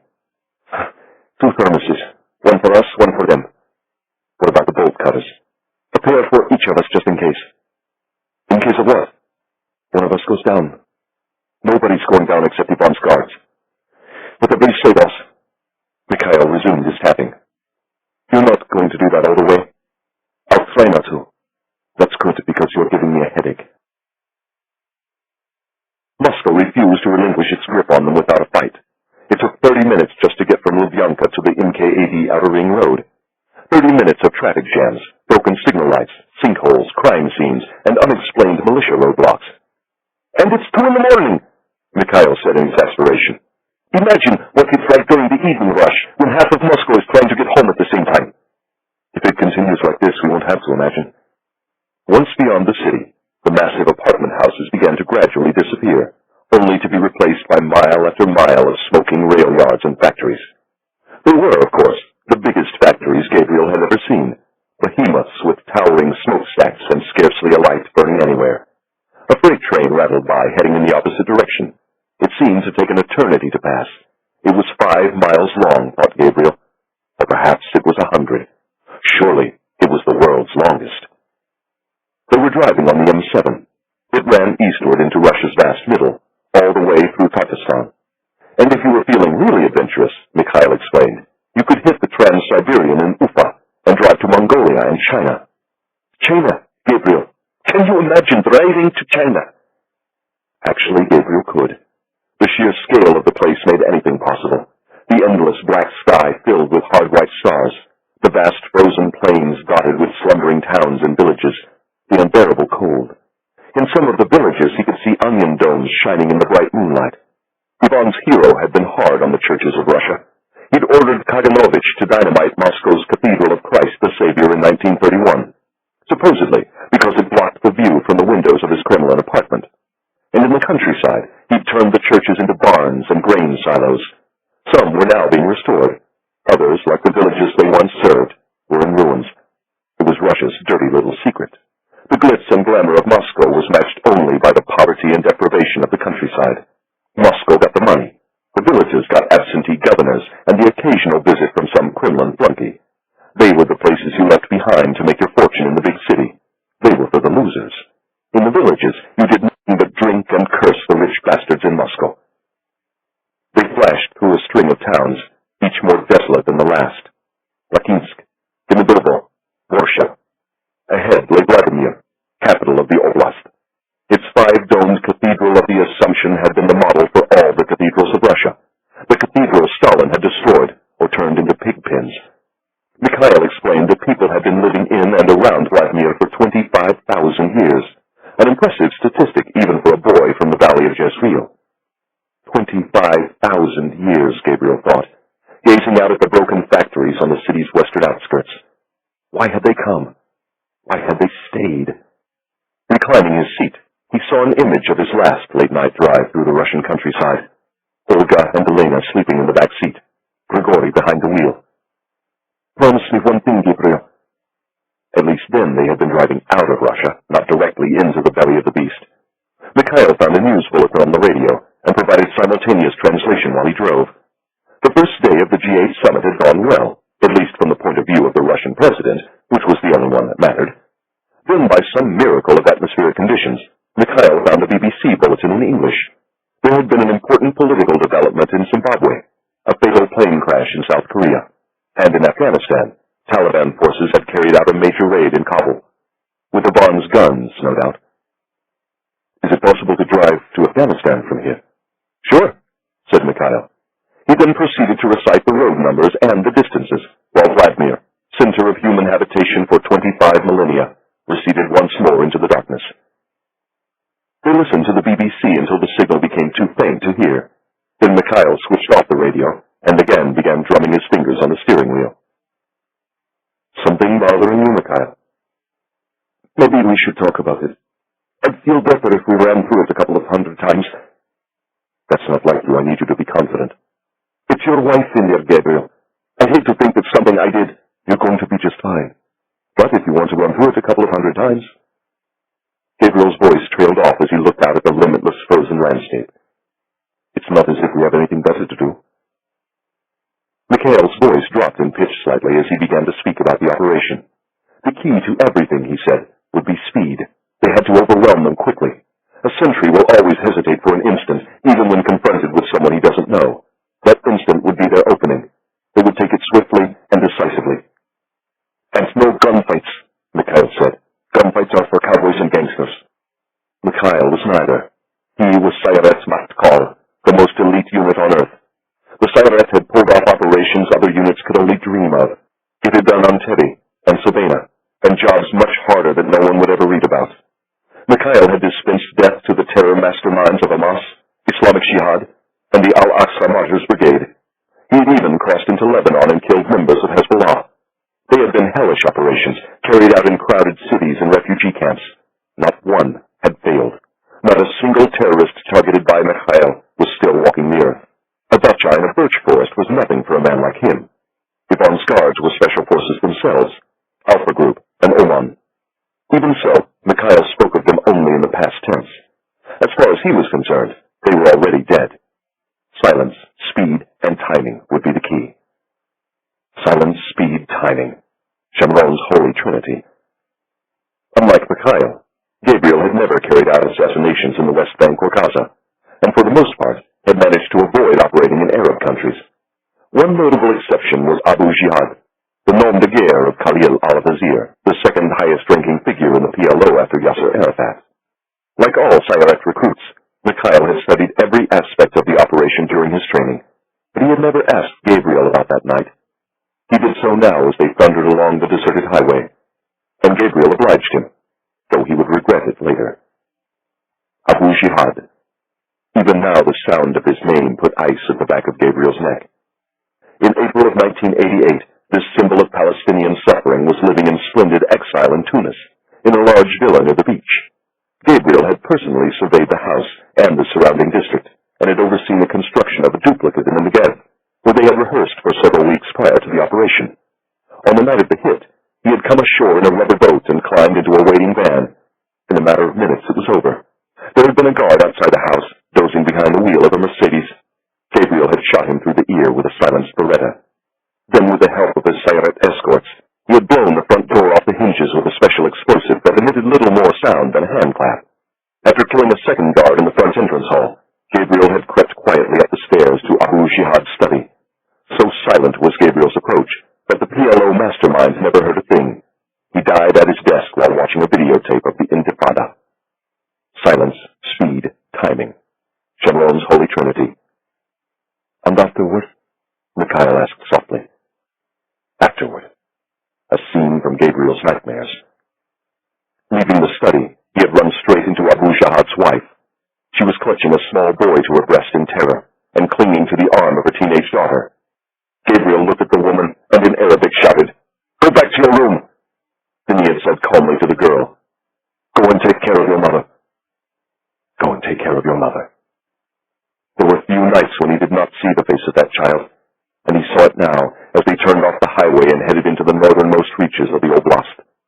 Sometimes Gabriel wondered whether he would have pulled the trigger had he known the girl was standing at his back. And sometimes, in his darker moments, he wondered whether everything that had befallen him since was not God's punishment for killing a man in front of his family. Now, as he had done countless times before, he nudged the child gently from his thoughts and watched as Mikhail made another turn, this time into a dense stand of pine and fir. The headlamps went dark, the engine silent. "How far is the property?" 2 miles. "How long to make the drive?" 5 minutes. We'll take it nice and slow." "You're sure, Mikhail? Timing is everything." "I've done it twice, I'm sure." Mikhail began drumming his fingers on the console. Gabriel ignored him and looked at the clock. 6:25. The waiting. Waiting for the sun to rise before a morning of killing. Waiting to hold Chiara in his arms. Waiting for the child of Abu Jihad to forgive him. He poured himself a cup of coffee and loaded his weapons. 6:26. 6:27. 6:28. The sun set fire to the snowbank. Chiara did not know whether it was sunrise or sunset, but as the light fell upon Grigori's sleeping face, she had a premonition of death, so clear that it seemed a stone had been laid over her heart. She heard the sound of the latch and watched as the woman with milk-white skin and translucent eyes entered the cell. The woman had food, stale bread, cold sausage, tea in paper cups. Whether it was breakfast or dinner, Chiara was not certain. The woman withdrew, locking the door behind her. Chiara held her tea between shackled hands and looked at the burning snowbank. As usual, the light remained only a few minutes. Then the fire was extinguished, and the room plunged once more into pitch blackness. Chapter 61. Konakovo, Russia. Like Russia itself, the airfield at Konakovo had been a two-time loser.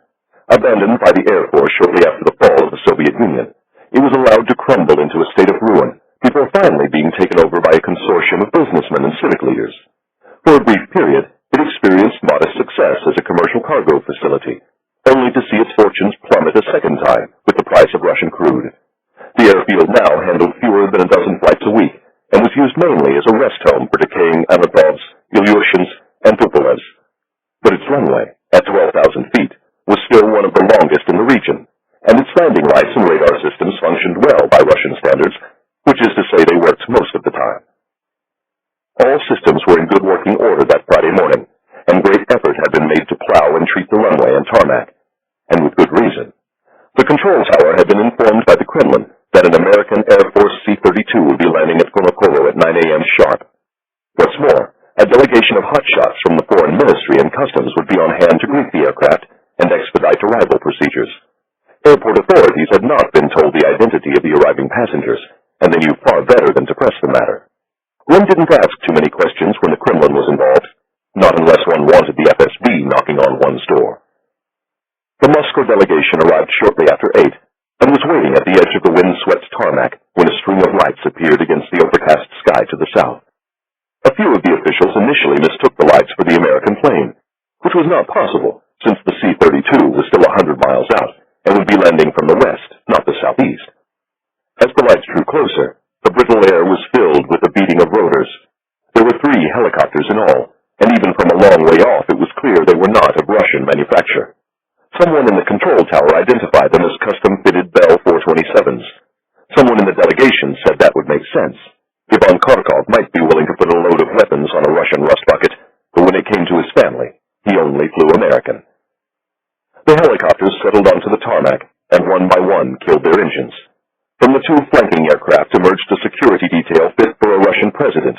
Big boys, well-groomed, heavily armed, hard as nails. After establishing a perimeter around the third helicopter, one guard stepped forward and opened the cabin door. For a long moment, no one appeared. Then came a flash of lustrous blonde hair, framing a face of Slavic youth and perfection. The features were instantly recognizable to the control tower, as well as the members of the Moscow delegation. The woman had appeared on countless magazine covers and billboards, usually with far less clothing than she was wearing now. Her name had once been Yekaterina Mazurov. Now she was known as Yekaterina Kharkov. Though meticulously coiffed and painted, she was clearly on edge. Immediately after placing an elegant boot on the tarmac, she gave one of the bodyguards a good tongue-lashing, which unfortunately could not be heard. Someone in the Moscow delegation pointed out that Yekaterina's anxiety was to be forgiven. She was about to become a mother of two, and was still little more than a child herself. The second person to emerge from the helicopter was a trim man in a dark overcoat, with a face that hinted of ancestors from deep in Russia's interior.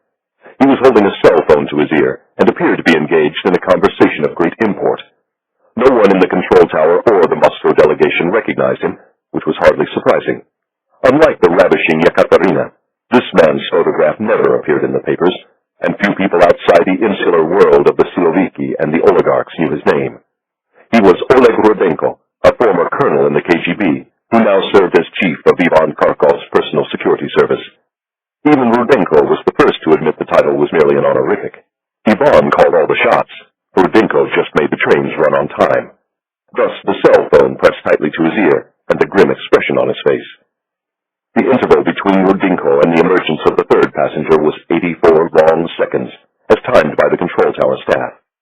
He was an immensely powerful-looking figure, somewhat short in stature, with angular cheekbones, a pugilist's broad forehead, and coarse hair the color of steel wool. One of the officials briefly confused him for a bodyguard, which was a common mistake, and one he secretly enjoyed.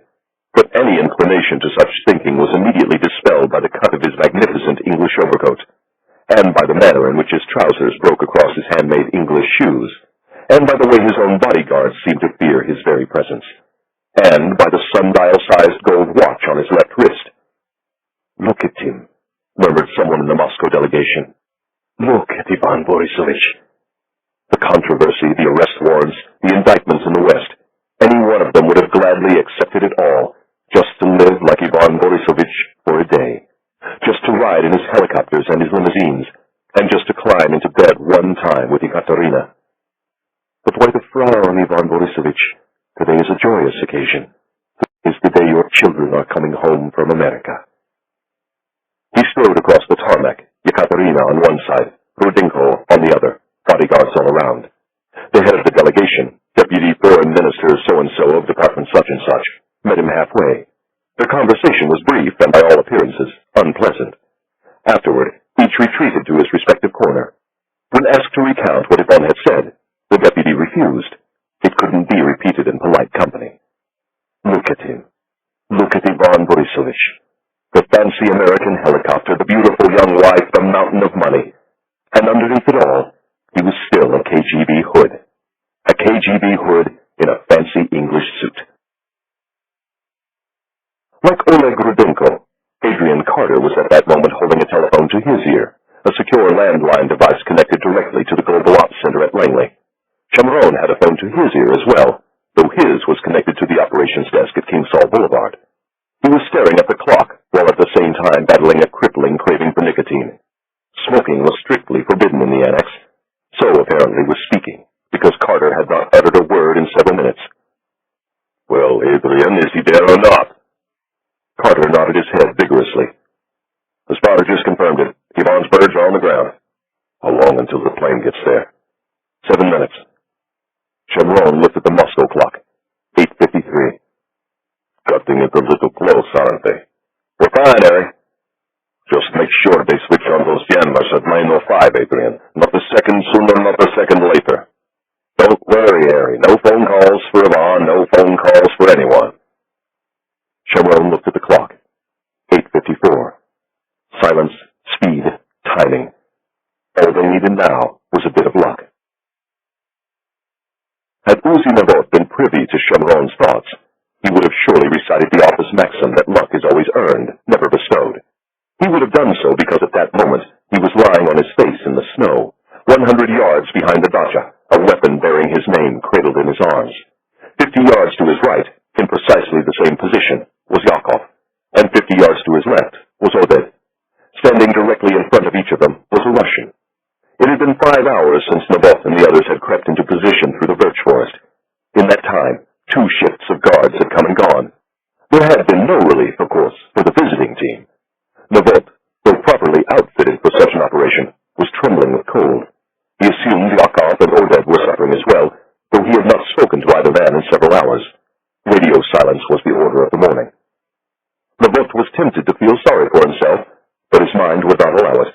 Whenever the cold started to eat at his bones, he thought about the camps and the ghettos and the terrible winters his people had endured during the Shoah.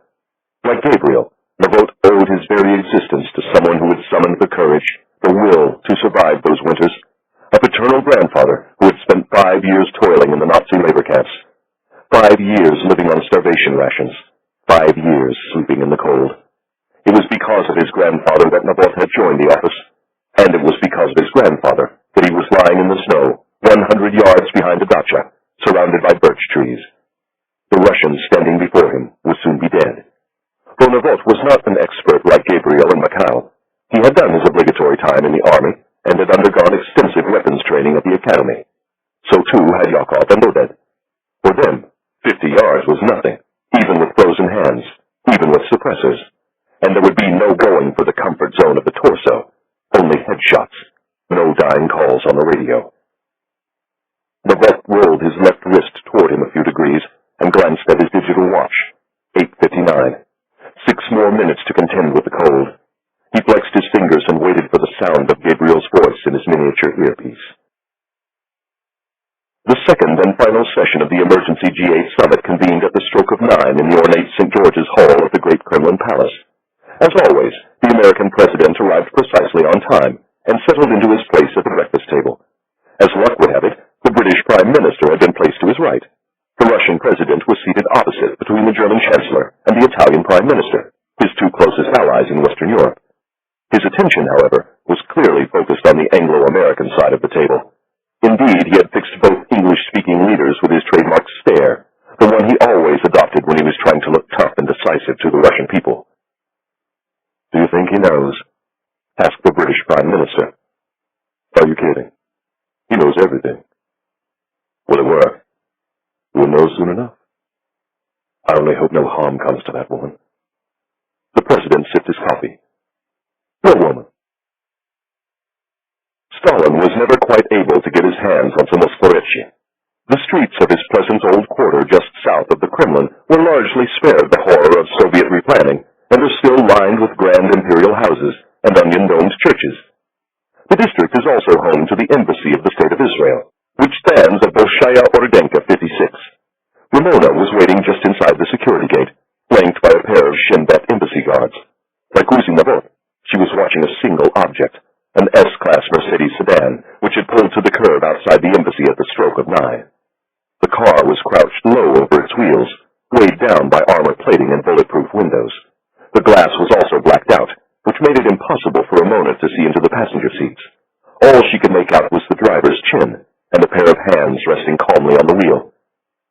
Ramona raised her secure cell phone to her ear and heard the cacophony of the ops desk at King Saul Boulevard. Then the voice of a desk officer, pleading for information. "The plane is on the ground. Tell us if she's there. Tell us what you see." Ramona complied with the order. She saw a Mercedes car with blacked-out windows, and she saw a pair of hands resting on the wheel. And then, in her mind, she saw a pair of angels sitting in a Range Rover. A pair of angels who would create hell on earth unless Chiara got out of that car. Chapter 62. Grosvenor Square, London. There were no pictures, only distant voices on secure phones and words that flashed and blinked on the billboard-sized communications screens. At 9 a.m. Moscow time, the screens told Shomron that the children's plane was safely on the ground. At 9:01, that the plane was taxiing toward the control tower. At 9:03, that the plane was being being approached by ground crew and motorized passenger boarding stairs. A few seconds later, he was informed by telephone transmission from King Saul Boulevard that Joshua was proceeding to the target, Joshua being the office code name for Gabriel and Mikhail. And finally, at 9:04, he was notified by Adrian Carter that the forward cabin door was now open. "Where's Ivan? Approaching plane? Is he alone? Full entourage, the laugh, the muscle, the thug. By that, you mean Oleg Rodinko." Carter nodded. "He's on a cell. He'd better not be for long. Don't worry, Ari." Sharon looked at the clock. 9:04:17. Squeezing the telephone to his ear, he asked King Saul Boulevard for an update on the car parked outside the embassy gate. The desk officer reported no change. "Perhaps we should force the issue," Sharon said. "How, boss?" "That's my niece standing out there. Tell her to improvise." Sharon listened while the desk officer relayed the order. Then he looked at the message flashing on the screen. Aircraft door open. Advise. "Be careful, Ramona. Be very careful." The Mamuna wants you to force the issue. Does the Mamuna have any suggestions? He suggests you improvise. Really? Thank you, Uncle Ari. Ramona stared at the Mercedes. Same chin, same hands on the wheel, but now the fingers were in motion, tapping a nervous rhythm. He suggests you improvise. But how? During the pre-op briefings, Uzinabot had been resolute on one key point. Under no circumstances were they going to give Ivan the opportunity to kidnap another office agent, especially another woman. Ramona was to remain on embassy grounds at all times, because technically the grounds were Israeli soil. Unfortunately, there was no way to force the issue in 15 seconds by remaining behind the safety of the gate. Only by approaching the car could she do that. And to approach the car, she had to leave Israel and enter Russia. She glanced at her watch, then turned to one of the Shin Bet security guards. Open the gate. We were ordered to keep it closed. Do you know who my uncle is? Everyone knows who your uncle is, Ramona. So what are you waiting for? The guard did as he was told, and followed Ramona into Bolshaya Ordinka, gun drawn in violation of all diplomatic protocol, written and unwritten. Ramona went without hesitation to the rear passenger door of the Mercedes and rapped on the heavy bulletproof glass. Receiving no response, she gave the window 2 more firm knocks. This time the glass slid down. No Chiara, only a well-dressed Russian in his late 20s wearing sunglasses in spite of the overcast weather.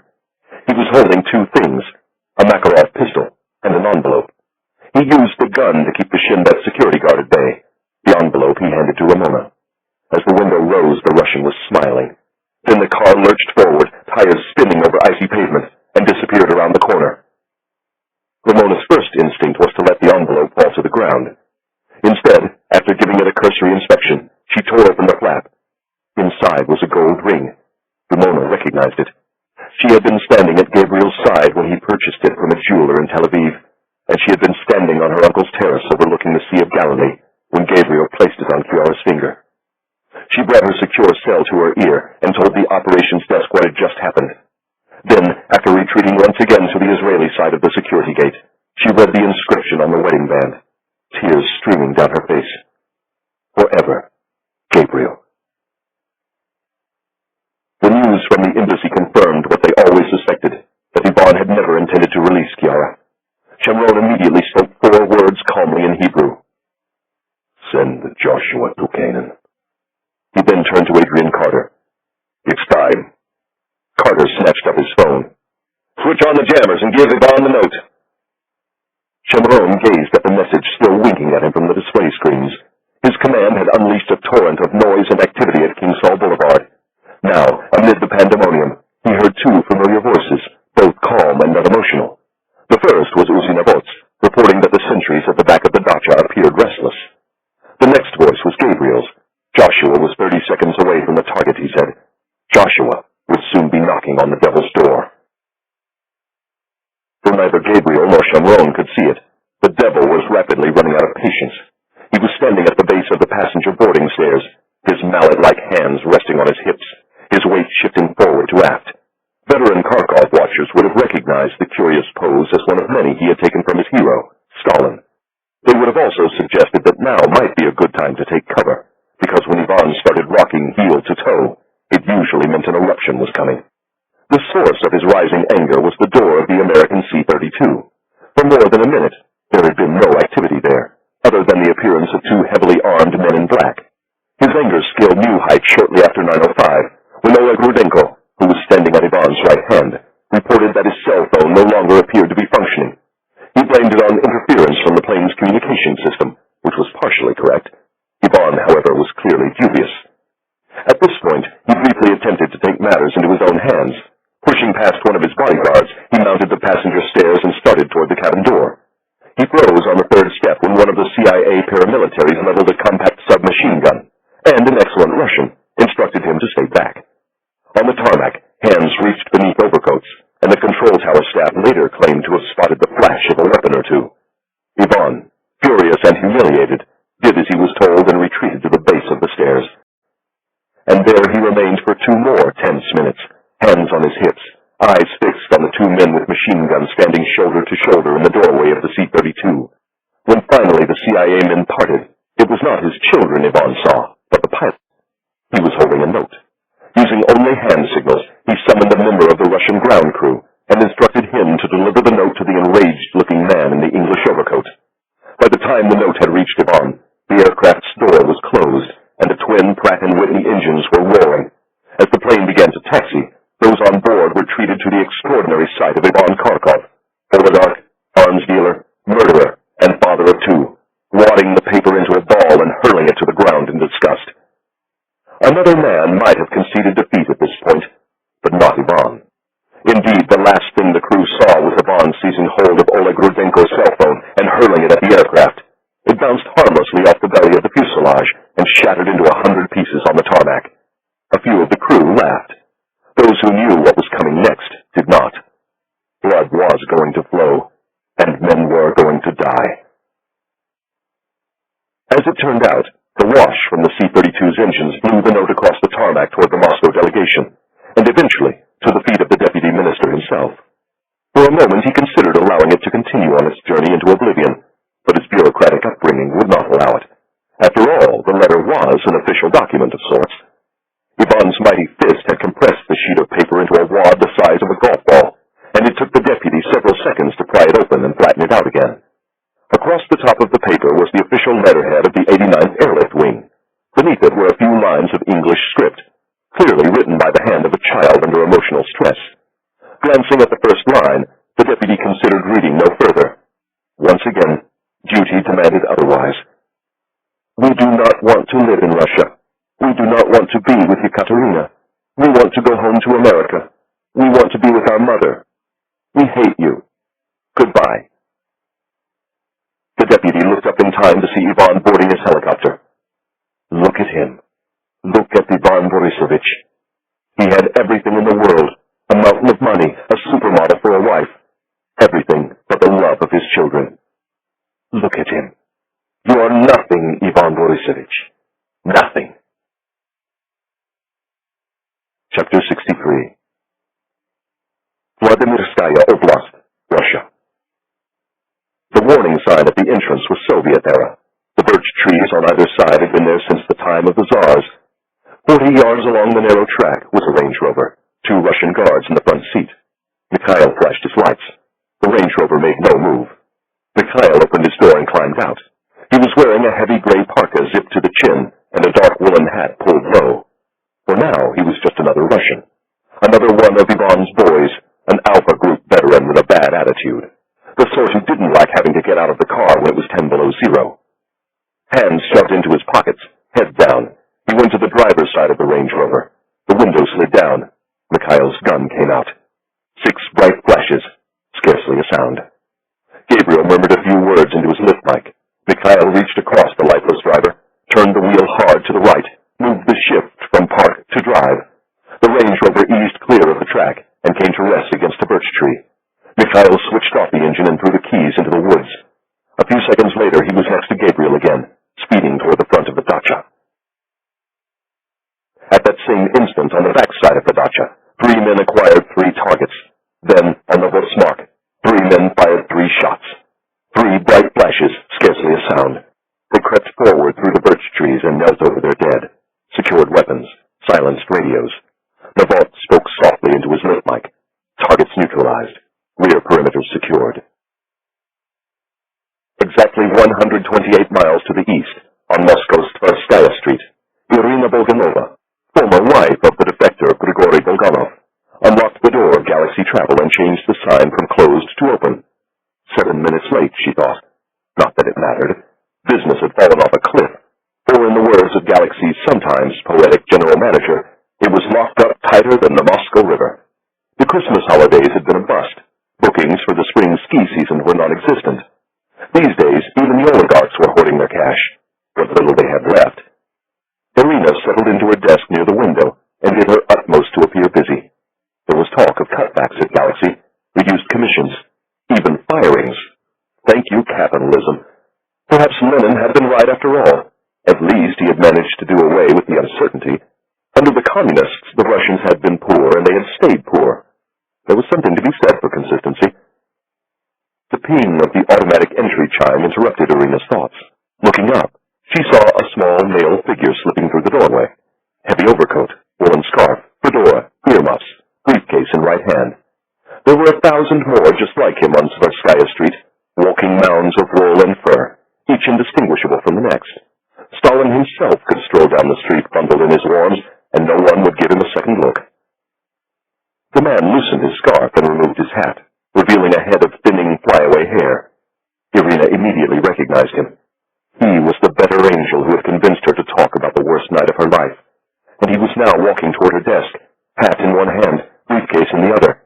And somehow, Irina was now on her feet, smiling, shaking his cold, tiny hand, inviting him to sit, asking how she might be of assistance. "I need some help planning a trip," he said in Russian. "Where are you going?" "The West." "Can you be more specific?" "I'm afraid not." "How long will you be staying?" "Indefinitely." "How many in your party?" "That too is still to be determined. With luck, we're going to be a large group." "When are you planning to leave?" "Late this evening." "So what precisely can I do?" "You can tell your supervisor you're going out for coffee. Make sure to bring your valuables, because you're never coming back here again. Ever." Chapter 64. Vladimirskaya Oblast, Russia. A Russian dacha can be many things. A timbered palace, tool sheds surrounded by radishes and onions. The one at the end of the narrow track fell somewhere in between. It was low and stout, solid as a ship, and clearly built by Bolshevik muscle. There was no veranda or steps, just a small door in the center, reached by a well-worn groove in the snow. On either side of the door was a window of paned glass. Once upon a time, the frames had been forest green. Now there was something like gray. Thin curtains hung in both windows. The curtain on the right moved as Mikhail slid the Range Rover into park and killed the engine. "Take the key." "You sure?" "Take it." Mikhail removed the key and zipped it into a small pocket over his heart.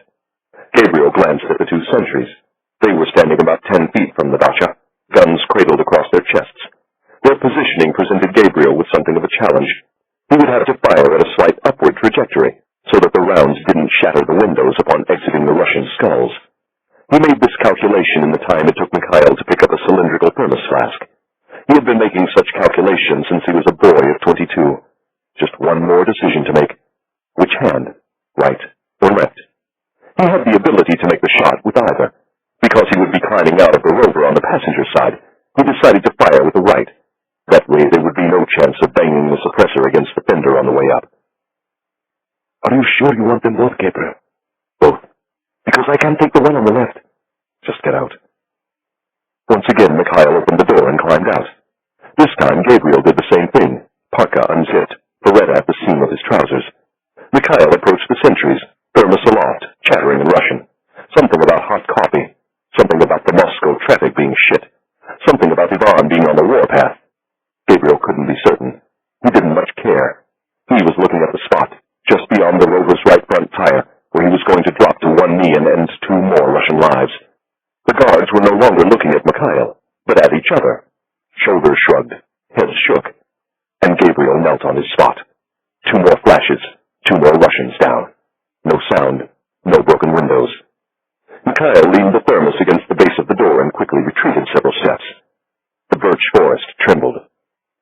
silence no more. On the backside of the dacha, 3 men rose in unison and advanced slowly through the trees. Nabot reminded them to keep their heads down. There was about to be a lot of lead in the air.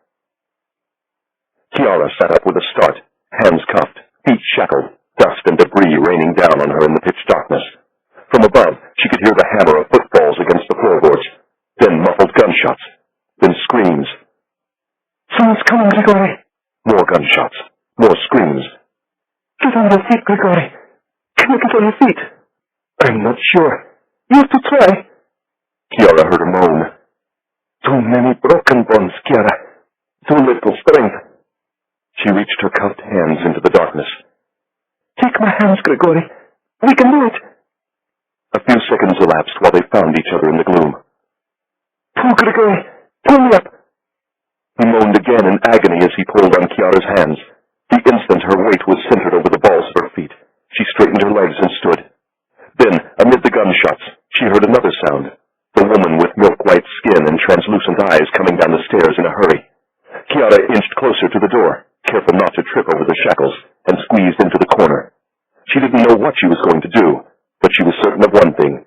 She wasn't going to die, not without a fight. It turned out none of the phones were working. Ekaterina's didn't work. The built-in on board the Bell didn't work. And not one phone among the security detail worked. Not a single phone. Not until the children's plane was airborne. Then the phones worked just fine. Ivan called the Kremlin and was soon talking to a close aide of the president's. Oleg Rudenko placed several calls to his men at the dacha, none of which were answered. He glanced at his watch. 9:08. Another shift of guards was due any minute. Rudenko dialed the number for the senior man and lifted the phone to his ear. The combination of the concussive blast wave and the deafening thunderclap did most of the heavy lifting for them. All Mikhail and Gabriel had to do was take care of a few loose ends. Loose end number 1 was the guard who had peered briefly through the window. Gabriel dispatched him with a quick burst of a mini-Uzi seconds after entry. Before the blast, 2 more guards had been enjoying a quiet breakfast. Now they were sprawled across the floor, separated from their weapons. Gabriel raked them with Uzi fire and stepped into the kitchen, where a 4th guard had been making tea. That one managed to squeeze off a single shot before taking several rounds in the chest. The right side of the dacha was now secured. A few feet away, Mikhail was having similar success. After following Gabriel through the blown-out doorway, he had immediately spotted 2 dazed guards in the dacha's central hall. Gabriel had crouched instinctively before squeezing off his first shots, thus opening a clean firing line for Mikhail. Mikhail had taken it, sending a sustained burst of gunfire down the hall just a few inches over Gabriel's head. Then he had immediately pivoted toward the sitting room. One of Ivan's men had been watching the highlights of a big football match on television when the charge went off. Now he was covered in plaster and dust and searching blindly for his weapon. Mikhail put him down with a shot to the chest. "Where's the girl?" he asked the dying man in Russian. "In the cellar." "Good boy." Mikhail shot him in the face. Left side of the dacha secured. They headed to the stairs. Squeezed into the corner of the blacked-out cell, Chiara heard 3 sounds in rapid succession. A padlock snapping open, a deadbolt sliding back, a latch turning. The metal door moved away with a heavy scrape, allowing a trapezoid of weak light to enter the cell and illuminate Grigori. Next came a Makarov 9mm, held by a pair of hands. The hands of the woman who had killed Chiara's child with sedatives. The gun moved away from Chiara a few degrees and took aim at Grigori. His battered face registered no fear. He was in too much pain to be afraid, too weary to resist death. Chiara resisted for him. Lunging forward out of the gloom, she seized the woman by the wrists and bent them backward. The gun went off. In the tiny concrete chamber, it sounded like cannon fire. Then it went off again. Then a 3rd time. Chiara held on. For Grigori. For her baby. For Gabriel. Ivan Kharkov was a man of many secrets, many lives. No one knew this any better than Ekaterina, his former mistress-turned-devoted wife. Like Elena before her, she had entered into a foolish pact. In exchange for being granted her every material wish, she would ask no questions. No questions about Ivan's business. No questions about Ivan's friends and associates. No questions about why Elena had decided to hand over the children. And now, no questions about why the children had refused to leave the plane. Instead, she attempted to play the role Ivan had given her. She tried to hold his hand, but Ivan refused to be touched. Tried to soothe him with words, but Ivan refused to listen. For the moment, he had eyes only for Oleg Rudenko. The security man was shouting into his cell phone over the thudding of the rotors. Ekaterina heard words she wished she had not. "How many men do you have? How many minutes until you arrive? No blood, do you hear me? No blood until we get there!" She summoned the courage to ask where they were going. Yvonne told her she would find out soon enough. She told him she wanted to go home. Yvonne told her to shut her mouth. She stared out the window of the helicopter. Somewhere down there was her old village. The village where she had lived before being discovered by the woman from the modeling agency. The village filled with drunks and losers. She closed her eyes. "Take me home, you monster. Please take me home." The young aide approached the Russian president with considerable caution. Aides usually did, regardless of their age. The president leaned away from the table and allowed the aide to whisper into his ear, a rare privilege. Then the look again, chin to his chest, eyes like daggers. "He doesn't look happy," the British Prime Minister said. "Oh, really? How can you tell? I suppose things didn't go well at the airport. Wait until he hears the encore." They had hit the stairs on the run and were halfway down when the first gunshot erupted. Mikhail was leading the way, Gabriel a step behind, his view partially obscured. Nearing the bottom, a terrible smell greeted them, the stench of humans confined in a small place for too long, the stench of death. Then another gunshot rang out, and another, and another. Gabriel heard a scream, followed by two distinct female voices shouting in anger. They were distinct because one of the voices was shouting in Russian, and the other was shouting in Italian. Reaching the bottom of the steps, Gabriel raced after Mikhail, listening to the sound of Chiara's voice, praying he would not hear another gunshot. Mikhail flung aside the door to the cell and entered first. Propped in one corner was a man, hands and feet shackled, face grotesquely distorted. Chiara was on her back, the Russian woman atop her. They were struggling over a gun, and it was now very close to Chiara's cheek. Mikhail grabbed the weapon and pointed it toward the wall. As it discharged twice harmlessly, Gabriel seized a fistful of the Russian woman's hair and pumped a single round through her temple. Now only one woman was screaming. Gabriel hurled the dead woman aside and fell to his knees. Chiara, in her frenzy, briefly mistook him for one of Yvonne's men and recoiled. He held her face in his hands and spoke to her softly in Italian. "It's me," he said. "It's Gabriel. Please try to be calm. We have to hurry." Chapter 65. Grosvenor Square, London. Afterward, there would be a debate as to precisely how long it took Gabriel and Mikhail to perform their assignment. Total time was 3 minutes and 12 seconds, an impressive feat, made more so by the fact it took well over a minute just to drive the half-mile from the first guard post to the dacha itself. From entry to rescue was an astonishing 22 seconds. Silence, speed, timing, and courage, of course. If Chiara had not decided to stand and fight for her life, both she and Grigori would surely have been dead by the time Gabriel and Mikhail reached the cellar. Due to the miracle of advanced secure satellite communications, King Saul Boulevard was able to hear Gabriel whispering soothingly to Chiara in Italian. No one on the operations desk understood what was being said. It wasn't necessary. The very fact Gabriel was speaking Italian to a hysterical woman told them everything they needed to know. The first phase of the operation had been a success. Mikhail confirmed it for them at 9:09:12 Moscow time. He also confirmed that Grigori Bulganov, though badly injured, was alive as well. There arose in Tel Aviv a great roar as days of stress and sadness were released like steam from a valve.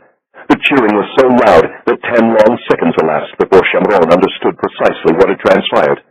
When he broke the news to Adrian Carter and Graham Seymour, a second cheer erupted in the London Annex, followed by a third at the Global Ops Center at Langley. Only Shamron refused to take part, and with good reason. The numbers told him everything he needed to know. 5 agents, 2 weakened hostages, 1,000 yards from the dacha to the road, 128 miles to Moscow, and Yvonne in the air. Shamron twirled his old Zippo lighter between his fingertips and looked at the clock. 9:09:52. The numbers.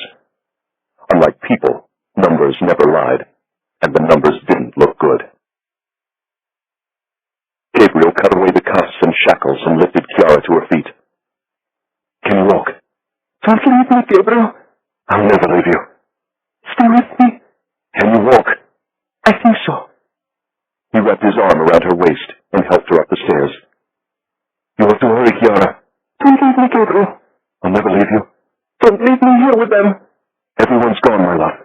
But we have to hurry. They reached the top of the stairs. Navot was standing in the center hall, bodies at his feet, blood on the walls. Grigori's a mess, Gabriel snapped in Hebrew. Bring him up. Gabriel helped Chiara around the bodies and headed toward the hole where the door had once been. Chiara saw more bodies. Bodies everywhere. Bodies and blood. Oh, God. Don't look, my love. Just walk. Oh, God. Walk, Chiara, walk. Did you kill them, Gabriel? Did you do this? Just keep walking, my love. Navot entered the cell and saw Grigori's face. Bastards. He looked at Mikhail. Let's get him on his feet. He's in bad shape. I don't care. Just get him on his feet. Grigori screamed in agony as Mikhail and Navot pulled him upright. I don't think I can walk. You don't have to. Navot hoisted the Russian over one shoulder and nodded to Mikhail. Let's go. The back doors of the Range Rover were now open. Yakov was standing on one side, Oded on the other. A few feet away were two Russian corpses, arms flung wide, heads surrounded by halos of blood. Gabriel led Chiara past the bodies and lifted her into the back. Then he turned and saw Navot coming out of the dacha, Grigori draped over one shoulder. Put him in the back with Chiara and get out of here. Navot eased Grigori into the car, while Gabriel climbed into the front passenger seat. Mikhail dug the keys from the pocket of his parka and fired the engine. As the rover shot forward, Gabriel glanced back a final time. 3 men, running for the trees. He inserted a fresh magazine into the mini Uzi and looked at his watch. 9:11:07. Faster, Mikhail. Drive faster. They were doing just under 100 along the deserted road. 2 black Range Rovers, both filled with former Russian special forces, now employed by the private security service of Ivan Kharkov. In the front seat of the first vehicle, a cell phone trilled. It was Oleg Rudenko, calling from the helicopter. Where are you? Close? How close? Very. For reasons that would be made clear to Gabriel in short order, the track from the dacha to the road did not run in a straight line. Viewed from an American spy satellite, it looked rather like an inverted S rendered by the hand of a young child. Viewed from the front passenger seat of a speeding Range Rover in late winter, it was a sea of white. White snow, white birch trees, and just around the second bend, a pair of white headlamps approaching at an alarmingly rapid rate. Mikhail instinctively hit the brakes. In hindsight, a mistake, since it gave a slight advantage on impact to the other vehicle. The airbags spared them serious injury, but left Gabriel and Mikhail too dazed to resist when the rover was stormed by several men. Gabriel briefly glimpsed the butt of a Russian pistol arcing toward the side of his head. Then there was only white. White snow, white birch trees, Chiara floating away from him, dressed all in white. Chapter 66. Grosvenor Square, London. For Chameron, the first inkling of trouble was the sudden silence of King Saul Boulevard. 3 times he asked for an explanation. 3 times he received no reply. Finally a voice. We've lost them. What do you mean, lost? They had heard a noise of some sort. Sounded like a collision, a crash. Then voices, Russian voices. You're sure they were Russian? We're double-checking the tapes, but we're sure. Were they off Ivan's property when it happened? We don't think so. What about the radios? Off the air. Where's the rest of the team? Departing as planned. A pause. Unless you want to send them back in? Chameron hesitated. Of course he wanted to send them back, but he couldn't. Better to lose 3 than 6. The numbers. Tell Uzi to keep going. And no heroics. Tell them to get the hell out of there. Right. Keep the line open. Let me know if you hear anything. Chameron closed his eyes for a few seconds, then looked at Adrian Carter and Graham Seymour. The 2 men had heard only Chameron's end of the conversation. It had been enough. What time did Ivan leave Kolmakovo? Chameron asked. All the birds were airborne by 10 past. Flying time between Kolmakovo and the dacha. 1 hour, maybe a bit more if the weather's lousy. Chameron looked at the clock. 9:14:56. That would put Ivan on the ground in Vladimirskaya Oblast at approximately 10:10. It was possible he had already ordered his men to kill Gabriel and the others. Possible, thought Shimron, but not likely. Knowing Yvonne, he would reserve that privilege for himself. 1 hour. Maybe a bit more if the weather's lousy. 1 hour. The office did not possess the capability to intervene in that amount of time. Neither did the Americans, nor the British. At this point, only one entity did. The Kremlin. The same Kremlin that had permitted Ivan to sell his weapons to Al-Qaeda in the first place. The same Kremlin that had allowed Ivan to avenge the loss of his wife and children. Sergei Korovin had all but admitted that Ivan paid the Russian president for the right to kidnap Grigori and Chiara. Perhaps Shimron could find a way to outbid Ivan. But how much were 4 lives worth to the Russian president, a man rumored to be one of the richest in Europe? And how much would they be worth to Ivan? Shimron had to make a move Ivan could not match, and he had to do it quickly. He gazed at the clock, Zippo turning between his fingertips. 2 turns to the right, 2 turns to the left. I'm going to need a Russian oil company, gentlemen. A very large Russian oil company, and I'm going to need it within an hour. Would you care to tell me where we're going to get a Russian oil company? Asked Carter. Shimron looked at Seymour. Number 43, Jenny Walk. Rudenko's phone rang again. He listened for several seconds, face blank, then asked, How many dead? We're still counting. Counting? It's bad. But you're sure it's him? No question. No blood. Do you hear me? No blood. I hear you. Rudenko severed the connection. He was about to make Ivan a very happy man. He had the one thing in the world Ivan wanted even more than his children. He had Gabriel Allon. This time it was the American president who was approached by an aide. And not just any aide, his chief of staff. The exchange was whispered and brief. The president's face remained expressionless throughout. Something wrong? The British Prime Minister asked when the chief of staff departed. It appears we have a problem. What sort of problem? The president looked across the table at his Russian counterpart. Trouble in the woods outside Moscow. Anything we can do? Pray. Graham Seymour's Jaguar limousine was parked in Upper Brook Street. It was 6:20 a.m. in London when he climbed in the back. By a pair of Met motorcycles, he headed south to Hyde Park Corner, west on Knightsbridge, then south again on Sloane Street, all the way to Royal Hospital Road. By 6:27 a.m., the car was pulling up in front of Viktor Orlov's mansion in Chain Walk, and at 6:30, Seymour was entering Orlov's magnificent study, accompanied by the chiming of a gold ormolu clock. Orlov, who claimed to require only 3 hours of sleep a night, was seated at his desk, perfectly groomed and attired, Asian market numbers streaming across his computer screens. On the giant plasma television, a BBC reporter standing outside the Kremlin was intoning gravely about a global economy on the verge of collapse. Orlov silenced him with a flick of his remote. What do these idiots really know, Mr. Seymour? Actually, I can say with certainty they know very little. You look as if you've had a long night. Please sit down. Tell me, Graham, how can I help you? It was a question Viktor Orlov would later regret asking. The conversation that followed was not recorded, at least not by MI5 or any other department of British intelligence. It was 8 minutes in length, far longer than Seymour would have preferred, but this was to be expected. Seymour was asking Orlov to forever relinquish claim to something extremely valuable. In reality, this object was lost to Orlov already. Even so, he clung to it that morning, as the survivor of a bomb blast will often cling to the corpse of one less fortunate. It was not a pleasant exchange, but this too was to be expected. Viktor Orlov was hardly a pleasant person, even under the best of circumstances. Voices were raised, threats issued. Orlov's household staff, though discreet to a fault, could not help but overhear. They heard words such as duty and honor. They clearly heard the word extradition, and then a few beats later, arrest warrant. They heard a pair of names, Sukova and Chernov, and thought they heard the British visitor say something about a review of Mr. Orlov's political and business activities on British soil. And finally they heard the visitor say very clearly, Will you just do the decent thing for once in your life? My God, Victor! 4 lives are at stake, and one of them is Grigori's. At which point there was a heavy silence. The British visitor emerged from the office a moment later, a tight expression on his face, his eyes focused on his wristwatch. He took the stairs 2 at a time and climbed into the back of his waiting Jaguar. As the car shot away from the curb, he placed a call to an emergency line at Downing Street. 2 minutes after that, He was speaking directly with the Prime Minister, who had excused himself from the summit breakfast to take the call.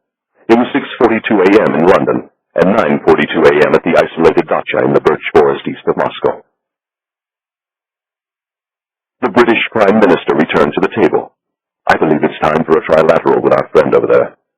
"I hope you have something good to offer him." "I do. The only question is, will he be able to fulfill his end of the bargain?" The sight of the two leaders rising in unison sent a murmur of anxiety through the Kremlin functionaries posted around the hall, as they watched their carefully planned breakfast veering dangerously toward an unscripted moment.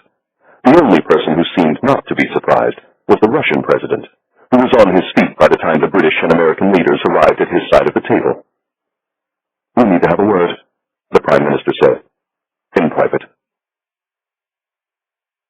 They slipped quietly into an antechamber off St. George's Hall, with only their closest aides present.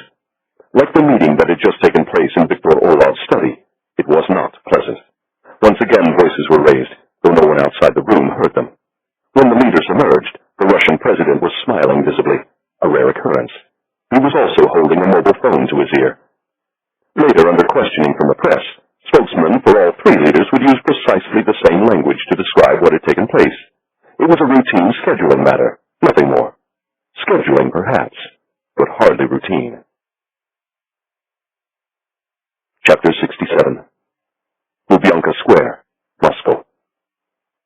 On the fourth floor of FSB headquarters is a suite of rooms occupied by the organization's smallest and most secretive unit. Known as the Department of Coordination, its staff of veteran officers handles only cases of extreme political sensitivity. Shortly before 10 that morning, its chief, Colonel Leonid Milchenko, was standing rigidly next to his Finnish-made desk, a telephone to his ear. Though Milchenko effectively worked for the Russian president, direct conversations between the two were rare. This one was brief and tense. "Get it done, Milchenko. No fuck-ups. Are we clear?" The colonel said, "Da," several times, and hung up the phone. "Vadim!" Vadim Strelkin, his number two, poked a bald head into the room. "What's the problem?" "Ivan Karkov." "What now?" Milchenko explained. "Shit. I couldn't have said it any better myself. Where's the dacha?" "Vladimirskaya Oblast." "How far out?" "Far enough that we're going to need a helicopter. Tell them to drop it into the square." "Can't, not today." "Why not?" Strelkin nodded toward the Kremlin. "All airspace inside the outer ring road is closed because of the summit." "Not anymore." Strelkin picked up a phone on Milchenko's desk and ordered the helicopter.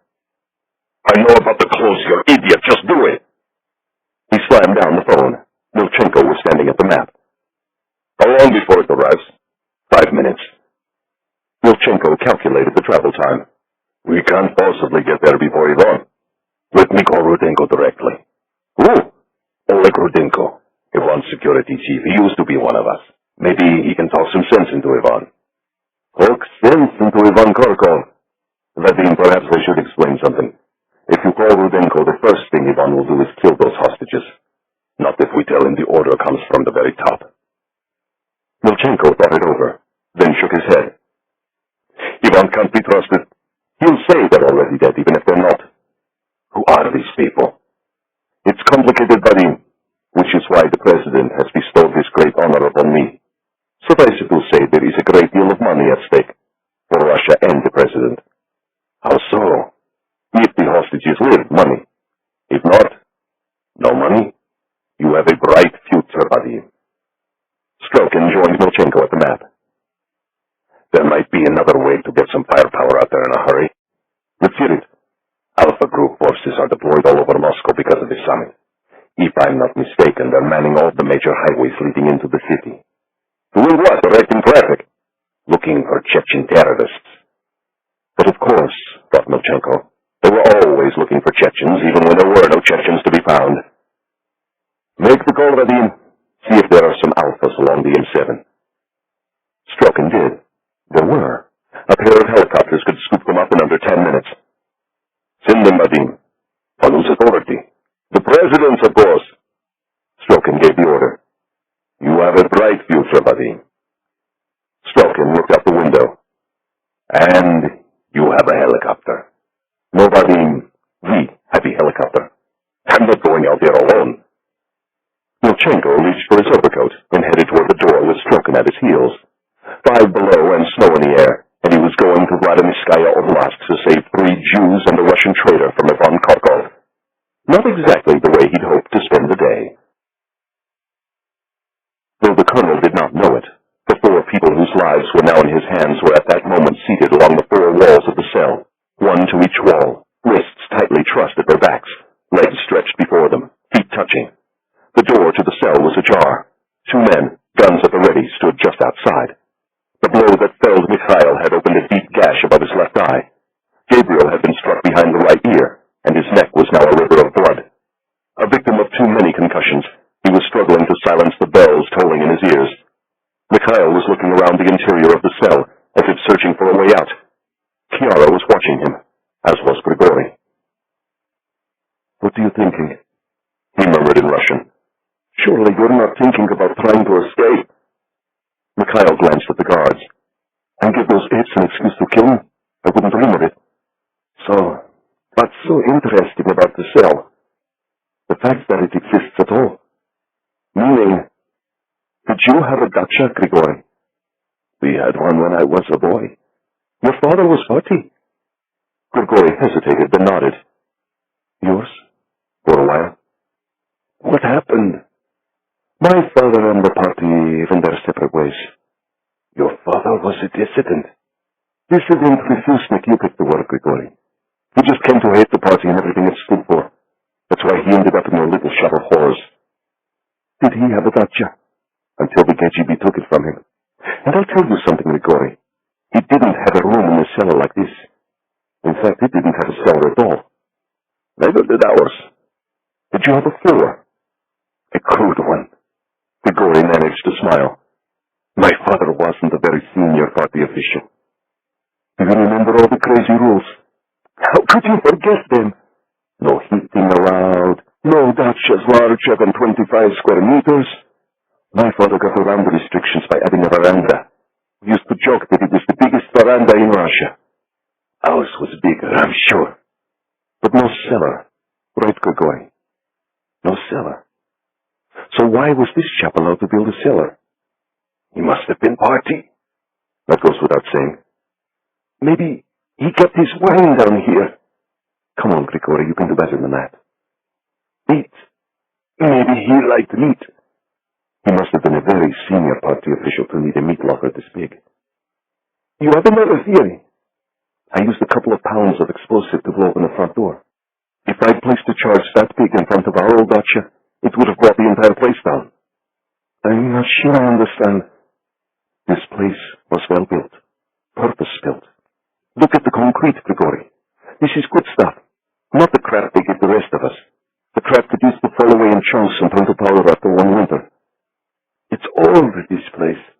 The rot hadn't set into the system when they built it." "How old?" "30s, I'd say. Stalin's time. May he rest in peace." Gabriel lifted his chin from his chest. In Hebrew, he asked, "What in God's name are the two of you talking about?" "Architecture," Mikhail said. "The architecture of dachas, to be precise." "Is there something you want to tell me, Mikhail?" "Something's not right about this place." Mikhail moved his foot. "Why is there a drain in the middle of this floor, Gabriel? And what are those depressions out back?" "You tell me, Mikhail." Mikhail was silent for a moment. Then he changed the subject. "How's your head?" "I'm still hearing things. Still the bells." Gabriel closed his eyes and sat very still. "No, not bells. Helicopters." Chapter 68. Vladimirskaya Oblast, Russia. Somewhere during his rise to wealth and power, Ivan Karkov learned how to make an entrance. He knew how to enter a restaurant or the lobby of a luxury hotel. He knew how to enter a boardroom filled with rivals or the bed of a lover. And he certainly knew how to enter a dank cell filled with 4 people he intended to kill with his own hand. Intriguing was how little the performance varied from venue to venue. Indeed, to watch Ivan now was to imagine him standing at the doorway of Le Grand Joseph or Villa Romana, his old haunts in Saint-Tropez. Though he was a man with many enemies, Ivan never liked to rush things. He preferred to survey the room and allow the room to survey him in return.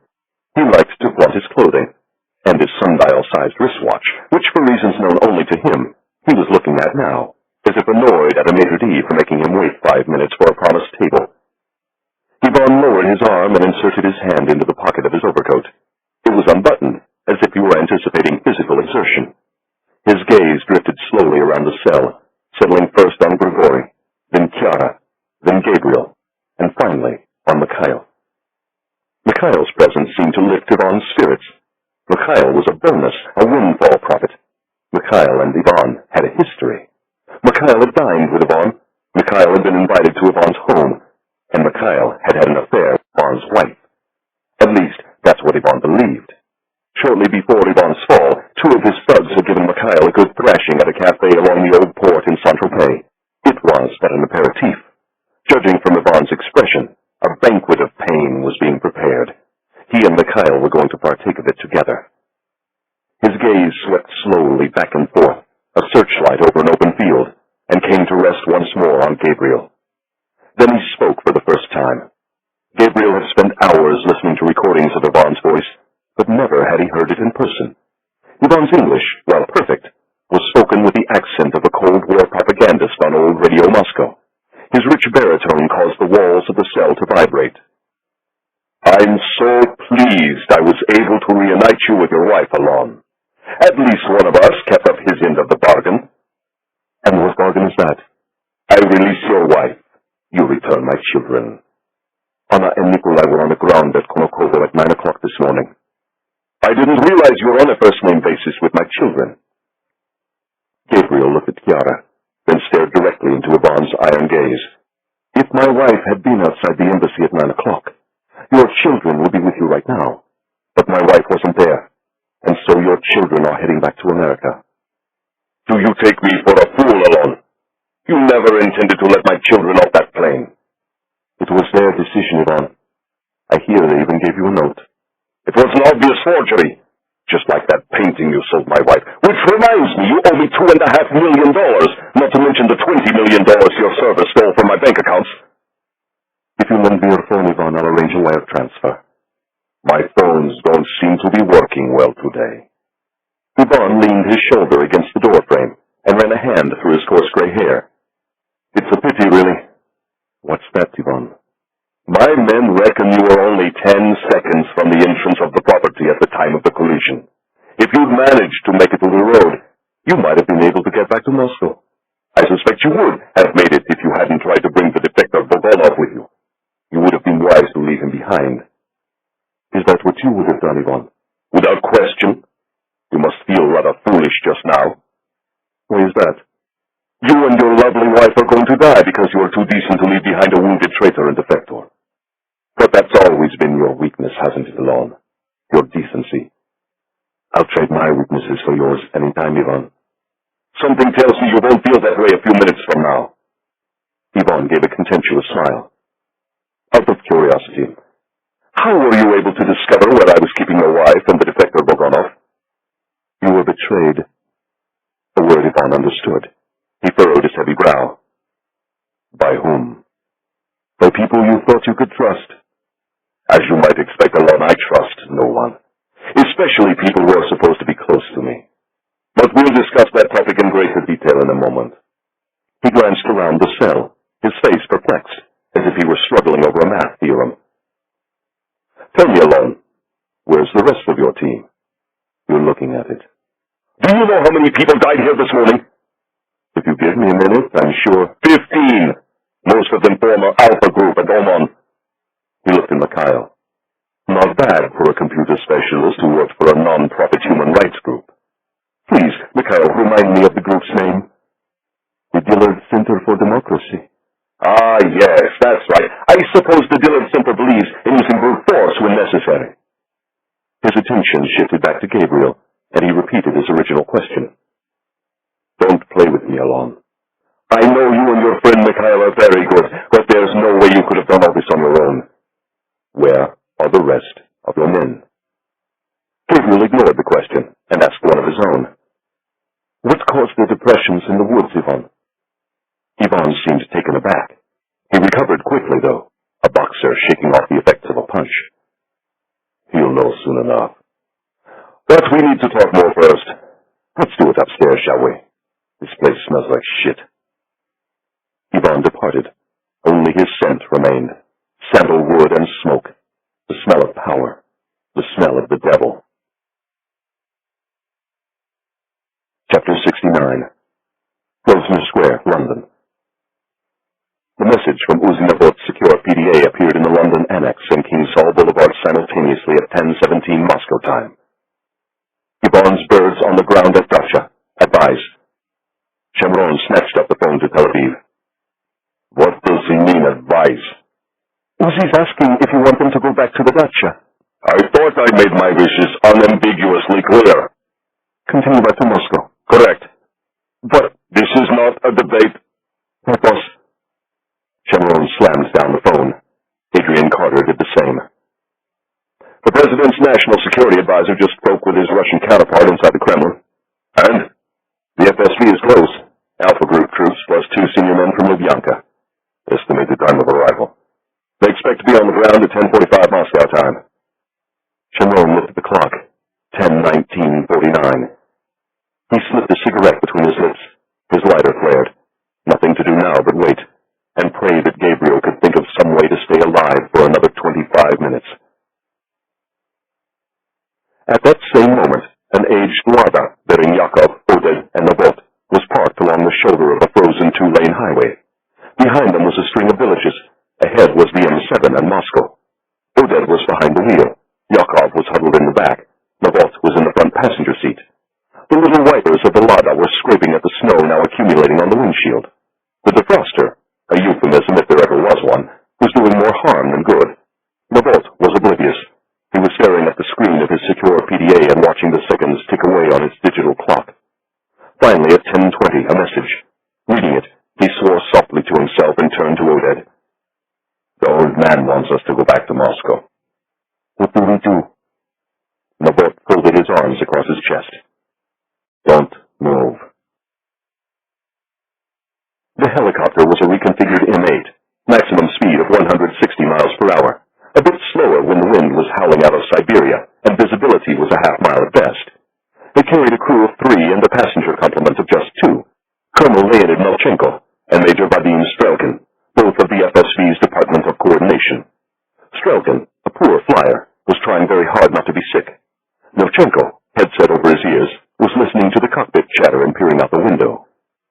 They had cleared the outer ring 5 minutes after leaving Lubyanka, and were now streaking eastward, using the M7 as a rough guide. Melchenko knew the towns well. Vesmingovo, Chudinka, Obukhovo, and his mood darkened with each mile they moved beyond Moscow. Russia, as viewed from the air, was not much better than Russia on the ground. Look at it, Melchenko thought.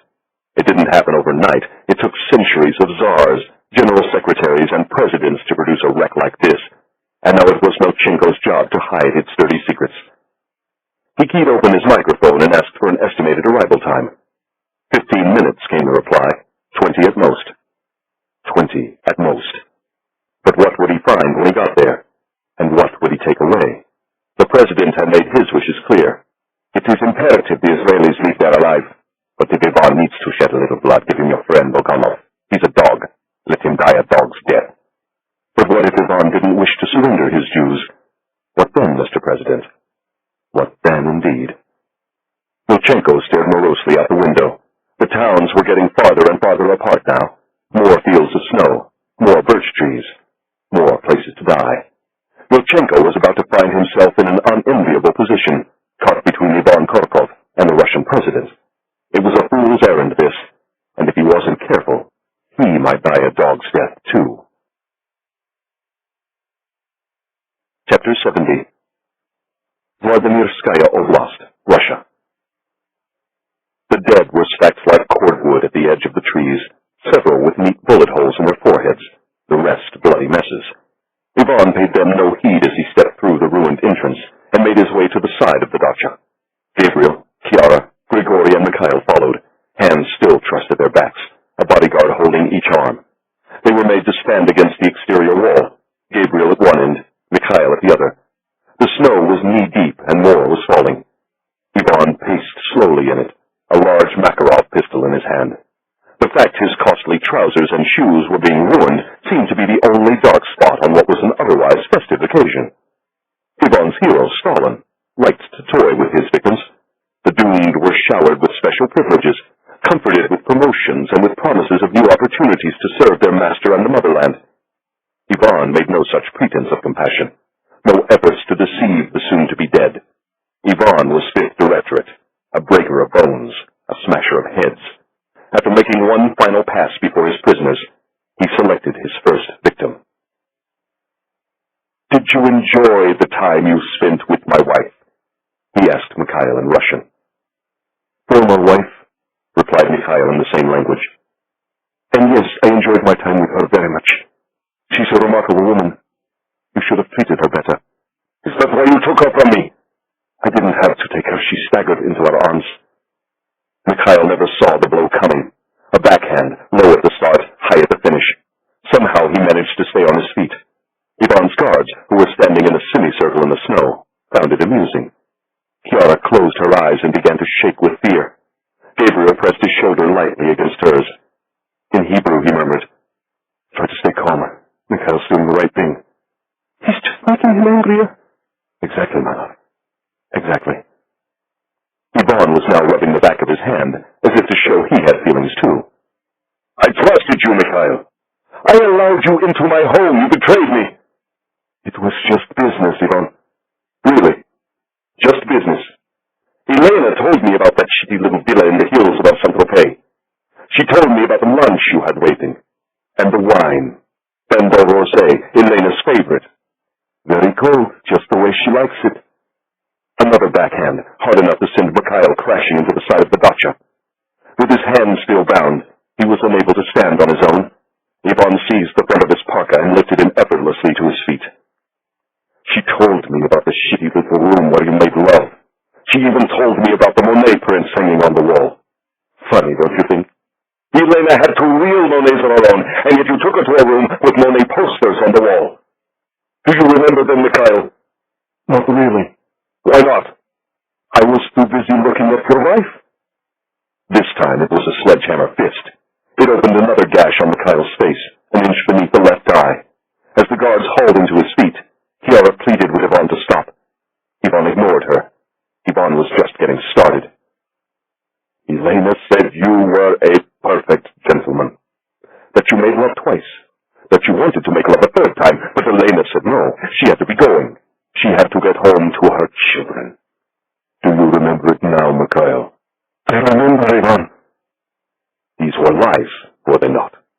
You concocted this story of a romantic encounter in order to deceive me. You never made love to my wife in that villa. You debriefed her about my operation, then you plotted her defection and the death of my children. "No, Ivan." No what? "The lunch was waiting. So was the rosé. Bandol, Elena's favorite. We made love twice. Unlike you, I was a perfect gentleman." The knee came up. Mikhail went down. He stayed down. Now it was Gabriel's turn. Ivan's men had not bothered to remove Gabriel's watch. It was strapped to his left wrist, and the wrist was pinned to his kidney.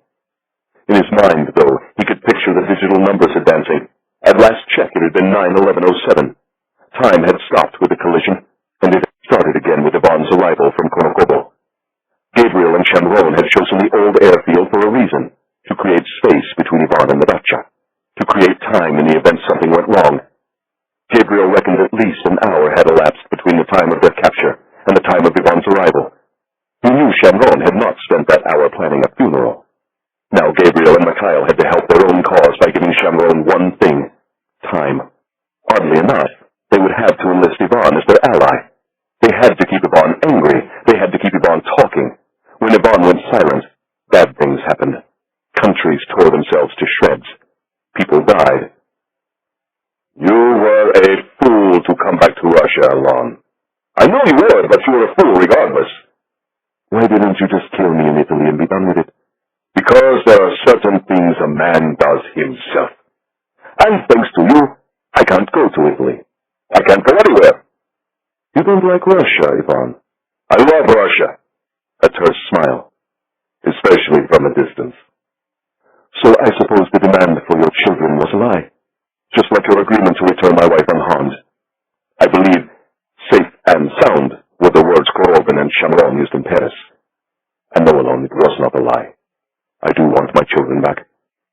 He glanced at Chiara. I calculated that kidnapping your wife gave me at least an outside chance of getting them. You knew Elena and the children were living in America. Let us say I strongly suspected that was the case. So why didn't you kidnap an American target? 2 reasons.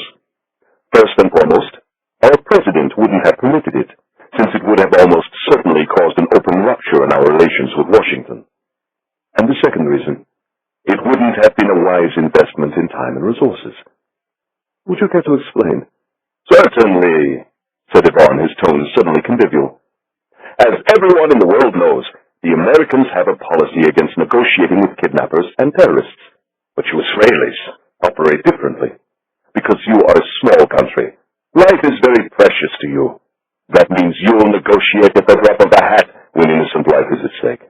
My God, you'll even trade dozens of proven murderers in order to retrieve the bodies of your dead soldiers. Your love of life makes you a weak people alone.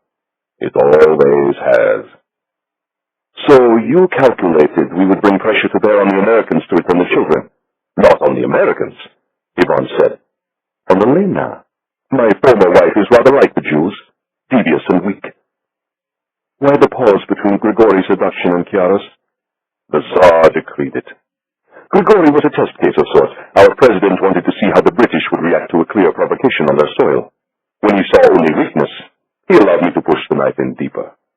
By kidnapping my wife and making a play for your children. Correct, said Yvonne. As far as our president was concerned, your wife was a legitimate target. After all, Allon, you and your American friends carried out an illegal operation on Russian soil last summer. An operation that resulted in the deaths of several of my men, not to mention the death of my family. And if Elena had refused to return Nikolai and Anna? Yvonne smiled. Then I was certain I would get you. So now you have me, Yvonne. Let the others go. Mikhail and Grigori. Yvonne shook his head. They betrayed my trust. And you know what we do with traitors, Allon. Vishaya Mera. Yvonne raised his chin in a show of mock admiration. Very impressive, Allon. I see you picked up a bit of Russian during your travels in our country. Let them go, Yvonne. Let Chiara go. Chiara? Oh, no, Allon. That is not possible either. You see, you took my wife. Now I'm going to take yours. That is justice. Just like it says in your Jewish book. Life for life, eye for eye, tooth for tooth, burn for burn, wound for wound. It's called Exodus, Yvonne. Yes, I know, chapter 21, if memory serves. And your law states very clearly that I am permitted to take your wife, since you took mine. Too bad you didn't have a child, I would take that too. But the PLO already did that, didn't they? In Vienna. His name was Daniel, was it not? Gabriel lunged at him. Yvonne stepped deftly away and allowed Gabriel to pitch headlong into the snow. The guards let him lie there a moment. A precious moment, thought Gabriel, before lifting him once more to his feet. Yvonne brushed the snow from his face. I know things too, Allon. I know you were there in Vienna that night. I know you watched the car explode. I know you tried to pull your wife and son out of the flames. Do you remember what your son looked like when you finally pulled him from the fire? From what I hear, it wasn't good. Another futile lunge, another fall into the snow. Again the guards let him lie there, face burning with cold and with rage. Time. Precious time. They lifted him upright again. This time Yvonne didn't bother removing the snow. But let us return to the topic of betrayal, Allon. How were you able to discover where I was keeping Grigori and your wife? Anton Petrov told me. Yvonne's face reddened. And how did you get to Petrov? Vladimir Chernov. The eyes narrowed. And Chernov? You were betrayed again, Yvonne. Betrayed by someone you thought was a friend. The blow landed in Gabriel's abdomen. Unprepared for it, he doubled over, thus leaving himself exposed to Yvonne's knee. It sent him to the snow again, this time at Chiara's feet. She gazed down at him, her face a mask of terror and grief. Yvonne spat and squatted at just yet, Allon, because I have one more question. Would you like to watch your wife die? Or would you prefer to die in front of your wife? Let her go, Ivan. Eye for eye, tooth for tooth, wife for wife. He looked at his bodyguards. Put this garbage on his feet. Chapter 71. Vladimirskaya Oblast, Russia. Lvov was the first to spot the helicopter. It was coming from the direction of Moscow, flying dangerously fast a couple 100 feet above the ground. 90 seconds later, 2 more just like it flashed overhead. Go back, Oded. What about our orders? To hell with our orders. Go back. Time. Time was slipping away from them. It stole silently through the forest, birch tree to birch tree. Time was now their enemy. Gabriel knew he had to seize hold of it, and for that he needed Ivan's help. Keep him talking, he thought. Bad things happen when Ivan stops talking. For now, Ivan was wordlessly leading the procession of death along a snowy forest path. One massive hand wrapped around Chiara's arm. Flanked by bodyguards, Gabriel, Mikhail, and Grigori followed. Keep him talking. What caused the depressions in the forest, Ivan? Why are you so damn interested in those depressions? They remind me of something. I'm not surprised. How did you find them? Satellites. They show up nicely from space. Very straight, very even. They're old. But the men who dug them did a good job. They used the bulldozer. It's still here if you'd like to have a look. It stopped working years ago. So how do you open up the earth now, Ivan? Same method, new machine. It's American. Say what you want about Americans, they still make a damn good bulldozer. What's in the pits, Ivan? You're a smart boy, Allon. You seem to know a bit about our history, you tell me. I assume they're mass graves from the Great Terror. Great Terror? This is a Western slur invented by Koba's enemies. Koba was Stalin's party name. Koba was Ivan's hero. What would you call the systematic torture and murder of 750,000 people, Ivan? Ivan appeared to give the matter serious consideration.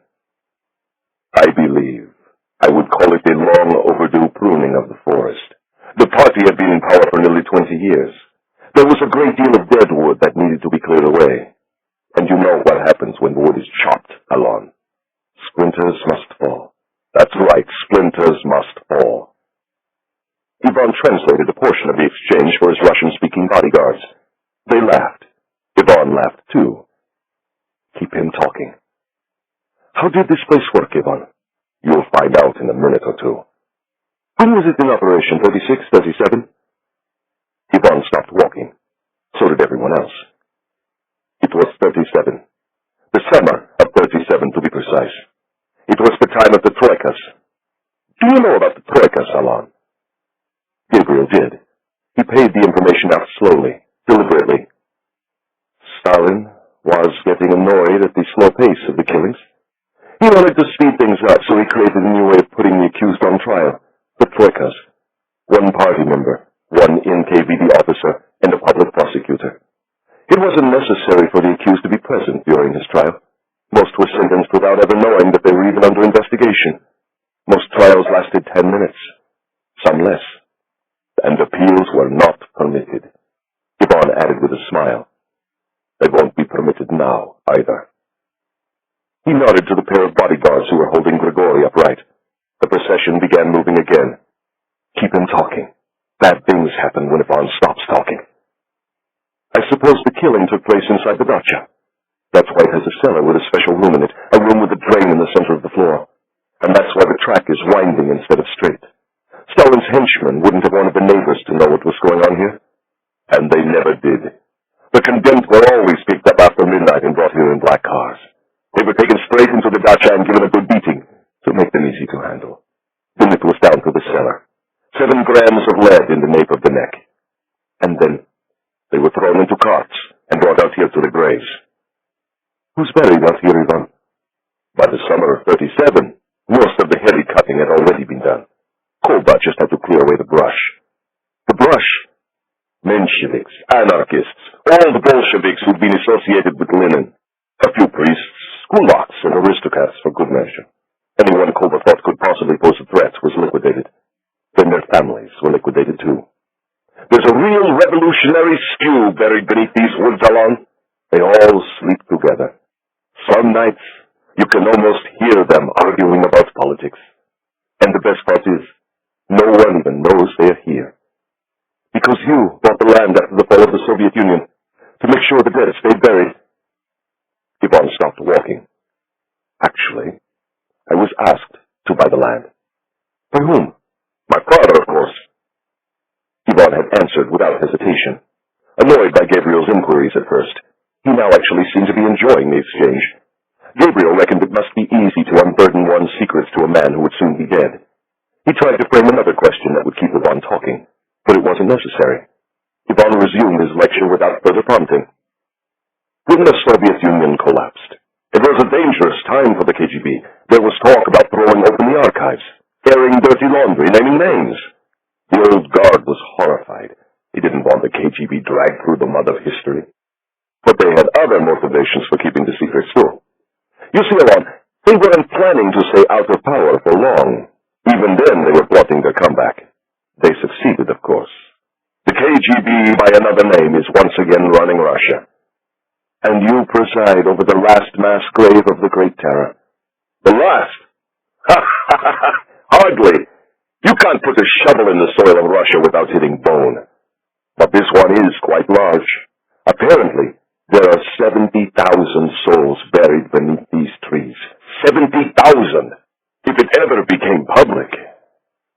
His voice trailed off, as if he were momentarily at a loss for words. Let us say, it might cause considerable embarrassment inside the Kremlin. Is that why the president is so willing to tolerate your activities? He gets his cut. The Tsar takes a cut of everything. How much did you have to pay him for the right to kidnap my wife? Ivan made no response. Gabriel pressed him to see if he could provoke another outburst of anger. How much, Ivan? 5 million? 10, 20? Ivan wheeled around. I'm tired of your questions, Allon. Besides, we haven't much farther to go. Your unmarked grave awaits you. Gabriel looked beyond Chiara's shoulder and saw a mound of fresh earth, covered by a dusting of snow. He told her he loved her. Then he closed his eyes. He was hearing things again. Helicopters. Chapter 72. Vladimirskaya Oblast, Russia. Colonel Leonid Melchenko could finally see the property. 4 frozen streams meeting in a frozen marsh, a small dacha with a hole blown in the front door, a line of people walking slowly through a birch forest. He opened the mic on his headset. Do you see them? The pilot's helmet moved up and down rapidly. How close can you get? Edge of the marsh. That's at least 300 meters away. That's as close as I can put this thing down, Colonel. What about the Alphas? Fast rope insertion right into the trees. Nobody dies. Yes, Colonel. Nobody dies. Who was he kidding? This was Russia. Someone always died. 10 more paces through the snow. Then Ivan heard the helicopters too. He stopped, cocked his head dog-like, shot a glance at Rudenko, started walking again. Time. Precious time. Naboth's message flashed across the screens of the annex. Helicopters inbound. Carter covered his telephone and looked at Chemron. The FSB team confirms a line of people walking into the trees. It looks as if they're alive, Harry. They won't be for long. When will those Alpha Group forces be on the ground? 90 seconds. Chemron closed his eyes. 2 turns to the right. 2 turns to the left. The burial pit opened before them, a wound in the flesh of Mother Russia. The ashen sky wept snow as they filed slowly toward it, accompanied by the thumping of distant rotors. Big rotors, thought Gabriel. Big enough to make the forest shake. Big enough to make Ivan's men restless. Ivan, too. Suddenly he was shouting at Grigori in Russian, exhorting him to walk faster to his death. But Gabriel, in his thoughts, was pleading for Grigori to slow his pace, to stumble, to do anything possible to allow the helicopters time to arrive. Just then the first swept in at treetop level, leaving a temporary blizzard in its wake. Ivan was briefly lost in the whiteout. When he reemerged, his face was contorted with rage. He shoved Grigori toward the edge of the pit and began screaming at his guards in Russian. Few of his mutinous legion were watching the helicopters settling at the edge of the marshland. The others had their eyes on the western sky, where 2 more helicopters had appeared. 4 bodyguards remained loyal to Ivan. At his command, they placed the condemned in a line at the edge of the pit, heels against the edge, for Ivan had decreed that all were to be shot in the face. Gabriel was placed at one end, Mikhail at the other, Chiara and Grigori in the center. At first, Grigori was positioned next to Gabriel, but apparently that wouldn't do. In a burst of rapid Russian, his gun flailing wildly, Ivan ordered the guards to quickly move Grigori and place Chiara at Gabriel's side. As the exchange was being made, 2 more helicopters thundered in from the west. Unlike the first, they did not streak past, but hovered directly overhead. Ropes uncoiled from their bellies, and in an instant black-suited special forces were descending rapidly through the trees. Gabriel heard the sound of weapons dropping into the snow, and saw arms raising in surrender. And he glimpsed 2 men in overcoats running awkwardly toward them through the trees. And he saw Oleg Rudenko trying desperately to remove the Makarov from Ivan's grasp. But Ivan would not relinquish it. Ivan wanted his blood. Ivan gave his security chief a single mighty shove in the chest that sent him tumbling into the snow. Then he pointed the Makarov directly into Gabriel's face. He did not pull the trigger. Instead, he smiled and said, "Enjoy watching your wife die, Allon." The Makarov moved to the right. Gabriel hurled himself toward Ivan, but could not reach him before the gun exploded with a deafening roar. As he toppled face first into the snow, 2 Alpha Group men immediately leapt onto his back and pinned him to the frozen ground. For several agonizing seconds, he struggled to free himself, but the Russians refused to allow him to move or to lift his head. "My wife!" he shouted at them. "Did he kill my wife?" Whether they answered, he did not know.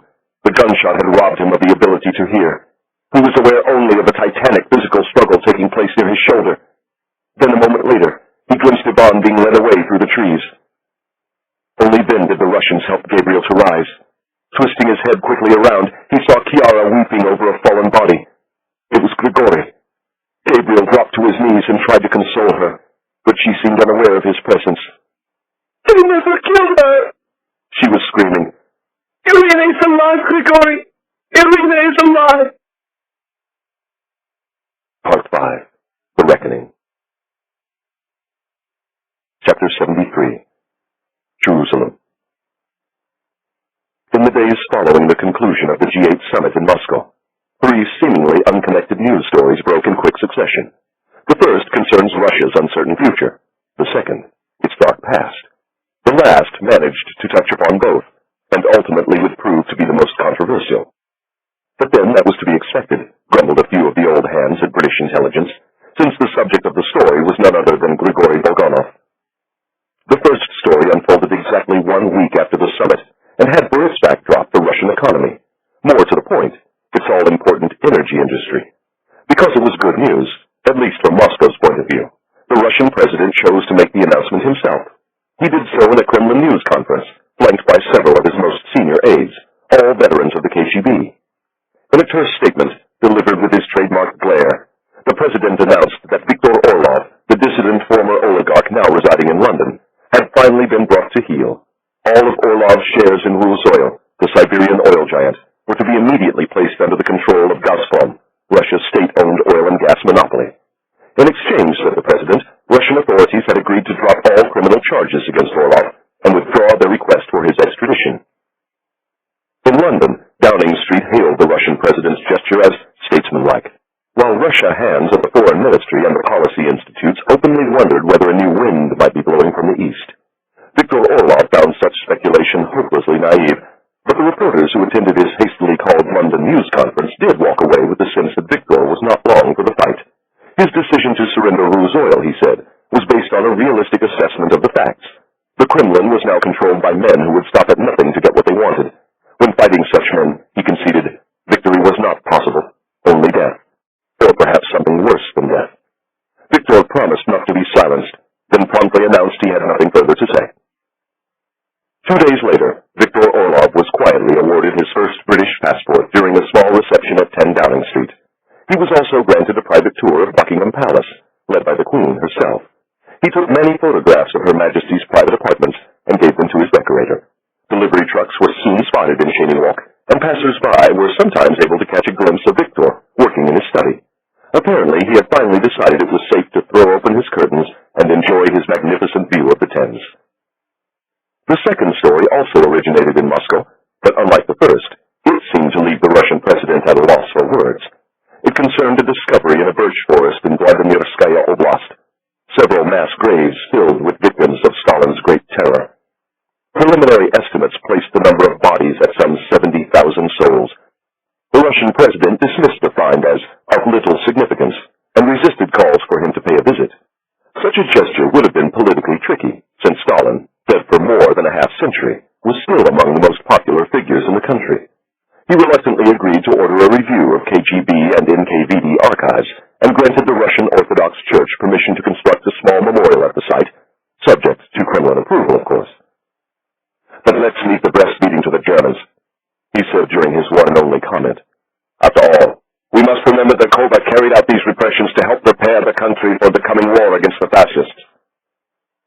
All those present were chilled by the detached manner in which the president spoke of mass murder, also by the fact he referred to Stalin by his old party nom de guerre, Koba.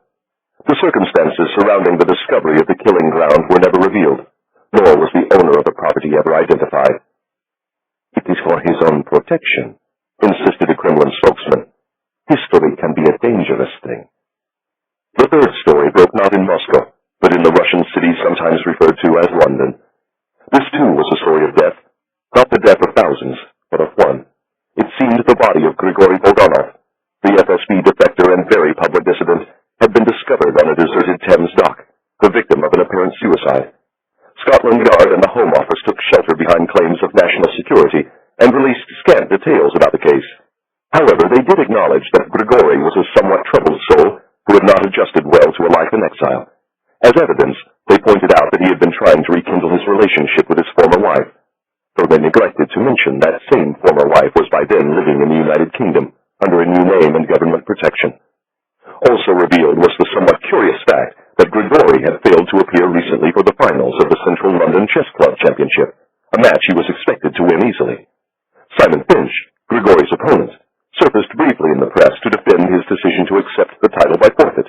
He then used the exposure to publicize his latest cause, which was the abolition of landmines. Buckley and Hobbs, Grigori's publisher, announced that Olga Sukova, Grigori's friend and fellow dissident, had graciously agreed to complete Killer in the Kremlin. She appeared briefly at Grigori's burial in Highgate Cemetery, before being escorted away by several armed security men and whisked back into hiding. Many in the British press, including reporters who had dealt with Grigori, dismissed the government's claim of suicide as hogwash. Without any other facts, however, they were left only to speculate, which they did without hesitation. Clearly, they said, Grigori had enemies in Moscow who wished him dead, and clearly, they insisted, one of those enemies must have killed him. The Financial Times pointed out that Grigori was quite close to Viktor Orlov, and suggested the defector's death might somehow be tied to the Ruse oil affair. For his part, Viktor referred to his dead countryman as a true Russian patriot, and established a freedom fund in his name. And there the story died, at least as far as the mainstream press was concerned. But on the internet, and in some of the more sensational scandal sheets, it would continue to generate copy for weeks. The wonderful thing about conspiracies is that a clever reporter can usually find a way to link any two events, no matter how disparate. But none of the reporters who investigated Grigori's mysterious death ever attempted to link it to the newly discovered mass graves in Vladimirskaya Oblast.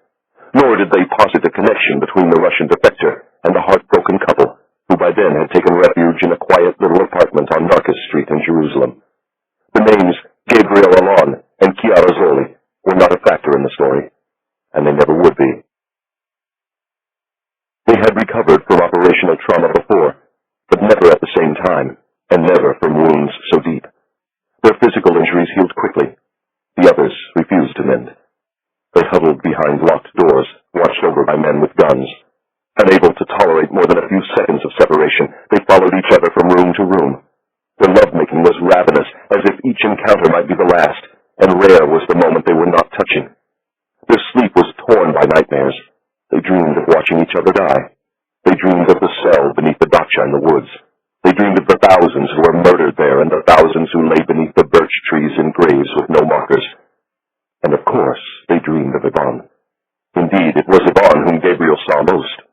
Ivan roamed Gabriel's subconscious at all hours, dressed in his fine English clothing, carrying his Makarov pistol. Sometimes times he was accompanied by Ekaterina and his bodyguards. Usually he was alone. Always he was pointing his gun in Gabriel's face. "Enjoy watching your wife die, Allon." Chiara was not eager to speak of her ordeal, and Gabriel did not press her. As the child of a woman who had survived the horrors of the Birkenau death camp, he knew Chiara was suffering an acute form of guilt, survivor's guilt, which is its own special kind of hell. Chiara had lived, and Grigori had died, and he had died because he had stepped in front of a bullet meant for her. This was the image Chiara saw most in her dreams. Grigori, battered and barely able to move, summoning the strength to place himself in front of Ivan's gun. Chiara had been baptized in Grigori's blood, and she was alive because of Grigori's sacrifice. The rest of it came out in bits and pieces, and sometimes at the oddest moments. Over dinner one evening, she described in detail for Gabriel the moment of her capture and the deaths of Lior and Moti. 2 days later, while doing the dishes, she recounted what it was like to spend all those hours in the dark, and how, once each day, just for a few moments, the sun would set fire to the snowbank outside the tiny window. And finally, while folding laundry one afternoon, she tearfully confessed that she had lied to Gabriel about the pregnancy. She was 8 weeks gone at the time of the abduction, and lost the child in Ivan's cell. "It was the drugs," she explained. "They killed my child. They killed your child." "Why didn't you tell me the truth? I would never have gone after Grigori." "I was afraid you would be mad at me." "For what? For getting pregnant?" Gabriel collapsed into Chiara's lap, tears flowing down his face. They were tears of guilt, but also tears of rage. Though Ivan did not know it, he had managed to kill Gabriel's child. His unborn child, but his child nonetheless. "Who gave you the shots?" he asked. "It was the woman. I see her death every night. It's the one memory I don't run from." She wiped away his tears. "I need you to make me 3 promises, Gabriel." "Anything." "Promise me we'll have a baby." "I promise." "Promise me we'll never be apart." "Never." "And promise me you'll kill them all." The next day, these 2 human wrecks presented themselves at King Saul Boulevard. Along with Mikhail, they were subjected to rigorous physical and psychological evaluations. Uznevot reviewed the results that evening. Afterward, he telephoned Shemron at his home in Tiberias. "How bad?" Shemron asked. "Very. When will he be ready to work again?" "It's going to be a while." "How long, Uzi?" "Maybe never." "And Mikhail?" "He's a mess, Ari. They're all a mess." Shemron fell silent. "The worst thing we can do is let him sit around. He needs to get back on the horse." "I take it you have an idea?" "How's the interrogation of Petrov coming along?" "He's putting up a good fight." "Go down to the Negev, Uzi. Light a fire under the interrogators." "What do you want?" "I want the names. All of them." Chapter 74. Jerusalem. By then it was late March. The cold winter rains had come and gone, and the spring weather was warm and fine. At the suggestion of the doctors, they tried to get out of the apartment at least once a day. They reveled in the mundane, a trip to the bustling Makana Yehuda market, a stroll through the narrow streets of the old city, a quiet lunch in one of their favorite restaurants. At Shemron's insistence, they were accompanied always by a pair of bodyguards, young boys with cropped hair and sunglasses who reminded them both too much of Lior and Moti. Chiara said she wanted to visit the memorial north of Tel Aviv. Seeing the bodyguards' names engraved in stone left her so distraught, Gabriel had to practically carry her back to the car. 2 days later, on the Mount of Olives, it was his turn to collapse in grief. Lior and Moti had been buried only a few yards from his son. Gabriel felt an unusually strong desire to spend time with Leah, and Chiara, unable to bear his absence, had no choice but to go with him. They would sit with Leah for hours in the garden of the hospital and listen patiently while she wandered through time, now in the present, now in the past. With each visit she grew more comfortable in Chiara's company, and in moments of lucidity, the 2 women compared notes on what it was like to live with Gabriel Allon.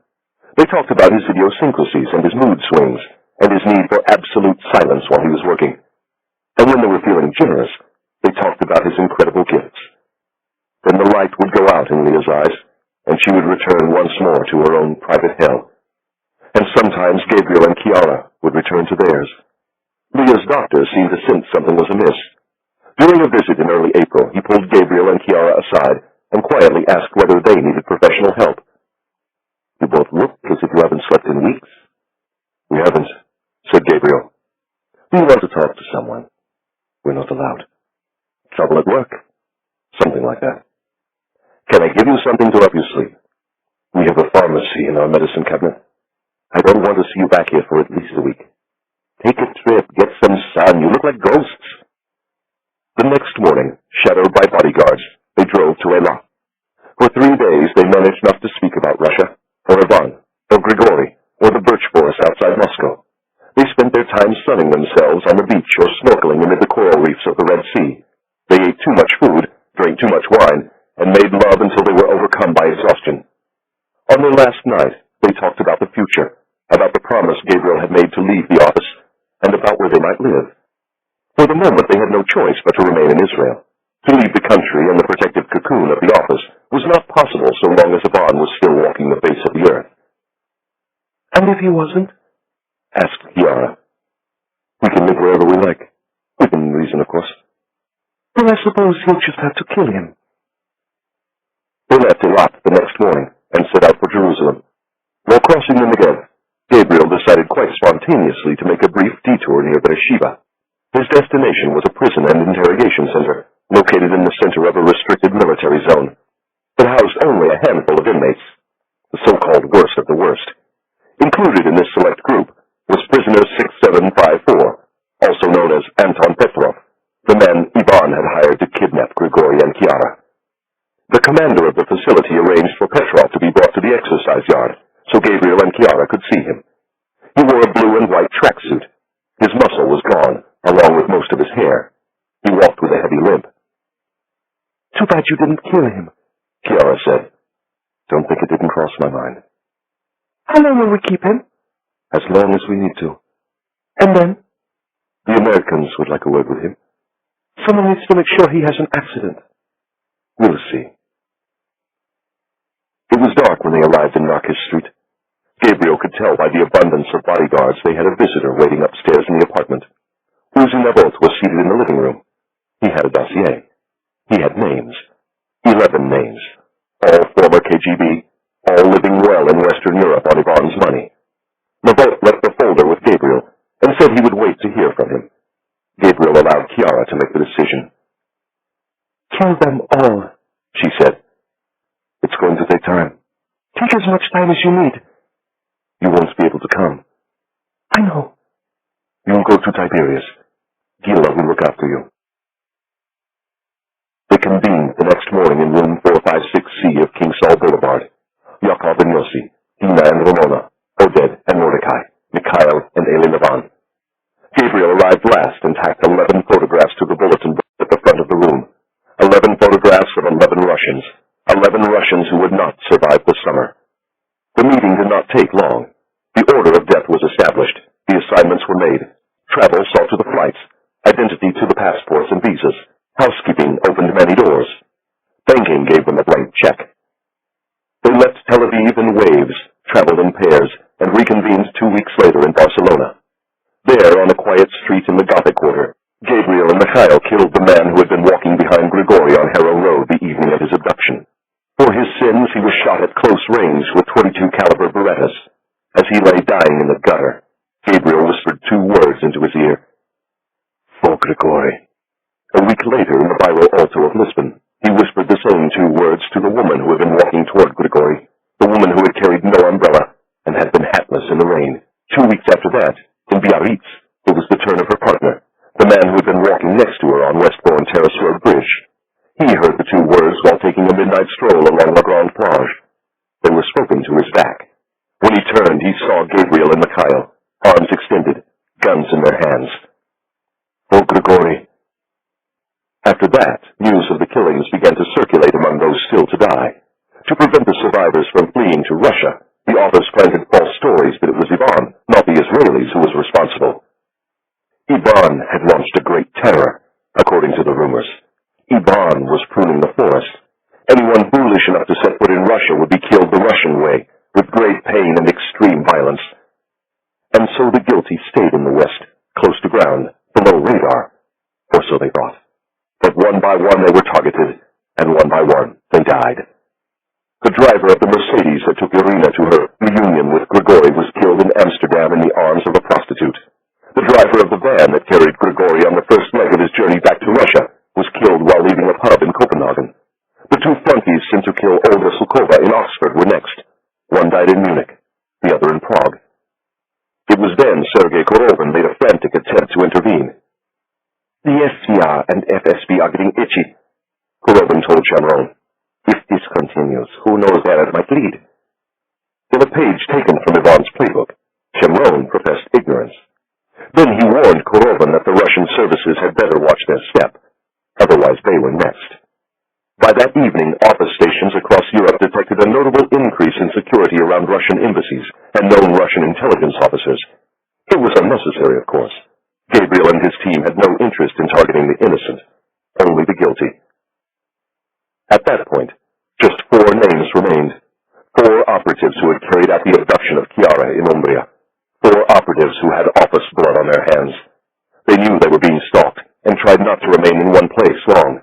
Fear made them sloppy. Fear made them easy pickings.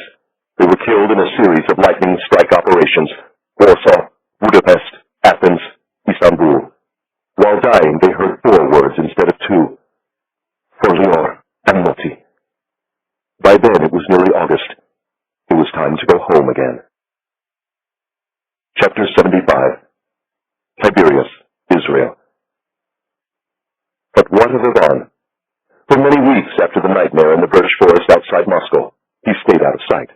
There were rumors he had been arrested, rumors he had fled the country, rumors even that he had been taken away by the FSB and killed. They were false, of course. Ivan was just observing another great Russian tradition, the tradition of internal exile. For Ivan, it was not marked by back-breaking labor or starvation rations. Ivan's gulag was his fortress-like mansion in Zhukovka, the secret city of the oligarchs east of Moscow. And he had Yekaterina to soothe his wounds. Though Ivan's name was never publicly linked to the killing site in Vladimirskaya Oblast, its exposure seemed to do harm to his standing inside the Kremlin. In certain circles, much was made of the fact that Ivan's development firm lost out on an important construction project, and that his nightclub was suddenly out of fashion with the Siloviki and the other Moscow well-connected, and that his luxury car dealership saw a sudden sharp decrease in sales. These were false readings, though, more symptomatic of Russia's troubled economy than any real decline in Ivan's fortunes. What's more, his arms dealings continued apace, weapons sales being one of the few bright spots in an otherwise bleak global financial climate. Indeed, British, American, and French intelligence all noticed a sharp spike in the number of Kharkov-owned aircraft touching down on isolated landing strips from the Middle East to Africa and beyond. And the Russian president continued to take his cut. The Tsar, as Ivan liked to say, always took his cut. NSA surveillance revealed that Ivan was aware of the systematic liquidation of Anton Petrov's operatives, and that it troubled him not at all. In Ivan's mind, they had betrayed him, and thus deserved the fate that befell them. In fact, throughout that long summer of retribution, he seemed obsessed by only 2 questions. Had his children been aboard the American jet that landed in Konakovo? And had they truly composed the letter of hatred handed to him by the pilot? The children and their mother knew the answer, of course, along with the American president and a handful of his most senior officials. So, too, did the small band of Israeli intelligence officers who convened at sunset on the first Friday of August north of the ancient city of Tiberias. The occasion was Shabbat. The setting was Chamron's honey-colored villa overlooking the Sea of Galilee. The entire team was present, along with Sarah Bancroft, who had decided to spend her August holiday with Mikhail in Israel. There were spouses Gabriel had never met, and children he had only seen in photographs. The presence of so many children was difficult for Chiara, especially when she saw their faces lit by the glow of the Shabbat candles. As Gila recited the blessing, Chiara took Gabriel's hand and held it tightly. Gabriel kissed her cheek and heard again the words she had spoken to him in Umbria. "We mourn the dead and keep them in our hearts, but we live our lives." The summer spent by the lake had done wonders for Chiara's appearance. Her skin was deeply tanned, and her riotous dark hair was aglow with gold and auburn highlights. She smiled easily throughout the meal, and even burst into laughter when Bella scolded Uzi for taking a second portion of Gila's imagine none of it had actually happened, that it had only been a dream from which they had both finally awakened. It wasn't true, of course, and no amount of time would ever fully heal the wounds Yvonne had inflicted.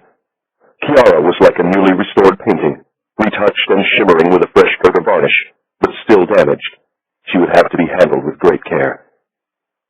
Gabriel had feared the gathering would be an occasion to relive the dreadful details of the affair, but it was mentioned only once, when Sharon spoke about the importance of what they had achieved. As Jews, they all had relatives whose earthly remains were turned to smoke by the crematoria, or were buried in mass graves in the Baltics or the Ukraine. Their memories were kept by commemorative flames and by the index cards stored in the Hall of Names at Yad Vashem, but there were no graves to visit, no headstones upon which to shed tears. By their actions in Russia, Gabriel's team had given such a place to the relatives of the 70,000 murdered at the killing ground in Vladimirskaya Oblast.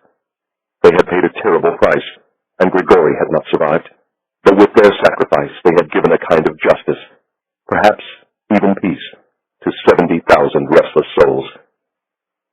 For the remainder of the meal, Sharon regaled them with stories of the past. He was never happier than when surrounded by his family and friends, and his good mood seemed to soften the deep cracks and fissures in his aged face. But there was sadness there, too. The operation had been traumatic for all of them, but in many ways it had been hardest on Sharon. With his cool, creative thinking, he had saved all their lives, but for more than an hour that terrible morning, he had feared that 3 officers, 2 of whom he loved as children, were about to suffer a horrible death. There was an emotional price to be paid for an operation like that, and Sharon paid it, later that evening, when he invited Gabriel to join him on the terrace for a private chat.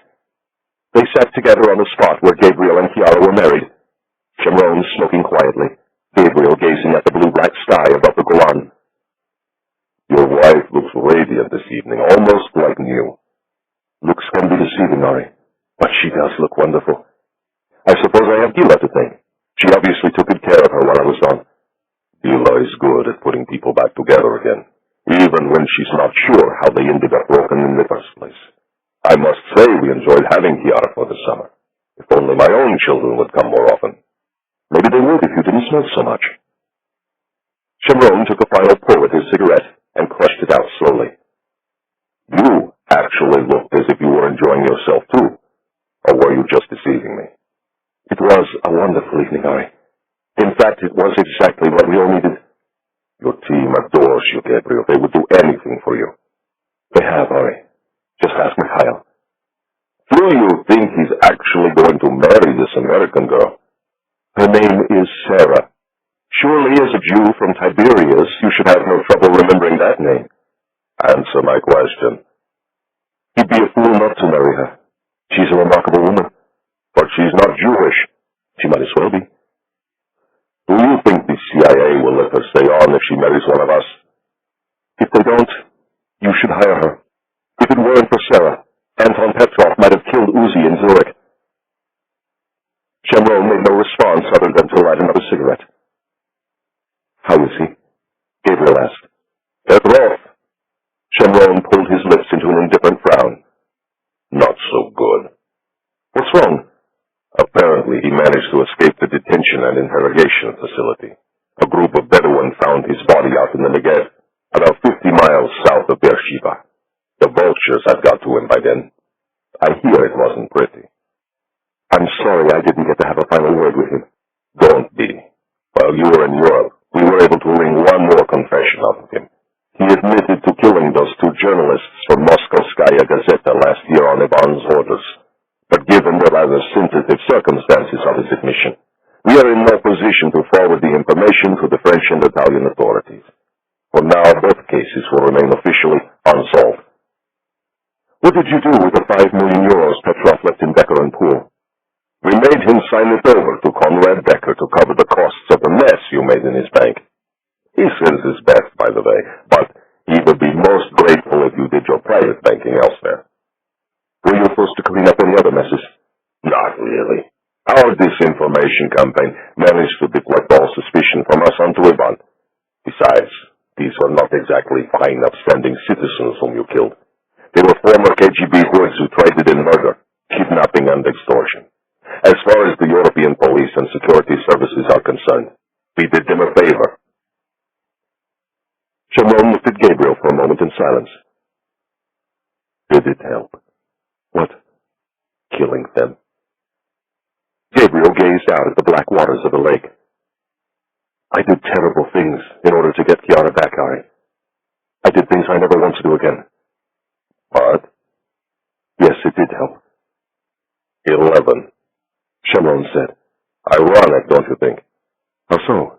Your first assignment came about because Black September killed 11 Israelis in Munich. And for your final assignment, you and Mikhail killed 11 Russians who were responsible for Chiara's abduction and Grigori Bulganov's death. A heavy silence settled between them, broken only by the sound of laughter at the dinner table. My final assignment? I thought you and the Prime Minister had decided it was my time to take over the office. Have you seen your fitness reports? Shamron shook his head slowly. You're in no condition to take on the responsibility of running the office now. Not when we have a confrontation with the Iranians looming, and not when your wife needs your attention. What are you saying, Harry? I'm saying that you are released from the promise you made in Paris. I'm telling you that you're fired, Gabriel. You have a new mission now. Get your wife pregnant again as quickly as possible. You're not so young, my son. You need to have another child quickly. Are you sure, Ari? Are you really prepared to let me go? I'm sure we'll always find something for you to do, but it's not going to be sitting behind the desk in the director's suite. We're going to inflict that chore on someone else. Do you have a candidate in mind? Actually, we've already settled on one. It's going to be announced next month when Amos steps down. Who is it? Me, said Uzi Devil. Gabriel turned and saw Navot standing on the terrace, his heavy arms folded across his chest. In the half-light, he looked shockingly like Shamron in his youth. Brilliant choice, don't you think? I'm speechless. For once. Navot came forward and placed his hand on Gabriel's shoulder. We have a wonderful system, you and I. You turn a job down and they give it to me. But the right man got the job in both cases, Uzi. I would have been a terrible director. Mazel tov. Do you mean that, Gabriel? The office is going to be in good hands for years to come. Gabriel cocked his head toward Shamron.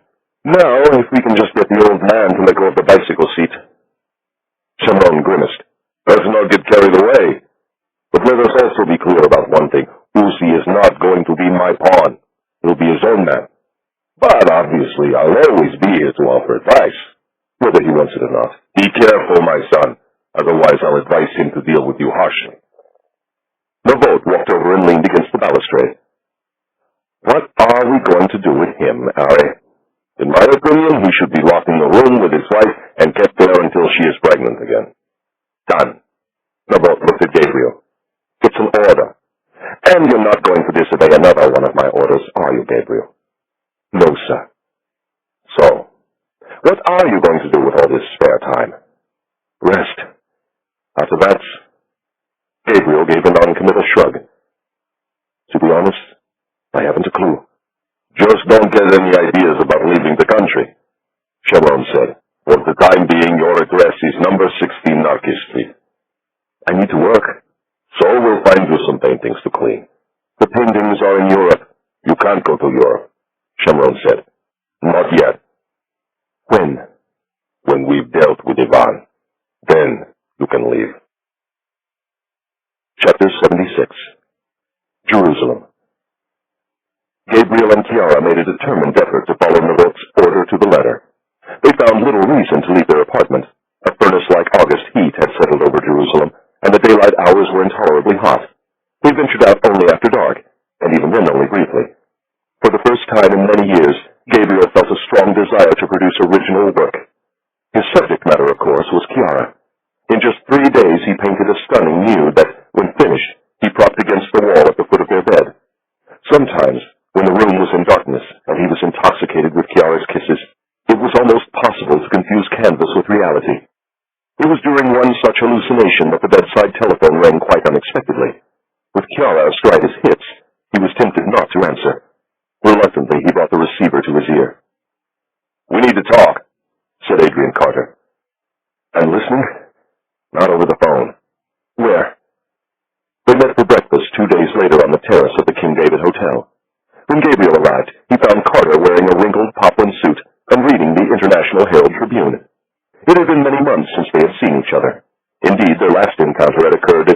airport in Ireland, the morning after the G8 summit. Under the agreement reached with the Russian president, Gabriel, Chiara, Mikhail, and Irina Bulganova had been allowed to leave Moscow the same way Gabriel had arrived, surrounded by Secret Service agents aboard the so-called car plane. They had disembarked during a refueling stop and had gone their separate ways. Irina had accompanied Graham Seymour to Britain, while Gabriel, Chiara, and Mikhail had flown home to Israel with Shamron. Carter had been so overcome by emotion that morning that he had neglected to ask Gabriel for the official American passport he had used to enter Russia. He did so now, a moment after retaking his seat. Gabriel tossed it onto the table, emblem down. I hope you didn't use this during your little European holiday this summer. I haven't left Israel since I got back from Russia. Nice try, Gabriel, but we have it on very good authority that you and your team spent the summer killing Anton Petrov's friends and associates. And you did a damn good job of it. It wasn't us, Adrian. It was Ivan. My European station chiefs heard those rumors, too. Carter opened the passport and began leafing through the pages. Don't worry, Adrian. You won't find any new visas in there. I wouldn't do that to you or the president. My wife is alive because of you, and I'll never be able to repay you. I believe the balance of our account is still weighted heavily in your favor. Carter sipped his coffee and changed the subject. We hear there's about to be a change at the helm of King Saul Boulevard. Needless to say, Langley is pleased by the choice. I've always been fond of Uzi. But, obviously, we were hoping the next chief would be you. We understand why that's not going to be possible, and we wholeheartedly support your decision. I can't tell you how relieved I am to know I have the support of Langley, Adrian. Do try to control that caustic Israeli wit of yours. Carter dabbed his lips with his napkin. Have you given any thought to your future plans? For the moment, Chiara and I will have to stay here. Gabriel nodded toward the pair of bodyguards seated 2 tables away. Protected by children with guns. You could come to America. Elena says you're welcome any time. In fact, she says she'd be willing to build a house for you and Chiara on the estate. If I were in your shoes, I'd be tempted to take her up on the offer. That's because you grew up in New England, and you're used to the winters. I'm from the Valley of Jezreel. She's not joking, Gabriel. Please, thank Elena, and tell her I do appreciate the offer, but I can't accept it. Her children are going to be very disappointed. Carter handed Gabriel an envelope. They wrote you a letter. Actually, it's addressed to you and Chiara. What is it? A letter of apology. They want you to know how sorry they are for what their father did. Gabriel removed the letter and read it in silence. It's beautiful, Adrian. But tell the children they have no need to feel guilty about their father's actions. Besides, we would never have been able to get Chiara back without their help. Apparently, they put on quite a performance at Andrews. Fielding says it was one for the books. The Russian ambassador never suspected a thing. Gabriel returned the letter to the envelope and smiled. Though the Russian ambassador did not realize it, he had been a bit player in an elaborate deception. It was true that Anna and Nikolai had boarded the U.S. Air Force C-32 at Andrews, but at Gabriel's insistence, they had been kept far from Russian airspace. Indeed, within seconds after passing through the cabin door, they walked straight into the hold of a hydraulic catering vehicle, where Sarah Bancroft was waiting. 10 minutes after the ambassador departed, they joined their mother aboard the Gulfstream and returned to the Adirondacks.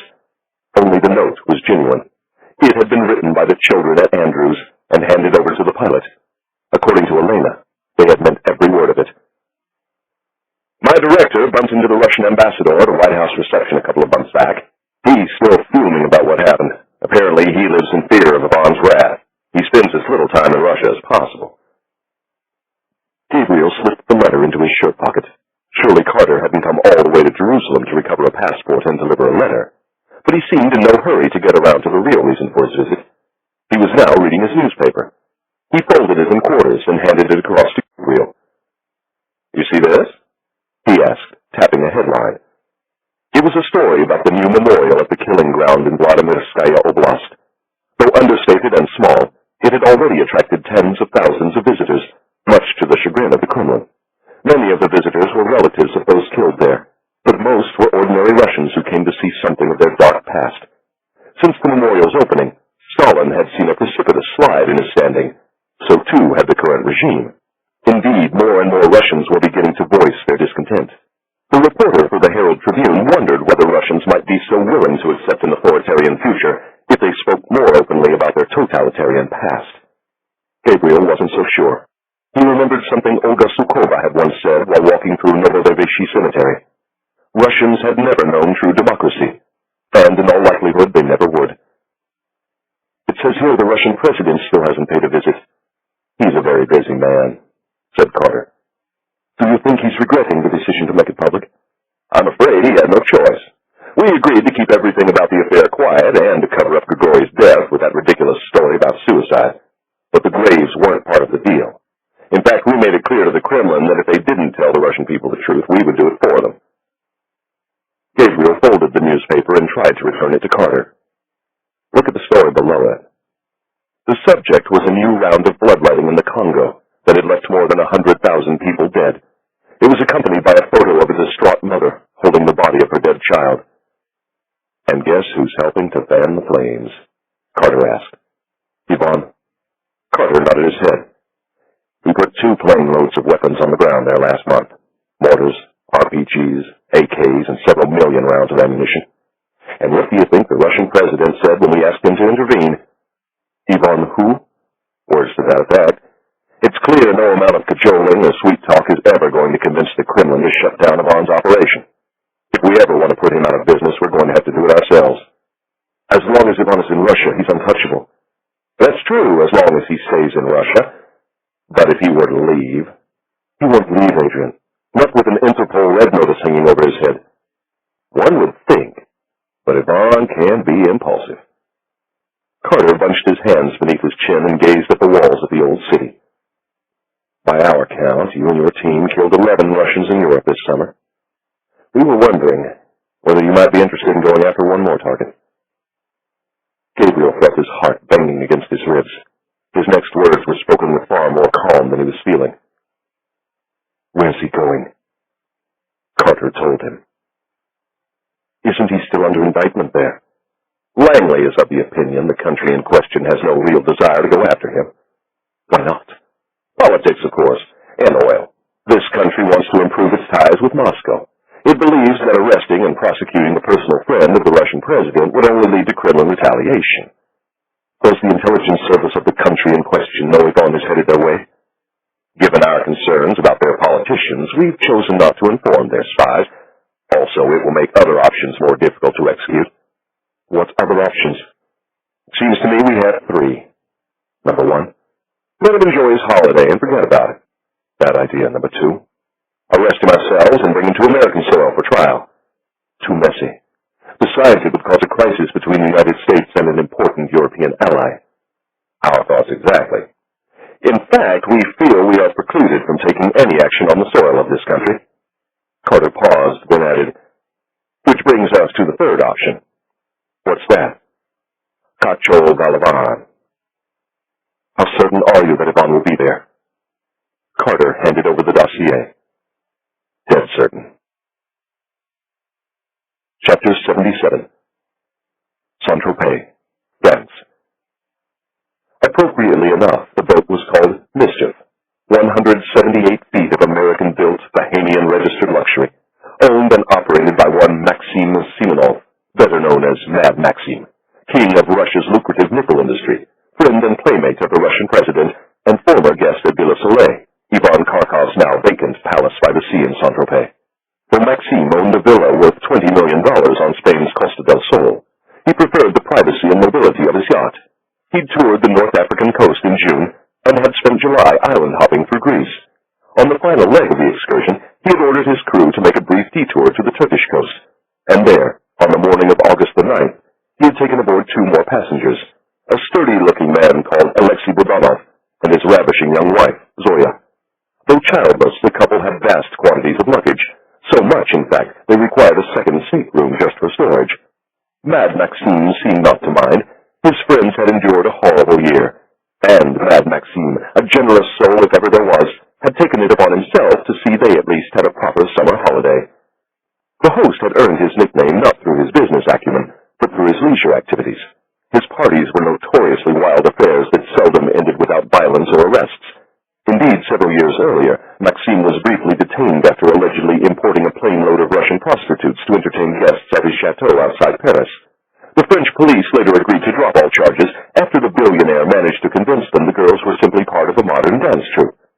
The outrageous but somewhat comical affair did nothing to harm Maxime's standing at home. In fact, the Moscow papers hailed him as the perfect example of the new Russian. Mad Maxime had money and he was not afraid to flaunt it, even if it meant getting into a scrape every now and again with the French police. The pace of his partying did not slow at sea. If anything, freed from the constraints of meddlesome authorities and complaining neighbors, it reached new levels of intensity. That summer had already produced many notable evenings of debauchery, but new heights were achieved with the arrival of Alexei and Zoya Bulganov.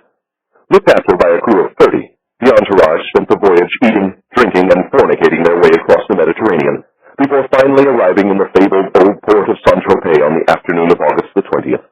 Though exhausted and deeply hungover from the previous evening's adventures, the passengers immediately boarded mischievous dinghies and headed for shore. All but the man known as Alexei Bulganov, who remained on the aft deck, hands resting on the railing, staring at Saint-Tropez as if it were his forbidden city. And though Mr. Bulganov did not know it, he was already being watched by a man standing at the base of the lighthouse at the end of the Quai des Saints-d'Europe. The man wore khaki shorts, a white pullover, a bucket hat, and wraparound sunglasses. Several months earlier, in a birch forest outside Moscow, Mr. Bulganov had tried to kill his wife. Now the man planned to kill Mr. Bulganov. But for that, he needed one thing. He needed him to leave the ship. He was confident Mr. Bulganov would not stay there long. The Russian was addicted to money, women, and Saint-Tropez. The French resort had been the backdrop for his downfall, and it would be the setting for his death. The man of medium height and build was sure of this. He simply had to be patient. He had to let Mr. Bulganov come to him, and then he would put him down. Fortunately, he would not have to wait alone. He had 8 associates to keep him company. Under different names and speaking different languages, they had spent most of the summer on a tour of Europe quite unlike any other. This would be the last stop on their itinerary. Then it would be over. They lived together under one roof, in a villa located in the hills above the city. It had pale blue shutters and a large swimming pool with views of the distant sea. They spent little time in their pool, just enough to deceive the neighbors.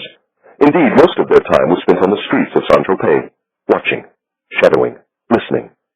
A friend at the CIA made their task easier by sending transcripts and recordings of all telephone calls made from the yacht or by its passengers. The intercepts gave them advance warning whenever Mad Maxime or a member of his party was coming to town. They knew ahead of time where they planned to have lunch each day, where they planned to have dinner, and which exclusive nightclub they planned to wreck sometime after midnight. The intercepts also allowed them to hear the voice of Alexei Bulganov himself.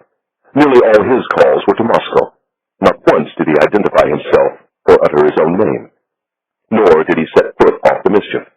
Even when the others dined at Le Grand Joseph, his favorite lunch spot, he remained a prisoner of the yacht. And the man of medium height and build passed the time a short distance away, at the foot of his lighthouse. To help fill the empty hours, he dreamed of making love to his wife, and he restored imaginary paintings, and he remembered in vivid detail the nightmare in the birch forest. For the most part, though, he kept his eyes focused on the yacht, and he waited. Always awaiting. Waiting for a plane or train, waiting for a source, waiting for the sun to rise after a night of killing, and waiting for Ivan Kharkov to finally make his return to Saint-Tropez. Late in the afternoon of the 29th, while watching mischievous dinghies returning to the mothership, Gabriel received a call on his secure cell phone. The voice he heard was Ivan's. "You'd better get up here right away." In the end, it was not American technology that would be Ivan's undoing, but Israeli cunning. While walking along the Chemin de Coquette, a residential street south of Saint-Tropez's bustling Centre-Ville, Ivan had noticed a new sign on the door of the restaurant known as Villa Romana. Written in English, French, and Russian, it stated that, regrettably, the famous Saint-Tropez eatery and party spot would be closed 2 nights hence for a private affair. Posing as a paparazzi in search of movie stars, Levan had tossed a bit of money around the waitstaff to see if he could learn the identity of the individual who had booked the establishment. From one despondent bartender, he learned it was going to be an all-Russian affair. A busboy confided it was going to be a blowout. His word, a blowout.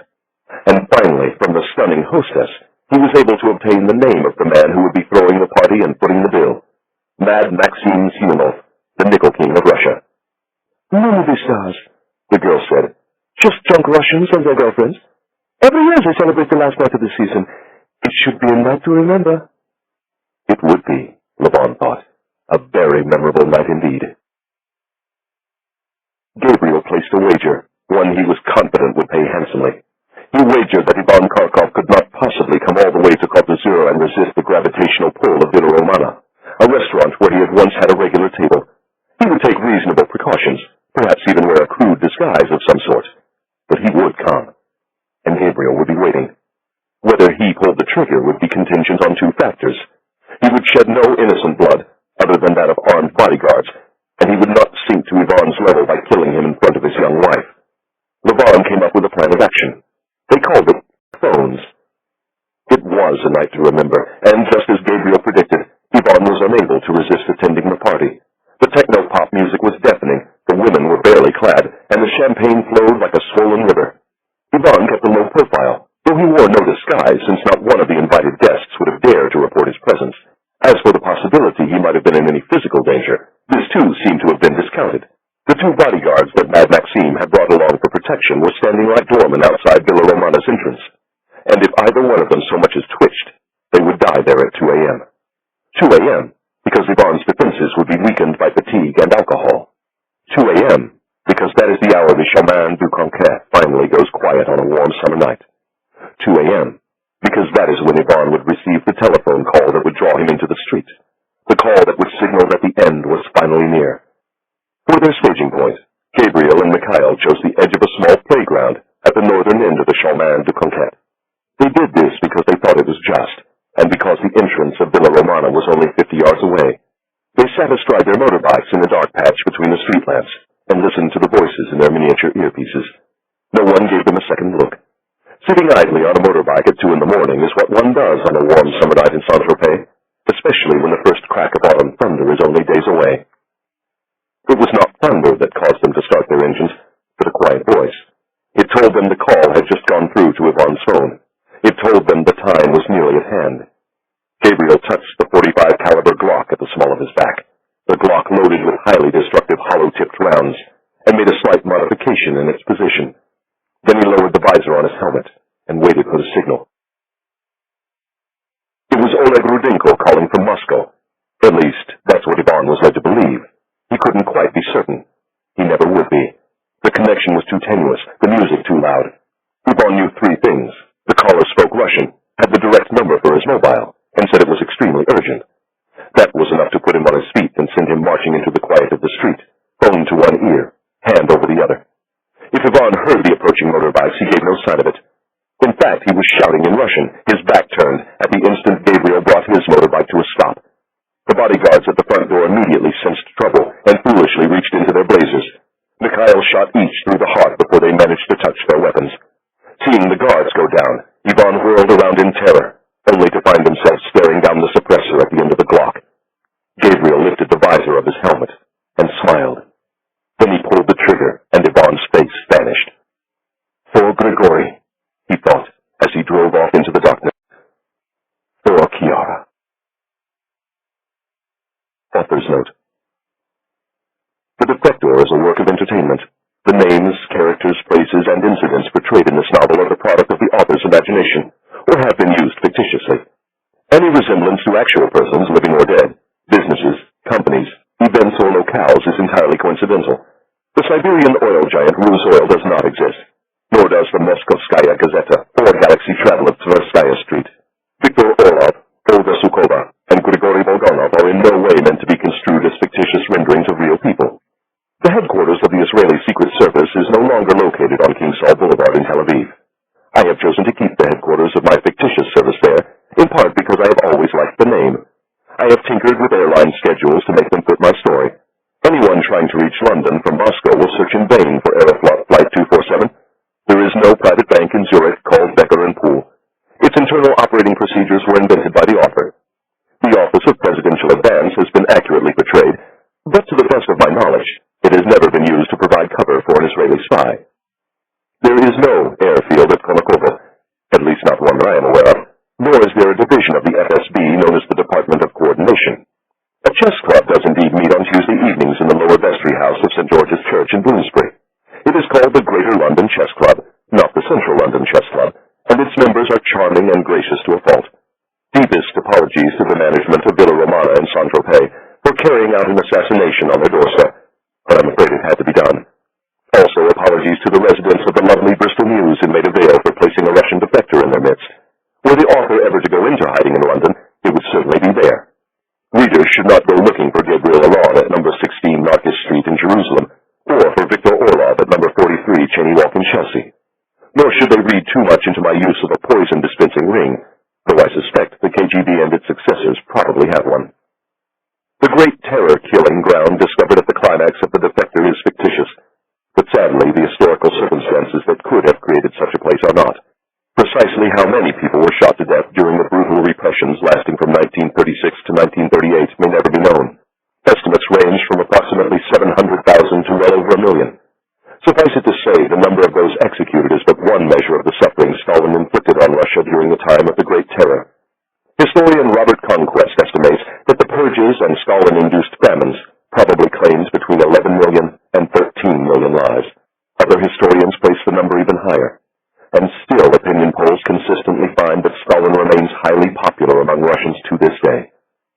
One of the few sites where Russians can mourn Stalin's victims is Butovo, just south of Moscow. There, from August 1937 to October 1938, an estimated 20,000 people were shot in the back of the head and buried in long mass graves.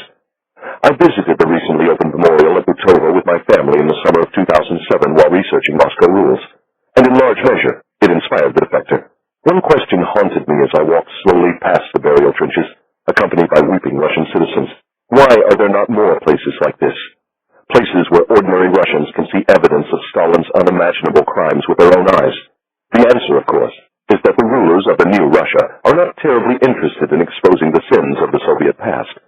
On the contrary, they are engaged in a carefully orchestrated endeavor to airrush away its most repulsive aspects while celebrating its achievements. One can understand their motives. The NKVD, which carried out the Great Terror at Stalin's behest, was the forerunner of the KGB, and former officers of the KGB, including Vladimir Putin himself, are now running Russia. There is a danger to such historical myopia, of course, the danger that it might happen again. In smaller, far more subtle ways it already is. Since coming to power in 1999, Vladimir Putin, Russia's former president and now prime minister, has overseen a wide-ranging curtailment of press and civic freedoms.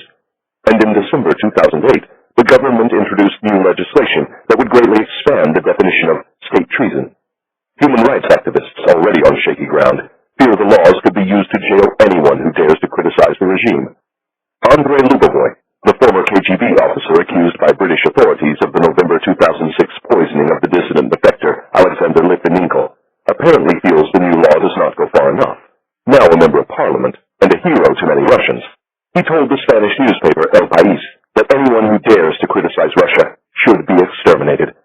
Lubovoy went on to say, "Do I think someone should have killed Litvinenko in the interests of the Russian state?